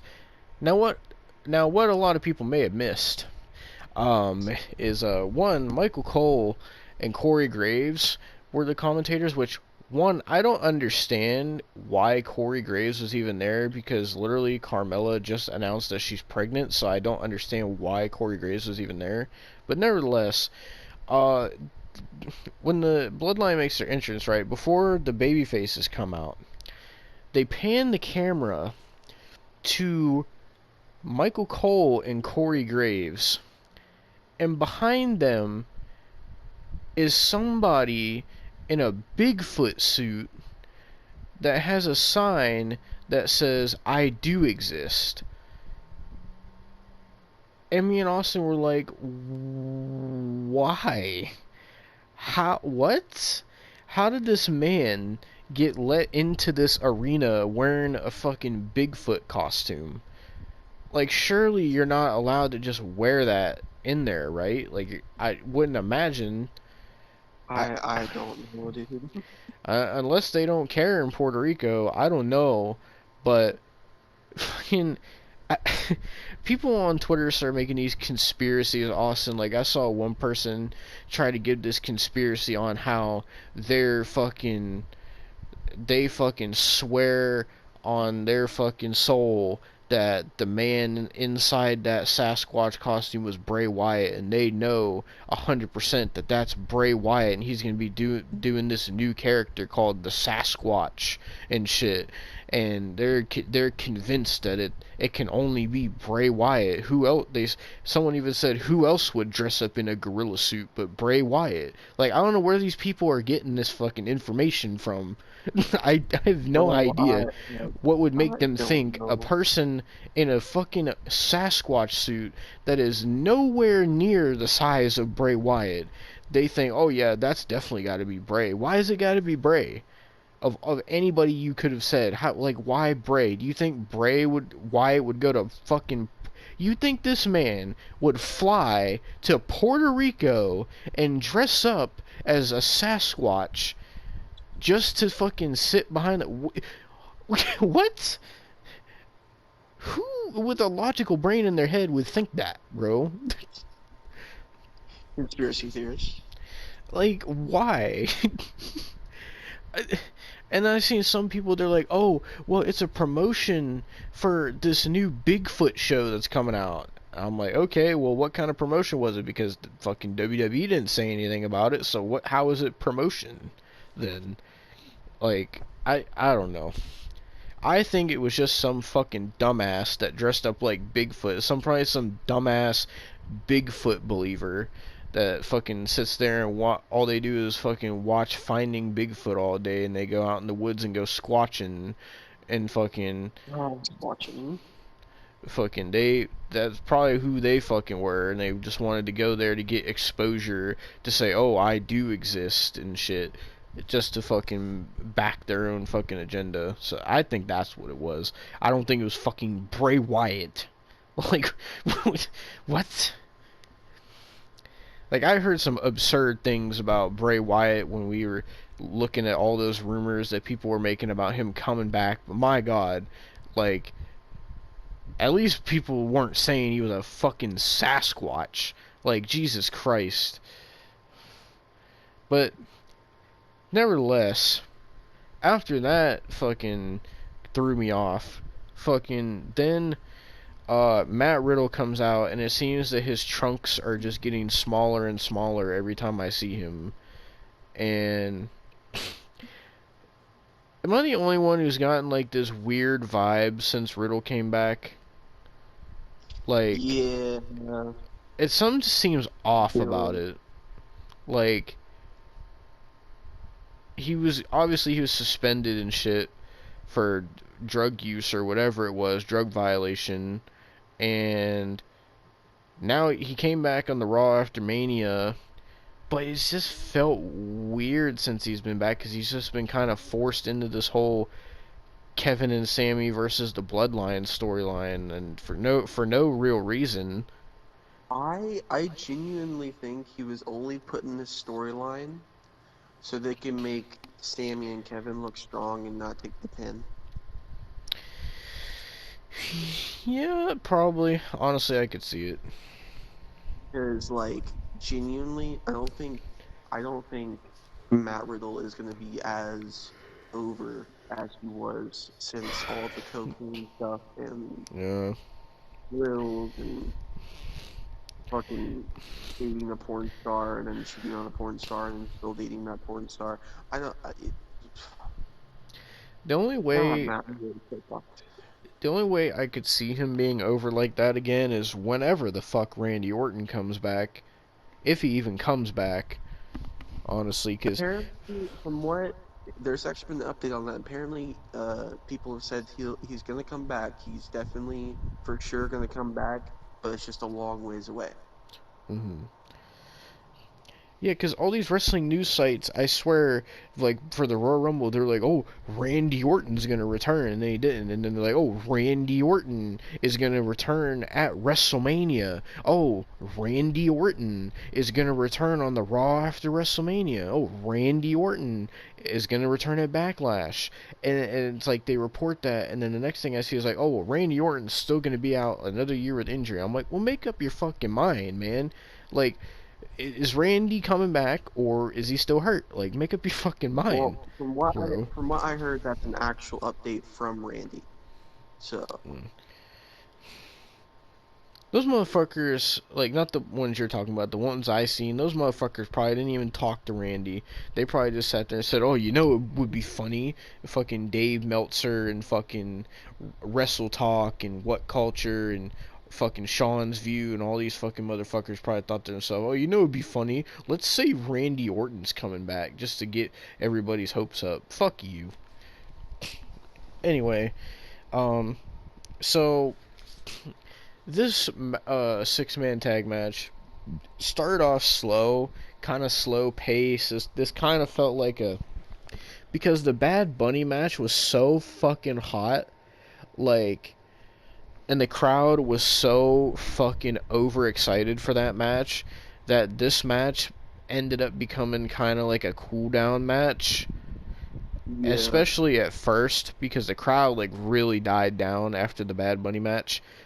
And it started off slow, and then eventually it started picking up steam, because then they started adding more layers to this Bloodline story, to where really the story doesn't really involve Kevin and Sammy that much anymore, because now the angle that they're taking at this story is they're showing the cracks in the bloodline, and the Usos and Solo were acting like they were going to turn on each other, and like Solo just looked like he had like that he did not want to team up with the Usos, and he had like this weird vibe where like every time Solo would tag in, like him and the Usos would look at each other like something was just off, and like or Solo like would tag himself in when they didn't want tagged out, and then they would get mad at him for tagging himself in. And there's one part where he tagged himself in on Jey Uso, and Jay was like what are you doing? And he got mad and tagged himself back in. He was like, no, this is me right now, you get the hell out. And then it even got to a point where towards the end, fucking Solo was sitting here hitting Samoan spikes on people, and then he grabbed Jey Uso, and he was about to Samoan spike Jey Uso, and the crowd fucking started going crazy. And Jey Uso was like, he was like, I'm your brother, and you're really gonna do that to me? Like, they're really starting to build these layers of this story of eventually the bloodline imploding, and I really enjoy how they're doing this story. This honestly, this entire bloodline story, ever since it started, it might be one, maybe not the greatest wrestling story ever told, but very close to being one of the greatest wrestling stories ever told, especially in the modern era of wrestling. Nothing even comes close to what they've done for this storyline, and just the amount of time and effort that they put into it. It has so many twists and turns that you never know where it's going to go, and everybody's so invested in this storyline. It is insane. Yeah. But so basically they teased Solo turning on the Usos, and who knows what's gonna happen with the bloodline. But the match itself was alright. Like, Sammy, Kevin, and Riddle didn't really add much to the match. They kind of just used Sammy as like the Usos. Jey Uso's like, oh, this is all your fault, Sammy. This is all your fault. Like, whatever. I mean, honestly, there's not much more they can do with Kevin and Sammy and the Usos, because they had that blow off at WrestleMania. That was it. That was the moment. They defeated the Usos, and that was their moment. Like, there's not really much else you can do when it comes to Sammy and Kevin and the Usos, because they already had that blow off moment to their feud. So now this kind of seems like, and I believe, Austin, you're the one that said this when you said that you felt like they did this match only so they could get the bloodline on the card, which it did kind of feel like that. Yeah, that's legit the only reason that they could have even done that, really, truly. Yeah. And it's not to say that it was a bad six-man tag, because it wasn't a bad match by any means, but it just really did not feel like it was necessary for this match to be on the pay-per-view. I feel like you could have achieved the same thing if this match had it been on a Raw or a SmackDown. You know what I mean? But yeah. I mean, I don't know. I get. Truly, that's like the only way they could have got the bloodline on the card. Yeah. Truly. And then also, you know, at this point, now the bloodline won this match, like, fucking Kevin and Sammy are going to be on Raw, and the bloodline is going to be on SmackDown. So where does the bloodline go from here? Who do they face next, honestly? And then who do Sammy and Kevin face next for the tag titles as well? I'm interested to see what's going to happen there. But then also at the same time, somebody like fucking Alpha Academy or some shit. Definitely gonna be somebody like that. But I'm confused, because Kevin and Sammy got drafted to Raw, right? And yeah. But they're the unified tag team champions, So does that mean that they could still go to SmackDown? I would assume so. Because then they did this whole part of the draft where they had people as free agents, which, by the way, if you didn't know, for some odd reason, they made Omos a free agent, so Omos can literally do whatever the fuck he wants to do. I don't know why they did that, but So can Von Wagner and Zion Quinn for some reason. yeah, like, I understand Brock being a free agent because, I mean, you're not going to tell that man where he can go. You're not going to be like, oh, Brock, you're only going to stay on Raw. If Brock wants to go to a fucking show, he's going, and no one's stopping him. I understand that. But, fucking, I mean, I kind of get Omos a little bit, just because, oh, he's the giant, and no one's going to tell the giant where he can and can't go. I kind of get that, but then when you get people like Von Wagner and Zion Quinn, like, what kind of fucking pull does Zion Quinn had to be like, oh, I want to, if I can go here, I'll go where I want. You're fucking Zion Quinn. I'm pretty sure fucking Dolph Ziggler was also one of those people that are free agents too. And it's like, why? I don't know. It's very, very weird. We'll talk about it more when we cover the draft in another video, but very, very strange. But nevertheless, the Bloodline won the match because Solo was the one that won the match because he did a Samoan spike to Riddle and pinned Riddle. And so Riddle took the pin, which is what Austin fucking said. So that way Sammy and Kevin, Sammy and Kevin, Sammy and Kevin don't have to take the pin here. That sounds like an awful fucking 80s sitcom. Sammy and Kevy. Oh my god. I don't know why, I just randomly thought of this video I found once where it was called Kevin and Sammy, and they made like a Drake and Josh parody, but with Kevin and Sammy. I don't know why that just popped in my head. Imagine a Full House parody with Kevin and Sammy. Why Full House? Because that's like the most cheesiest fucking like sitcom I could think of. Said everywhere you look. Jesus Christ. But someone should make like one of those AI things of like how would fucking WWE wrestlers look as an 80s sitcom and put the fucking Full House music to it. Cuz I've seen people do that with like cartoon shows and shit. Cuz like I saw one, it was like, oh, Family Guy character. I told an AI to make Family Guy characters as an 80s sitcom, and then they fucking put the Full House theme to it. And it actually looked extremely fucking accurate, which is kind of scary. Yeah, that AI shit's fucking weird. Yeah. But the Bloodline wins this match. I don't know where this goes from here. Because now, after this show, the draft is now in effect. Starting on Monday, the draft is officially going to be in effect. So, but we got one more match to talk about. The main event of Backlash, which was the American Nightmare Cody Rhodes versus the Beast Brock Lesnar.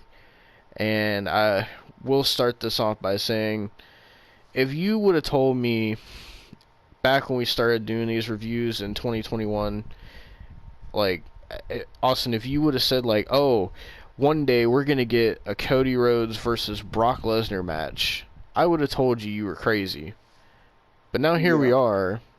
I never thought that I would see a Cody Rhodes versus Brock Lesnar match in my life, but here we are. And like I was saying, because Cody came out first, right? And just the reaction that this man got coming out, and just the way his entrance feels, and the atmosphere of when Cody comes out, and the music playing, and the pyro, and the crowd reaction, and just the presentation of Cody Rhodes with the whole American Nightmare character. Like, honestly, and me and Austin both covered AEW back in 2021 when Cody was still there. And I watched way back in 2019 when Cody had that match with Dustin Rhodes at the first Double or Nothing. And I've seen him be this American Nightmare character in AEW throughout the time he was there, and Austin has as well. And Mm-hmm.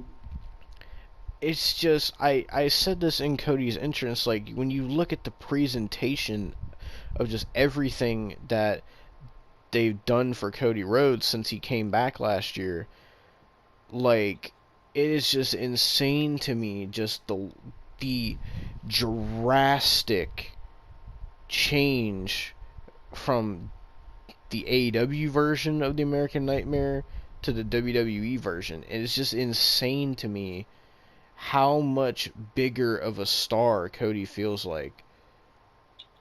Like Yeah. he went from being a fucking EVP of AEW that people were calling him Cody H, and he was just putting himself over all the talent, and people started hating him, and he went from that to he goes back to WWE and he just turned into this red hot fucking megastar. Like, it is crazy. He is probably one of, if not the most popular wrestlers in the business right now.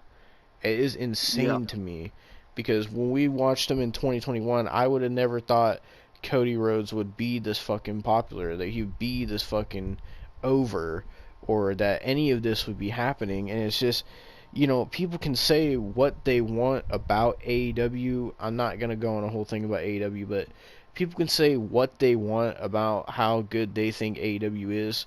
But the simple fact of how Cody was there compared to how Cody is here in WWE just goes to show that no matter what people want to say about AEW, they just cannot make somebody into a megastar like this. No matter who it is, no matter how hard they try, they just can't. They just don't have the ability to do that.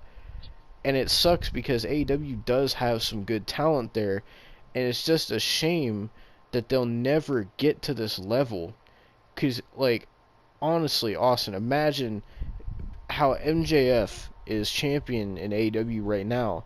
Imagine how much more of a mega heel he would be if he was WWE champion right now with this kind I of know. presentation. That's why Like, I genuinely hope when 2024 comes, he actually signs with WWE, because this isn't it with AEW. This really ain't it, bro. like, you know, MJF says he's the biggest star in the business, and I get he says that for his character, but when you look at MJF, who's the top guy in AEW right now, and you look at Cody, who, outside of Roman Reigns, all things considered, he's the top guy in WWE right now. It's completely drastic. MJF doesn't feel like a megastar. Like, he doesn't, you know what I mean? Like, he doesn't feel like he's the biggest star in the business. But Cody Rhodes feels that way, if that makes any sense. Yeah. And, I don't want to sit here and just shit on AEW or whatever, because, I mean, we do that enough on a weekly basis. But, like, I just would like to imagine, like, how many more people in AEW would be so much better off if they were in WWE. And I know AEW fans will be like, oh, you don't know what you're talking about. AEW is the greatest thing, and blah, blah, blah, blah, blah, and whatever. But honestly, like, it is such a drastic thing. Like, and if you don't believe me, all you fans, AEW fans, if you don't believe me, look at Cody Rhodes in AEW, and then go watch a Cody Rhodes match in AEW, any Cody Rhodes match that you want, and then watch Cody's match with Roman at Mania, and you try to tell me that Cody was on a higher level in AEW or anywhere close to what he is now, you go ahead and try to tell me that, because you'll look like a fucking dumbass. But nevertheless, I don't want to go on about AEW because it's already 3 in the morning, and I just wanted to say that because I notice things like that. I notice like just how fucking much Cody has drastically changed just by fucking saying, you know what, I helped make AEW and I helped make this new company and I'm fulfilled on that aspect, and fuck you, Tony Khan, I'm going back to WWE to achieve what I wanted to do all along. And it's crazy what has happened since then. But nevertheless, Cody is on a whole new level with this run that he's on, and I really hope that they do the right thing by giving him the title, because it would be one of the biggest missed opportunities ever if they don't give Cody a world title at this point. You can't not give this man a world title with how insanely fucking popular he is right now. There's no way. You can't not give Cody Rhodes a title this fucking year. And if it's the world heavyweight title, whatever, I don't care. You have to put some kind of title on this man, or it's going to be a massive missed opportunity. Like we were saying in the WrestleMania review, we thought that was the moment, but I just really hope that they do that at some point. But nevertheless, Brock Lesnar. Oh, go ahead. If they really want Roman to hold that, from what I'm hearing, until September of 2024. Why specifically Bro, September? apparently that would break Hogan's reign, like longest reign. So Do they like, really think people care about Hulk Hogan's title reign anymore? I mean, for Christ's sake, I they don't fucking know. blacklisted Hogan for years and took him out of the Hall of Fame. So, like, I don't know why they That's care. what I'm hearing. That is what they are planning on doing, which I hope not. I really hope not, because I really don't want to get tired of Roman. And after the Bloodline storyline, like especially because I don't know how long that's gonna last. Now that we're seeing all this like tension, like Mm-hmm. I don't think I can go through another fucking year and a half. I don't think I Like, can. honestly, what I would see happening, at least if this was me booking this, I mean, obviously, if it was me booking it, I would have gave it to Cody at Mania. But nevertheless, but what I would do from here is they're gonna have the bloodline implode. It's going to happen at some point. Otherwise, they wouldn't be doing all this tension. So I think what's gonna happen is that eventually the bloodline is gonna implode to where it completely crumbles, and Roman doesn't have the security of the bloodline around him anymore. And I feel like that is going to be the time when he loses the title, when he doesn't have the bloodline with him anymore and he's on his own. Then I feel like that's when he'll finally lose the title. But I'm just hoping that they don't try to drag it out too long, because unfortunately people might start to lose interest, and you don't want to lose interest in your biggest asset. Yeah, I did hear apparently Roman's next big opponent, well, his next opponent in general is was handpicked by Triple H to be Karrion Kross. So I'm interested Really? in that. Yeah, I'm interested in that. I don't know what the fuck just happened to my. You know what's funny about that?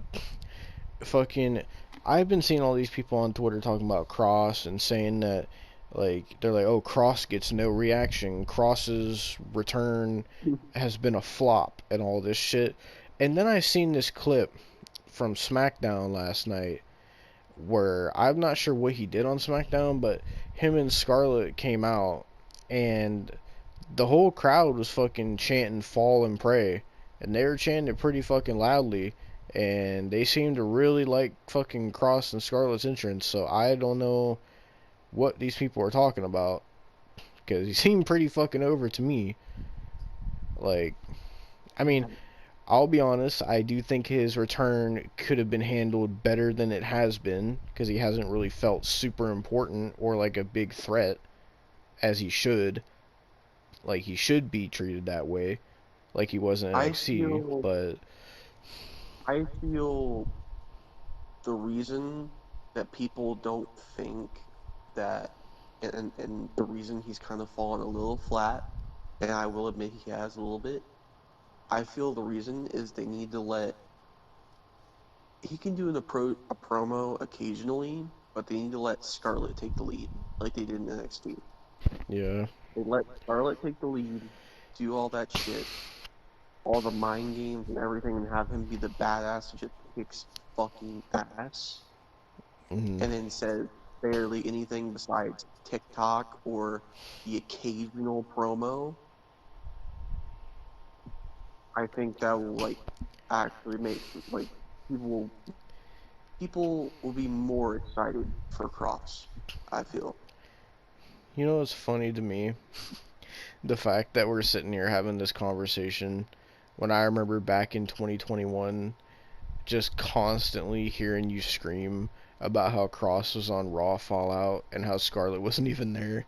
It is just funny to think back on that and all this time later now where like they're actually kind of doing Cross how he should be, and it's just like Yeah, funny now that people are saying like that Cross is a flop and this and that, but it's funny looking back on how he was in 2021, and it was just so much worse than like honestly, you know, people complain now, but Cross could still be like he was in 2021. Okay.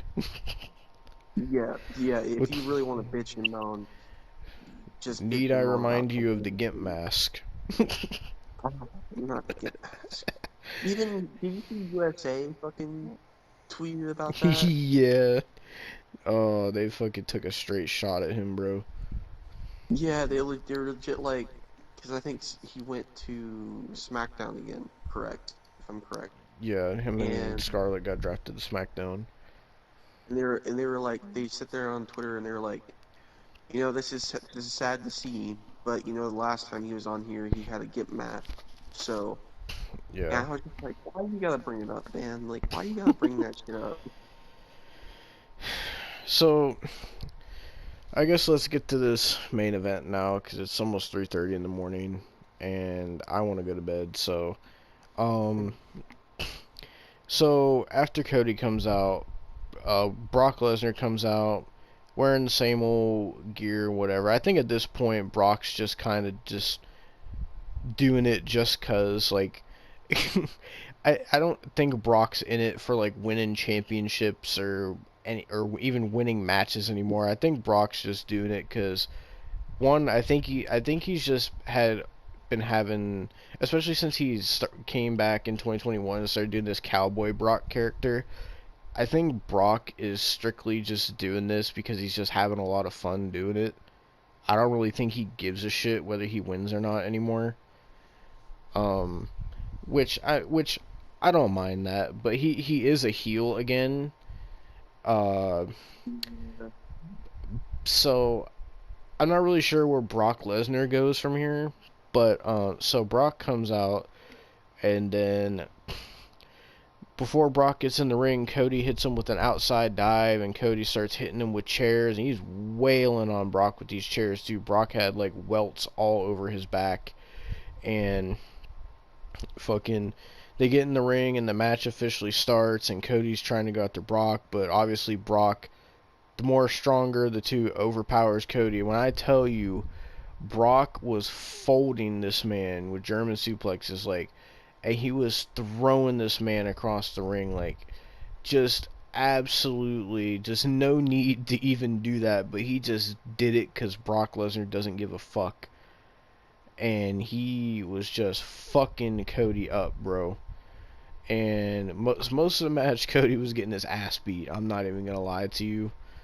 And then Cody started fighting back. He kept doing disaster kicks, and he was nailing Brock with Cody cutters. Um, did he even attempt a crossroad on Brock at all? He hit two. Yeah, he did. I just now remembered that. Yeah, because he did the one and then picked him back up and did, yeah. You're right. Uh, so this match, I will say, ended kind of not abruptly, but you could tell that they kind of like were like, all right, this needs to like end, because basically what happened was Cody removed the top turnbuckle pad, and by the way, Brock grabbed him and German suplexed the fuck out of him, and that turnbuckle pad went flying into the crowd. Um, so Brock went to run at Cody, and Cody moved, and Brock went fucking face first into that exposed turnbuckle. And now, we've seen this spot a lot of times before, and the wrestlers typically like to blade when they hit the turnbuckle pad, the exposed turnbuckle, right? Well, Mm-hmm. not in this scenario, because when Brock hits this fucking turnbuckle, the second he hits it, immediately, like, no camera cuts, no nothing, no time, like, oh, maybe Brock, like, put his hands over his face and blade, nothing, no, absolutely nothing. Soon as he connected with that turnbuckle, immediately blood started gushing out of his forehead, bro. He Yeah, it got, was bad. yeah, he got a nasty gash on his forehead, bro. It just kept pouring and pouring out. Like, and within a couple seconds, like, I mean, we already know how red Brock gets when he wrestles, but his face was just covered in blood, and it was like getting all over his chest. It was getting all over Cody Rhodes when he was trying to wrestle him. Like, it was bad, bro. I don't think that was planned either. No, Like, there's no way. I think what maybe was supposed to happen is he's supposed to like ding his head on the turnbuckle and then maybe get like a crossroads or something. But he did a lot more than ding his fucking head. Motherfucker sliced his head open and it was bleeding fucking everywhere. And fucking, but he's Brock Lesnar. He doesn't give a fuck. Because, he takes the two crossroads. This man still kicks out. He don't care. Cody tries to go for another one. Brock said, nah. Hits him with a fucking F5. Doesn't give a shit. Cody kicks out. Then Brock says, you know what? I'm going to hit you with the Kimura lock.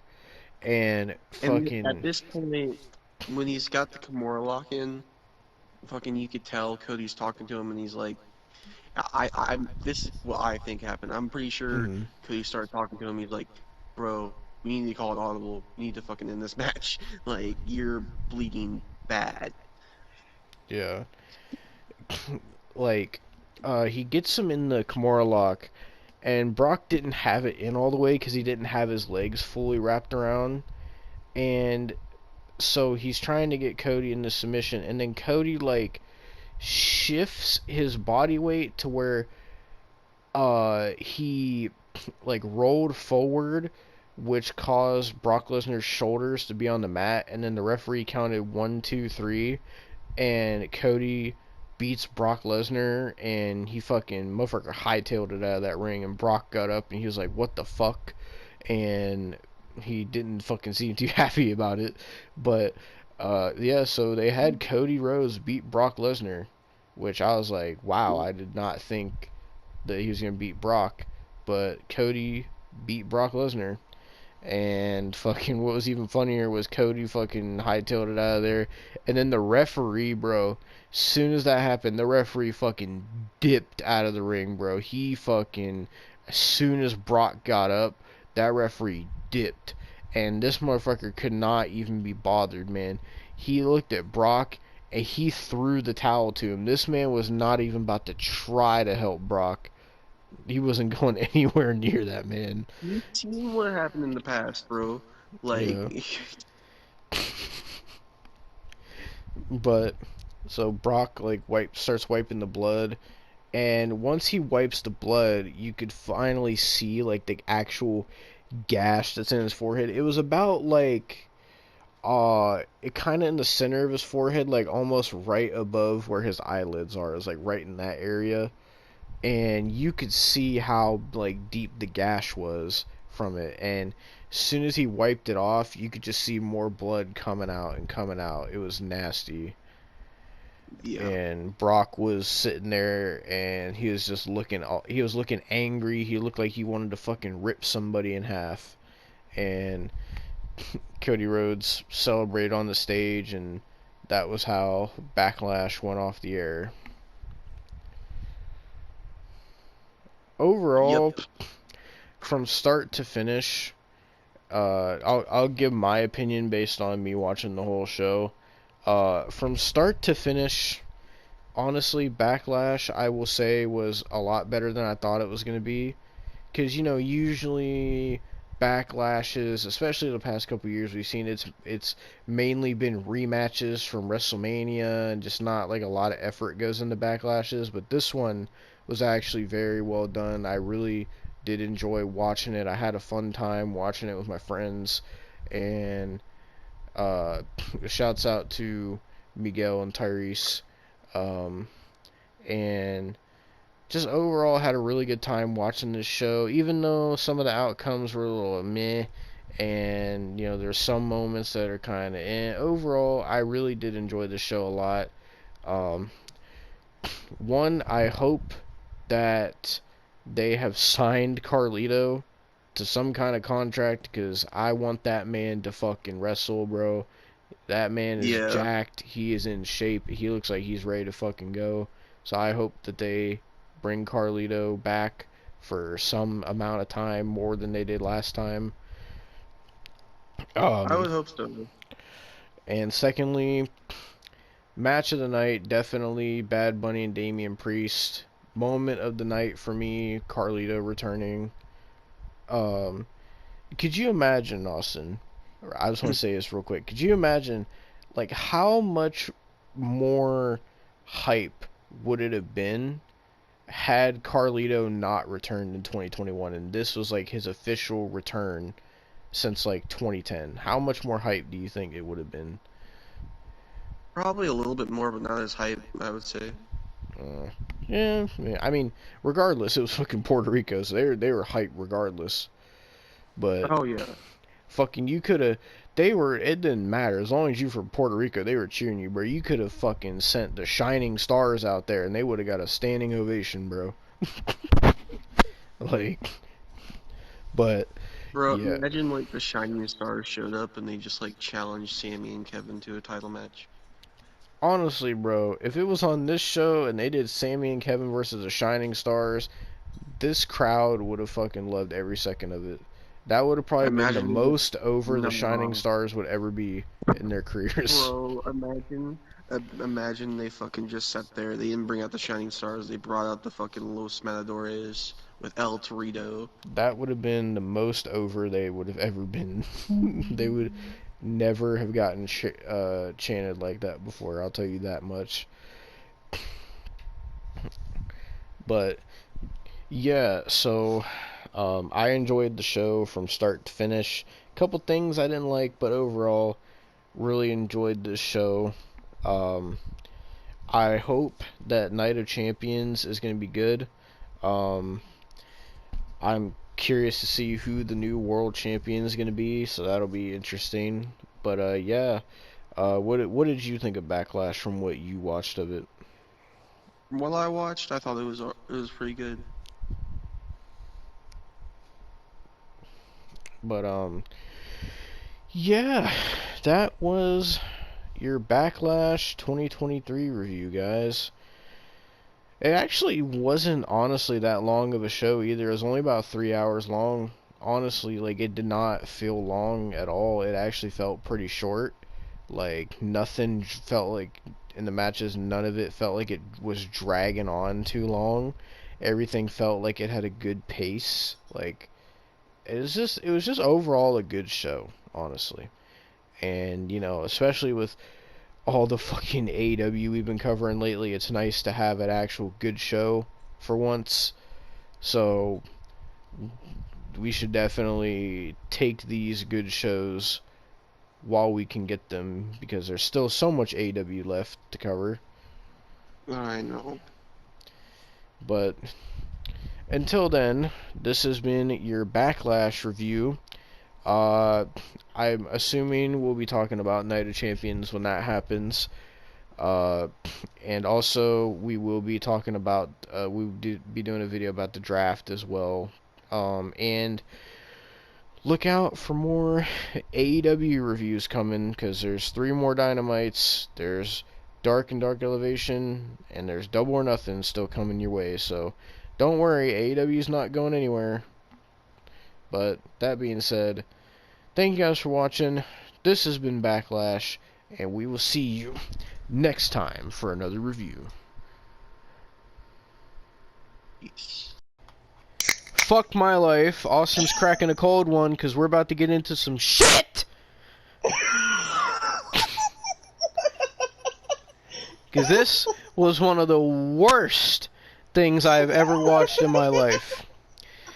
What did I watch? Well, I watched the final ever episode of AEW Dark Elevation because, as Austin would say, I opened my fucking mouth and I made a bet, and now I had to watch this shit, and this was terrible.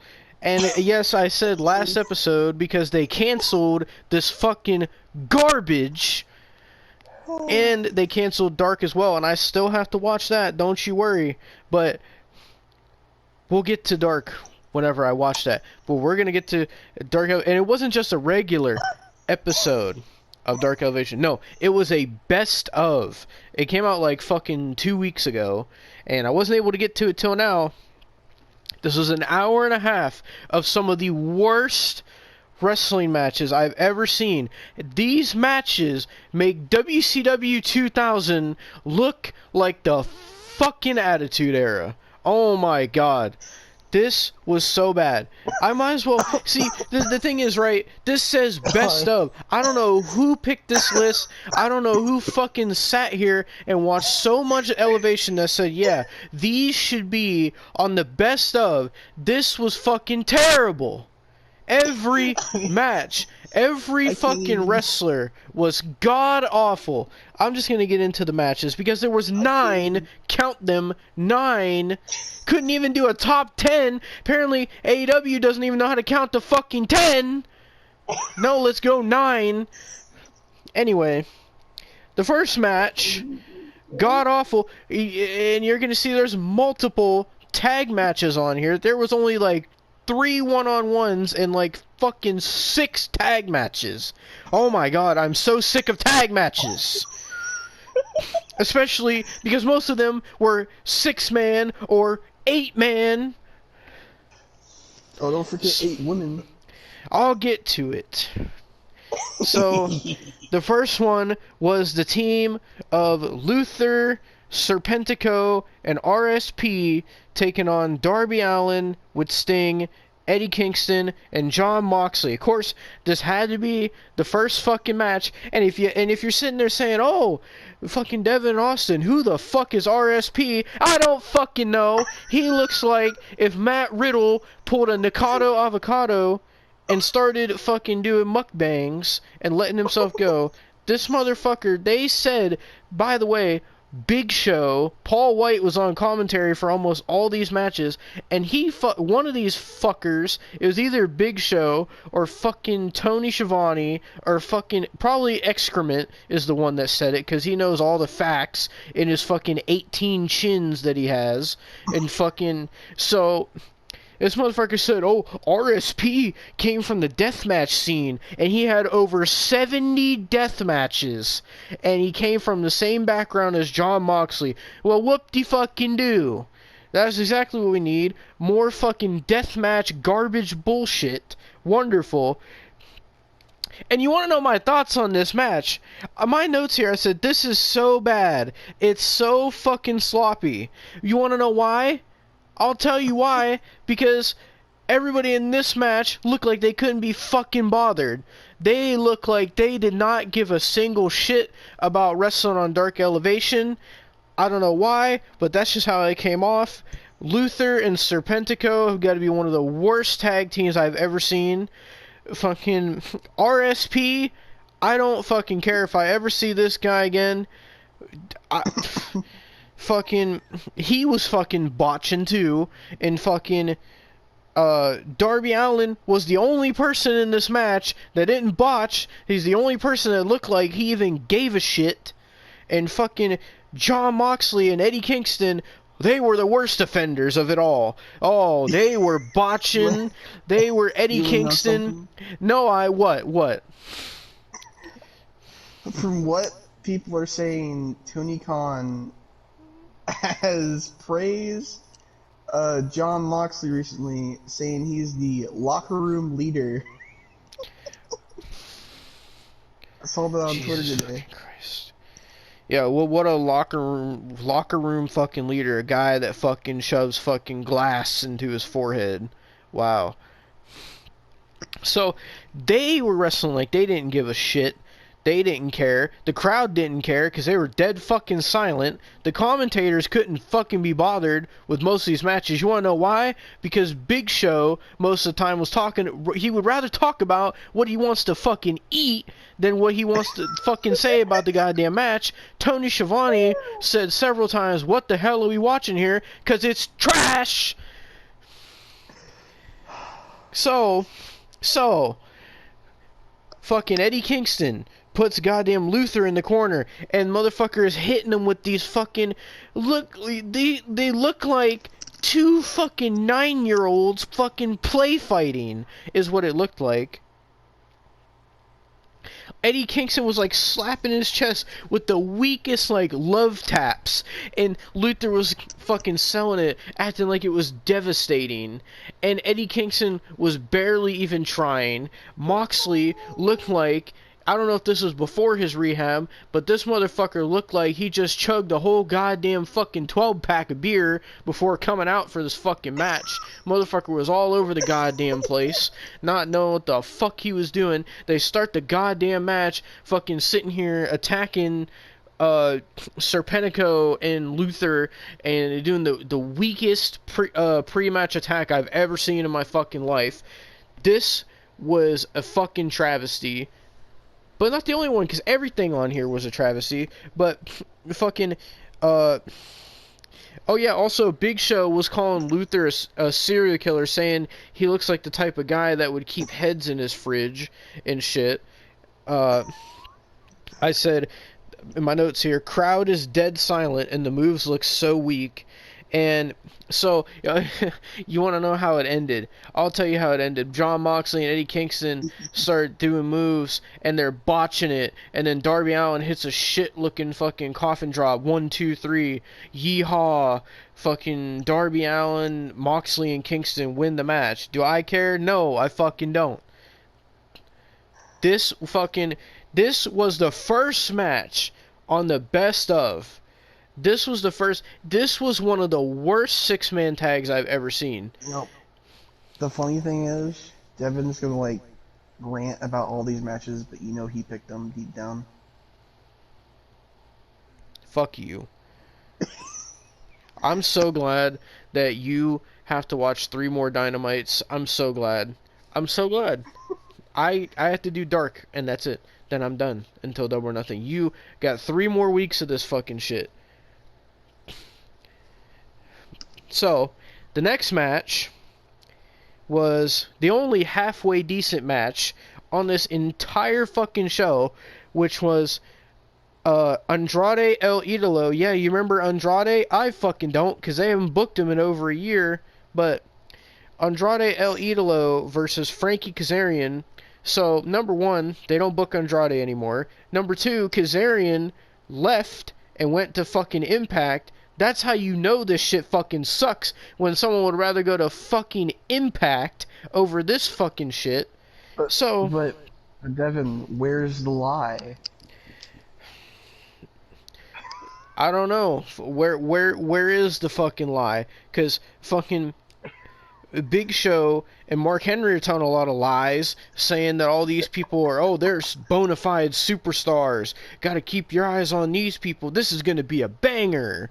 Like, but you know Luther always has those bangers, Devon. Luther probably Especially, fucking. I'm not even gonna say it, but especially when he's looking at Brody Lee Jr. So this was the first match where Mark Henry was on commentary, and so fucking does this move to Andrade. It's like this. It's pretty much like a backdrop suplex. And Excalibur says the weirdest fucking name for a move I've ever seen. He says, and I quote, "That was a Japanese ocean cyclops suplex." What in the actual fuck? I thought this You guy was a realize, mark, but oh my god. you realize he does that all the time? Is he making it up? I don't know. One time it was, I think it was when I was watching it and not reviewing it, like back when it like first started, when AEW first started, I actually like thought it was going to be a good promotion. I'm pretty sure he called like a fucking Tiger Driver. He called it a fucking like froggy flip fucking suplex. I swear to God. Like he just, I swear he pulls shit out of his ass, bro. But this match was halfway fucking decent. Fucking the crowd didn't give a shit. They tried to make Andrade look like a badass, but it's hard to make someone look like a badass when all they do is lose and you don't fucking book them. But anyway, Andrade won with the hammerlock DDT, and that was it for that. It was the only halfway decent match. So, up next, of all things that they could decide to put on a best of, oh, what should we put on our best of? Oh, I know, a Brandon Cutler match. Because that's certainly deserving. This was Devon's favorite match.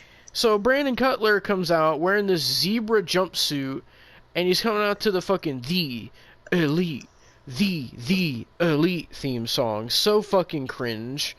And then fucking, who's his opponent? None other than Kensuke Takeshita comes out, and Big Show's talking about, oh, you gotta watch this guy. He's a top star from Japan. He's gonna be big in AEW one day. And fucking... So, you want to know what this match was? I'll tell you what it was. This match was fucking ridiculous. This match was fucking Brandon Cutler spraying Takeshita in the face with cleaning spray, and then proceeding to dance and fucking hit dabs while he's doing elbow drops, and then he starts twerking. Like, what the fuck is this shit, bro?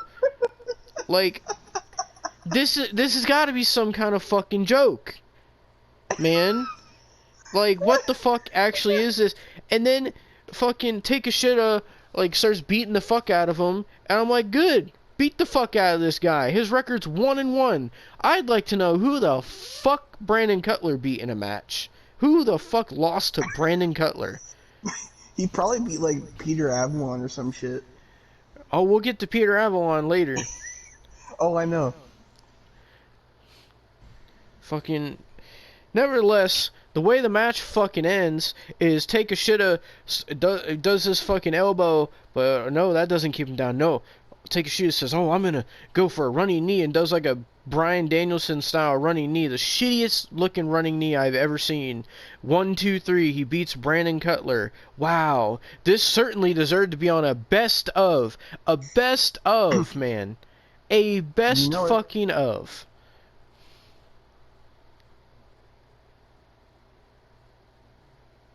Were you gonna say something? I said you know it. Oh, I thought you were going somewhere with that. Oh, and I also said fucking Big Show and Mark Henry were delusional because they were saying that Takeshita is going to be someone you should keep your eye on, and he's going to be a big star in AEW, and this and that. Shut the fuck up. You two fat motherfuckers were sitting there talking about fucking how you didn't want to be at a salad bar because you'd rather go somewhere and eat some actual food. So shut the fuck up.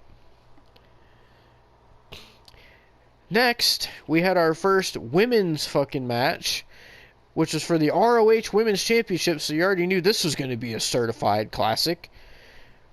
So, Mercedes Martinez, yes, I said Mercedes Martinez, because if you don't remember, she was in AEW, shocker of the year, I know. She fucking showed up, then fucking went straight to dark, and no one No one fucking turned a fucking blind eye to it. No one fucking cared. No one ever thought about Mercedes Martinez again, and guess what happened? She lost the women's title to fucking Athena, and she fucking bounced and went to fucking Impact, and I don't even think they're using her anymore. So, yippee-ki-yay. Fucking Mercedes Martinez defended the title against this fucking chick named Maserati. What a fucking name for a wrestler right there. And she looks like if Kiera Hogan dyed her hair pink. That's what she looks like. And apparently, they said that this chick was trained by Kenny King and D'Lo Brown. And when I tell you this chick was fucking trash, bro, Mercedes Martinez had to hold her hand through this match because she was so bad. Like, bro, she couldn't even do a tornado DDT without botching it. Oh, you want to talk about the tornado DDTs? Yeah, that's another thing. In every fucking match, for some reason, everybody was doing tornado DDTs. I don't know why. I don't know. Every match they were doing tornado DDT, tornado DDT, tornado DDT, and then fucking goddamn fucking, I think it was in the Take a Shit match or something where Big Show was like, oh, you see that DDT? That's the best DDT I've ever seen since Arn Anderson did it back in the day. And fucking, oh. So, I said in my notes here, Maserati is terrible, this match is terrible, they're botching, this is shit, ROH women's title is dead, and I put Mercedes Martinez wins. I don't fucking care. This match sucked. Fucking D'Lo Brown and Kenny King wasted their time training this chick. Fucking, I've never seen her again, so she obviously didn't fucking last in AEW. So good riddance, and fucking fuck this match, and fuck Ring of Honor, and that's all I gotta say.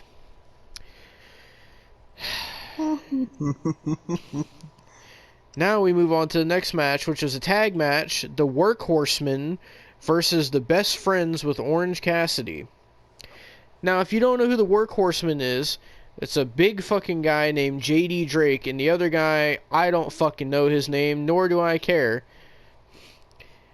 They took on the Best Friends of Trent Beretta and Chuck Taylor, Chucklefuck, and fucking Orange Cassidy was there, and he had his fucking arm in a fucking sling, and fucking, this match was terrible, because fucking the Workhorsemen were botching and botching and botching and fucking doing the shittiest looking tag team maneuvers I've ever seen. They did this one move I was telling Austin where they fucking the JD Drake guy laid down on the ground and they fucking put Chuck Taylor on his knees, and then the other guy did a double foot stomp on Chuck Taylor, and it looks so fucking sloppy and unprofessional. Oh, and talking about unprofessional, Aubrey Edwards was refereeing a lot of these matches, and she would rather sit there and plaster her face with 10 pounds of makeup and sit here and try to be an exotic dancer rather than referee a fucking match. So there's that. She was doing her fucking horse gallops around the ring. Oh, no. Fucking trotting around like she's at a goddamn horse race. Anyway, fucking, this was god awful. All these matches were god awful. Fucking, the Best Friends won. Do I care? No. No one fucking cared. The match was shit. Both these teams are shit. And that's all I gotta fucking say about it. Now, we move to, as if it wasn't bad enough already, the 8-woman tag, which might have been the worst fucking thing on the show.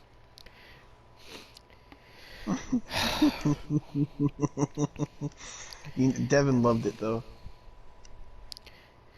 So this match was the team of Nyla Rose, Emi Sakura, the Bunny, and Diamante with Vicky Guerrero versus Mizunami, Layla Hirsch, Sky Blue, and Julia Hart.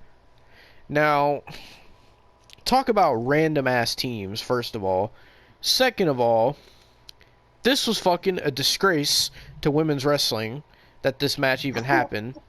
Third of all, fucking Emi Sakura, you should be ashamed of yourself, because we found out that Emi Sakura was the one that fucking trained Riho to be a wrestler when she was 6 years old. Second of all, or whatever of all I'm on, I lost count at this point. Fucking Mizunami looked like fucking shit in this match because she was trying to do all these fucking Aubrey Edwards type theatrics and doing these leg drops, and fucking Vicky Guerrero looked like the fucking shirt she was wearing was a goddamn golden ticket from Willy Wonka and the Chocolate Factory. I don't know what fucking shirt she was wearing. Fucking Nyla Rose looked like she was trying to be a fucking obese Mortal Kombat character. And fucking the bunny was just fucking running around screaming like an idiot. And Diamante was trying to look all scary and menacing and fucking got a fucking ugly ass fucking face. But anyway, Layla Hirsch looks like if Ronda Rousey suffered from dwarfism. And Sky Blue had a nice ass, and Julia Hart was in a cheerleader outfit, and that's all you need to know about fucking the people that were in this match. Now, when Emi Sakura started fighting, all of these women did horrible, except Sky Blue and Julia Hart, because they're the only ones that know how to fucking wrestle. Anyway, Emi Sakura's in the ring, and she's fighting and whatever, and I shit you not, she's stomping and clapping her hands, so all you hear is like, and she's like doing that, right? And like she starts singing fucking we will rock you, and then Nyla Rose's whole fucking team starts singing it, and I'm sat here and I'm like, you're telling me that fucking I'm sitting here watching this 8-woman tag when everybody up and down saying, oh, AEW has the best women's division in the world. They're the promotion that has the top women's wrestlers in the world. And they're sitting here singing We Will Rock You in an 8-woman tag match on this fucking show, is what you're telling me. But Devin. What? You were singing along, and I don't understand. No, I wasn't. You were sitting there playing with your penis, so I don't even want to hear it. Fucking sitting there like, why do we have to sit here? You're telling me that people want to praise this company as they want to say, oh, it's the biggest wrestling company in the world, and Chris Jericho wants to choke on his neck fat and say, oh, we're going to be beating Raw, and we're going to be doing this, and in the next 5 years AEW is going to take over the wrestling world. And you're telling me that I'm supposed to take this company seriously when they're dabbing, hitting elbow drops, they're twerking, hugging each other, fucking dropping each other on their neck, singing We Will Rock You in a tag team match, sitting there, goddamn, fucking doing all this fucking fuck shit, and you're telling me that I'm supposed to sit here and I'm supposed to take this seriously. See, now you understand. Now you understand what I go through. If only you would have seen how fucking awful this show was, you would know why I'm so angry. This was terrible. And so they're sitting there chanting, We Will Rock You, and I wanted to fucking jump off the roof of my house and fucking... Not Eli So Crazy stuff. Oh, and in my notes here, I put, this match is absolute orangutan dung, is what I wrote here. I said... Do you think Eli So Crazy would probably get a contract from AEW? I don't know, honestly. They sign anyone at this point.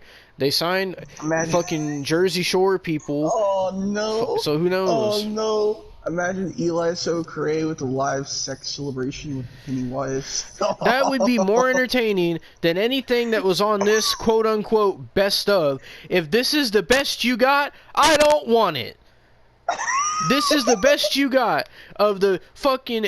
And you know what? They want to do an intro with Tony Schiavone and Excalibur's sitting there grabbing his fucking 10 chins on his neck beard, saying, oh, this is the best of AEW Dark Elevation since 2019. This is the best that you've had for the past 3-4 years. This is the best that you put out on this garbage fire.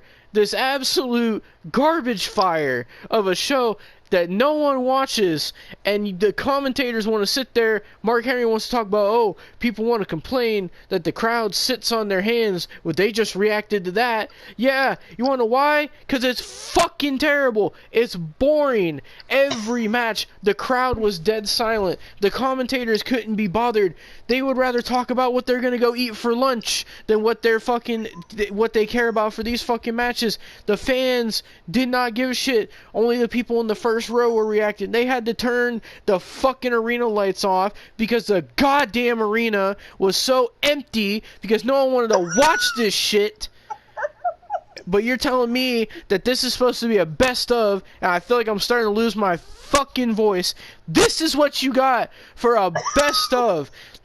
This is the best that you have to put out. Honestly, bro. So, all that being said, this match was fucking terrible. All these women were botching. And Nyla Rose wins with a powerbomb to Julia Hart. And you know, that was it because no one cared. No one cared. And there was this cringe spot where fucking Layla Hirsch... no, it wasn't Layla Hirsch. It was one of these fuckers. One of these is fucking God... I don't even... Who was it? I think it was fucking Emi Sakura. She fucking sat here and put Sky Blue and fucking Julia Hart in a submission. And then fucking... The other members of the team put people into submissions, and Nyla Rose wants to sit there and roar, and fucking they did this cringe pose, and I was like, why? And fucking Excalibur was like, oh, that's so impressive, while he's fucking jacking his fucking 2-inch fucking pinch on the commentary table. Oh, Jesus. This match was an absolute disgrace to women's wrestling. I don't ever want to hear anybody tell me that AEW has a good women's division again. I don't ever want to hear anybody say AEW has the best women's division in the world ever again. Because this match, I would rather watch Nia Jax wrestle Lana than to ever watch the AEW women's division again. I would rather watch Eva Marie have a match than to ever see this 8-woman tag again. Bro, it would be like a disaster if Lana, fucking Eva Marie, and Nia Jax fucking came to AEW. Oh, Nia Jax was talking about it. She said she's open to it. Lana was the one sitting there before saying that she thinks she can come in and be the AEW Women's Champion. And Eva Marie, I don't know, she keeps sitting here talking about how she's going to come back to WWE. Please, God, no.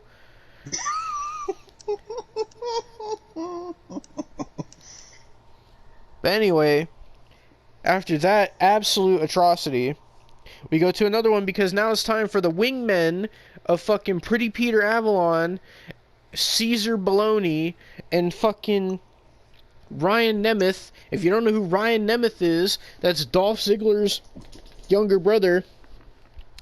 And I told Austin that Ryan Nemeth looks like if you took Dolph Ziggler and took away all his talent, his career, his ability to sell moves as good as he does, and everything, and he looks like one of those, if you ever go into like Dollar Tree or whatever dollar store that you might have where you live, and you see like those fucking dollar fucking wrestling toys where it says like, ooh, wrestling action figures. Like, that's what Ryan Nemeth looked like.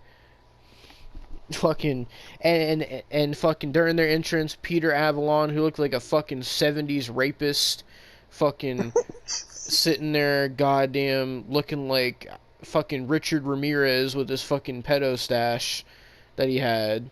And fucking Peter Avalon and Ryan Nemeth, they're sitting there fucking dancing, and I'm just like, why?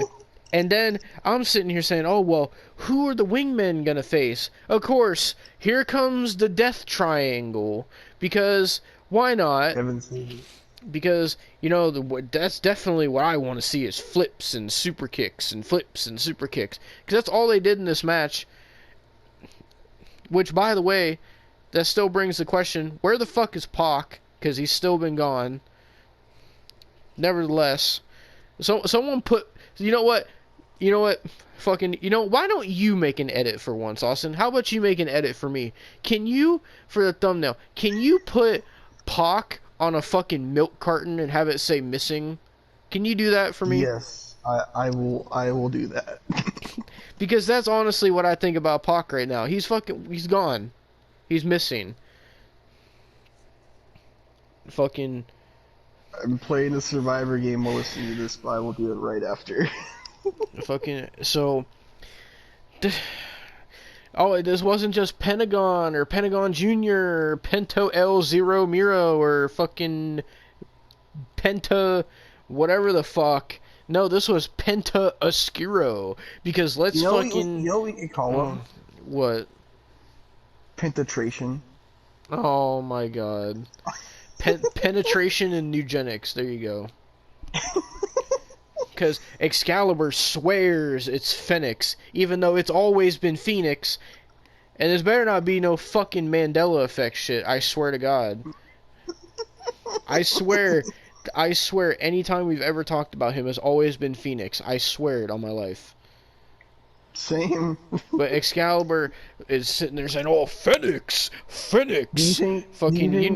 Excalibur takes goddamn eugenics pills up his fucking rectum hole because he gets fucking constipated and he can't get a goddamn boner for anything except these goddamn Japanese promotions that he watches. And he's like, oh, fucking JR, you're commentating the move wrong. Didn't you know that's not just a tiger bomb? No, it's from this Japanese indie mud show back from 1992 where I fucking masturbated all over my fucking VHS tapes, and I'm Excalibur, and fucking you gotta call the move right, and if you don't know this specific indie show and this specific name for the Japanese Cyclops Ocean Tsunami fucking goddamn whatever fucking maneuver, fucking, then you're just wrong, JR. You're just old and you're out of touch and you shouldn't be commentating, and I'm Excalibur and I know everything and I know how to fucking say everybody's name and I fucking say it multiple times so people, that way they'll know, and when the other commentators are trying to talk, I talk over them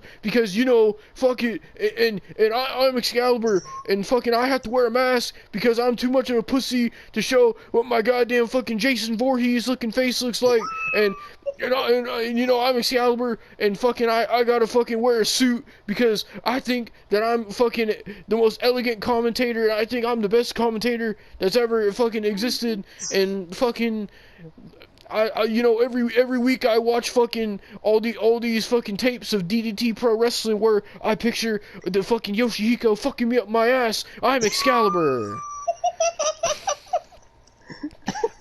I bet you fucking Excalibur probably does that too. He probably has wet dreams about Yoshihiko.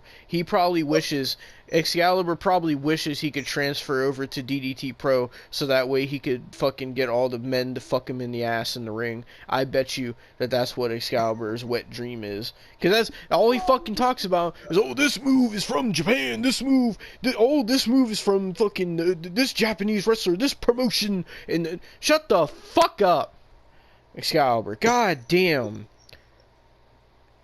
Fucking Christ, bro.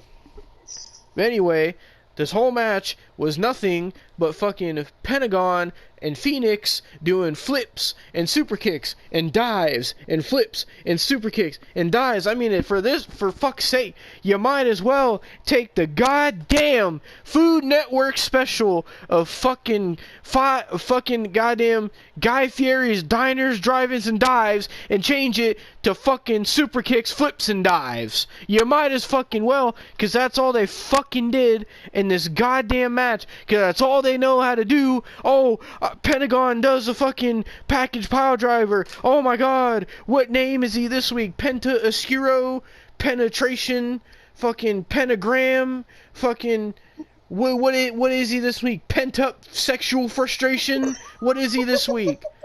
Oh, let's get the crowd to go, Cero, Miero, yeah, woo, fucking, yeah, fuck you.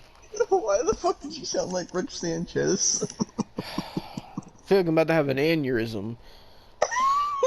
And fucking Phoenix sitting there with this goddamn muffin top and fucking wants to sit there and fucking just do all these flips and dives. Oh, let me just fucking spike myself on my neck like a fucking cartoon character. I hope you break your neck. I hope you fucking do. I hope you do. Because the way you wrestle is why you fucking get hurt. And it's a shame that you guys are fucking influencing people like Vikingo and all these other people getting into the business, and they're doing the dumb shit that they see you and everyone else in this company do, and they're thinking, oh, that's how I do. And you know something? I saw this clip, Austin, yesterday of Undertaker, right? And someone showed him this clip, and this has made me fucking goddamn lose respect for Jamie Hayter, because fucking someone showed Undertaker this clip. They were like, oh, you know, I did an interview with the AEW Women's Champion Jamie Hayter, and I asked her, how do you when you're wrestling, like, how do you go about punching someone in the face, right? And in the video, Jamie Hayter fucking sits there and shows how she fakes hitting people in the face, and Undertaker started laughing, and Undertaker fucking said, wow. What the fuck did he say? He said something like, wow, she's literally fucking exposing the business. And he was like, he wasn't happy about it. I'll tell you that much. So, this is what the people in this company do, man. But everybody acts like it's the greatest fucking thing to ever exist. And I don't understand. I don't get it. Like, we literally 2 fucking days ago just watched Backlash, and it was so fucking good. And I go from watching Backlash to this fucking garbage, and where every match is so terrible. Every match just has all this comedy and fuck shit. And why? I just don't understand. It's like they're trying to become DDT Pro. Like, why? Next, you're telling me you're gonna see on Dynamite, you're gonna fucking see people trying to fuck each other in the ass. Next, you're gonna tell me fucking they're gonna fucking introduce the fucking goddamn lubing up my cock championship or something. Like, honestly, that's the point it's getting to. And I see why fucking Jim Cornette fucking bashes this shit so much. Because it's literally fucking ruining the fucking name of the goddamn sport. But no, you just get, people like us just get called AEW haters and WWE marks and E-drones and all this shit. Well, we're fucking the ones that have actual fucking brains in our head and actually have standards for what we like in our wrestling, and actually have a fucking brain in our head. I'm sorry if I would rather go see fucking Cody Rhodes versus Brock Lesnar than sit here and watch goddamn Brandon Cutler dab and twerk in a wrestling ring.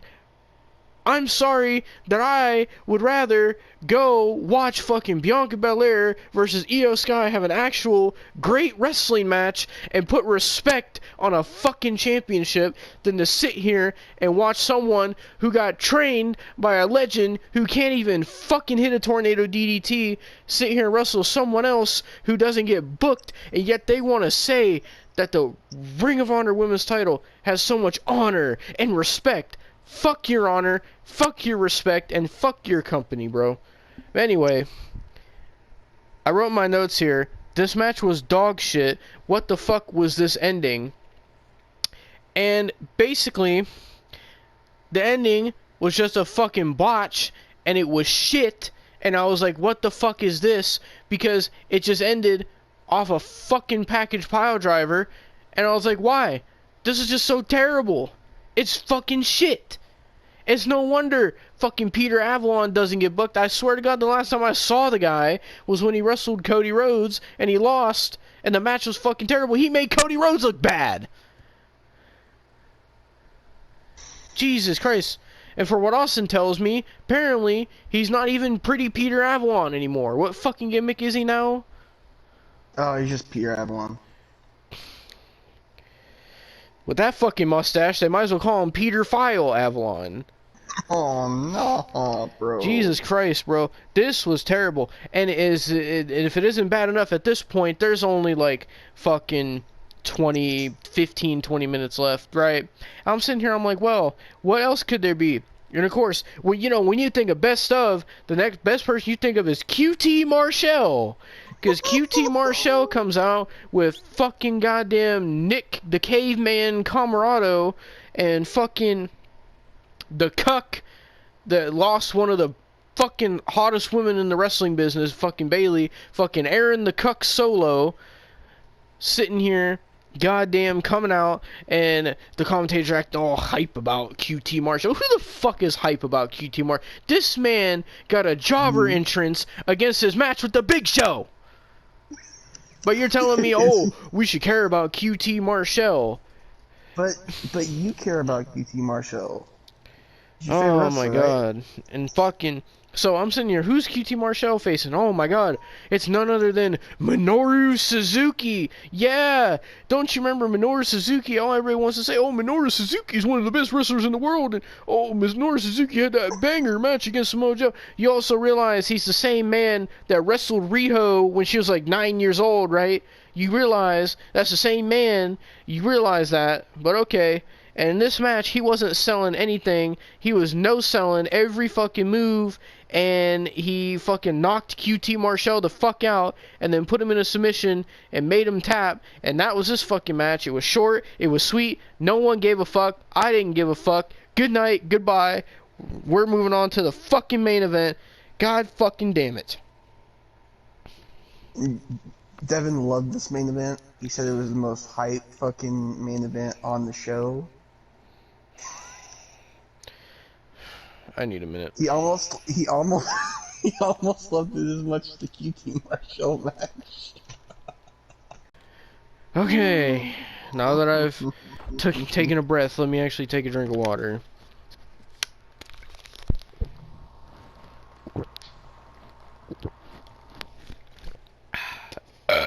Alright, so the main event of this atrocity show was... Oh yeah, I should say, Suzuki, I said he made him tap out. I was just so mad I forgot the ending. He tried to make him tap out, and then Suzuki said, no, let's do a stupid move where I put him on his neck, and he put QT Marshall straight on his neck with a pile driver. So that's how he won. Anyway, so the main event, I was like, what could be the main event? So we get the Varsity Blondes with Julia Hart teaming up, because it has to be an 8-man tag. It can't be nothing else on this fucking show. It has to be an 8-man tag, and it's them teaming up with the Dark Order's John Silver and Alex Reynolds, and they took on the team of Serpentico, Luther, and the Acclaimed. This match was fucking trash. Why? Because, for one, Serpentico and Luther are god-awful. 2, the Acclaimed is fucking cringe with their raps. 3, the Varsity Blondes don't even get booked anymore, so great that they're looking out for Brian Pillman Jr., you know, the son of one of the legends of the business. You know, great to see AEW treating him so well, because AEW fans say they treat everybody so well, and that the AEW is the place to be, and everybody needs to be all elite. But I digress, because this match was fucking stupid. It was just spots on the outside, and oh, let's all stand there while someone and look stupid while someone dives on me spot, and oh, the next thing I know, it's back in the ring, and then it's fucking John Silver and Serpentico, and John Silver hits his finisher, 1, 2, 3, and they win. And I sat here and asked myself, why the fuck was this on a best of? None of these matches, they didn't even attempt to find a best of. None of these matches were anywhere close to be considered a best of. None of these matches were even close to be considered good, let alone best of. Only one of these matches was considered decent. Honestly, this was garbage, bro. This was so bad. And I'm scared for when I watch Dark, because I'm afraid that it's going to be worse. Because if I didn't say it already, Dark got canceled as well. This was it for Elevation. They decided for the last episode of this shit, we're going to give the fans a best of and show 9 of the best matches to ever take place. Yeah, wow. Yeah, you know, and this is exactly why AEW will never become bigger than they are, because they do shit like this where they cater to their hardcore 500-pound neckbeard fans that enjoy this fucking garbage. That's the only people they cater to, and that's why their viewership is declining. That's why they don't expand their audience. That's why they have all the problems that they have, because they do fucking dumb shit all the time. And Austin has said it for months now watching AEW, and I'm saying it here. It's true. This show was terrible, and I understand that it was 9 matches from different episodes of Elevation. I'm sure all 9 of those episodes of Elevation were dog shit. So, I ask, why the fuck was this called a best of Elevation? Because nothing about this show was elevating. If they would have called this the worst of AEW, then I would have been like, okay, that makes sense. But no, they're not going to call it that. No, because they think too highly of their talent, and they just think everything is good, everybody is good. Oh, so what if someone gets dropped on their neck in an unsafe move? Oh, so what if people botch and they don't know how to wrestle? Oh, so what if people aren't trained? Oh, so what if we're hiring wrestlers that are in high school? Don't think I forgot about that. Oh, so what if they're a reality TV star that's never wrestled before? Oh, so what if they come from this Japanese promotion where they fuck each other in the ass and wrestle sex dolls? Oh, so what? It doesn't matter. AEW is great. AEW is amazing. AEW is changing the world. That's what I'm supposed to think. That's what we're supposed to think, Austin. That's what all the AEW fans want everyone to think. Because that's how they see it. You know, we see it for it being terrible and dog shit and ruining the business, but those fans, the AEW fans, they see it as the greatest fucking thing ever, and they watch it and they eat it all up and they enjoy it.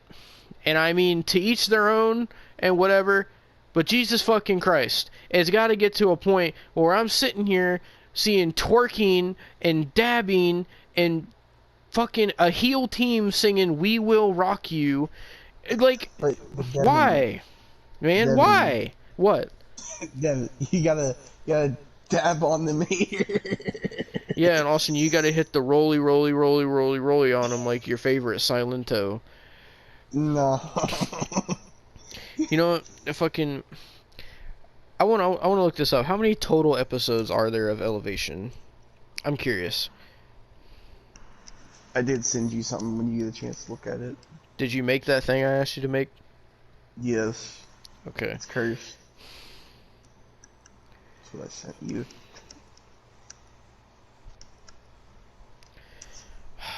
There is 112 episodes of Dark Elevation. And if you're curious, there's 193 episodes of Dark, 186 episodes of Dynamite. There's more episodes of Dark than there is Dynamite, apparently. And there's only 90 episodes of Rampage. Do you have any more cursed image suggestions? I don't know, man. Fucking, if you could put like Caesar Bononi on a slice of like Oscar Mayer bologna, maybe. Fucking, or if you could Photoshop Ryan Nemeth onto one of those Dollar Tree wrestling figures, I guess.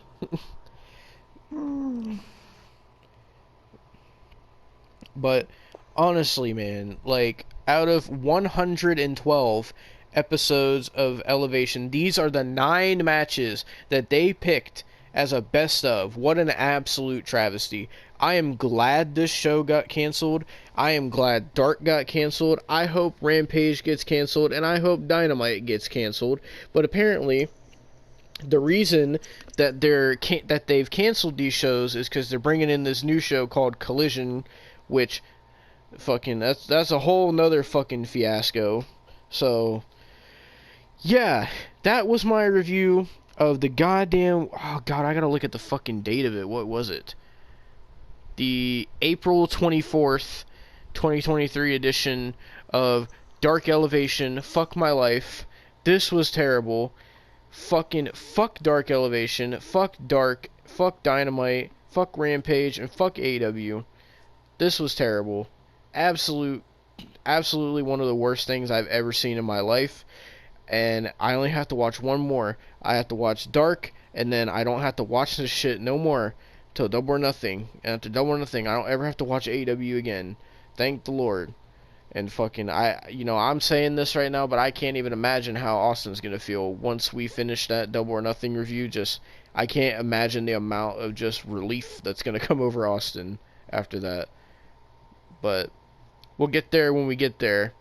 Fucking, I don't know what's coming next at this point. Look out for my review of Dark, because it's coming soon. I can tell you that, because I'm going to get this shit the fuck over with. I'm telling you that. This Ryan Nemeth one, it's going to be very low quality, because the only picture I could find of, like, the Dollar Tree action figures was very low quality.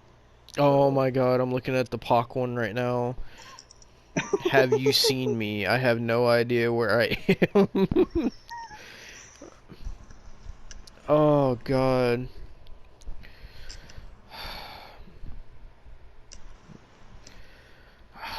I don't think there's any more edits I need you to make. Let me just fucking look and see real quick.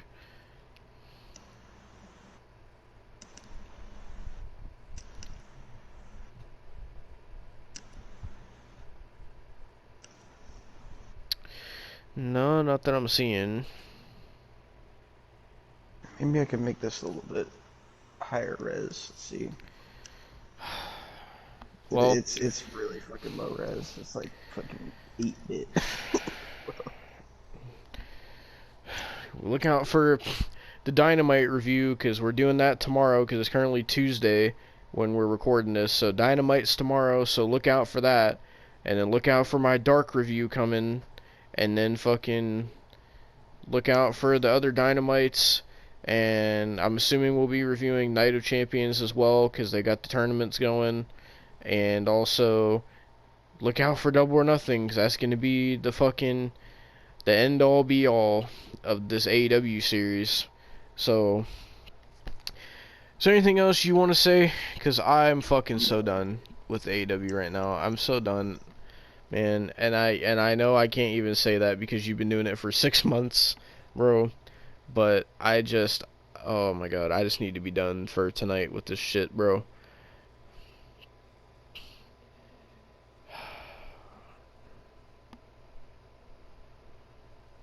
Oh my god, I don't have nothing to say.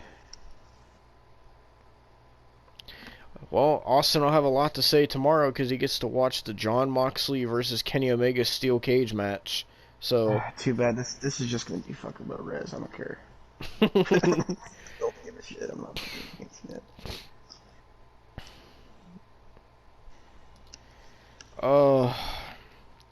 You know what Peter Avalon looked like in that match? He looked like fucking... I'm not trying to disrespect him, but he kind of looked like John Carpenter. That's kind of what he looked like. Bro, I'm not making that fucking... that a PNG. What? Fucking John Carpenter, goddamn. Peter Are you gonna make the Caesar Bologna one? That's what I'm doing now. Oh god. Oh god, ew, yep, those are the ones. I've seen those every time I go to like Dollar Tree. It'll say like Ultimate Wrestling Action or something, and it's like the worst. I had the blue one, and I just I was kind of ignorant because I was like, this is just Ultimo Dragon. Oh my god. You know, funny enough, I seen a red one time, and now I'm thinking about it, it kind of did look like Serpentico. The white ones look like what Phoenix looked like on this show tonight. Sorry, Phoenix. It's Phoenix. You know, the That's it, fucking, right, the generic bald one with a beard that came with all the fucking hardcore weapons. You could say that's John Moxley. It kind of You looks know, like Sami Callihan, honestly. at this point, let's just make an entire line of AEW Dollar Tree figures. Why not? Fucking, because they charge out the ass for their figures already. So fuck it. Ew, this PNG of Caesar Bononi.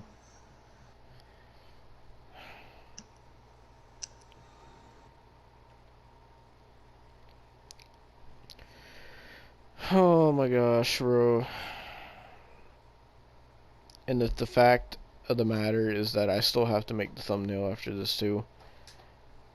I don't even know what I'm going to do for the thumbnail. I really don't.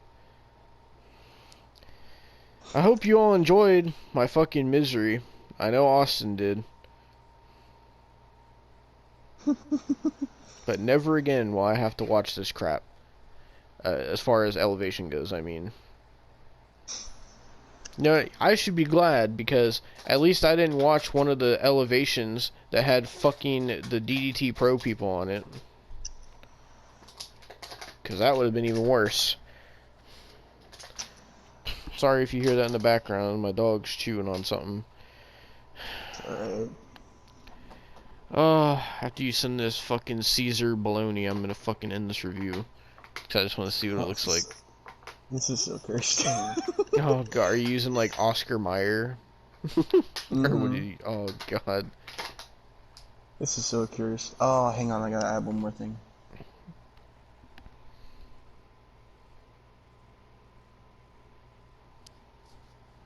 Oh my god. You know, there's some people that were on this fucking show too that I don't even know if I'm gonna be able to find a PNG for, like fucking Maserati. I don't know how the fuck I'm gonna find a PNG of her. There you go. I seen it. No, I'm waiting for it to come through. It's probably gonna be fucking cursed. Oh my god. I replaced all the O's with fucking his head. Jesus Christ. Alright, well,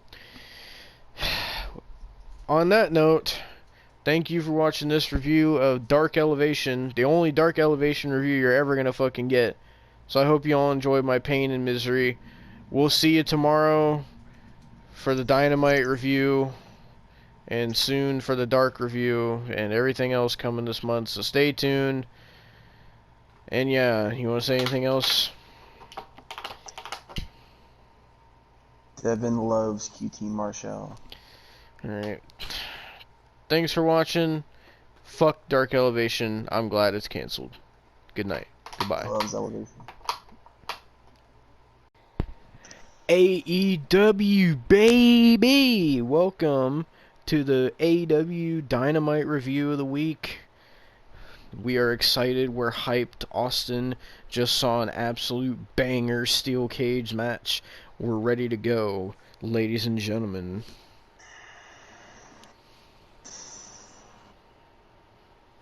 And pretend like you fucking didn't act like a fucking asshat and say this was hype.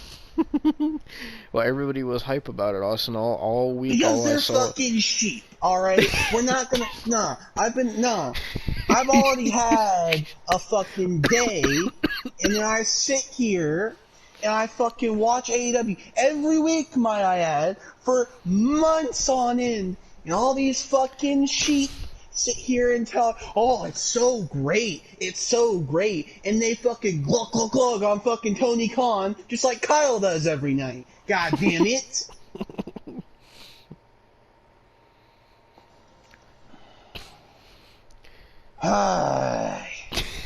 What an opener.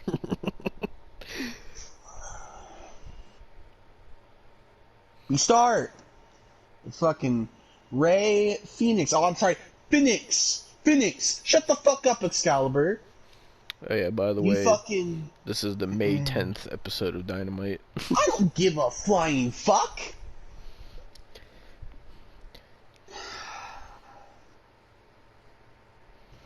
fucking, oh, Kyle's bitch ass is texting in the chat. You know, he wanted to be on this fucking review. No, Kyle!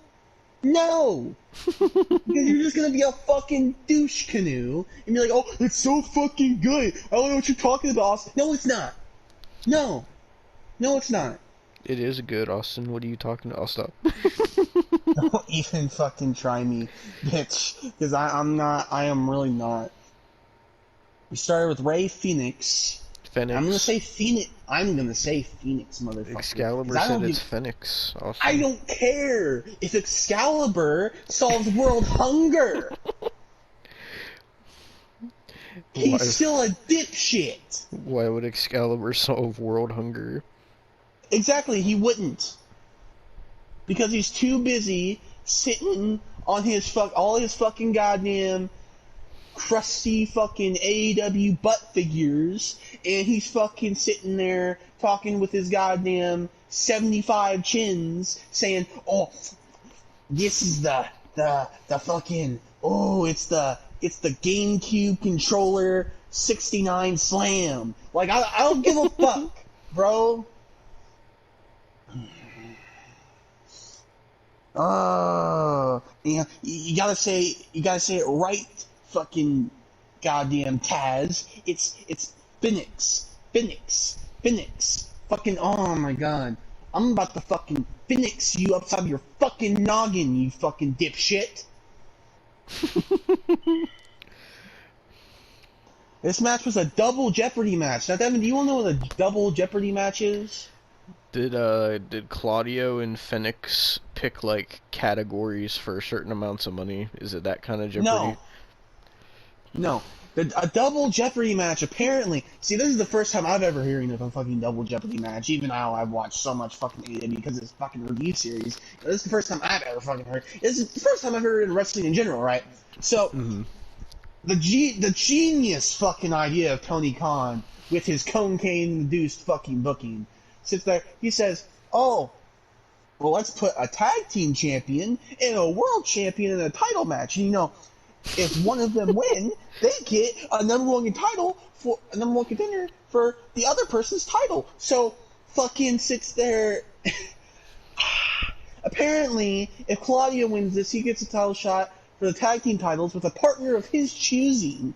Because, you know, they don't have tag teams, you know. It's not like they have the Kingdom or, you know, other fucking ROH tag teams that they had on it. It's not like they have fucking the Briscoes, or actually, they don't have the Briscoes no more. I meant fucking FTR. It's not like they have FTR. It's not like they have fucking, I don't know. They have so many fucking tag teams, but, you know, they don't use them. So, it's whatever. Let's give a world champion a title shot at the tag championship, because that makes total fucking sense. Obviously, you know? And so, you know, you could have even made it with all the fucking people you have. You could have sit there and been like, oh, well, this team, this person, and this person can work well together. You know, like WWE does when they made, like, Sheamus and Cesaro a team, for example. But no, we can't do that, because that's not how wrestling, because apparently that's not real wrestling, right? We can't be like them. Who do you think Claudio is going to choose as his partner? Probably fucking Wheelie Uterus. Did they say, like, when the match is going to be? No! Oh, and also, I forgot to tell you. Randomly, you were talking about how, when I was telling you this, randomly they announced a fucking match for the next ROH pay-per-view. I think this is when you were actually in the bathroom. They announced Athena will be taking on. Now, of all the people, I want you to guess who she's going to be taking on for that title. Is it someone on the actual AEW roster, or is it someone completely random? Okay. I mean, it's both, actually, technically, if you think about it. Is it somebody that I don't like? No. Is it somebody that you don't like? No. Is it somebody that we like? Yes. Okay. I don't know, fucking Sky Blue. Ding, ding, ding, ding, ding, ding, ding, ding, ding. Oh, I actually guessed it right. Yeah, you got it. Sky Blue Why? versus Athena at the fucking pay-per-view. Why? I don't know. She's not even signed to Ring of Honor. She's signed to AEW. So, It you took know. 2 years to get signed to AEW. And she don't even get a fucking shot at the women's title for AEW. She gets a shot at the ROH title. Like, that makes sense. No, they gotta save it for psoriasis. You know that. Oh, we'll get to psoriasis because Austin has a bone to Austin has a bone to pick with her. He went on a whole tangent before we even did this review. But we'll get to her. No, okay. No, because and Phoenix did all his fucking flippy doos, his 630s, his 720s, his goddamn 360s, his fucking surprisingly didn't land on his neck this time, like he always does. Usually he always lands on his fucking neck, you know. Mm-hmm. I can't wait for the headline for the Dark Side of the Ring episode for Rey Fenix. It's gonna be great. It's gonna be a banger, you know. Oh my god. It's gonna be a real banger. They're gonna talk about. You're gonna have Pentagon on. They're gonna have Tony Khan on. It's gonna be the next Draws. No, why leave Draws alone, man? This is like your 5th attack on Draws. It's not an attack on Draws. It's a statement because you know he's gonna fucking die. Well, he doesn't care. Rey Fenix doesn't give a shit. Eugenics, whatever. Was fucking Penetration out there with him? Or was he by himself? No, he was with the fucking manager they have, or what the fuck ever. I don't even know his name. Where's Pac? I'm gonna ask that every time. Where's Pac? Missing. On the milk cartons, remember? Yeah. But Claudio wins. So he gets a tag title shot with a partner of his choosing. Cause why not? Go fuck yourself, Tony Khan. You're a real fucking douche canoe. You know that? And then we see, surprisingly, back from the grave, back from the fucking KFC, like with all his fucking about him gonna come or what the fuck ever he said with that Liv Morgan promo. I don't fucking know. You know, he always looks like such a pussy too. Fucking Miro. Like he looks like such a fucking pussy every time he comes on screen. One time he's wearing fucking Mickey Mouse pajamas. You know what? He looked like he looked like a more built version of Kerwin White. I can't. I'm not even joking. White. No, I'm gonna send it to you because he genuinely did. And he didn't say anything to Renee Paquette and stormed into Tony Khan's office. Oh my god. I'm looking And at it MJF now. does a promo on the Pillars, and that's it. He just talks about how he's the best or whatever. It's fine. It's a good promo. I'm not knocking it. I'm just saying, like, he could have done something way better on this show, but, you know, they just gave him a promo on the Pillars, which he's been doing the past, like, 4 weeks now, you know. Yeah, it's really sad, man. MJF's title reign is kind of, like, low-key sucked. Yeah, I mean, ever since, it's really lost steam after the Bryan Danielson match. It really has. Like, you know, at least when he was doing the weird-ass promos about fucking almost murdering this fucking chick, like, at least it was something, instead of just saying, I'm the best of the Pillars, like, that's all he's been saying the whole time, pretty much. But next we get I've been FTR. seeing, like, more and more people every week just keep saying that they're, like, tired of MJF being champion, and that they're saying, like, his run has been terrible, and I've seen people saying, like, they're like, oh, the MJF experiment has failed, and shit. Like, people are really turned on MJF because of this title reign. Well, like, I mean, it's not MJF's fault. It really isn't MJF's fault. It's the booking. I have to say this? It's always been the booking. But no, we can't we can't say anything about Tony Khan because we got a glug glug glug on his fucking knob, his fucking 2-inch. Like next we have FTR. They come out, the fucking Dad Bod Dax and Cash Wheelie come out, and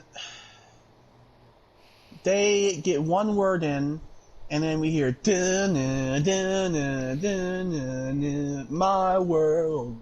Fucking Jeff Jarrett and Jay Lethal with Sanjay Dutt and Satnam Singh come out, and they don't get a word in before we hear I'm a special referee. Fucking Mark Briscoe announces, oh, we're gonna have a match of double or nothing. I'm a special referee. Does Mark Briscoe actually do that when he talks? No. And you're like, oh, we're gonna have some beers to celebrate. He said, I'll tell you what, that god dang on special referee match, man, we're gonna tear that god dang on house down on that good Gouda on that god dang on double or nothing, man, I tell you what. And then fucking Sanjay Dutt takes a swig of the beer, spits it in Dax Harwood's face, and then Dax Harwood pile drives Mark Briscoe. And that's where we end that segment. Then we have Chris Jericho and his pussy ass, and he's talking. Nah, because at this point he was acting like a pussy, bro. He's scared of a twig. He said in his pussy ass. I wasn't expecting that. No, because he was like, because he's like Adam Cole. You're not gonna attack me no more because you know what I got? I went to the courthouse. And every time I'm in the building, you're banned because I'm scared of a fucking twig. How? So he got a restraining order against Adam Cole? Yes! I didn't know you can get a restraining order on a child, but you know what? You did. He did. Well, Adam Cole's pretty intimidating, Austin. Have you seen how good he is at Mario Kart? No. Have you seen his fucking KD ratio on Halo? I never thought somebody would get a restraining order on somebody who just sat there on Twitch on his ass for 8 months and played like Among Us and Mario Kart and fucking all that bullshit. Here's something that might make you mad. I actually seen a clip about Adam Cole the other day. It was either yesterday or the day before. And so you remember that promo, that the infamous promo where people say Adam Cole buried Cross? Yeah. So I saw this clip where like they asked Cross about it, and Cross was defending Adam Cole, saying that Adam Cole is a professional, and saying that what did he say? He said Adam Cole's style is like he's like Adam Cole's a real fourth wall breaker, and he was like, but we both went out there and we were just, we said what we were told to say that night, and he was like, Adam Cole is a really cool guy and I don't got a problem with him or whatever. I don't know why that randomly popped up on my fucking timeline. Well, I'm not gonna get mad at Cross for this because he stated what happened there. So all you people giving Adam Cole the credit for burying Cross, remember what Cross said. They were told to do that promo. Adam Cole didn't come up with shit. Right? Therefore, every time I see that come on my timeline now, I'm gonna straight up retweet it. And you know what I'm gonna say? It was scripted. Adam Cole didn't go off script. He was told to say that. So fuck all you indie marks. You fuckers are dumb. But Austin, he buried Cross. I'm not gonna give you the satisfaction, Devin. I hope you know. And Please. fucking Roderick Strong comes out there and he's like, "Oh well, I want to Falls Count anywhere." And Jericho's like, "All right." So you won't fight Adam Cole, but you'll fight someone who actually has muscle tone. Okay, makes sense. Because Adam Cole's intimidating, man. Jericho doesn't want to get buried by his raw promo skills. Then Thunder Rosa is in the background and fucking doing an interview with Renee Paquette. She comes back from the abyss to say that the only thing that she says is, "So this is where we talk to Poppy Khan." And Renee Paquette's like, "Yes?"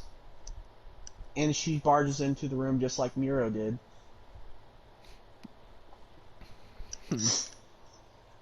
So, next, International Championship. Daniel Garcia, pasty face, white meat Garcia, versus Orange Cassidy. When I tell you, I am so sick of Orange Cassidy. You know, I thought I was sick of him. We were doing this like regularly. Like when we were watching this in 2021, I thought I was sick of him. Then I genuinely did. I'm so fucking sick of this blonde fucking twink, bro. Oh my god. I'm so sick of it. I'm so sick of it. It's not... But Austin, people love Orange Cassidy. I'm looking at the comments on AW's post about it, and they're saying, "My God, that was a great match. Really great match. 5-star match. That match fucking ruled. So good." Can you tell me the first time I look up when the matches actually started, I see Daniel Garcia thrusting? Oh, I yeah. shit you not. Speaking of this match, when they announced it, I've seen a lot of people shitting on Daniel Garcia because they were like, saying how he was undeserving of a title shot, and they didn't understand why he was getting a title shot. But he got a title shot for some reason. I feel like they just give anybody title shots at this point. Like, they even give people who aren't signed title shots. I know.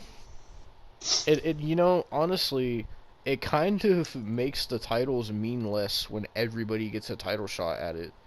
And there's no, You don't like, say. What happened to their ranking system? What happened to the wins and losses that they were so persistent about when AEW started? Because I remember they were like, "Oh, we're going to track wins and losses, and we're going to keep a ranking system of everyone's wins and losses to determine who gets title shots and to determine what rank everyone is in AEW." Whatever fucking happened to that?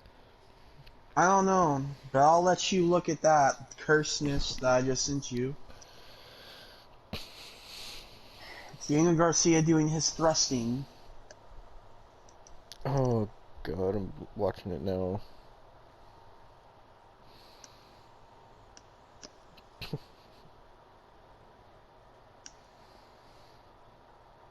Why is Daniel Garcia wearing pants now? I don't know. I don't. The fuck? Why is he dancing? Don't know. Oh, that was the clip. Devin. Yeah, I don't know. That's what I saw on my screen the first time I looked up. Oh, and Orange Cassidy won. By the skin of his teeth, by the way. Daniel Garcia gave a man who's beaten Jeff Jarrett, Jay Lethal, an actual competent talent, a run for his money. I digress. What were you going to say again? I was going to say, when do you think they're going to take the title off of Orange Cassidy? I don't know, and I don't care, because at this point, I don't think they're going to take it off him before I stop watching, so, you know, I don't care. Then next, Tony Khan comes on screen. The cocaine head himself. And you know what he does? He makes an announcement. Mm-hmm. But you know, he doesn't make any type of announcement. He just makes this one announcement because he just loves making announcements. So much, in fact, that he made an announcement that next week he's gonna make an announcement. Yeah, I would like to read AEW's tweet about this. They said, tune in to TNT next week for the biggest announcement ever made in the history of AEW. Tune in to Dynamite. Everybody knows what it is. It's fucking Collision. Well, if you want, it's Collision. It's just Collision, bro. If you want, I could tell you what the people think it is in the comments. What? What do they think it is? Someone said, put a gif of CM Punk. Yeah, of course. Of course. Someone said an AEW streaming service. Why? Why? Why would anybody want an AEW streaming service? Oh my god. There's already so many streaming services in the world. Bro, yeah, but they said that they want AEW. This is what this person said. They want AEW to put to join Peacock, is what they said. What? They said where is it? They said the announcement of a streaming service or put AEW on Peacock just like they did WWE is what they said.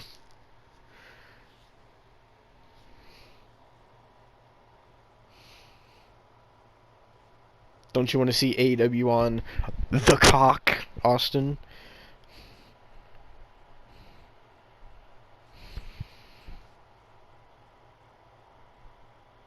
Austin?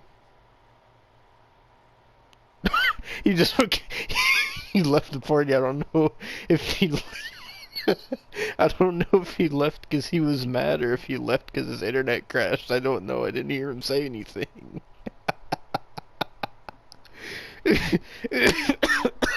I guess just wait for him to come back. I don't know what the fuck happened.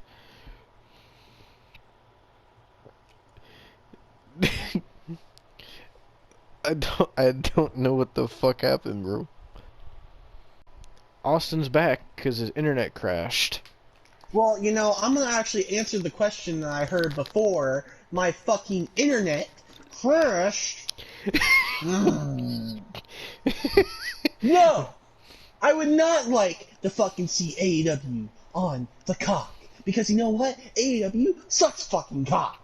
Alright? Just like goddamn Spectrum!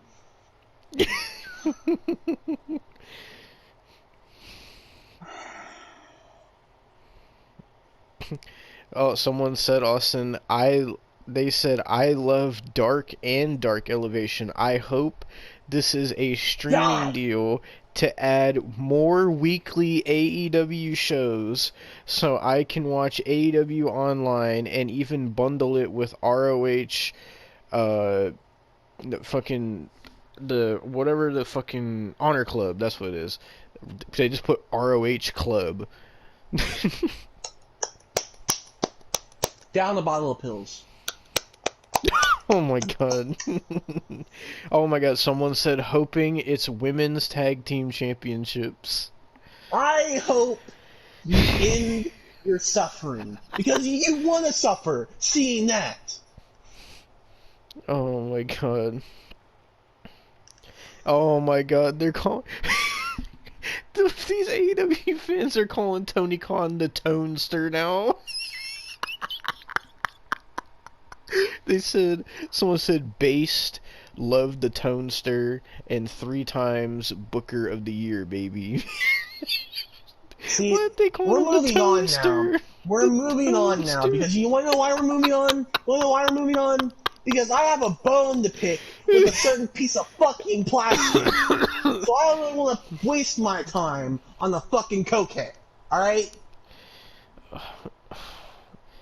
Oh my god. I can't get over the fucking tone stir. That's a new one. Anytime I say Tony Khan, though, I'm gonna say the tone stir.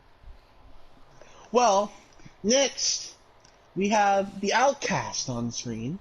Oh god. And Psoriasis does a promo saying, "Oh, well, we want to challenge you next week, Britt Baker, Jamie Hayter, and Shida, because we know Shida's in Japan and all this shit." Now, okay, first of all, promo stuff always does with her. She doesn't know how to cut one. That's why they wrote it for her, right? So I'm curious, like, what exactly. So to give you guys some context, earlier while I was at work, Austin started blowing up the fucking Twitter chat, and it was sending stuff about something about Saraya being hurt or something. And Austin was going the fuck off. No. What happened? She isn't hurt by any means. She claims. She fucking claims. This piece of fucking plastic. See, here's the thing. I think all the silicone has with your fucking brain, you fucking cunt, because I swear, I don't know what's the worst decision. Fucking wrestling again, or fucking being with Ronnie Radke. At this point, it's leaning toward wrestling again. The sad part is, you're actually more sane just staying with Ronnie and not wrestling. That's the sad part! But no. She claims to have a health issue. And that's why her wrestling style has been affected so much. That's why she's not wrestling as good as she used to. A health issue.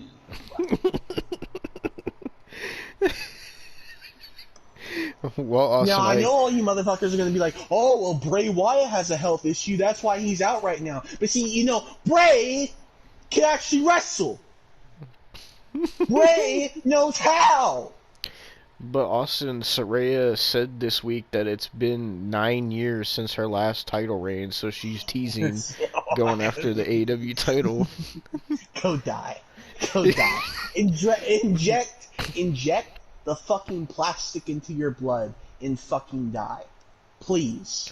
Crawl in the hole and die. Can I? Austin, I think I found what you were talking about. I found this article from NoDQ.com that says Saraya says she has been dealing with a health issue that affects her ability to wrestle. Is that what you saw? That's the exact fucking article I sent. Yes. Did you read the article though, Austin? No, because why would I read the article? Well, who reads them anymore? AEW fans sure don't read the articles anymore.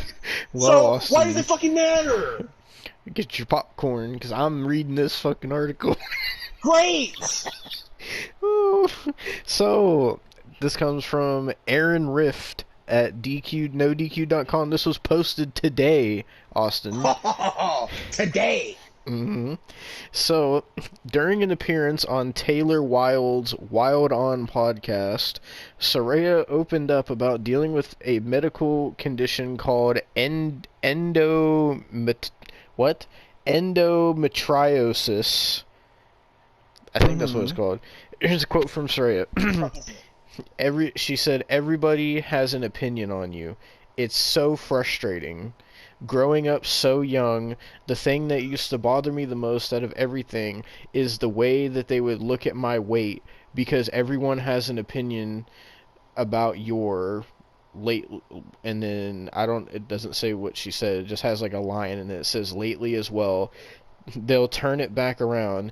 They tell me that I'm looking a little bigger than usual, and I want to tell them, listen, I'm getting older. I have really bad endometriosis. My belly swells up. I get endo belly, and it swells up for a couple weeks, and it's really painful, and I try to hide it. That's why I can't wrestle when my belly is like that. I can't wear wrestling gear. I'm too swollen. It's a really painful experience for me, and then people will just think I'm fat, and I'm just like, you have no idea.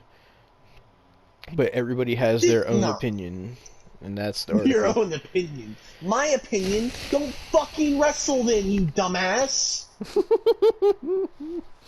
Like, oh my god! It's that simple! Oh, what It's the fuck that... is this? I found another. I found another Soraya article. Oh, great. Great! Why? Soraya destroys disrespectful fan in public for mocking her leaked sex tapes. This was also posted today. Soraya is known. This comes from Ringside News, Austin. Oh, great. Great. Our buddy Steve Carrier, the drunk. Of all people I would have to hear today, this is one of them. Great.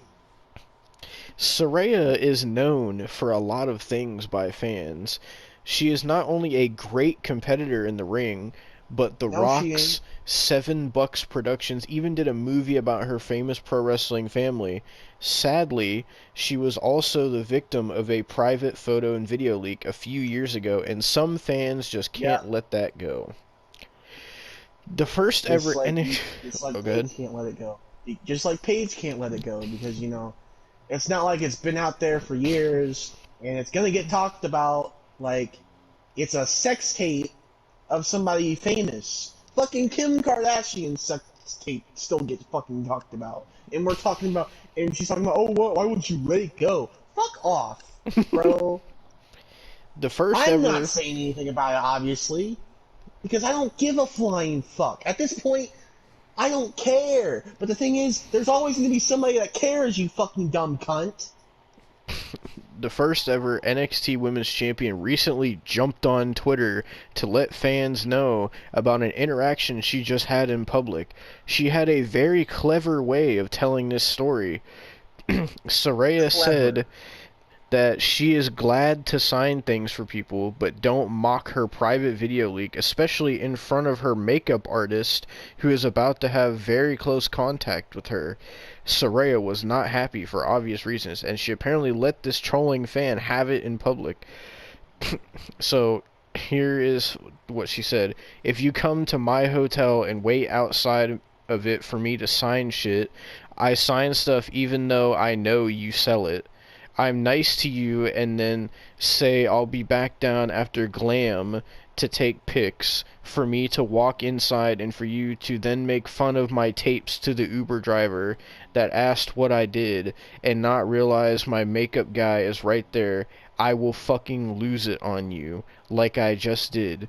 Do not disrespect me or any wrestler ever. I will not sign shit for you for free ever again. Ever.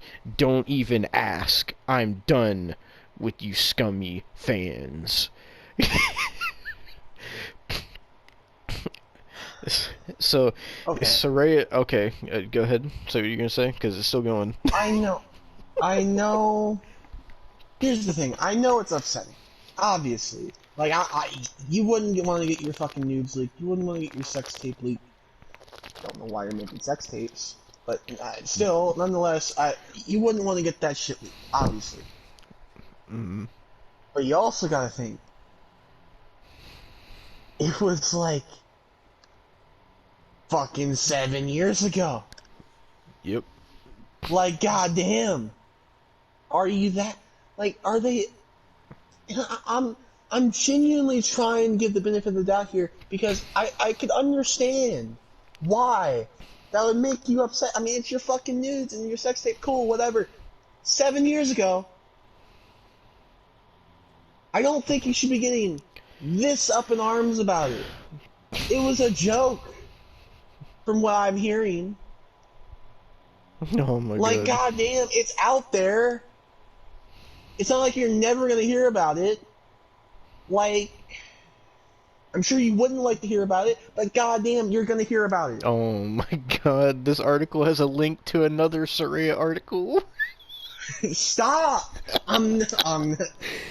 So let me read this first. Soraya is still going strong in AEW as a signature part of their women's roster. She isn't. She Oh isn't. my god. Fucking, hopefully she will also snap a spot on the company's Wembley Stadium show All in London. After all, she already threatened Tony Khan in case he wants to snub her on the show. Tony Khan might want to give Saraya what she wants because she is not to be messed with. After all, she's not afraid of anyone. She is gonna snap something. Her fucking neck. I can't be bothered, bro. Now I'm going to this other article. It says Saraya threatens Tony Khan if he doesn't book her for All in London. AEW has some exciting plans in the pipeline that could be big business for the company. They are holding. Yep. They are holding All in London on August 27th in Wembley Stadium, and the rumor is that All Out could still follow the next weekend. Saraya might want to be involved with All Out, but All in London is a can't-miss event for her. Saraya's return to the squared circle came after years of sitting on the sidelines. She thought her career was over, but Tony Khan's company gave her an opportunity to wrestle again. With the huge event coming up in Saraya's home country, she must be a part of that show. While speaking with Alistair McGeorge of Metro, Saraya said that she wants to be a part of AEW's All in London event in Wembley Stadium. If Tony Khan doesn't book her at the event, she said she will hunt down Tony Khan and make it happen. She says, I feel so fortunate to think that hopefully I'm on the show. Tony, I will hunt you down. I know where you work. I'll beat your ass. I'll kick everyone's ass to get what I want. Hopefully it's a package deal with the Outcast. And then you have people like Britt Baker, Jamie Hayter, and all these people coming along. Saraya said she really hopes to see her brother Zack Zodiac involved with AEW in some way. Why? There were a lot of emotions for Saraya when she made her return to pro wrestling as well, because she hadn't been in front of a crowd for so long. Tony Khan already has a lot on his shoulders, and now it appears that he has Saraya's booking to worry about even more than the actual show. Hopefully he can figure out a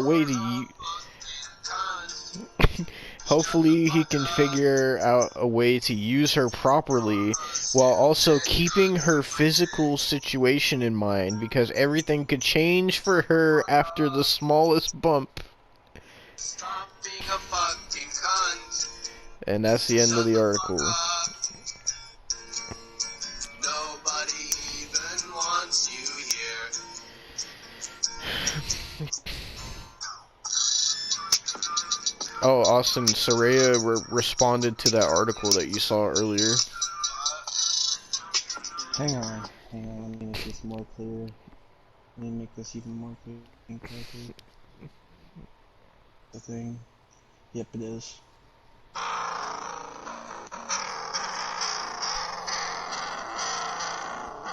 God fucking damn, what is that? Oh, it has distortion too. Give me a second.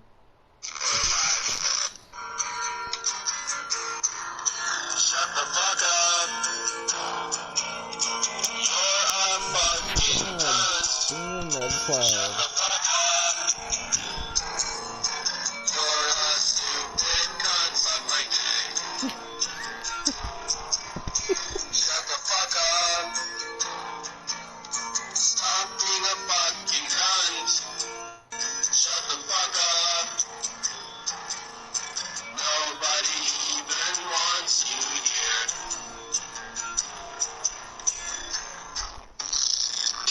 God fucking damn, bro.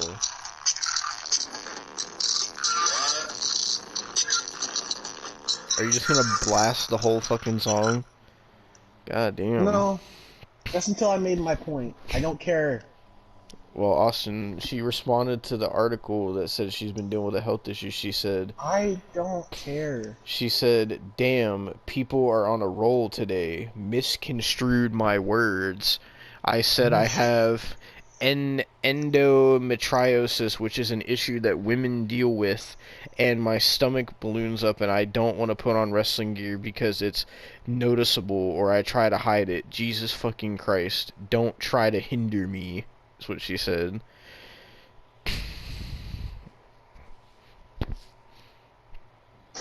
I'm gonna move on now. I don't want to talk about this piece of plastic no more.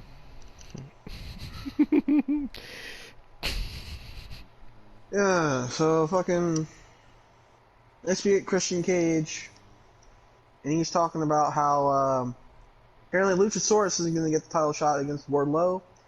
He is. Yep. And he was saying like, oh well, you want to know why I'm getting the shot? Because I'm Christian Cage, and I was just like, really? Is that what we're doing now? That just because your name's sake you get title cool, okay. Just like I'm gonna walk in I'm gonna walk to a goddamn Walmart and go like the PS5 aisle. I'm just gonna take a PS5 and they're gonna ask me, oh, why are you taking that PS5? I'm just gonna say because I'm Austin Kelly. Like, what the fuck is that? Like, nah, bro. Fucking stupid.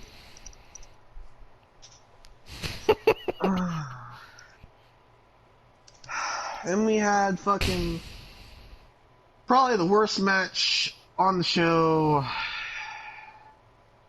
Julia Hart took on Anna Jay. And my god, I do not blame Julia Hart for this. She was actually competent in this match. Anna Jay, please stop wrestling. Because you do not know how.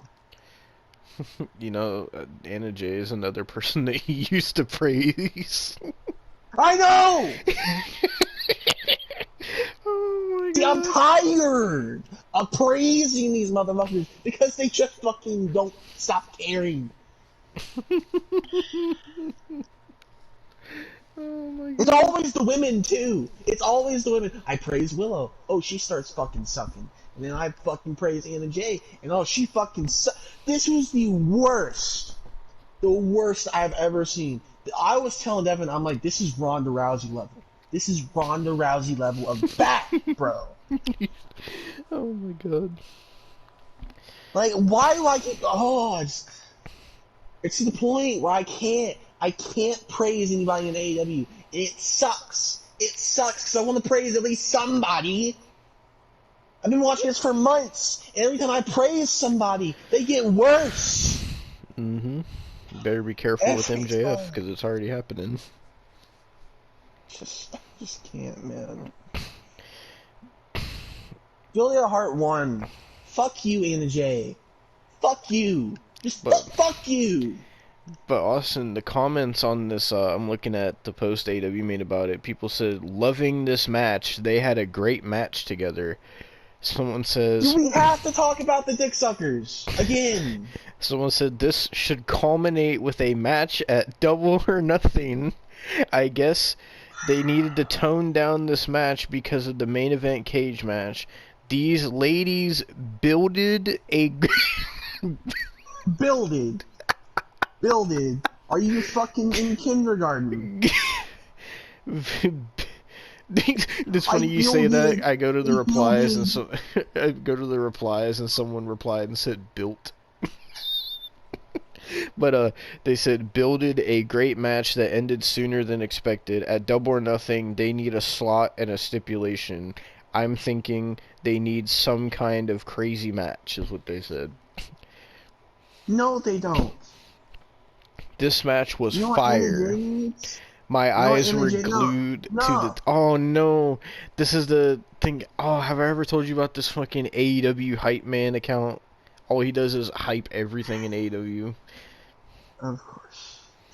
There had to be one.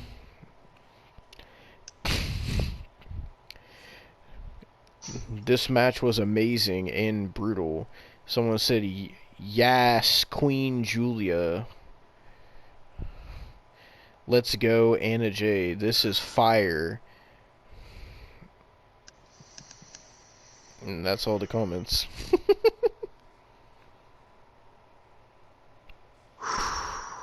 See, Austin, what you don't understand about the AW fans is that they like terrible matches. They like botches.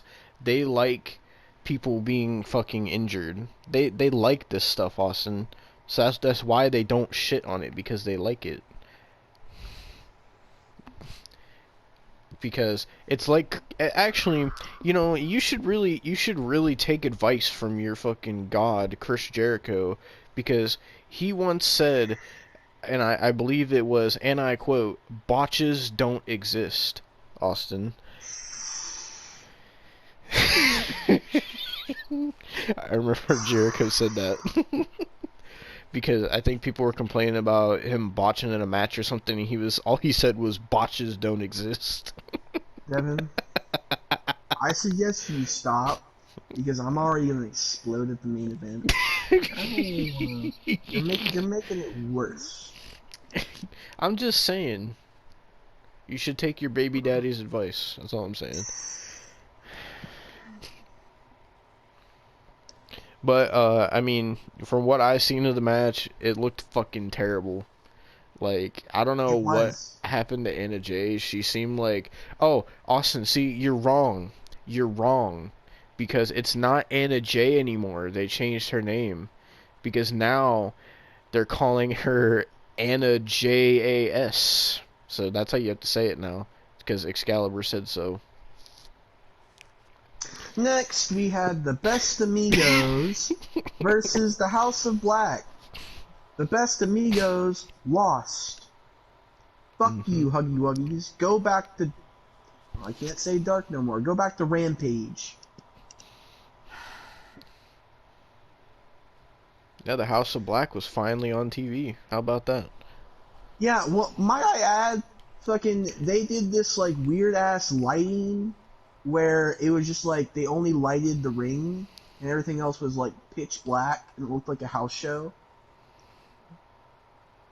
Really? Yeah, I'll actually send it to you real quick. This is what it looked like.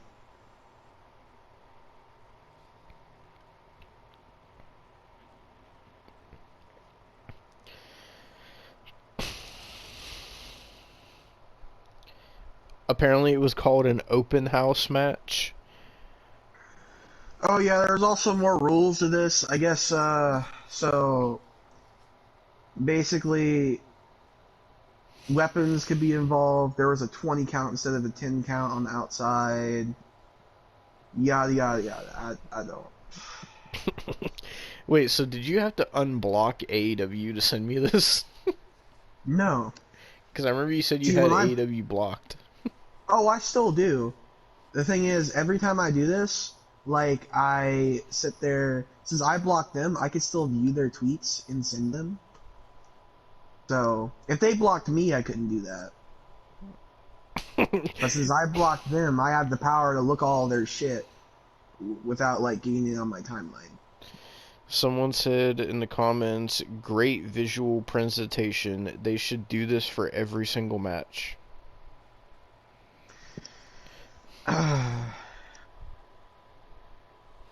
So,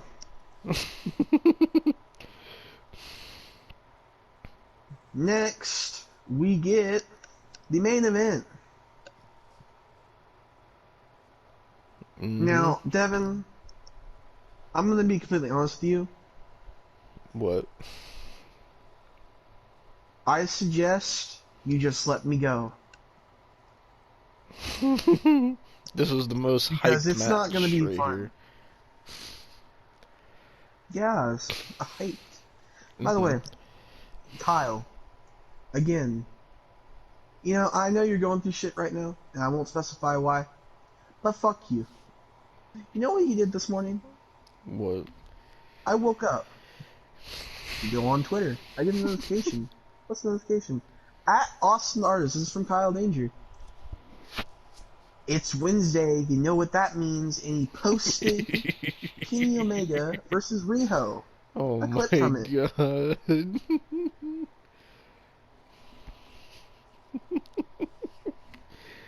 He's just sending you what you like, Austin. Nah, man. Because we have this fucking atrocity. And I know the fucking Anna J match is bad, or the Anna JS, or the Anna fucking dumb cunt match was fucking terrible. But oh my god. Jon Moxley, one of the worst fucking wrestlers I have ever seen. I'm sorry. I can't even like his WWE stuff no more because all I could think of is blood. So much fucking blood. I remember when people used to shit on the Dean Ambrose character so much. And they used to say, oh, let him be Jon Moxley, let him be himself, and he'll be so much better. Let him go back to being Jon Moxley, let him do what he wants to do. And this is what happened when he got to do that. So, imagine it, like, well, one, I don't think WWE would have ever let him do any of the shit that he's done since he went back to being Jon Moxley. But, like, I don't know why people thought that this was going to be so much better than what he did as Dean Ambrose. Because this has been fucking terrible for the past 4 years. Because, fucking, god damn it, man. Genuinely, I think he has something wrong with his brain, bro. Well, because I mean, tell me he why. has taken a lot of fucking weapon hits to the head. And he's inserted stuff into his fucking skull, too. Tell me why. He fucking sits there. They're both in a steel cage. And every spot had nothing to do with the steel cage. He was facing Kenny They shouldn't Omega, even be in the cage. Austin's two favorites were going at it. And you know what fucking pisses me off even more? You know what pisses me? They're feuding, right? They're feuding, but this fucking Twinkle Toes motherfucker on Twitter was like, "Oh, Jon Moxley, he's such a great wrestler, you know. He's bled every time for AEW. He's so great. He's so great. Even though I'm about to kick his ass in fucking this Wednesday. No, he's such a fucking great wrestler. Because kayfabe doesn't exist in this fucking goddamn. I'm gonna. Oh, this fucking pedophile, bro. This fucking pedophile. I can't, bro. Like, I swear to God, that ring was like filled with hepatitis. I don't know what fucking Jon Moxley has. I know fucking Kenny Omega has pedophilia in his fucking blood. Oh, bro. They use barbed wire chairs. What? I'm gonna have to fucking put this in the intro. What? What did you? What did you find? So for one, people are calling this match a masterpiece. Of course they are. For two, someone put this video of Adam Cole, and they said this was their thoughts about the match. About the match. Hold on, I'm gonna play it for you. They said my thoughts on this when I saw this match. I came.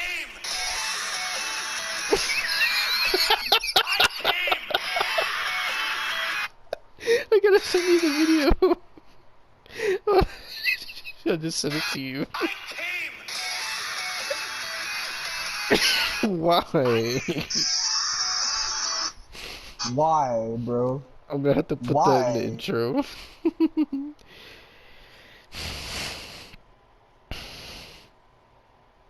Oh my but God. No. This was oh my God. fucking bad. What now? What now? Someone. You have to keep finding this shit. Someone said this Dynamite and this match was hands down better than anything WWE has had for 2 decades, period. Go fuck yourself. The guy's name is Darren Smith. Go fuck yourself. Fuck you. Oh fuck God. you. You actually... Some of these people have mental problems.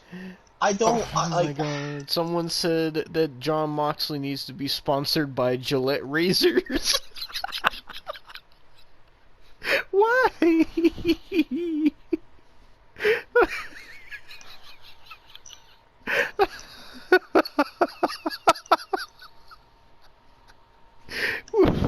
Oh. He probably doesn't even use Gillette. He probably just uses shit that he could cut himself with. Oh my god, bro. Motherfucker probably doesn't even blade with razors. He probably blades with fucking goddamn. Someone put. What? No! Someone What put do you keep buying me? I'm just scrolling through the comments on this post that AW made about this match, and someone made a Photoshop of Kenny from this match, and they Photoshopped him riding a mechanical bull. I'm gonna send it to you. Why? Why? I'm gonna put that in the thumbnail. Why, bro? Just why? This match is getting nothing but praise. Oh my god. So don't. Here's one that you'll like. Someone put a picture of Jim Cornette laughing, and the caption says "laughs in motherfucker."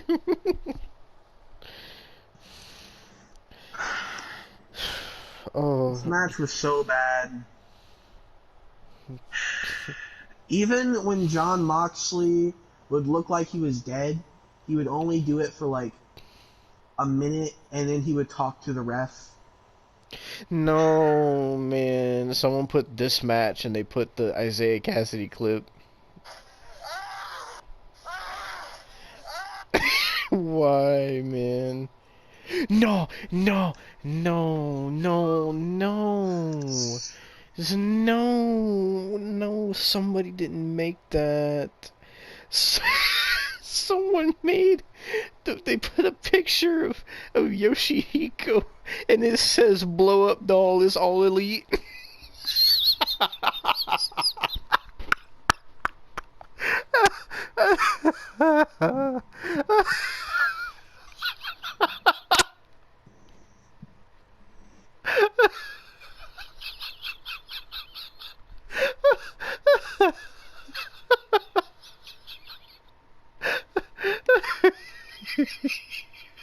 Don Callis turned on Kenny Omega, and John Moxley won.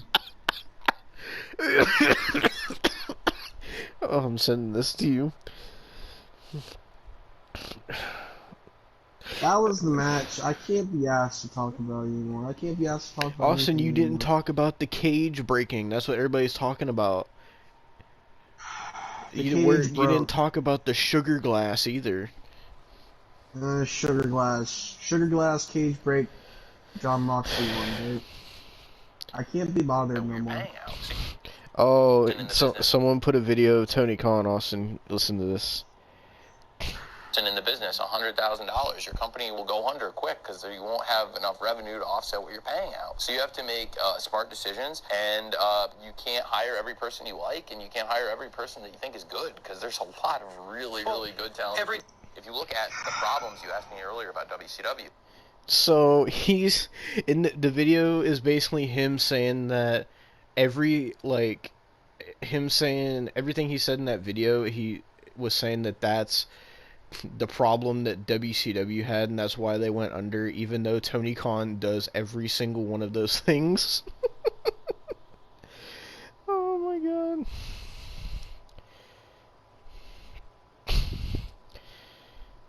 Yeah, so I'm done today. Are you sure? Yes, I'm done today. I can't.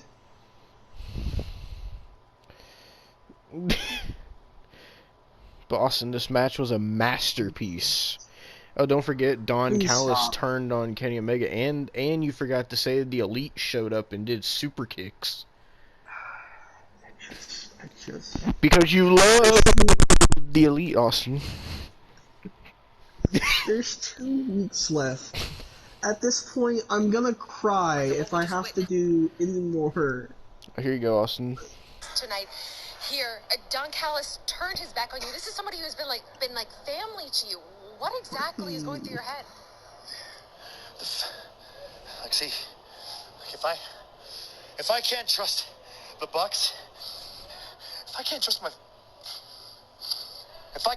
my family, who can I trust? Who can I trust? How'd you like that?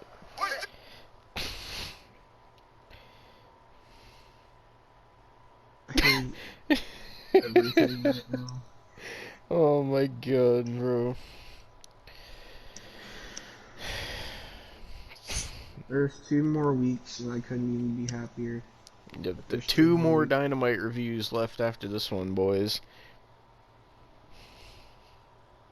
I'm almost done. Someone said this was an all-time Dynamite.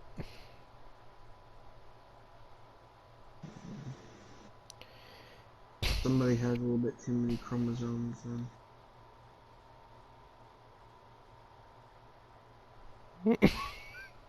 Austin just sounds so fucking done. You try doing this every week, alright? Didn't see how you feel. I've been doing this since November. Please, tell me how you'll feel, bro, doing this for almost 6 months.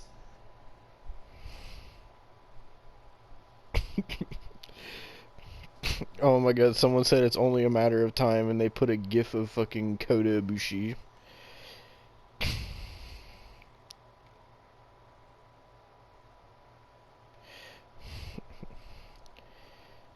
Someone said, imagine this is how they write Kenny off and he goes to WWE.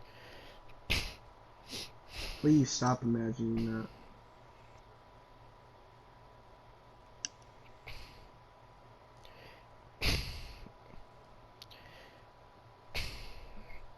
Oh my god, someone said now this is long-term booking.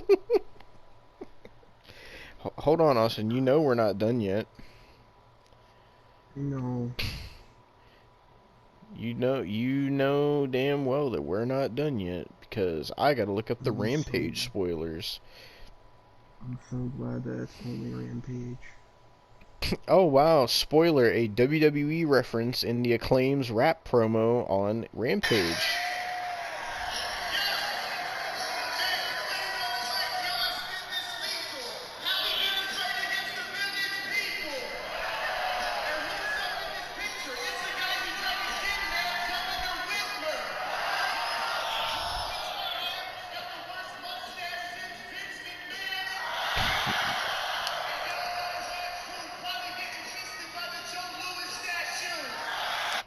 So they name dropped Vince McMahon in their rap, Austin, and the crowd said, "Oh," because it was a sick burn. Don't you agree?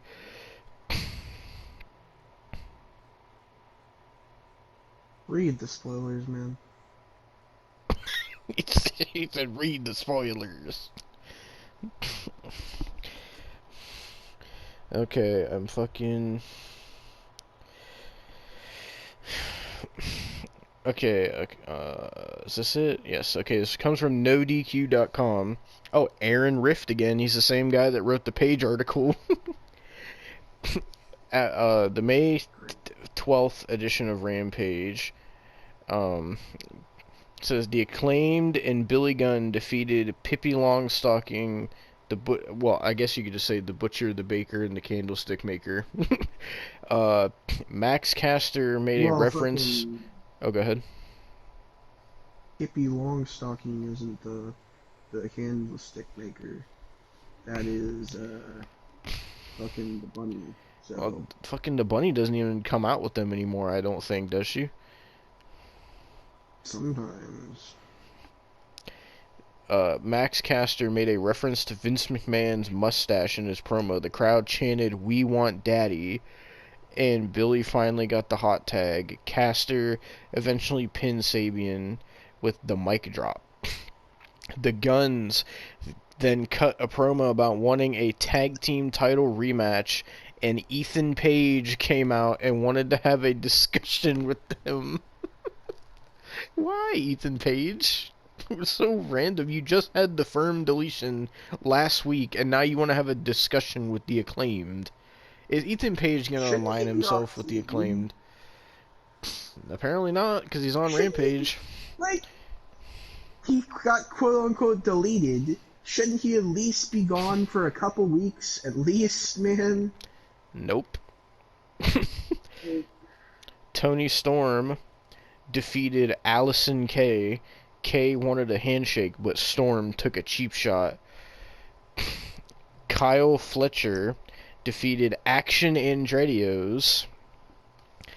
Action Oh my god, Action got in a lot of high-flying offense, but Fletcher picked up the victory.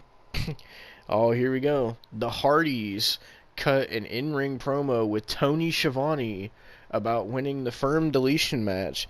Jeff teased them winning the AEW tag titles, but the Guns interrupted and were not happy. They are going to help Ethan Page beat up the... Oh my god, now the Guns are going to align themselves with Ethan Page. Why is Ethan Page trying to align with everybody? Why? What is going on? A match was set up where oh my god, Austin, this just gets worse for Ethan Page. They set up a match with the Hardys and the Guns, where if the Hardys win, they get control of Ethan Page's AEW contract. What the fuck? Why did Ethan Page go here? Why did Ethan Page go here? Why? I never thought I would say this. You should have just stayed in Impact, man. Are you when are you gonna admit that the Karate Man was better, Austin? Fuck it.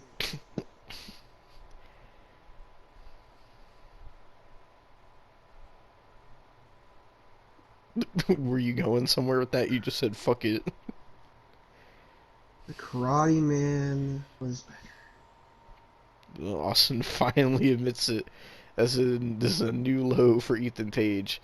So now Austin, you're saying that now Ethan Page is officially doing worse in AEW than he was as the Karate Man.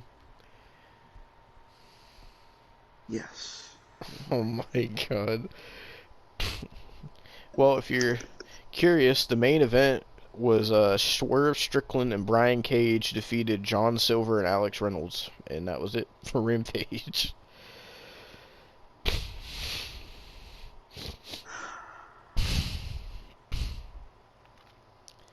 2 more weeks. I'm almost done. Oh my god, I think I found what you're talking about.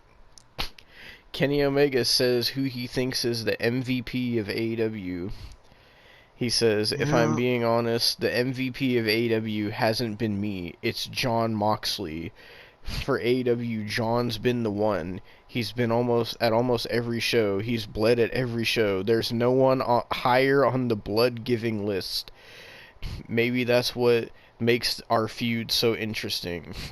It's someone with the notoriety from Japan against someone who is a top player from WWE, and John hasn't stopped working.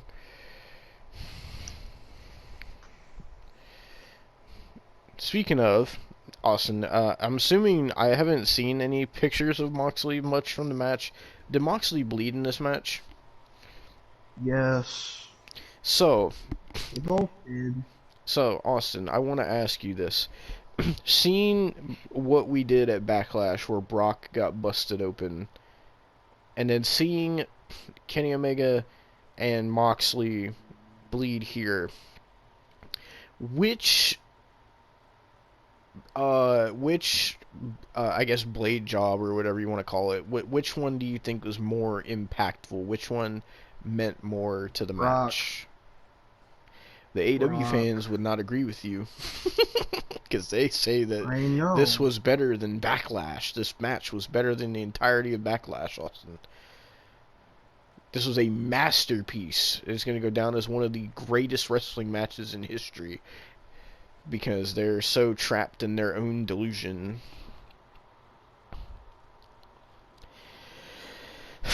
Oh my god.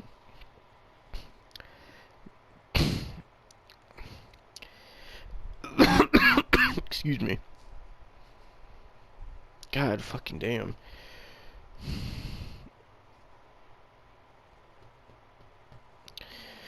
Oh my god. Well, Austin, is there anything else you want to say about AEW this week? No.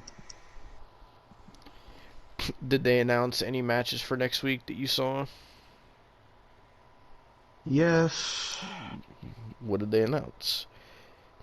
The Outcast versus fucking Bitch Baker, Jamie Hayter, and Sheeta, and then Ricky Starks versus Jay White.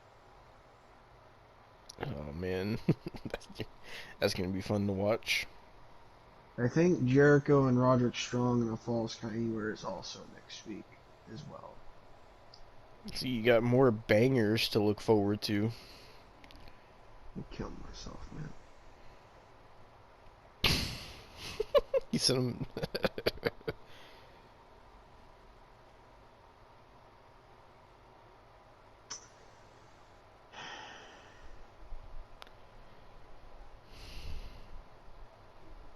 2 more weeks. Yep, there's 2 more Dynamites left until Double or Nothing. We're getting so close. So close. Just think about it, Austin. You've been doing this for 6 months now, just about. And you know what's 2 more weeks, Austin? These 2 weeks should fly by for you. No, they won't. How do you know that? What do you mean, how do I know that? How do you know that? Hell. How are they going to be hell, Austin?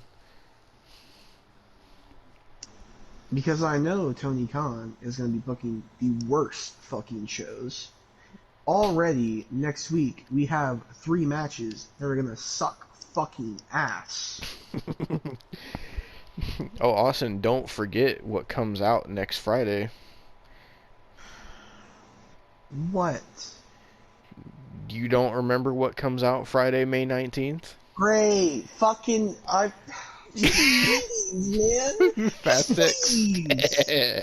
Please. I can't escape that movie. You realize that. I can't escape it. I went to Guardians of the Galaxy the other day. And you know what trailer I got? Fast X. I opened Twitter today. I got a Fast X trailer. It wasn't even in English. It was in fucking Spanish, bro. They're trying to prepare you for the movie, Austin.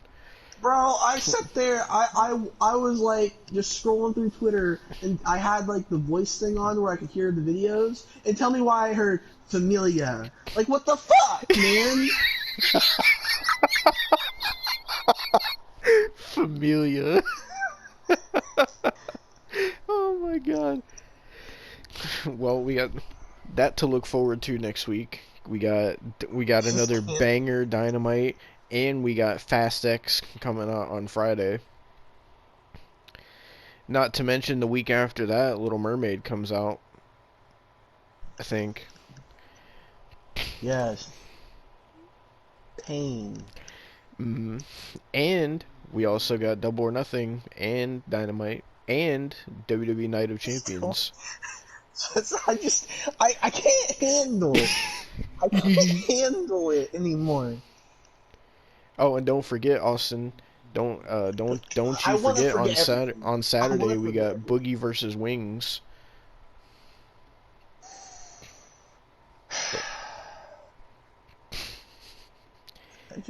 I think we need to add some more stuff to our May schedule. Stop! Just stop.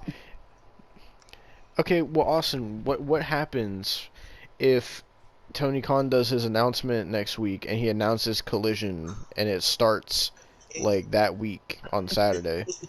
Are we gonna we're gonna have to watch it. Shut the fuck up. Shut the fuck up. Well, No. Austin, if there's an AEW draft, we have to fucking watch it. You know what? You know what? Fuck you. Since I had to watch Rampage, I think you should watch a Rampage. No, no, man. I've gone through more torture than you. Shut the fuck up. I know. It was your one fucking compromise, you dickhead. Yeah, I still have to watch Dark too. And then Have fun, because you have one more thing. Actually, two more things. I have two more things, man. you have 3. 2 Dynamites and Double or Nothing. No, well, actually, Austin, you've forgotten. We still have to do. What if I forgot? We still have to do All Access. There, bud. Oh, I'm gonna fucking strangle somebody. I'm gonna go to jail. I'm gonna go to jail. Hey, man. We've tried to do it a couple times, but it didn't work out. We need to fucking do it. I'm gonna go to prison, man. What the fuck? Why the fuck did you I'm gonna say fucking that? strangle somebody. I'm gonna fucking, because I'm gonna fucking strangle somebody today, Well, bro. you agreed to watching it, so.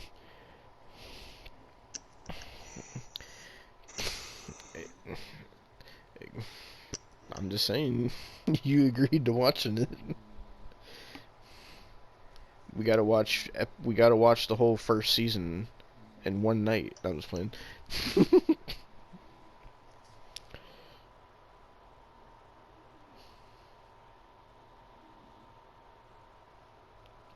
Austin, are you alive? Wish I wasn't.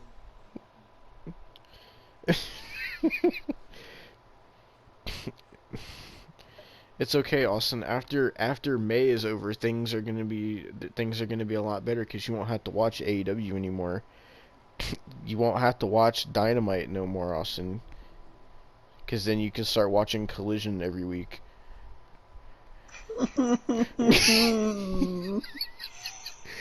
Yeah.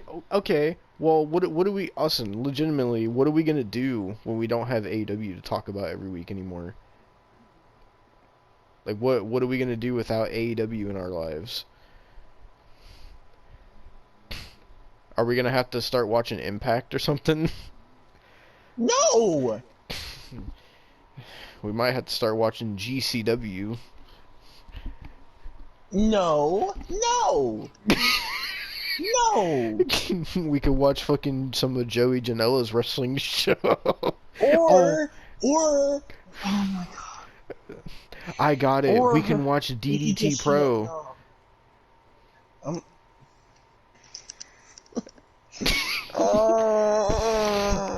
Austin, I think you should give Yoshihiko a fair chance at one of his matches.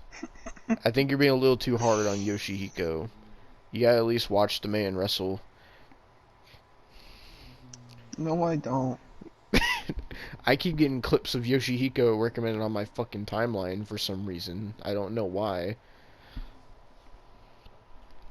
But fucking, I don't know. Legitimately, I don't know what we're gonna do after we're not. It's gonna be weird, honestly. Like, as much as you hate AEW, even you're gonna have to admit that it's gonna be weird not doing the review every week anymore. Weird. Mm-hmm. I'm gonna be in peace. Motherfucker, you know you goddamn ain't, because you already told me that we're watching All In August, and you told me that we're watching Forbidden Door as well. Please, no! No! Man. Awesome. You said we have to watch it because it's going to be their biggest show ever.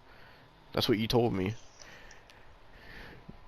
You said you told me you were even considering flying to London to go there yourself to Wembley Stadium.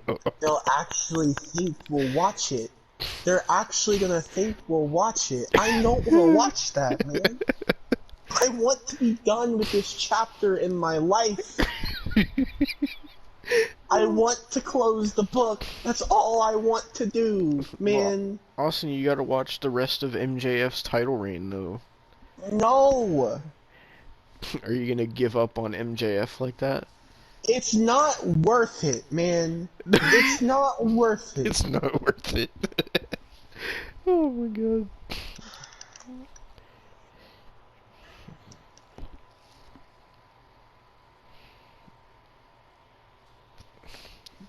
All I'm saying is, it's gonna, like, once we're finally done with AEW, it's gonna be weird, at least for me, because it's gonna hit Wednesday, and I'm gonna be like, oh, that's right, we're not doing that anymore. I got used to that. That's all I'm saying. All I'm saying is we'll have more time to do different shit. AEW, man. Well, if you want, I don't ever. we can change Wednesdays to WCW nights. I mean, yeah. You don't even sound too sure about that either.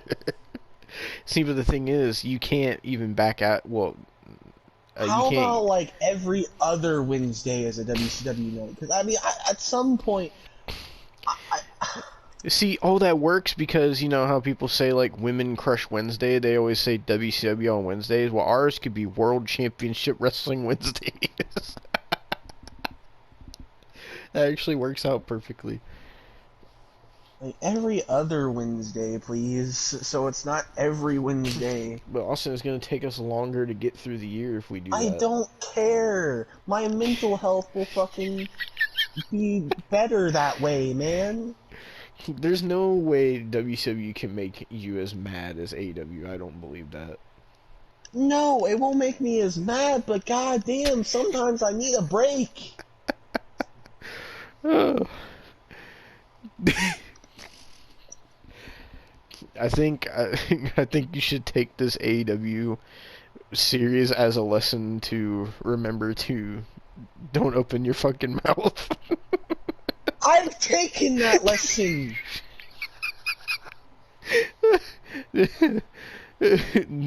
Just remember, if you ever utter something, just think of the consequences. I know, man. Because I'm predicting here, somewhere down the line, when fucking MJF loses the title, you're gonna be like, oh, if MJF loses the title, I'll watch another 6 months or something, and then it's actually gonna fucking happen. Why would I do that? That's what you did to fucking get us to this fucking point that we're at right now. You said if MJF went, offhand, you said in Double or Nothing review, just as an offhanded comment, you said, I'll tell you what, if MJF wins I almost said WCW, the AEW title, I will watch AEW again. And then it fucking happened. And here we are, 6 months later. So I'm just saying, be careful what you say. Well, here's the deal. Here's the deal. I'm not making none. I'm not opening my mouth this time. I'm not. It's gonna make this fucking video even funnier if, like, a year from now, like, you opened your mouth about something else. Bro, I'm not in my mouth about anything no more. I'm tired of opening my mouth. In fact, after AEW, I'm keeping it shut for a bit. Well, Austin, last year you said, at Double or Nothing, you said, and I quote, we are never doing a Double or Nothing 3, and now look where we are. We're doing Double or Nothing 3 in 2 weeks. Again, that's the last Double or Nothing. That's what you said last year. Here's the thing, though. I'm genuinely serious. There's no ultimatum. There's no if this person wins this, I'll watch it again, because it's not happening. I am, after Double or Nothing, I am leaving AEW in the dust and never looking back. We'll see how that turns out. I never want to sit through another AEW show ever again. I don't care if somebody pays me $1 million. I don't care if fucking Maria Kanellis shows up at my door and is like, if I give you a one-night stand, will you watch AEW? No, I'm turning it down. No, you would not turn that down. Yes, I am. You would not turn that down. I don't believe that. Okay, maybe I fuck her and then lie that I wouldn't fucking watch AEW. That would be the thing. I'm not doing it. That's the point I'm trying to make. I'm I'm just saying. The point I'm trying to make is that you always say things, and then it always fucking comes back to bite you in the But ass. I'm That's all I'm serious saying. this time. Nothing's gonna backfire. Nothing's gonna backfire because I'm not saying anything detrimental to my fucking mental state this time. I am I not. I don't think it was a good idea to say nothing's gonna backfire because that just means something's going to one day. No! Yes, I don't care at this point. There's 3 more reviews I have to do. I'm at the final stretch, man. Oh my god. Oh my fucking god. The final stretch, and I don't have to watch no more. No more. You don't understand. I'm gonna be so fucking happy that I'm gonna cry tears of joy, man. I don't have to watch this fucking shit. I'm gonna be in so much peace. I'm gonna feel so rejuvenated after this fucking Double or Nothing review. I don't ever want to watch AEW again. I don't even care if it's for MJF. I don't care if Maria Kanellis is stripped nude live on television. I'm not doing it, bro. So, what you're saying is even MJF isn't going to be enough to get you to watch anymore? Like, MJF doesn't interest you like that anymore?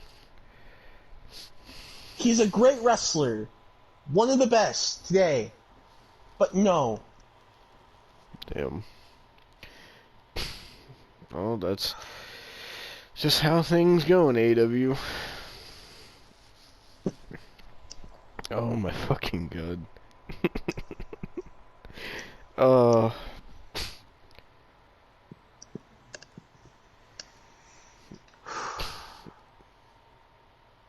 Like, how about this? To make you feel better, if they somehow, you know, I'll say something that might fucking come back to bite me. If somehow they do an episode of Collision before Double or Nothing, I will watch it. How about that? By myself, you don't have to watch it. That is fair. How about that? That Somehow, is fair. if that happens, I don't think it will, but somehow if it does, I will fucking watch one episode of it.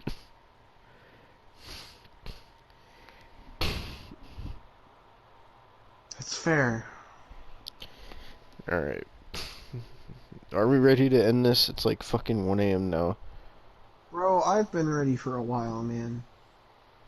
I have to work 10 hours tomorrow. I want to go to bed.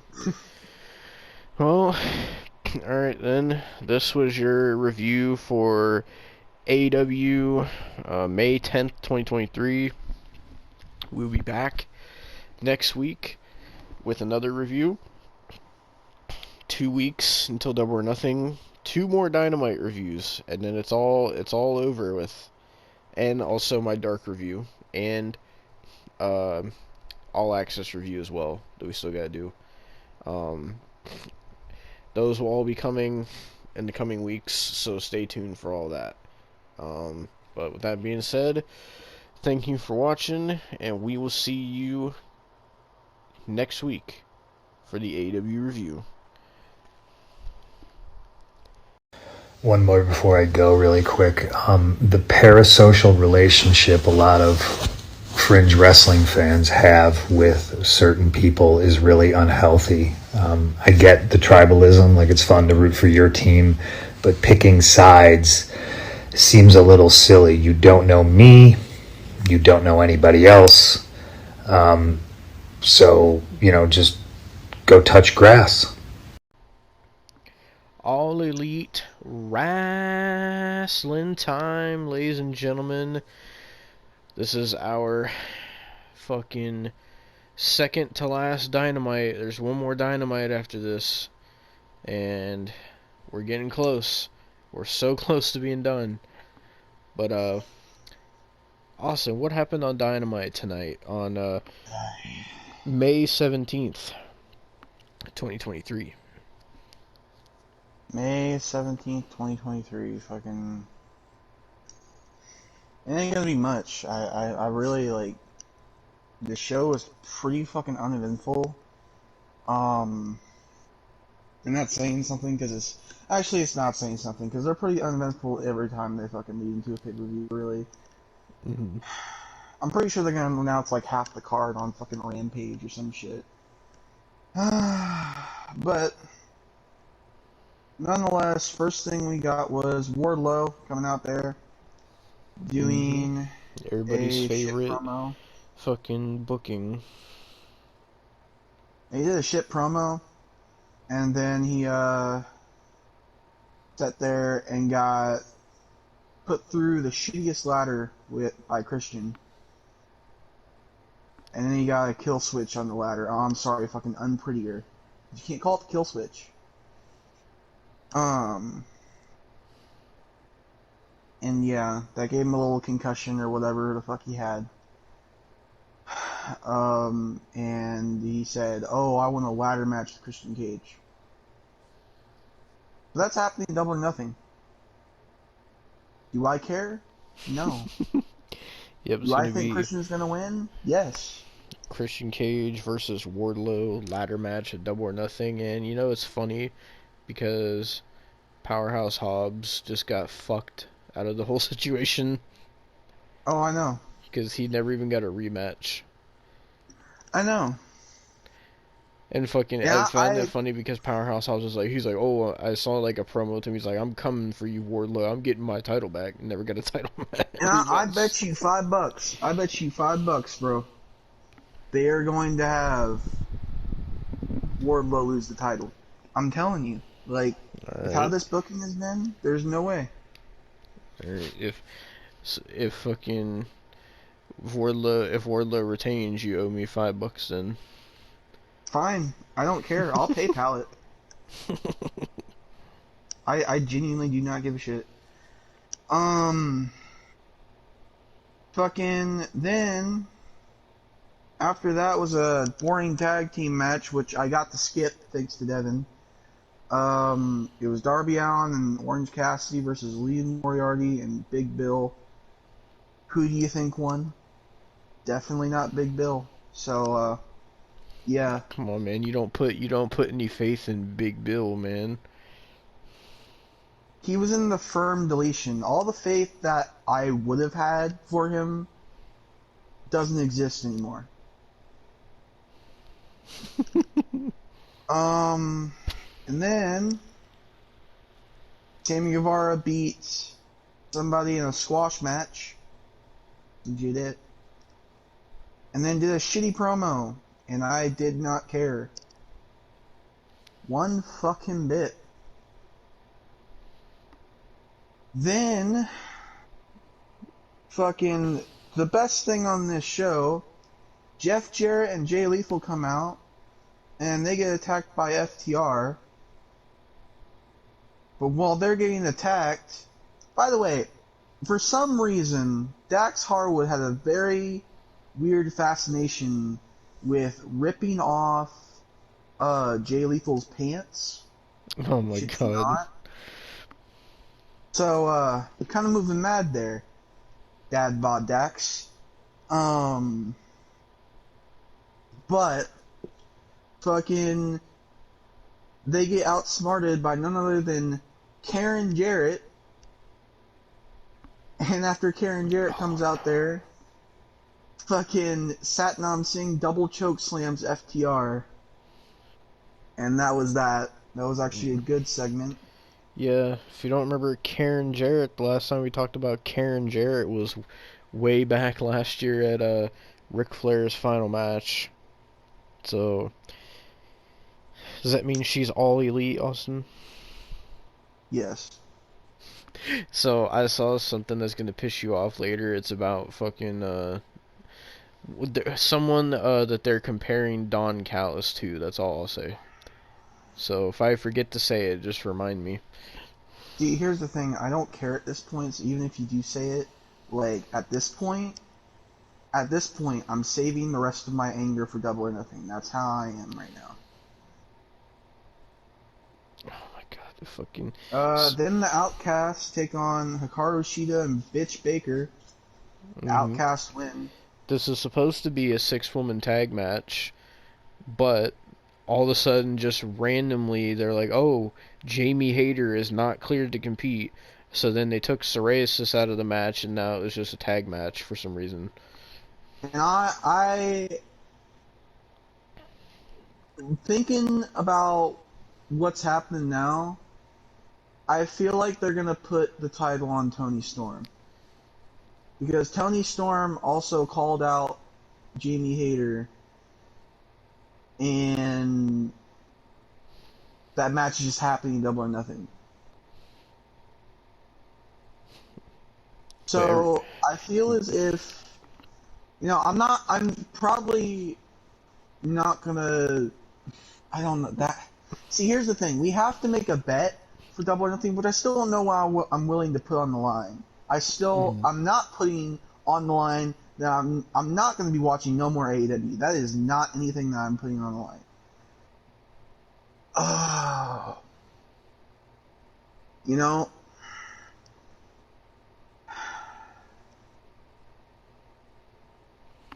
if I lose, Devon, you know what I'll do? Wait, if you lose what? The bet that we'll do for Double or Nothing. Oh, God. What? If I lose... Oh, no.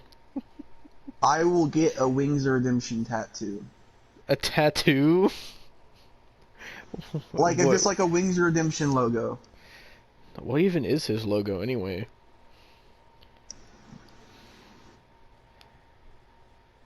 I don't remember. I'll have to look it up.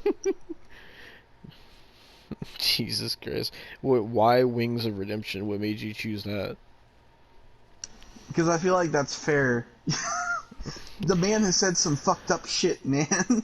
Does that mean I have to fucking bet something as well? Yes.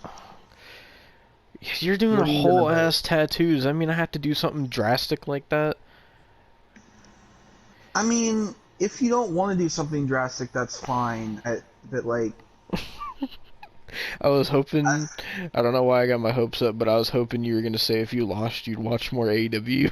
No, that's not happening, bro. I'm not doing it. Can you switch it to a Chris Jericho tattoo at least? No! Just get like Y2J on your fucking arm. Devon, if that was ever... If I made that bet and lost it, I'd be done. I wouldn't be doing no more content. Oh, can you get Kenny Omega's logo as a tattoo? You want me to get a pedophile's logo? Yep. No. Well, I don't know what the fuck to bet, man. It seemed like you already had this planned out. I didn't. That was off the top of my head.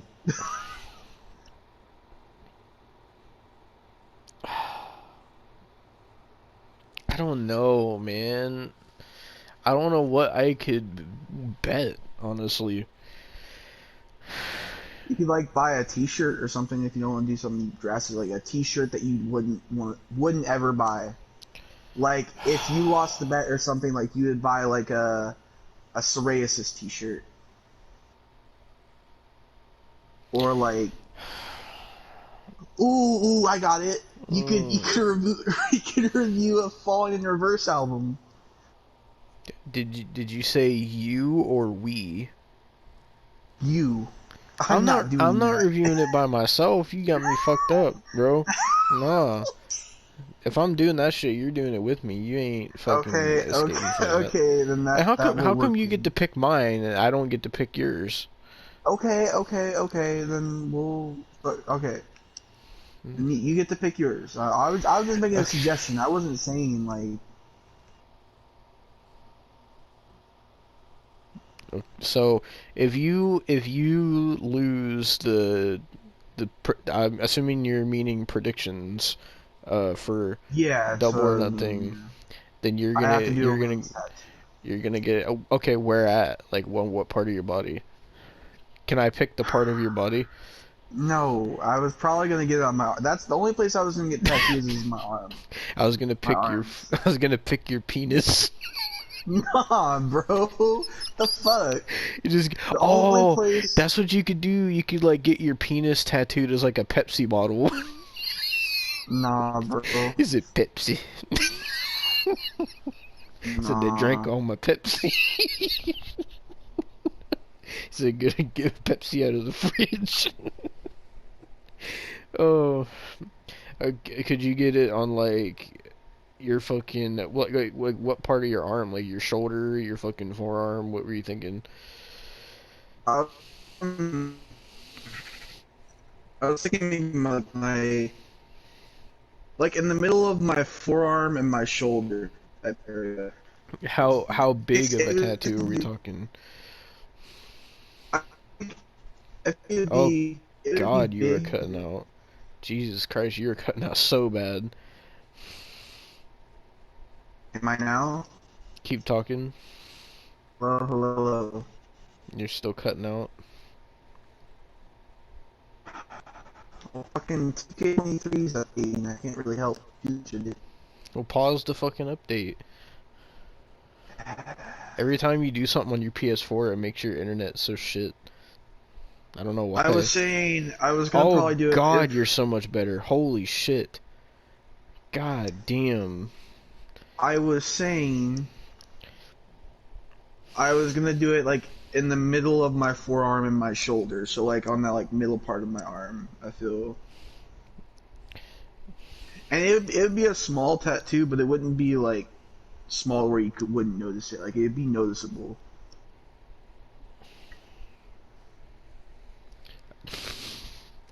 Do you think there'd be a possibility of you getting the AEW logo tattooed on you? No. Why? Why not? Okay, well, if that's gonna be your bet, doing the wings tattoo, like, I'm not getting a tattoo. I'm definitely not doing that. Um, I guess I'm trying to think of something else, but how about for a part of mine? Because I'm trying to think of something else. A part of mine is if I lose, I'll review the first episode of Collision in June. But that's more AEW, Devin. That I have to like. I can't think of anything else, man. You could watch one of those tsunami movies. Well, I feel like I'm gonna watch those anyway, because I know you're gonna make me watch them someday. That's Oh, fair. I got an idea if we tie. What? If we tie, we both have to watch All In. No! Why not? No! That Because seems I'm fair to not me. risking. No, I am not risking any more AEW. I'm telling you. I'm not! Okay, what about fucking... I don't know, man. Fucking... I can't think of anything. Okay, if we tie, how about we watch like a full GTS pay-per-view? That's It's got fair. That's it, better than it has to AEW. be something to punish both of us. Okay. A Fair. full GTS pay-per-view. I don't know like how long Grimm's pay-per-views are, but Hopefully, not long. fucking let me see how long his most recent pay-per-view is just to get an idea.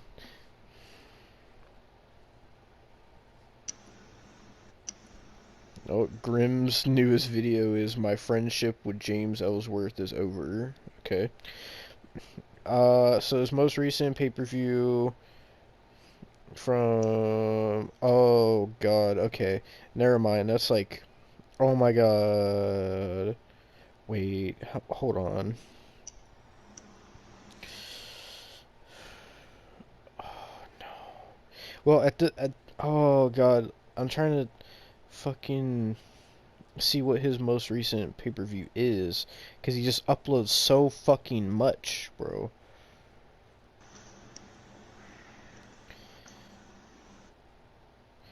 Okay, so his most recent one was GTS War Games, and it's like 2.5 hours long. Alright, well, going back to AEW, fucking after that god awful tag team match, Tony Khan gives an announcement, and it's just the announcement of Collision will be going on a tour. That's pretty much it.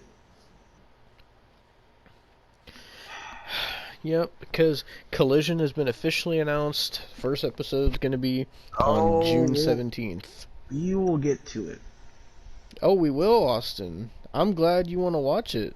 No, I don't want to watch it. I'm saying You because just the CM said Punk shit. no. I'm saying because the CM Punk you shit. said, "Oh, we'll get to." You got real excited there, buddy. Nah, bro. It's because of the fucking CM Well, Punk shit. I guess that means we got to watch Collision now. No! No! Not doing it. I don't care. I'm so close, Devon. You don't understand. I'm so close. I'm willing to fucking cry, bro. I'm so close. I'm just saying, you sounded real excited about Collision. No! No, man. Oh my god. I don't care. I'm so close. But Collision might be good, Austin. You never know. No, it won't. No, it won't. I will say. That's what I said to myself when I saw that MJF won the title. And you know what happened? You know what happened? What? 6 months of hell.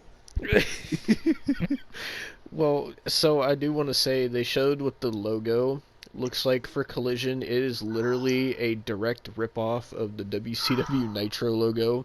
Like, it's not even like paying homage to it. It's like a straight up like ripoff.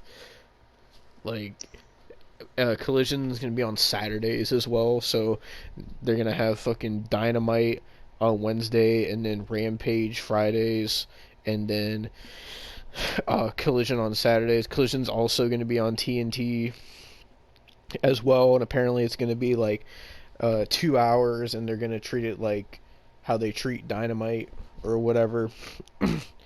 And when Austin said we'll get to it, one, he's excited about Collision, and two, he's talking about CM Punk, because you couldn't tell by the intro and the thumbnail, we're going to be talking about Mr. Phil Brooks in this after Austin finishes talking about AEW. Well, next was Jericho versus Strong. Jericho versus Weak. So, I seen people calling this a stairway to hell.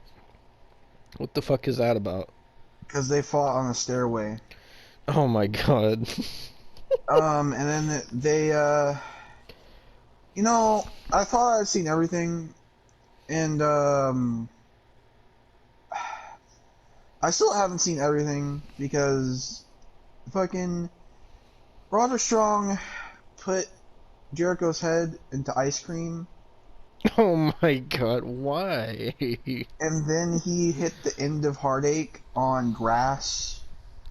Oh, so Roderick Strong touched grass. Yeah, Roderick Strong did, yeah. But, he hit the end of Heartache on fucking dirt and grass. And, beat Jericho.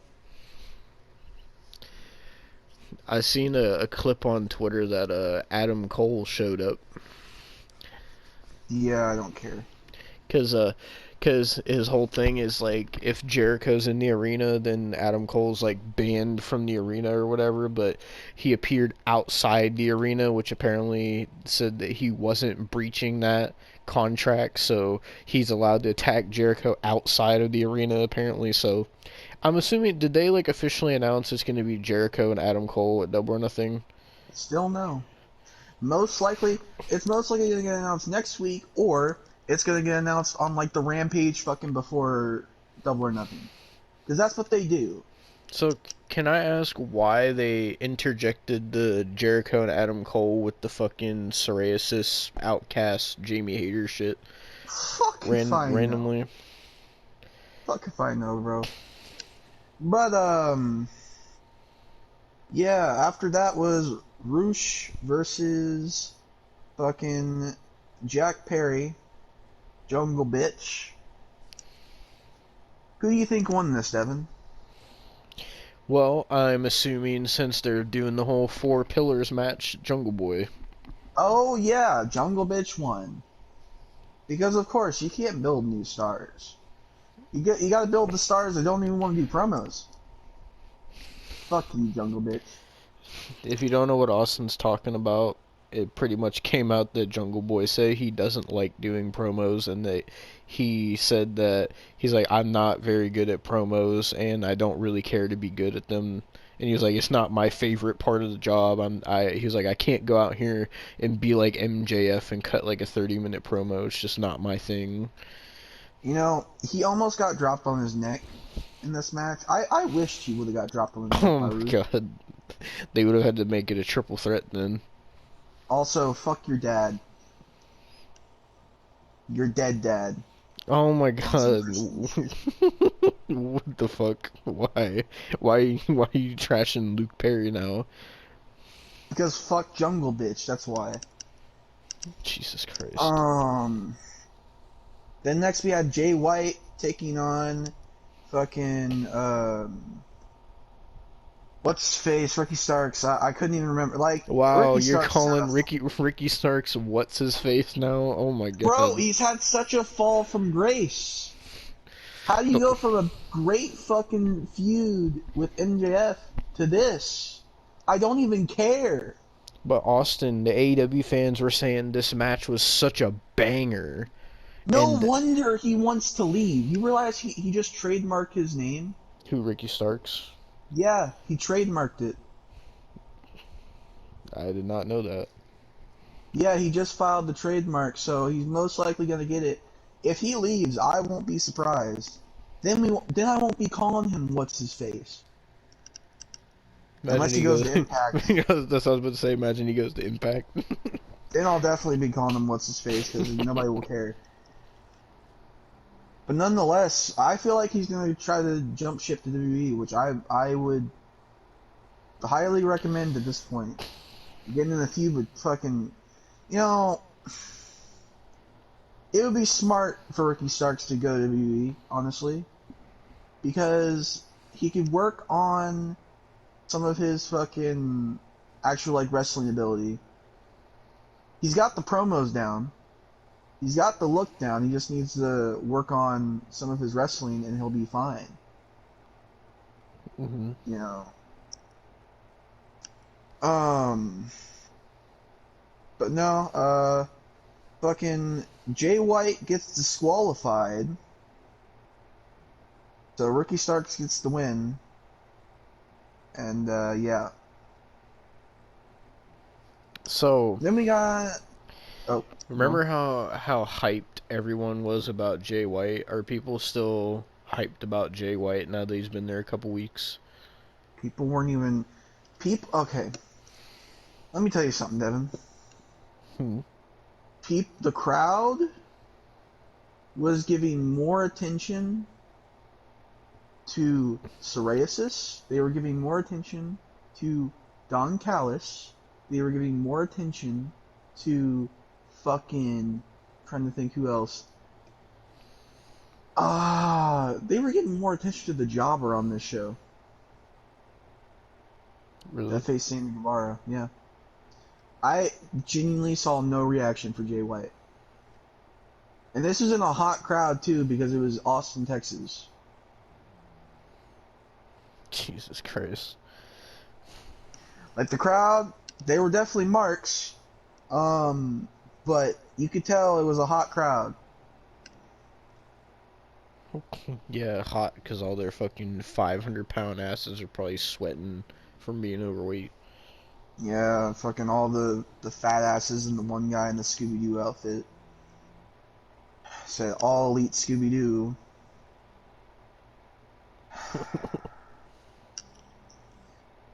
But, fucking Don Callis comes out there and says, like, everything Kenny Omega's done is because of him. So, that must mean... Oh, yeah. So Don what I Callis. wanted to say about Don Callis earlier is, after this segment, the AEW fans are saying that Don Callis is AEW's Bobby the Brain Heenan. That's who they're comparing him to. Just thought you'd like to know that. I'm not even mad. That's just disrespectful. Oh, Austin, they're the same ones that this past week they were comparing Jungle Boy to Brock Lesnar, saying that he's AEW's Brock Lesnar and that he's better than Brock Lesnar. So, Jungle Boy isn't even like he isn't even Brock Lesnar if he was like duplicated. Like its size, he isn't even built. Bro, Brock Lesnar is built like 5 Jungle Boy. well, not according to AEW fans. They said that Jungle Boy is faster than Brock Lesnar. He's stronger than Brock Lesnar is what they're saying. I'm sorry, I don't think Jungle Boy can pick up Omos. How do you know So he's never tried to pick up Omos? You never okay, know. then have him pick up fucking Satnam Singh and then tell me. Bro. Then fucking he's gonna break himself, bro. I'm just telling you what the AEW fans have been doing this week. But fucking Don Callis is out there and he's saying, "Oh well, I was the reason Kenny Omega is done so well or whatever shit. I was the reason." So were you the reason that he humped a child in the middle of the ring, Don? Oh god, apparently they're calling Or at that Juice time were you? Robinson Rock Or at Hard that Juice time? Robinson now. Oh, I knew that. Or at that time, Don, were you fucking having scarlet fever? What time? When did you do this and help? I don't understand, Don. And I'm not even defending Kenny Omega because he's a pedophile. I'm just saying, like, both of you are fucking shit. This person said AEW easily has the best 3 heel promo guys in the world right now: MJF, Christian Cage, and Don Callis. See, you ain't even gonna make me mad at this point because I just can't. I'm saving all my energy. But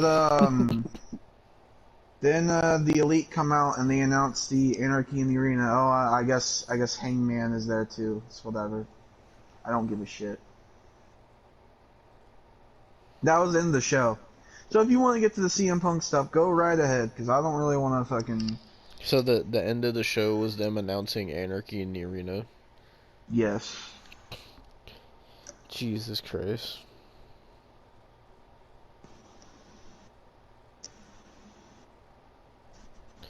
Well, fucking. Oh yeah, before I say that, did they announce any matches for next week? They announced the Lucha Brothers versus fucking Claudio and Uterus for the ROH tag team titles. That's it. Jesus Christ. Well, before I get to the CM Punk stuff, you already know that I gotta look up the Rampage spoilers, so let me do that real quick. Hopefully they're up.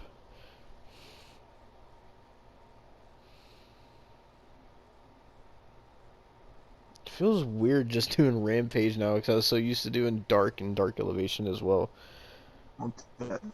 Wow. Fuck you, PW Insider. You're cutting out again, Austin. What? So, they put the spoilers on PW Insider and I clicked on it, on the link, and I have to like create a username and password and sign up for a subscription to be able to see the spoilers. Wow. Okay, here we go. Is it on nodq.com? Yep, Rampage for May 19th, 2023. So, the Acclaimed and Billy Gunn defeated the Varsity Athletes in the opening match of the night. Jade Cargill defeated, oh my god, at least the one fucking last time had a name. And the one that I fucking seen had a name anyway. This one just says Jade Cargill defeated Enhancement Talent in an open challenge for the TBS title. Taya Valkyrie attacked Jade Cargill after the match, and oh my god, they're doing Jade Cargill versus Taya Valkyrie at Double or Nothing. Like I said, they announce shit on Rampage. That's why you have to watch it, Austin. No. Because you see, if I would watch Rampage, there'd be a lot of lead in my fucking head. Bars. So after that, the Hardy Boys came out for a promo. Ethan Page and the Guns attacked them. And then the main event, this is a clusterfuck match.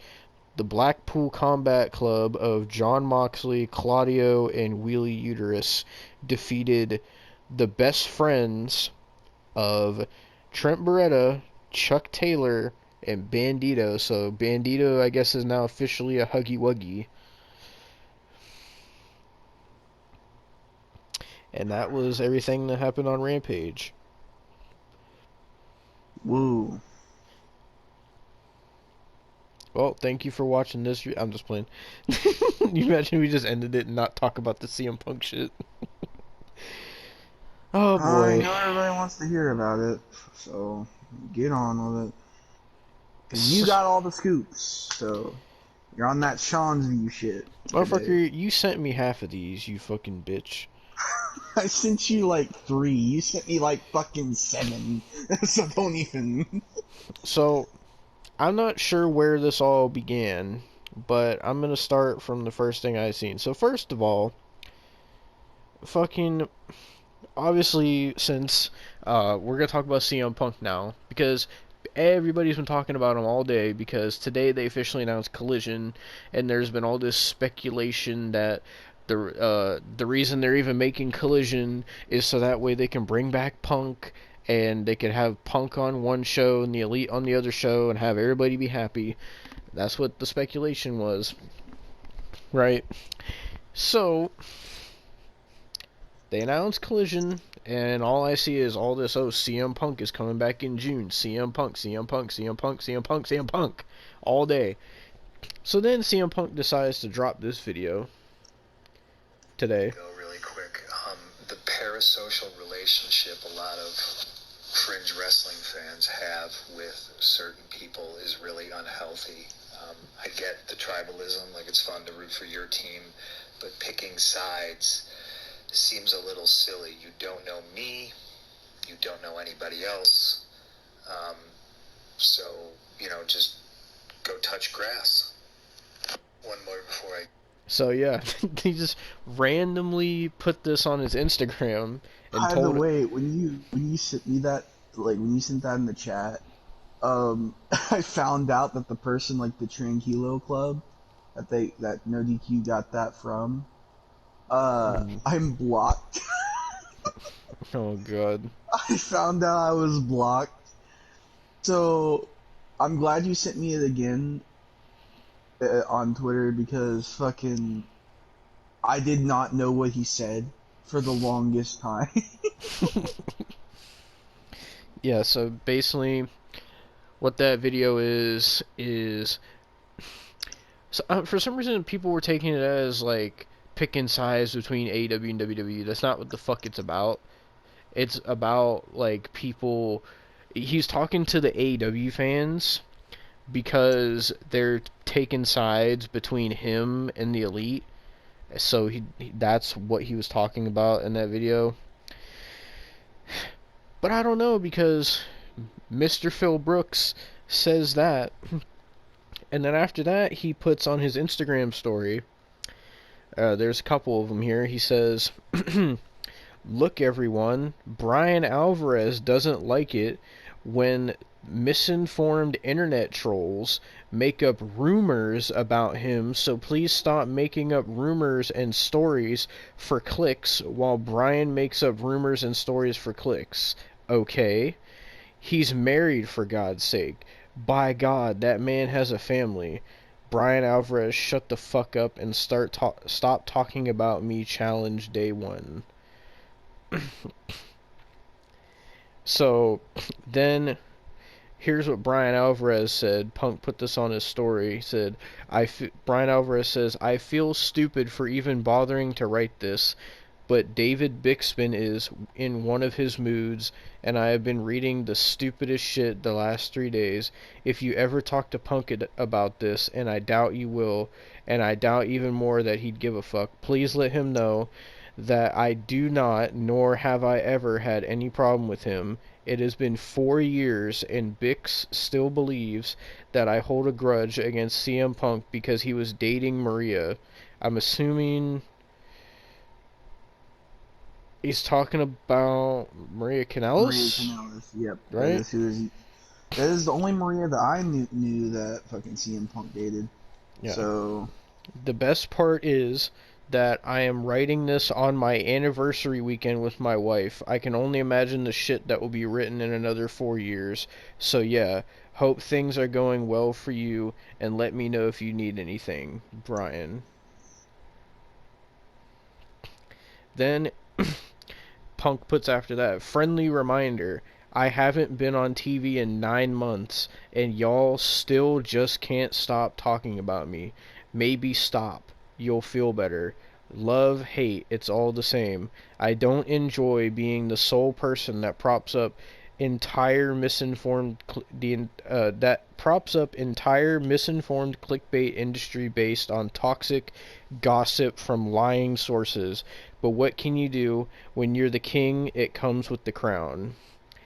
And then he put a picture of his dog and said, Larry has been hired. He is the chief executive in charge of Morsels and Scraps. He actually has experience and is qualified for this position, so we are all shocked but optimistic at his hiring. So, from what I gather from that, he's fucking sick and tired of people making all these clickbait articles about him.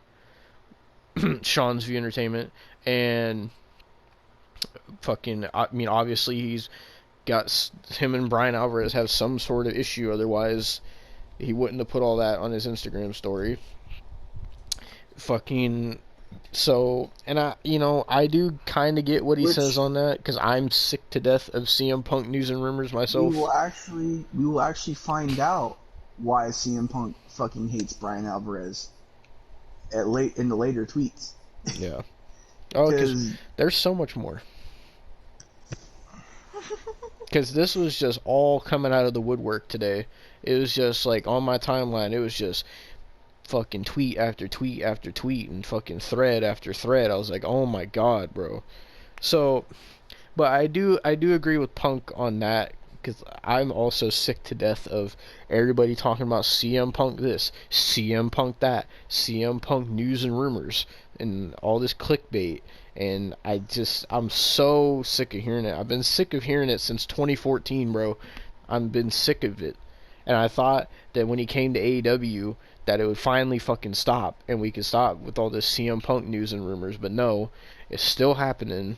Like, goddamn, the man is not the greatest wrestler to ever exist. I don't understand why people obsess over him so much and make all this news and rumors. I don't get it.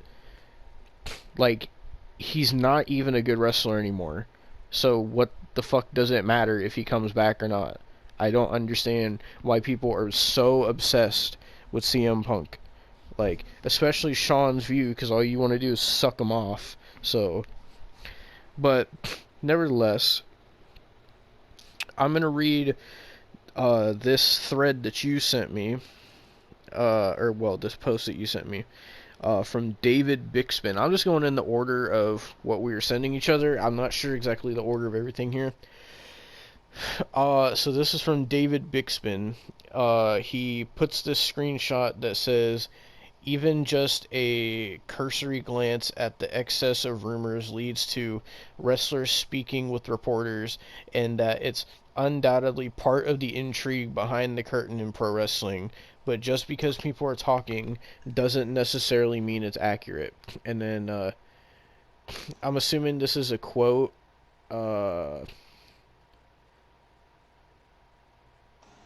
from Brian Alvarez, I think. It says, quote, it's one side of the story. Oh, this is from CM Punk, sorry. I didn't see that part. It's one side of the story, Punk says. My locker room is never closed. It's always open. Anybody who wants to DM me, some Meltzer bullshit. Wait, anyone who wants to DM Meltzer some bullshit can come talk to me about it. It's not macho, stupid bullshit. I'm an adult, come talk with me. And then David Bixby says, though Punk's full of shit, wait, what does WRT mean? WRT. Yeah, he said, though Punk's full of shit, WRT his willingness. I don't know. Are we just boomers? I guess, man. I don't know. I looked up what the fuck does WRT mean. It's either with reference to or with regard to. So I'm assuming that's what it means. Though Punk's full of shit with regard to his willingness to squash beefs, there's enough baggage that I get why he'd frame wrestling media reports about him this way. I mean, Alvarez reported in quotations that there is a belief that he's dangerous around girls in OVW in February 2006. That's fucked up. So I'm assuming that was the thing where Brian Alvarez was trying to say that Punk was either a predator or fucking sexual deviant or something. Yeah, well, there's actually more to that, actually, because I found out the reason. So, the reason that fucking Brian Alvarez said that is because he was talking to who CM Punk was hooking up with at the time. God. Which, if we're gonna go back, we heard about Maria. Brian Alvarez thought he had a chance with Maria Kanellis. This fucking loser, bro. Brian Alvarez really thought. Jesus Christ, fucking motherfucker really thought he had a chance with fucking Maria Kanellis. Is this dude serious? Yeah. Well, the next thing you sent me here is another David Bixby tweet. So Brian Alvarez tweeted LOL what? And then David Bixby replied to him with the screenshot that says, there's a ton of heat on CM Punk for a number of reasons. The stories of Punk rubbing people the wrong way backstage has been confirmed by so many sources that it's pretty much ridiculous for anyone to deny it at this point. Whether he means to or not, he comes across as cocky, and a number of people have basically identified it as a big fish in a small pond indie syndrome, which is what happens when a guy is a huge star on the indie scene and then gets called up to WWE and still has the attitude that he's a huge star, despite the fact that to the vast, vast, vast majority of the viewing audience, he's just a guy. There is belief that he's dangerous around girls. The screenshot is what Brian Alvarez said, I think. There is a belief that he's dangerous around the girls, and the term used was girls, meaning that just because he might be hooked up with a particular girl means nothing, or vice versa. I don't know if that's the case or not, but that's the belief. He basically did the Ring of Honor show last weekend without permission. The way it was described to me was that he asked the wrong guy, and even that guy didn't give him permission to actually get in the ring and do a match. There were a couple of reports immediately afterwards that his job was in danger. It's been more than a week, so things may have to blow over. And then David Bixby says, the guy who you baselessly framed as a sexual predator in your newsletter a few months after you found out he was dating a woman you had a worked crush on is still mad at you about it 17 years later. You know that thing that you I don't even know how to say that, vociferously defended writing at the time.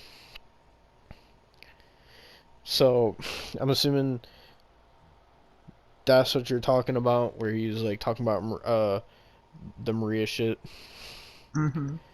So someone replied to that and said, Alvarez crushing on Maria, lol. David Bixman says, it seemed like it was mostly a gimmick, but then shortly after she and Punk accidentally went public as a couple, all of a sudden Brian's newsletter was constantly full of weird, obviously planted anti-Punk stories. Jesus Christ. So then I sent this one just to shit on Sean's view a little bit. He tweeted, "Is this a work? Is this a work or a part of us?" I'm sorry. Let me do Sean's view impression.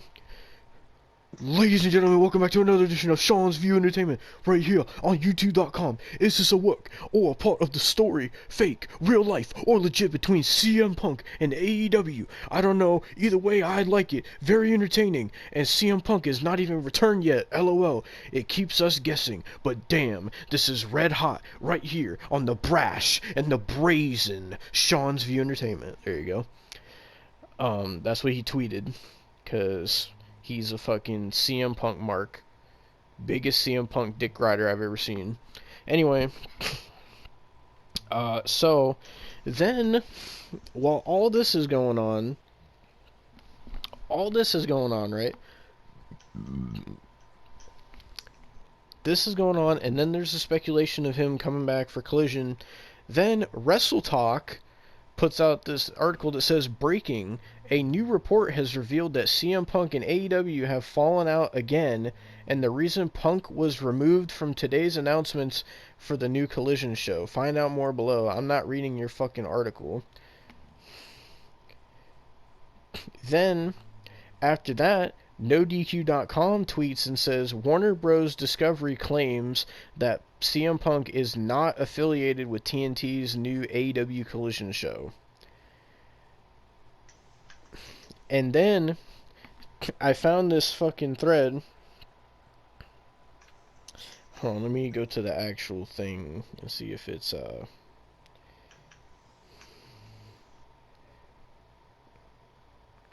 I'm just gonna read what's on this thread. So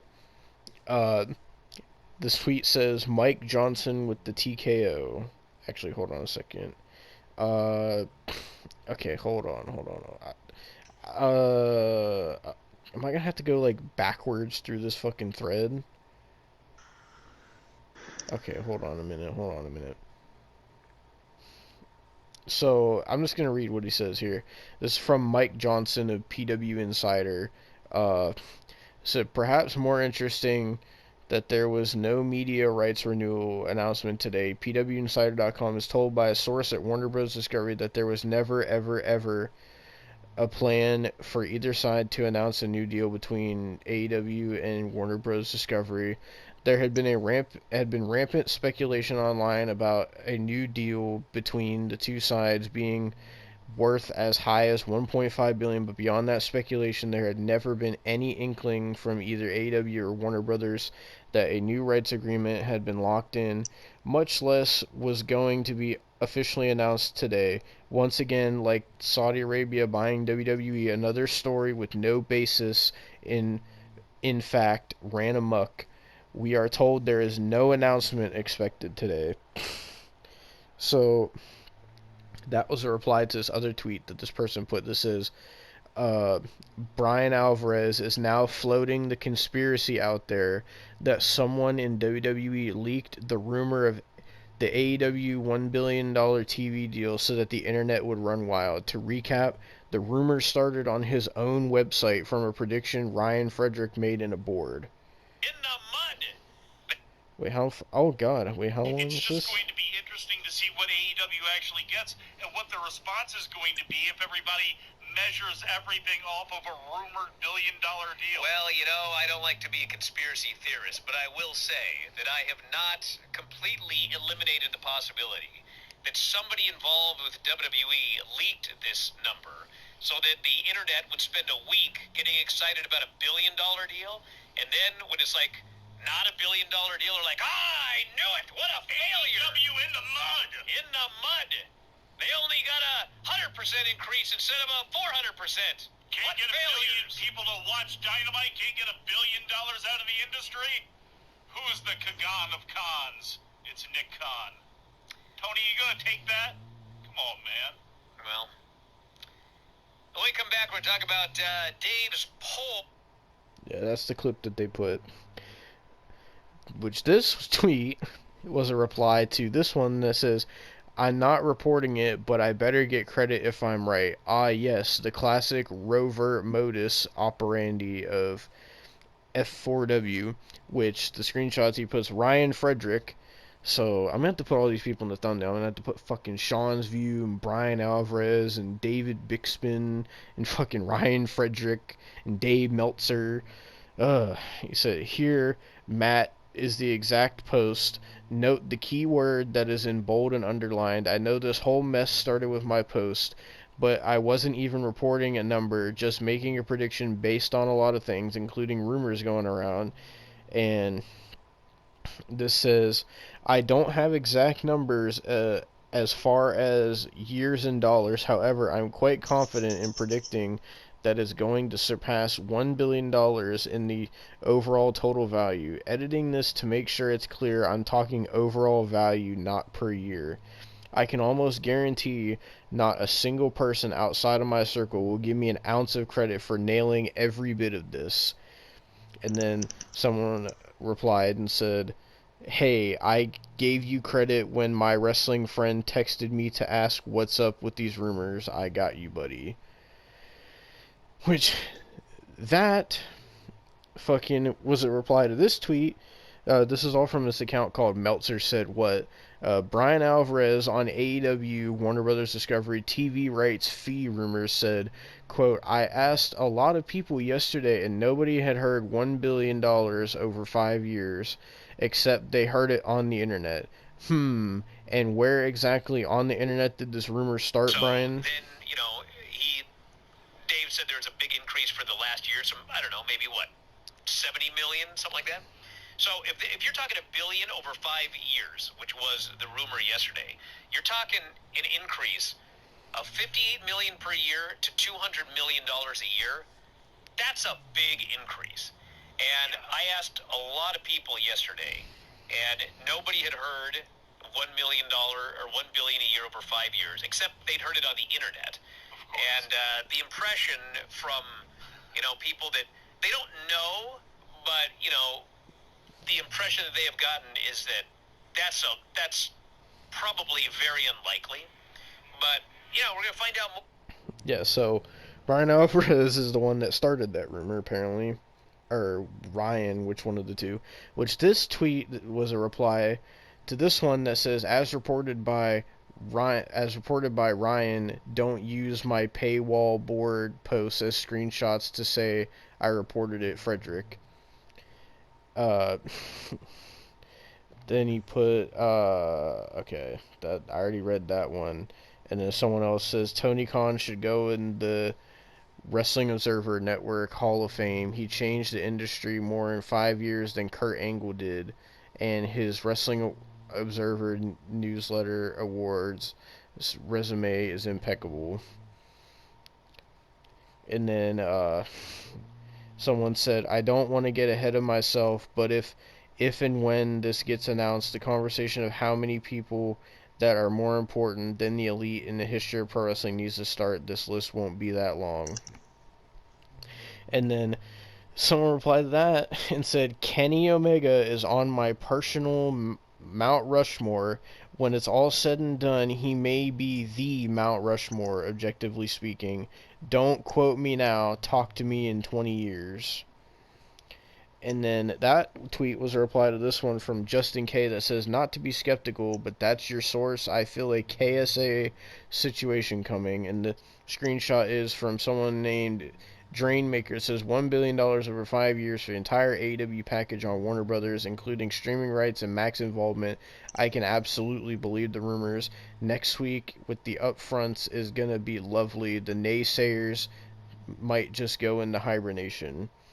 And everybody's saying they got the rumors from Alvarez and Ryan Frederick, sorry. And that's the fucking thread. So basically, this whole thread just is going to show the absolute fucking bullshit that comes out of people like Brian Alvarez's mouth and Ryan Frederick's mouth and Dave Meltzer's mouth and Sean's V Entertainment's mouth and all these other wrestling news sites. It's just all bullshit and rumors that they make up to get clicks. And it's the same shit that fucking Sean Ross Sapp does. We've already talked about him in the past before. He does the same thing. They all do this shit to get clicks. So, and this also showed how fucking delusional AEW fans are and how fucking easily they will believe any fucking rumors from these fucking people. Then, this fucking thing comes from PW Chronicle that says CM Punk's involvement with AEW has featured regular contact with company owner Tony Khan.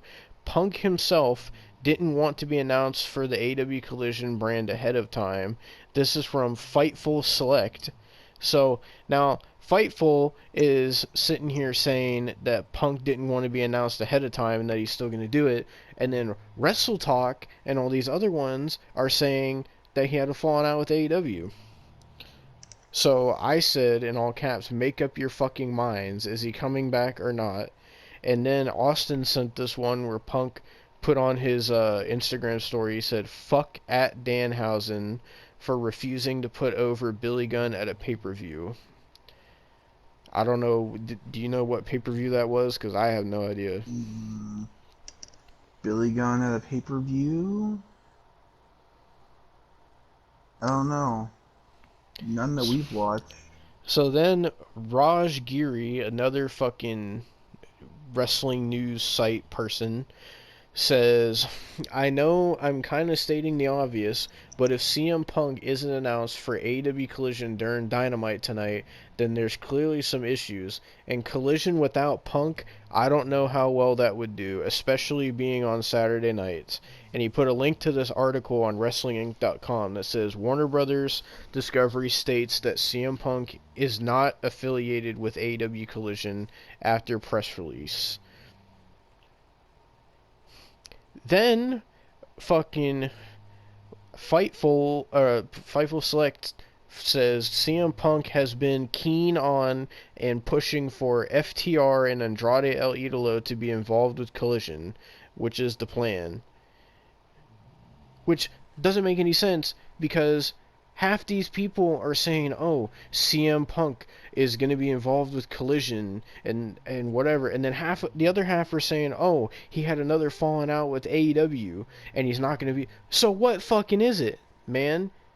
Which one is it? Is he coming back or is he fucking not? I'm sick and tired of this fucking, oh, CM Punk's coming back. CM Punk, CM Punk, CM Punk. Like, is he fucking coming back or not? You got fucking Brian Alvarez and Ryan Frederick spitting all these bullshit rumors just for clicks and headlines, just to get fucking people fucking talking about shit that's not even true. So I don't know what to fucking believe anymore. I don't personally care. I'm just saying, I'm fucking sick of hearing about CM Punk. All I hear about is CM Punk. Oh, when's CM Punk coming back? CM Punk's gonna be on Collision. CM Punk this, CM Punk that. I'm so sick to death of it. And then, fucking, well, let me check something real quick. Yeah, so then, Wrestle Talk tweets again and says, breaking, Warner Brothers Discovery has stated that CM Punk is not affiliated with Collision. So, fucking, and the fans are fucking coping so hard because on the ones that are saying that CM Punk isn't coming back, they're just saying, oh, this is fake news. Oh, this is fake. And they're just, like, laughing at it. And then on the ones that says he is coming back, they're like, oh, yeah, I believe this. Oh, yeah, Meltzer, you're always right. Oh, Brian Alvarez. Oh, fucking, like, bro.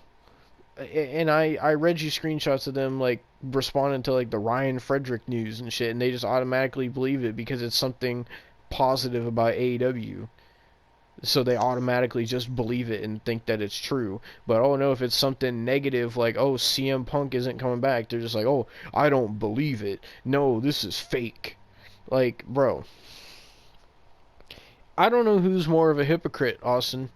CM Punk, the wrestling news outlets, or the fucking fans. I don't know who the biggest hypocrite is in this situation.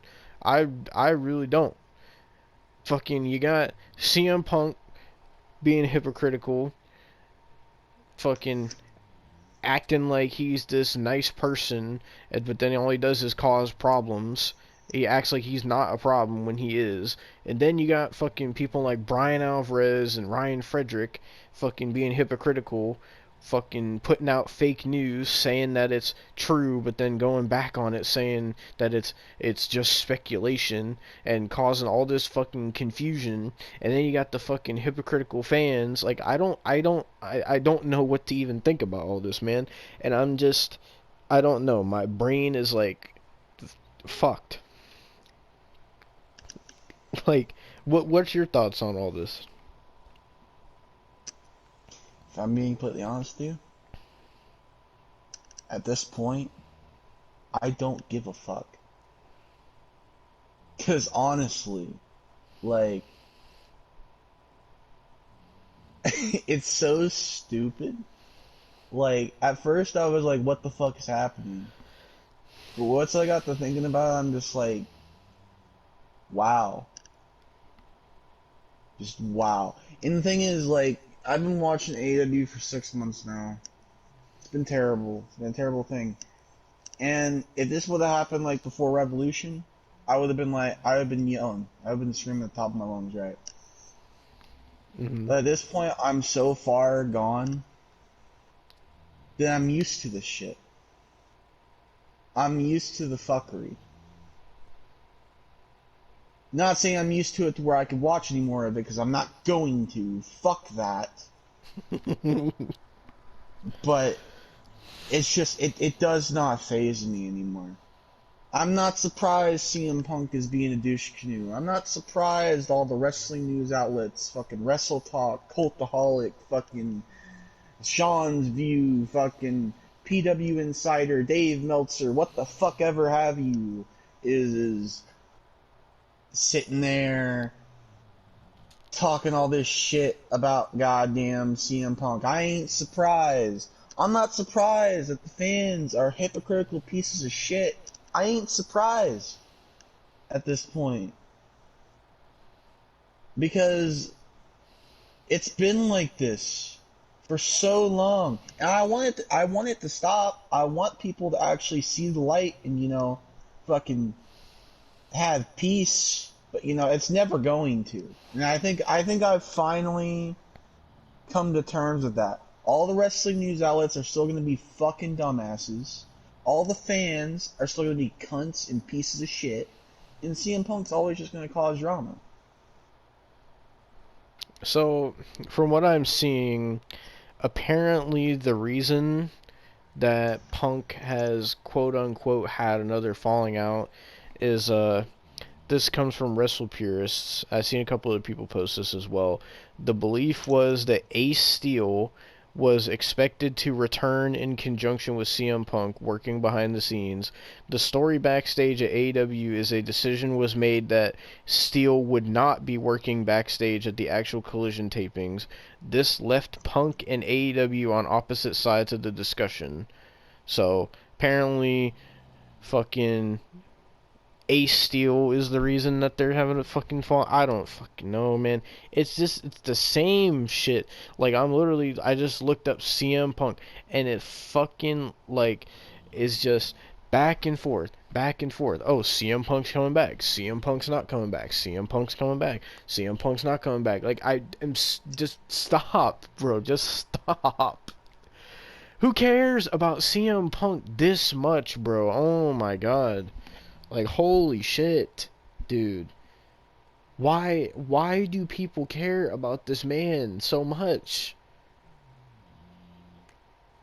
I mean, I for don't know. God's sake, with what happened last year when he fucking did the media scrum and fucking pretty much said fuck you to everybody and then fucking walked out, shouldn't that have been enough to show all you fucking AEW fans and all you fucking news outlets that CM Punk does not give a fuck about you or does not give a See, fuck about what you that's the think and what you thing, say? Devin. Like, That's the oh my thing. god.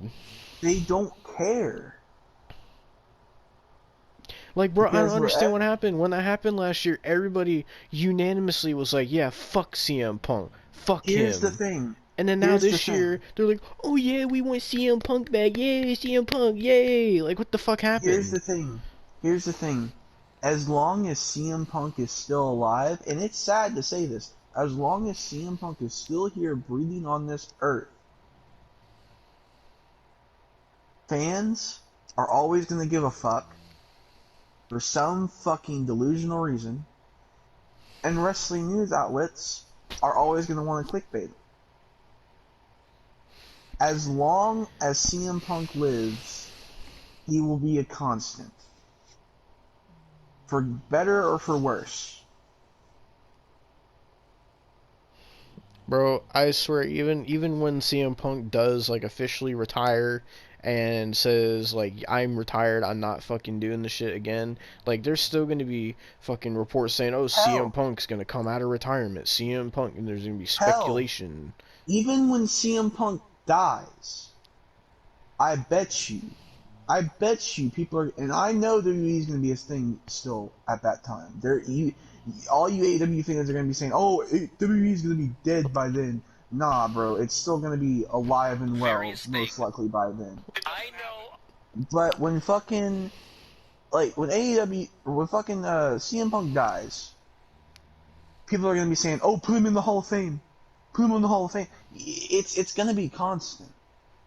Yeah, and then even if, like, if WWE puts him in the Hall of Fame, he'll do his whole induction and shit, and then after that, the next day he'll be like, oh, CM Punk to return for one final match, CM Punk to return in the Royal Rumble. See, I mean, for God's sake, they were doing it during the Royal Rumble this year. I can't tell you how many fucking articles I seen that was like, oh, CM Punk to return at WWE Royal Rumble 2023. I mean, for Christ's sake, Austin, 2-3 weeks ago, the man was backstage at Raw, and everybody flipped out, and they're like, oh my god, CM Punk, and the fucking news sites were like, oh, CM Punk potentially returning to WWE after fucking making peace with Triple H, and then fucking, like, a couple days after that, he was on Impact backstage, and like, oh, the wrestling news sites were like, oh, CM Punk to debut for Impact. Like, everywhere this man goes, like, fucking CM Punk could sit there and watch a GTS wrestling show, and they'd be like, oh, CM Punk to debut at GTS Wrestling,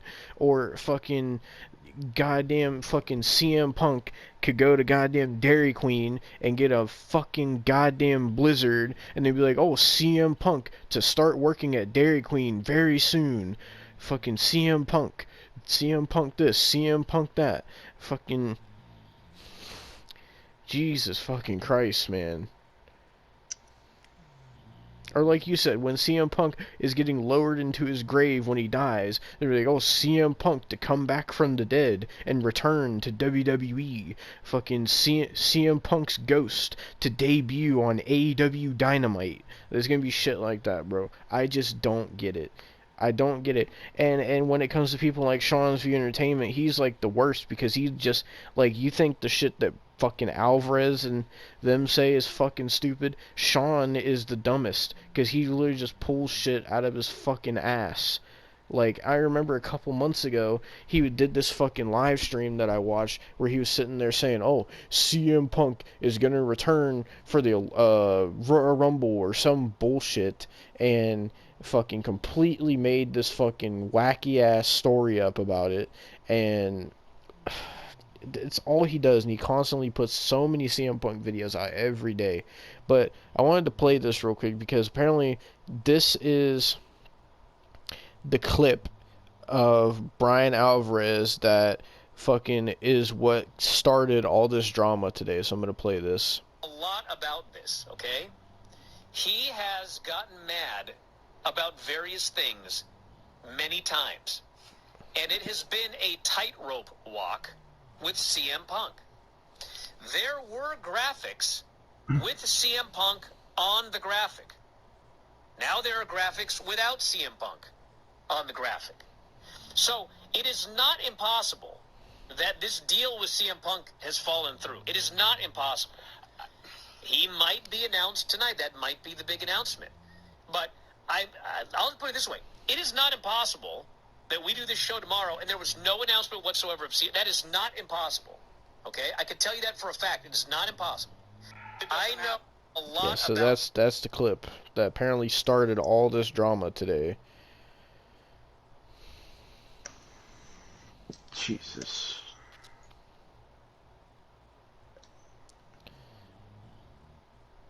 Like, honestly, bro, it's just...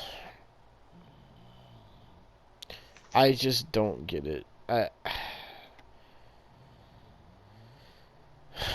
don't know, man.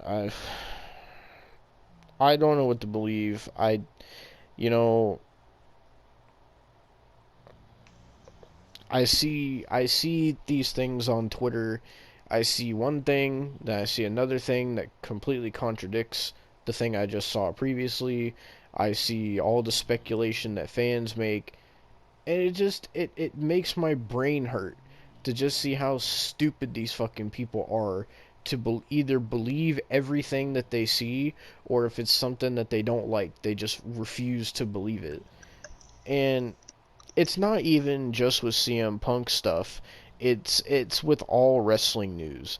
Like, and AEW fucking fans and people like Brian Alvarez and Dave Meltzer, who are all fucking AEW marks and shit, make up all this fucking news to fucking make WWE look bad. I'm not just saying it. I literally read a few minutes ago how fucking Brian Alvarez and shit made up that rumor that someone from WWE leaked the shit about fucking CM Punk to make, and about the $1 billion deal to make AEW look bad.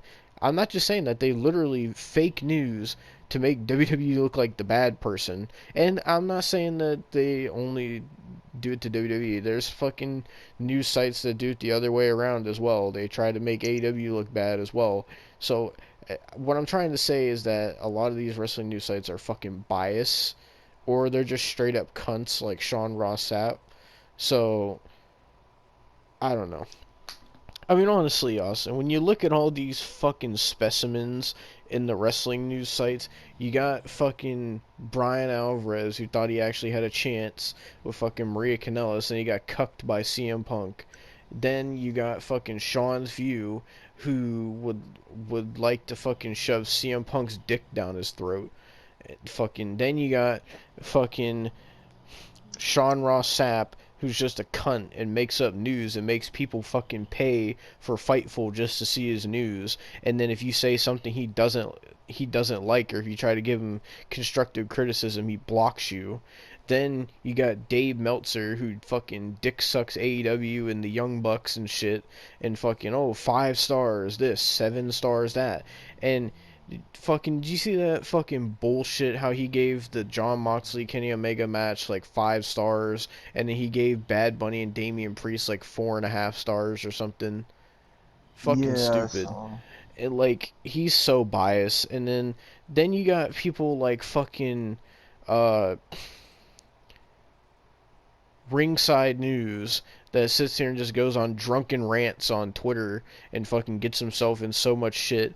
Then you got fucking Wrestle Talk that just fucking, they just post everything they fucking see. Then you got What Culture and Cultaholic, and it's just all this like fucking dumb toxicity and fake articles and clickbait and just getting people riled up for no reason, like how that one part of the thread mentioned the WWE Saudi Arabia thing. I remember a couple months ago when that was rumored and all these wrestling news sites were saying, oh, it's confirmed. Sean Ross Sapp said, oh, it's confirmed. WWE has sold to Saudi Arabia, this and that. Oh, Vince McMahon is back in control, and that like all these wrestling news sites were putting out this, saying that it's true and it's this and it's that. And guess what? None of it was fucking true, and they just got everybody freaked the fuck out. and making everybody have fucking mental breakdowns on Twitter over it. So I don't understand why anybody even still gives any of these wrestling news sites any sort of credibility, but that's just how they all are. So I do agree with CM Punk when he says that they're all fucking toxic and they just make up bullshit news and rumors. Yes, I do agree with that when he says that. Because, I mean, if you just go by how many fucking times they've constantly gotten things wrong, made themselves look like fucking asses, gotten themselves in trouble with controversies, like, I don't understand why anybody, one, pays their hard-earned money for fucking to subscribe to fucking PW Insider or fucking Fightful Select or the Wrestling Observer newsletter. Like, who pays for wrestling news articles? How much of a fucking neckbeard mark do you have to be to pay a subscription for bullshit wrestling news? If you, anybody watching this, if you pay for a subscription to Fightful Select or PW Insider or What Culture or Wrestle Talk or fucking Wrestling Observer or fucking any of these fucking wrestling news sites just to fucking see their goddamn bullshit that they post, you should be, one, embarrassed, and two, you should be fucking ashamed of yourself because you are such a fucking mark. Like, that is actually fucking the most mark shit I've ever seen. Actually paying, reading these articles and believing them is one thing, but paying money to read these articles is a whole nother level of fucking neckbeard mark, bro. Holy shit. Well, Devin, I just found something.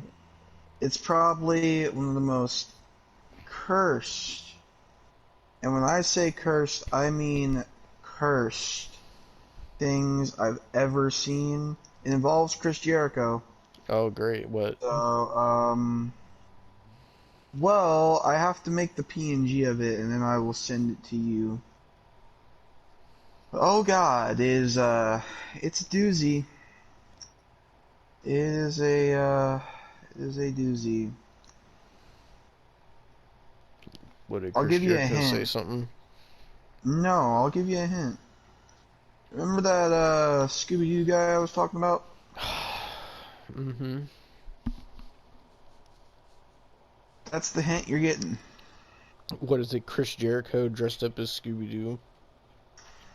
No, that would be worse.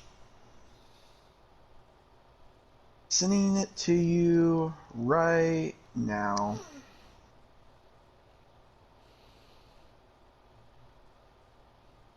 Is it sent? I haven't got it yet. Oh, now I just got it. Oh god, I'm gonna have to put that in the thumbnail. That's why I made it a PNG. Man. By the way, this guy brands himself as the actual All Elite Scooby-Doo. Oh my god. Now, you know what's even sadder than the people that pay for subscriptions to all these wrestling news sites? The people that sit there and listen to their fucking podcast episodes about all their news and rumors. The people that actually dedicate so many hours out of their fucking day to listen to all the bullshit that comes out of these wrestling news outlets' mouths, that's actually sadder than paying to see an article. To actually sit there for however many hours and listen to Brian Alvarez spew this bullshit, or Dave Meltzer, or fucking Sean Ross Sapp, to sit here and listen to any of them for hours upon hours, that is sadder than fucking paying for a subscription to their websites. I will say that. Who the fuck listens to their podcast, bro? Why?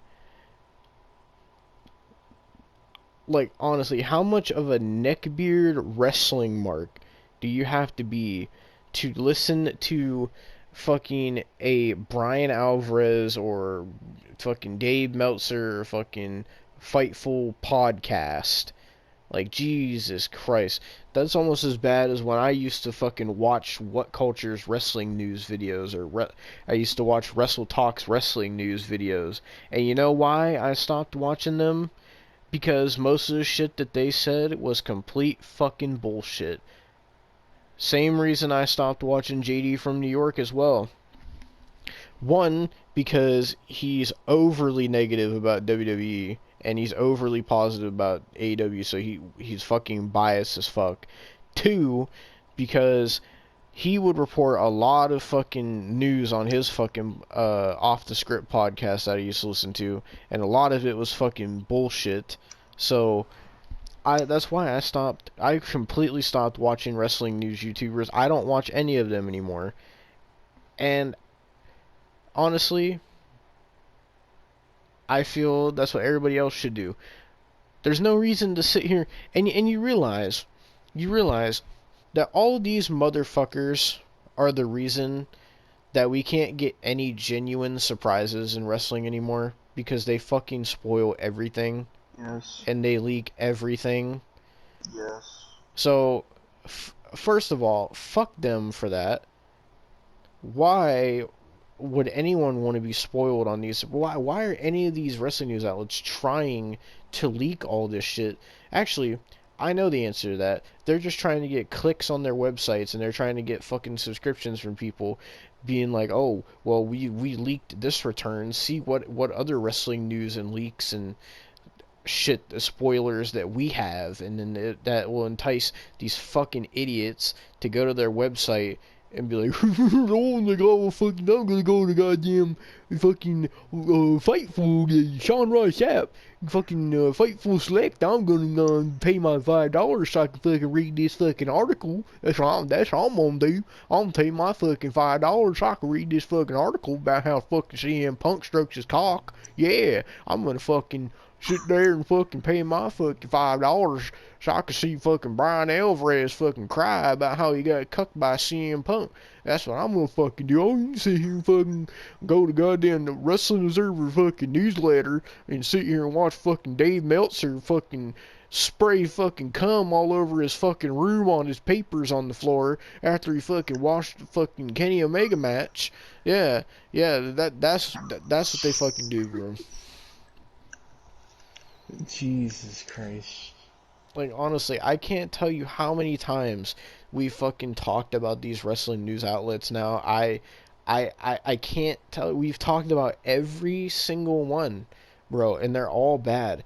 And the sad thing is I used to really like fucking What Culture. They used to be really good, and they're just so trash and terrible now.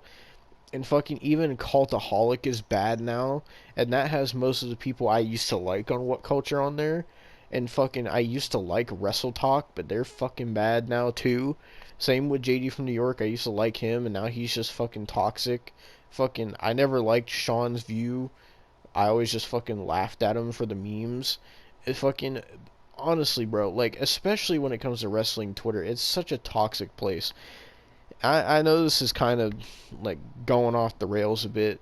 I'm not going to talk about it too much more, but honestly, like, I do agree with what CM Punk says, even though he is a hypocrite as well, and he is a piece of shit, but I do agree with what he says about all these wrestling news outlets and how fucking toxic they are. And honestly, these wrestling outlets have made Twitter such a wrestling Twitter specifically such a toxic fucking place. Like, I can't go on Twitter now without seeing tweets on my timeline of WWE and AEW fans going at each other, or, oh, this wrestling news outlet said this wrestling news outlet posted this article, oh, here's this news and rumor. Like, I can't go on my timeline and not see that shit now. No matter how many of these fucking fuckers that I block, I still get their fucking articles. I still get their fucking news and rumors, because once one of them reports on it, they all fucking report on it, so they can all try to get the clicks and views. So I can't fucking escape it, man. Yeah, I'm sure you get this shit on your timeline too, Austin. Yeah. Fucking, it's hard to not get it because it's just everywhere. It's completely fucked wrestling Twitter. And all wrestling Twitter is nowadays is just fake news and rumors and fucking AEW and WWE fans going at each other's throats every single day. That's all wrestling Twitter is now. It's not enjoyable to be on wrestling Twitter. It's not. That's why I don't fucking tweet no more. Because I just can't be bothered getting involved with these fucking dumbass fans. I can't. I don't want to give it my time of day no more. I don't care anymore. Like, I'm not gonna be like these fucking people and just sit here on Twitter all day just typing paragraph upon paragraph of my opinions on fucking this and that and getting in arguments and debates with people. I tried to do that before and I just can't be bothered, man. It's just stress that I don't need. See, that's the thing with me. I only get on Twitter to fuck with people and to state my opinion. And when somebody fucking sits there and like replies to me and tries to be an asshole, I'm just like, I just fucking laugh at them. He's like, why give me the time of day? I'm just stating my opinion. If you don't like it, fuck you. Well, see, my thing is, right, I'll see some complete bullshit fucking opinion that I don't agree with, or I just see someone saying dumb shit, and I'm just like, oh man, I really want to fucking clown that person. But I just don't anymore, because I just can't be bothered, honestly. Like, see, you just gotta clown them and then leave. And just do nothing else. Because once you clown them, and they say something back, just don't say anything back. Because then it gives you that satisfaction, but also it makes them feel like they didn't do anything because you didn't fucking reply back. You couldn't be bothered. So that's what I do. But well, this has been a long ass fucking topic. But yeah, that's pretty much all the CM Punk bullshit. And it's just nothing but constant bullshit and drama when it comes to this man. So, honestly, and it's unfortunately, like you said, it's always going to be like this with CM Punk, no matter where he goes. I mean, I even remember when he went to UFC, fucking, while he was in UFC, there's fucking all this speculation, oh, CM Punk is going to come back to WWE after his UFC career failed and all this shit. So, like, it's just, all, like, no matter where he goes, it's just going to always be bullshit and drama and news and rumors and headlines and speculation and bullshit. So, I am just so over it at this point. I used to like CM Punk back in the day, but I just can't even like him anymore. I tried to like him when he came to AEW and he had that whole feud with MJF that I thought was really good, and I was really trying to like CM Punk again, and I was trying to get on this fucking train everybody else is on, where this fucking oh my god, CM Punk is finally back fucking happiness train that everybody was riding at the time, and I was trying to just enjoy it like everyone else did, and but then he just fucking ruined it all. And then, but all these people still care so much. I just don't get it, man. And I just, I just can't like CM Punk anymore. Like, honestly, I don't care what this man does now. He can come back to AEW. I don't give a shit. He can go back to WWE. Wouldn't give a shit. He could go to Impact. Wouldn't give a shit. This motherfucker could goddamn fucking go to fucking, I don't fucking know. This motherfucker could goddamn bring someone back from the dead and I wouldn't care, because I'm just sick and tired of hearing about CM Punk and all this bullshit. But I'm not gonna keep talking about it. I'm fucking tired. It's fucking 1:23 a.m. and fucking yeah. So, anything else you want to say on this topic? nah.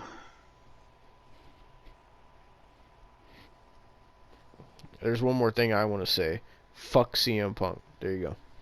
Oh, and fuck those wrestling news outlets too.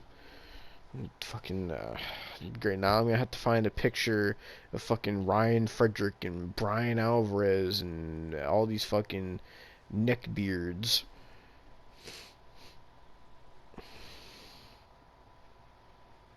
You know what I find funny about a lot of these wrestling news outlets as well? Like, when you actually see what they look like the ugliest fucking, like, rat-looking fucking skinny-ass fucking people as well. Like, Yeah. they look like fucking neckbeard fans. Like, not fat neckbeard fans, but they look like just fucking neckbeard virgin fans that have no fucking life. Yeah.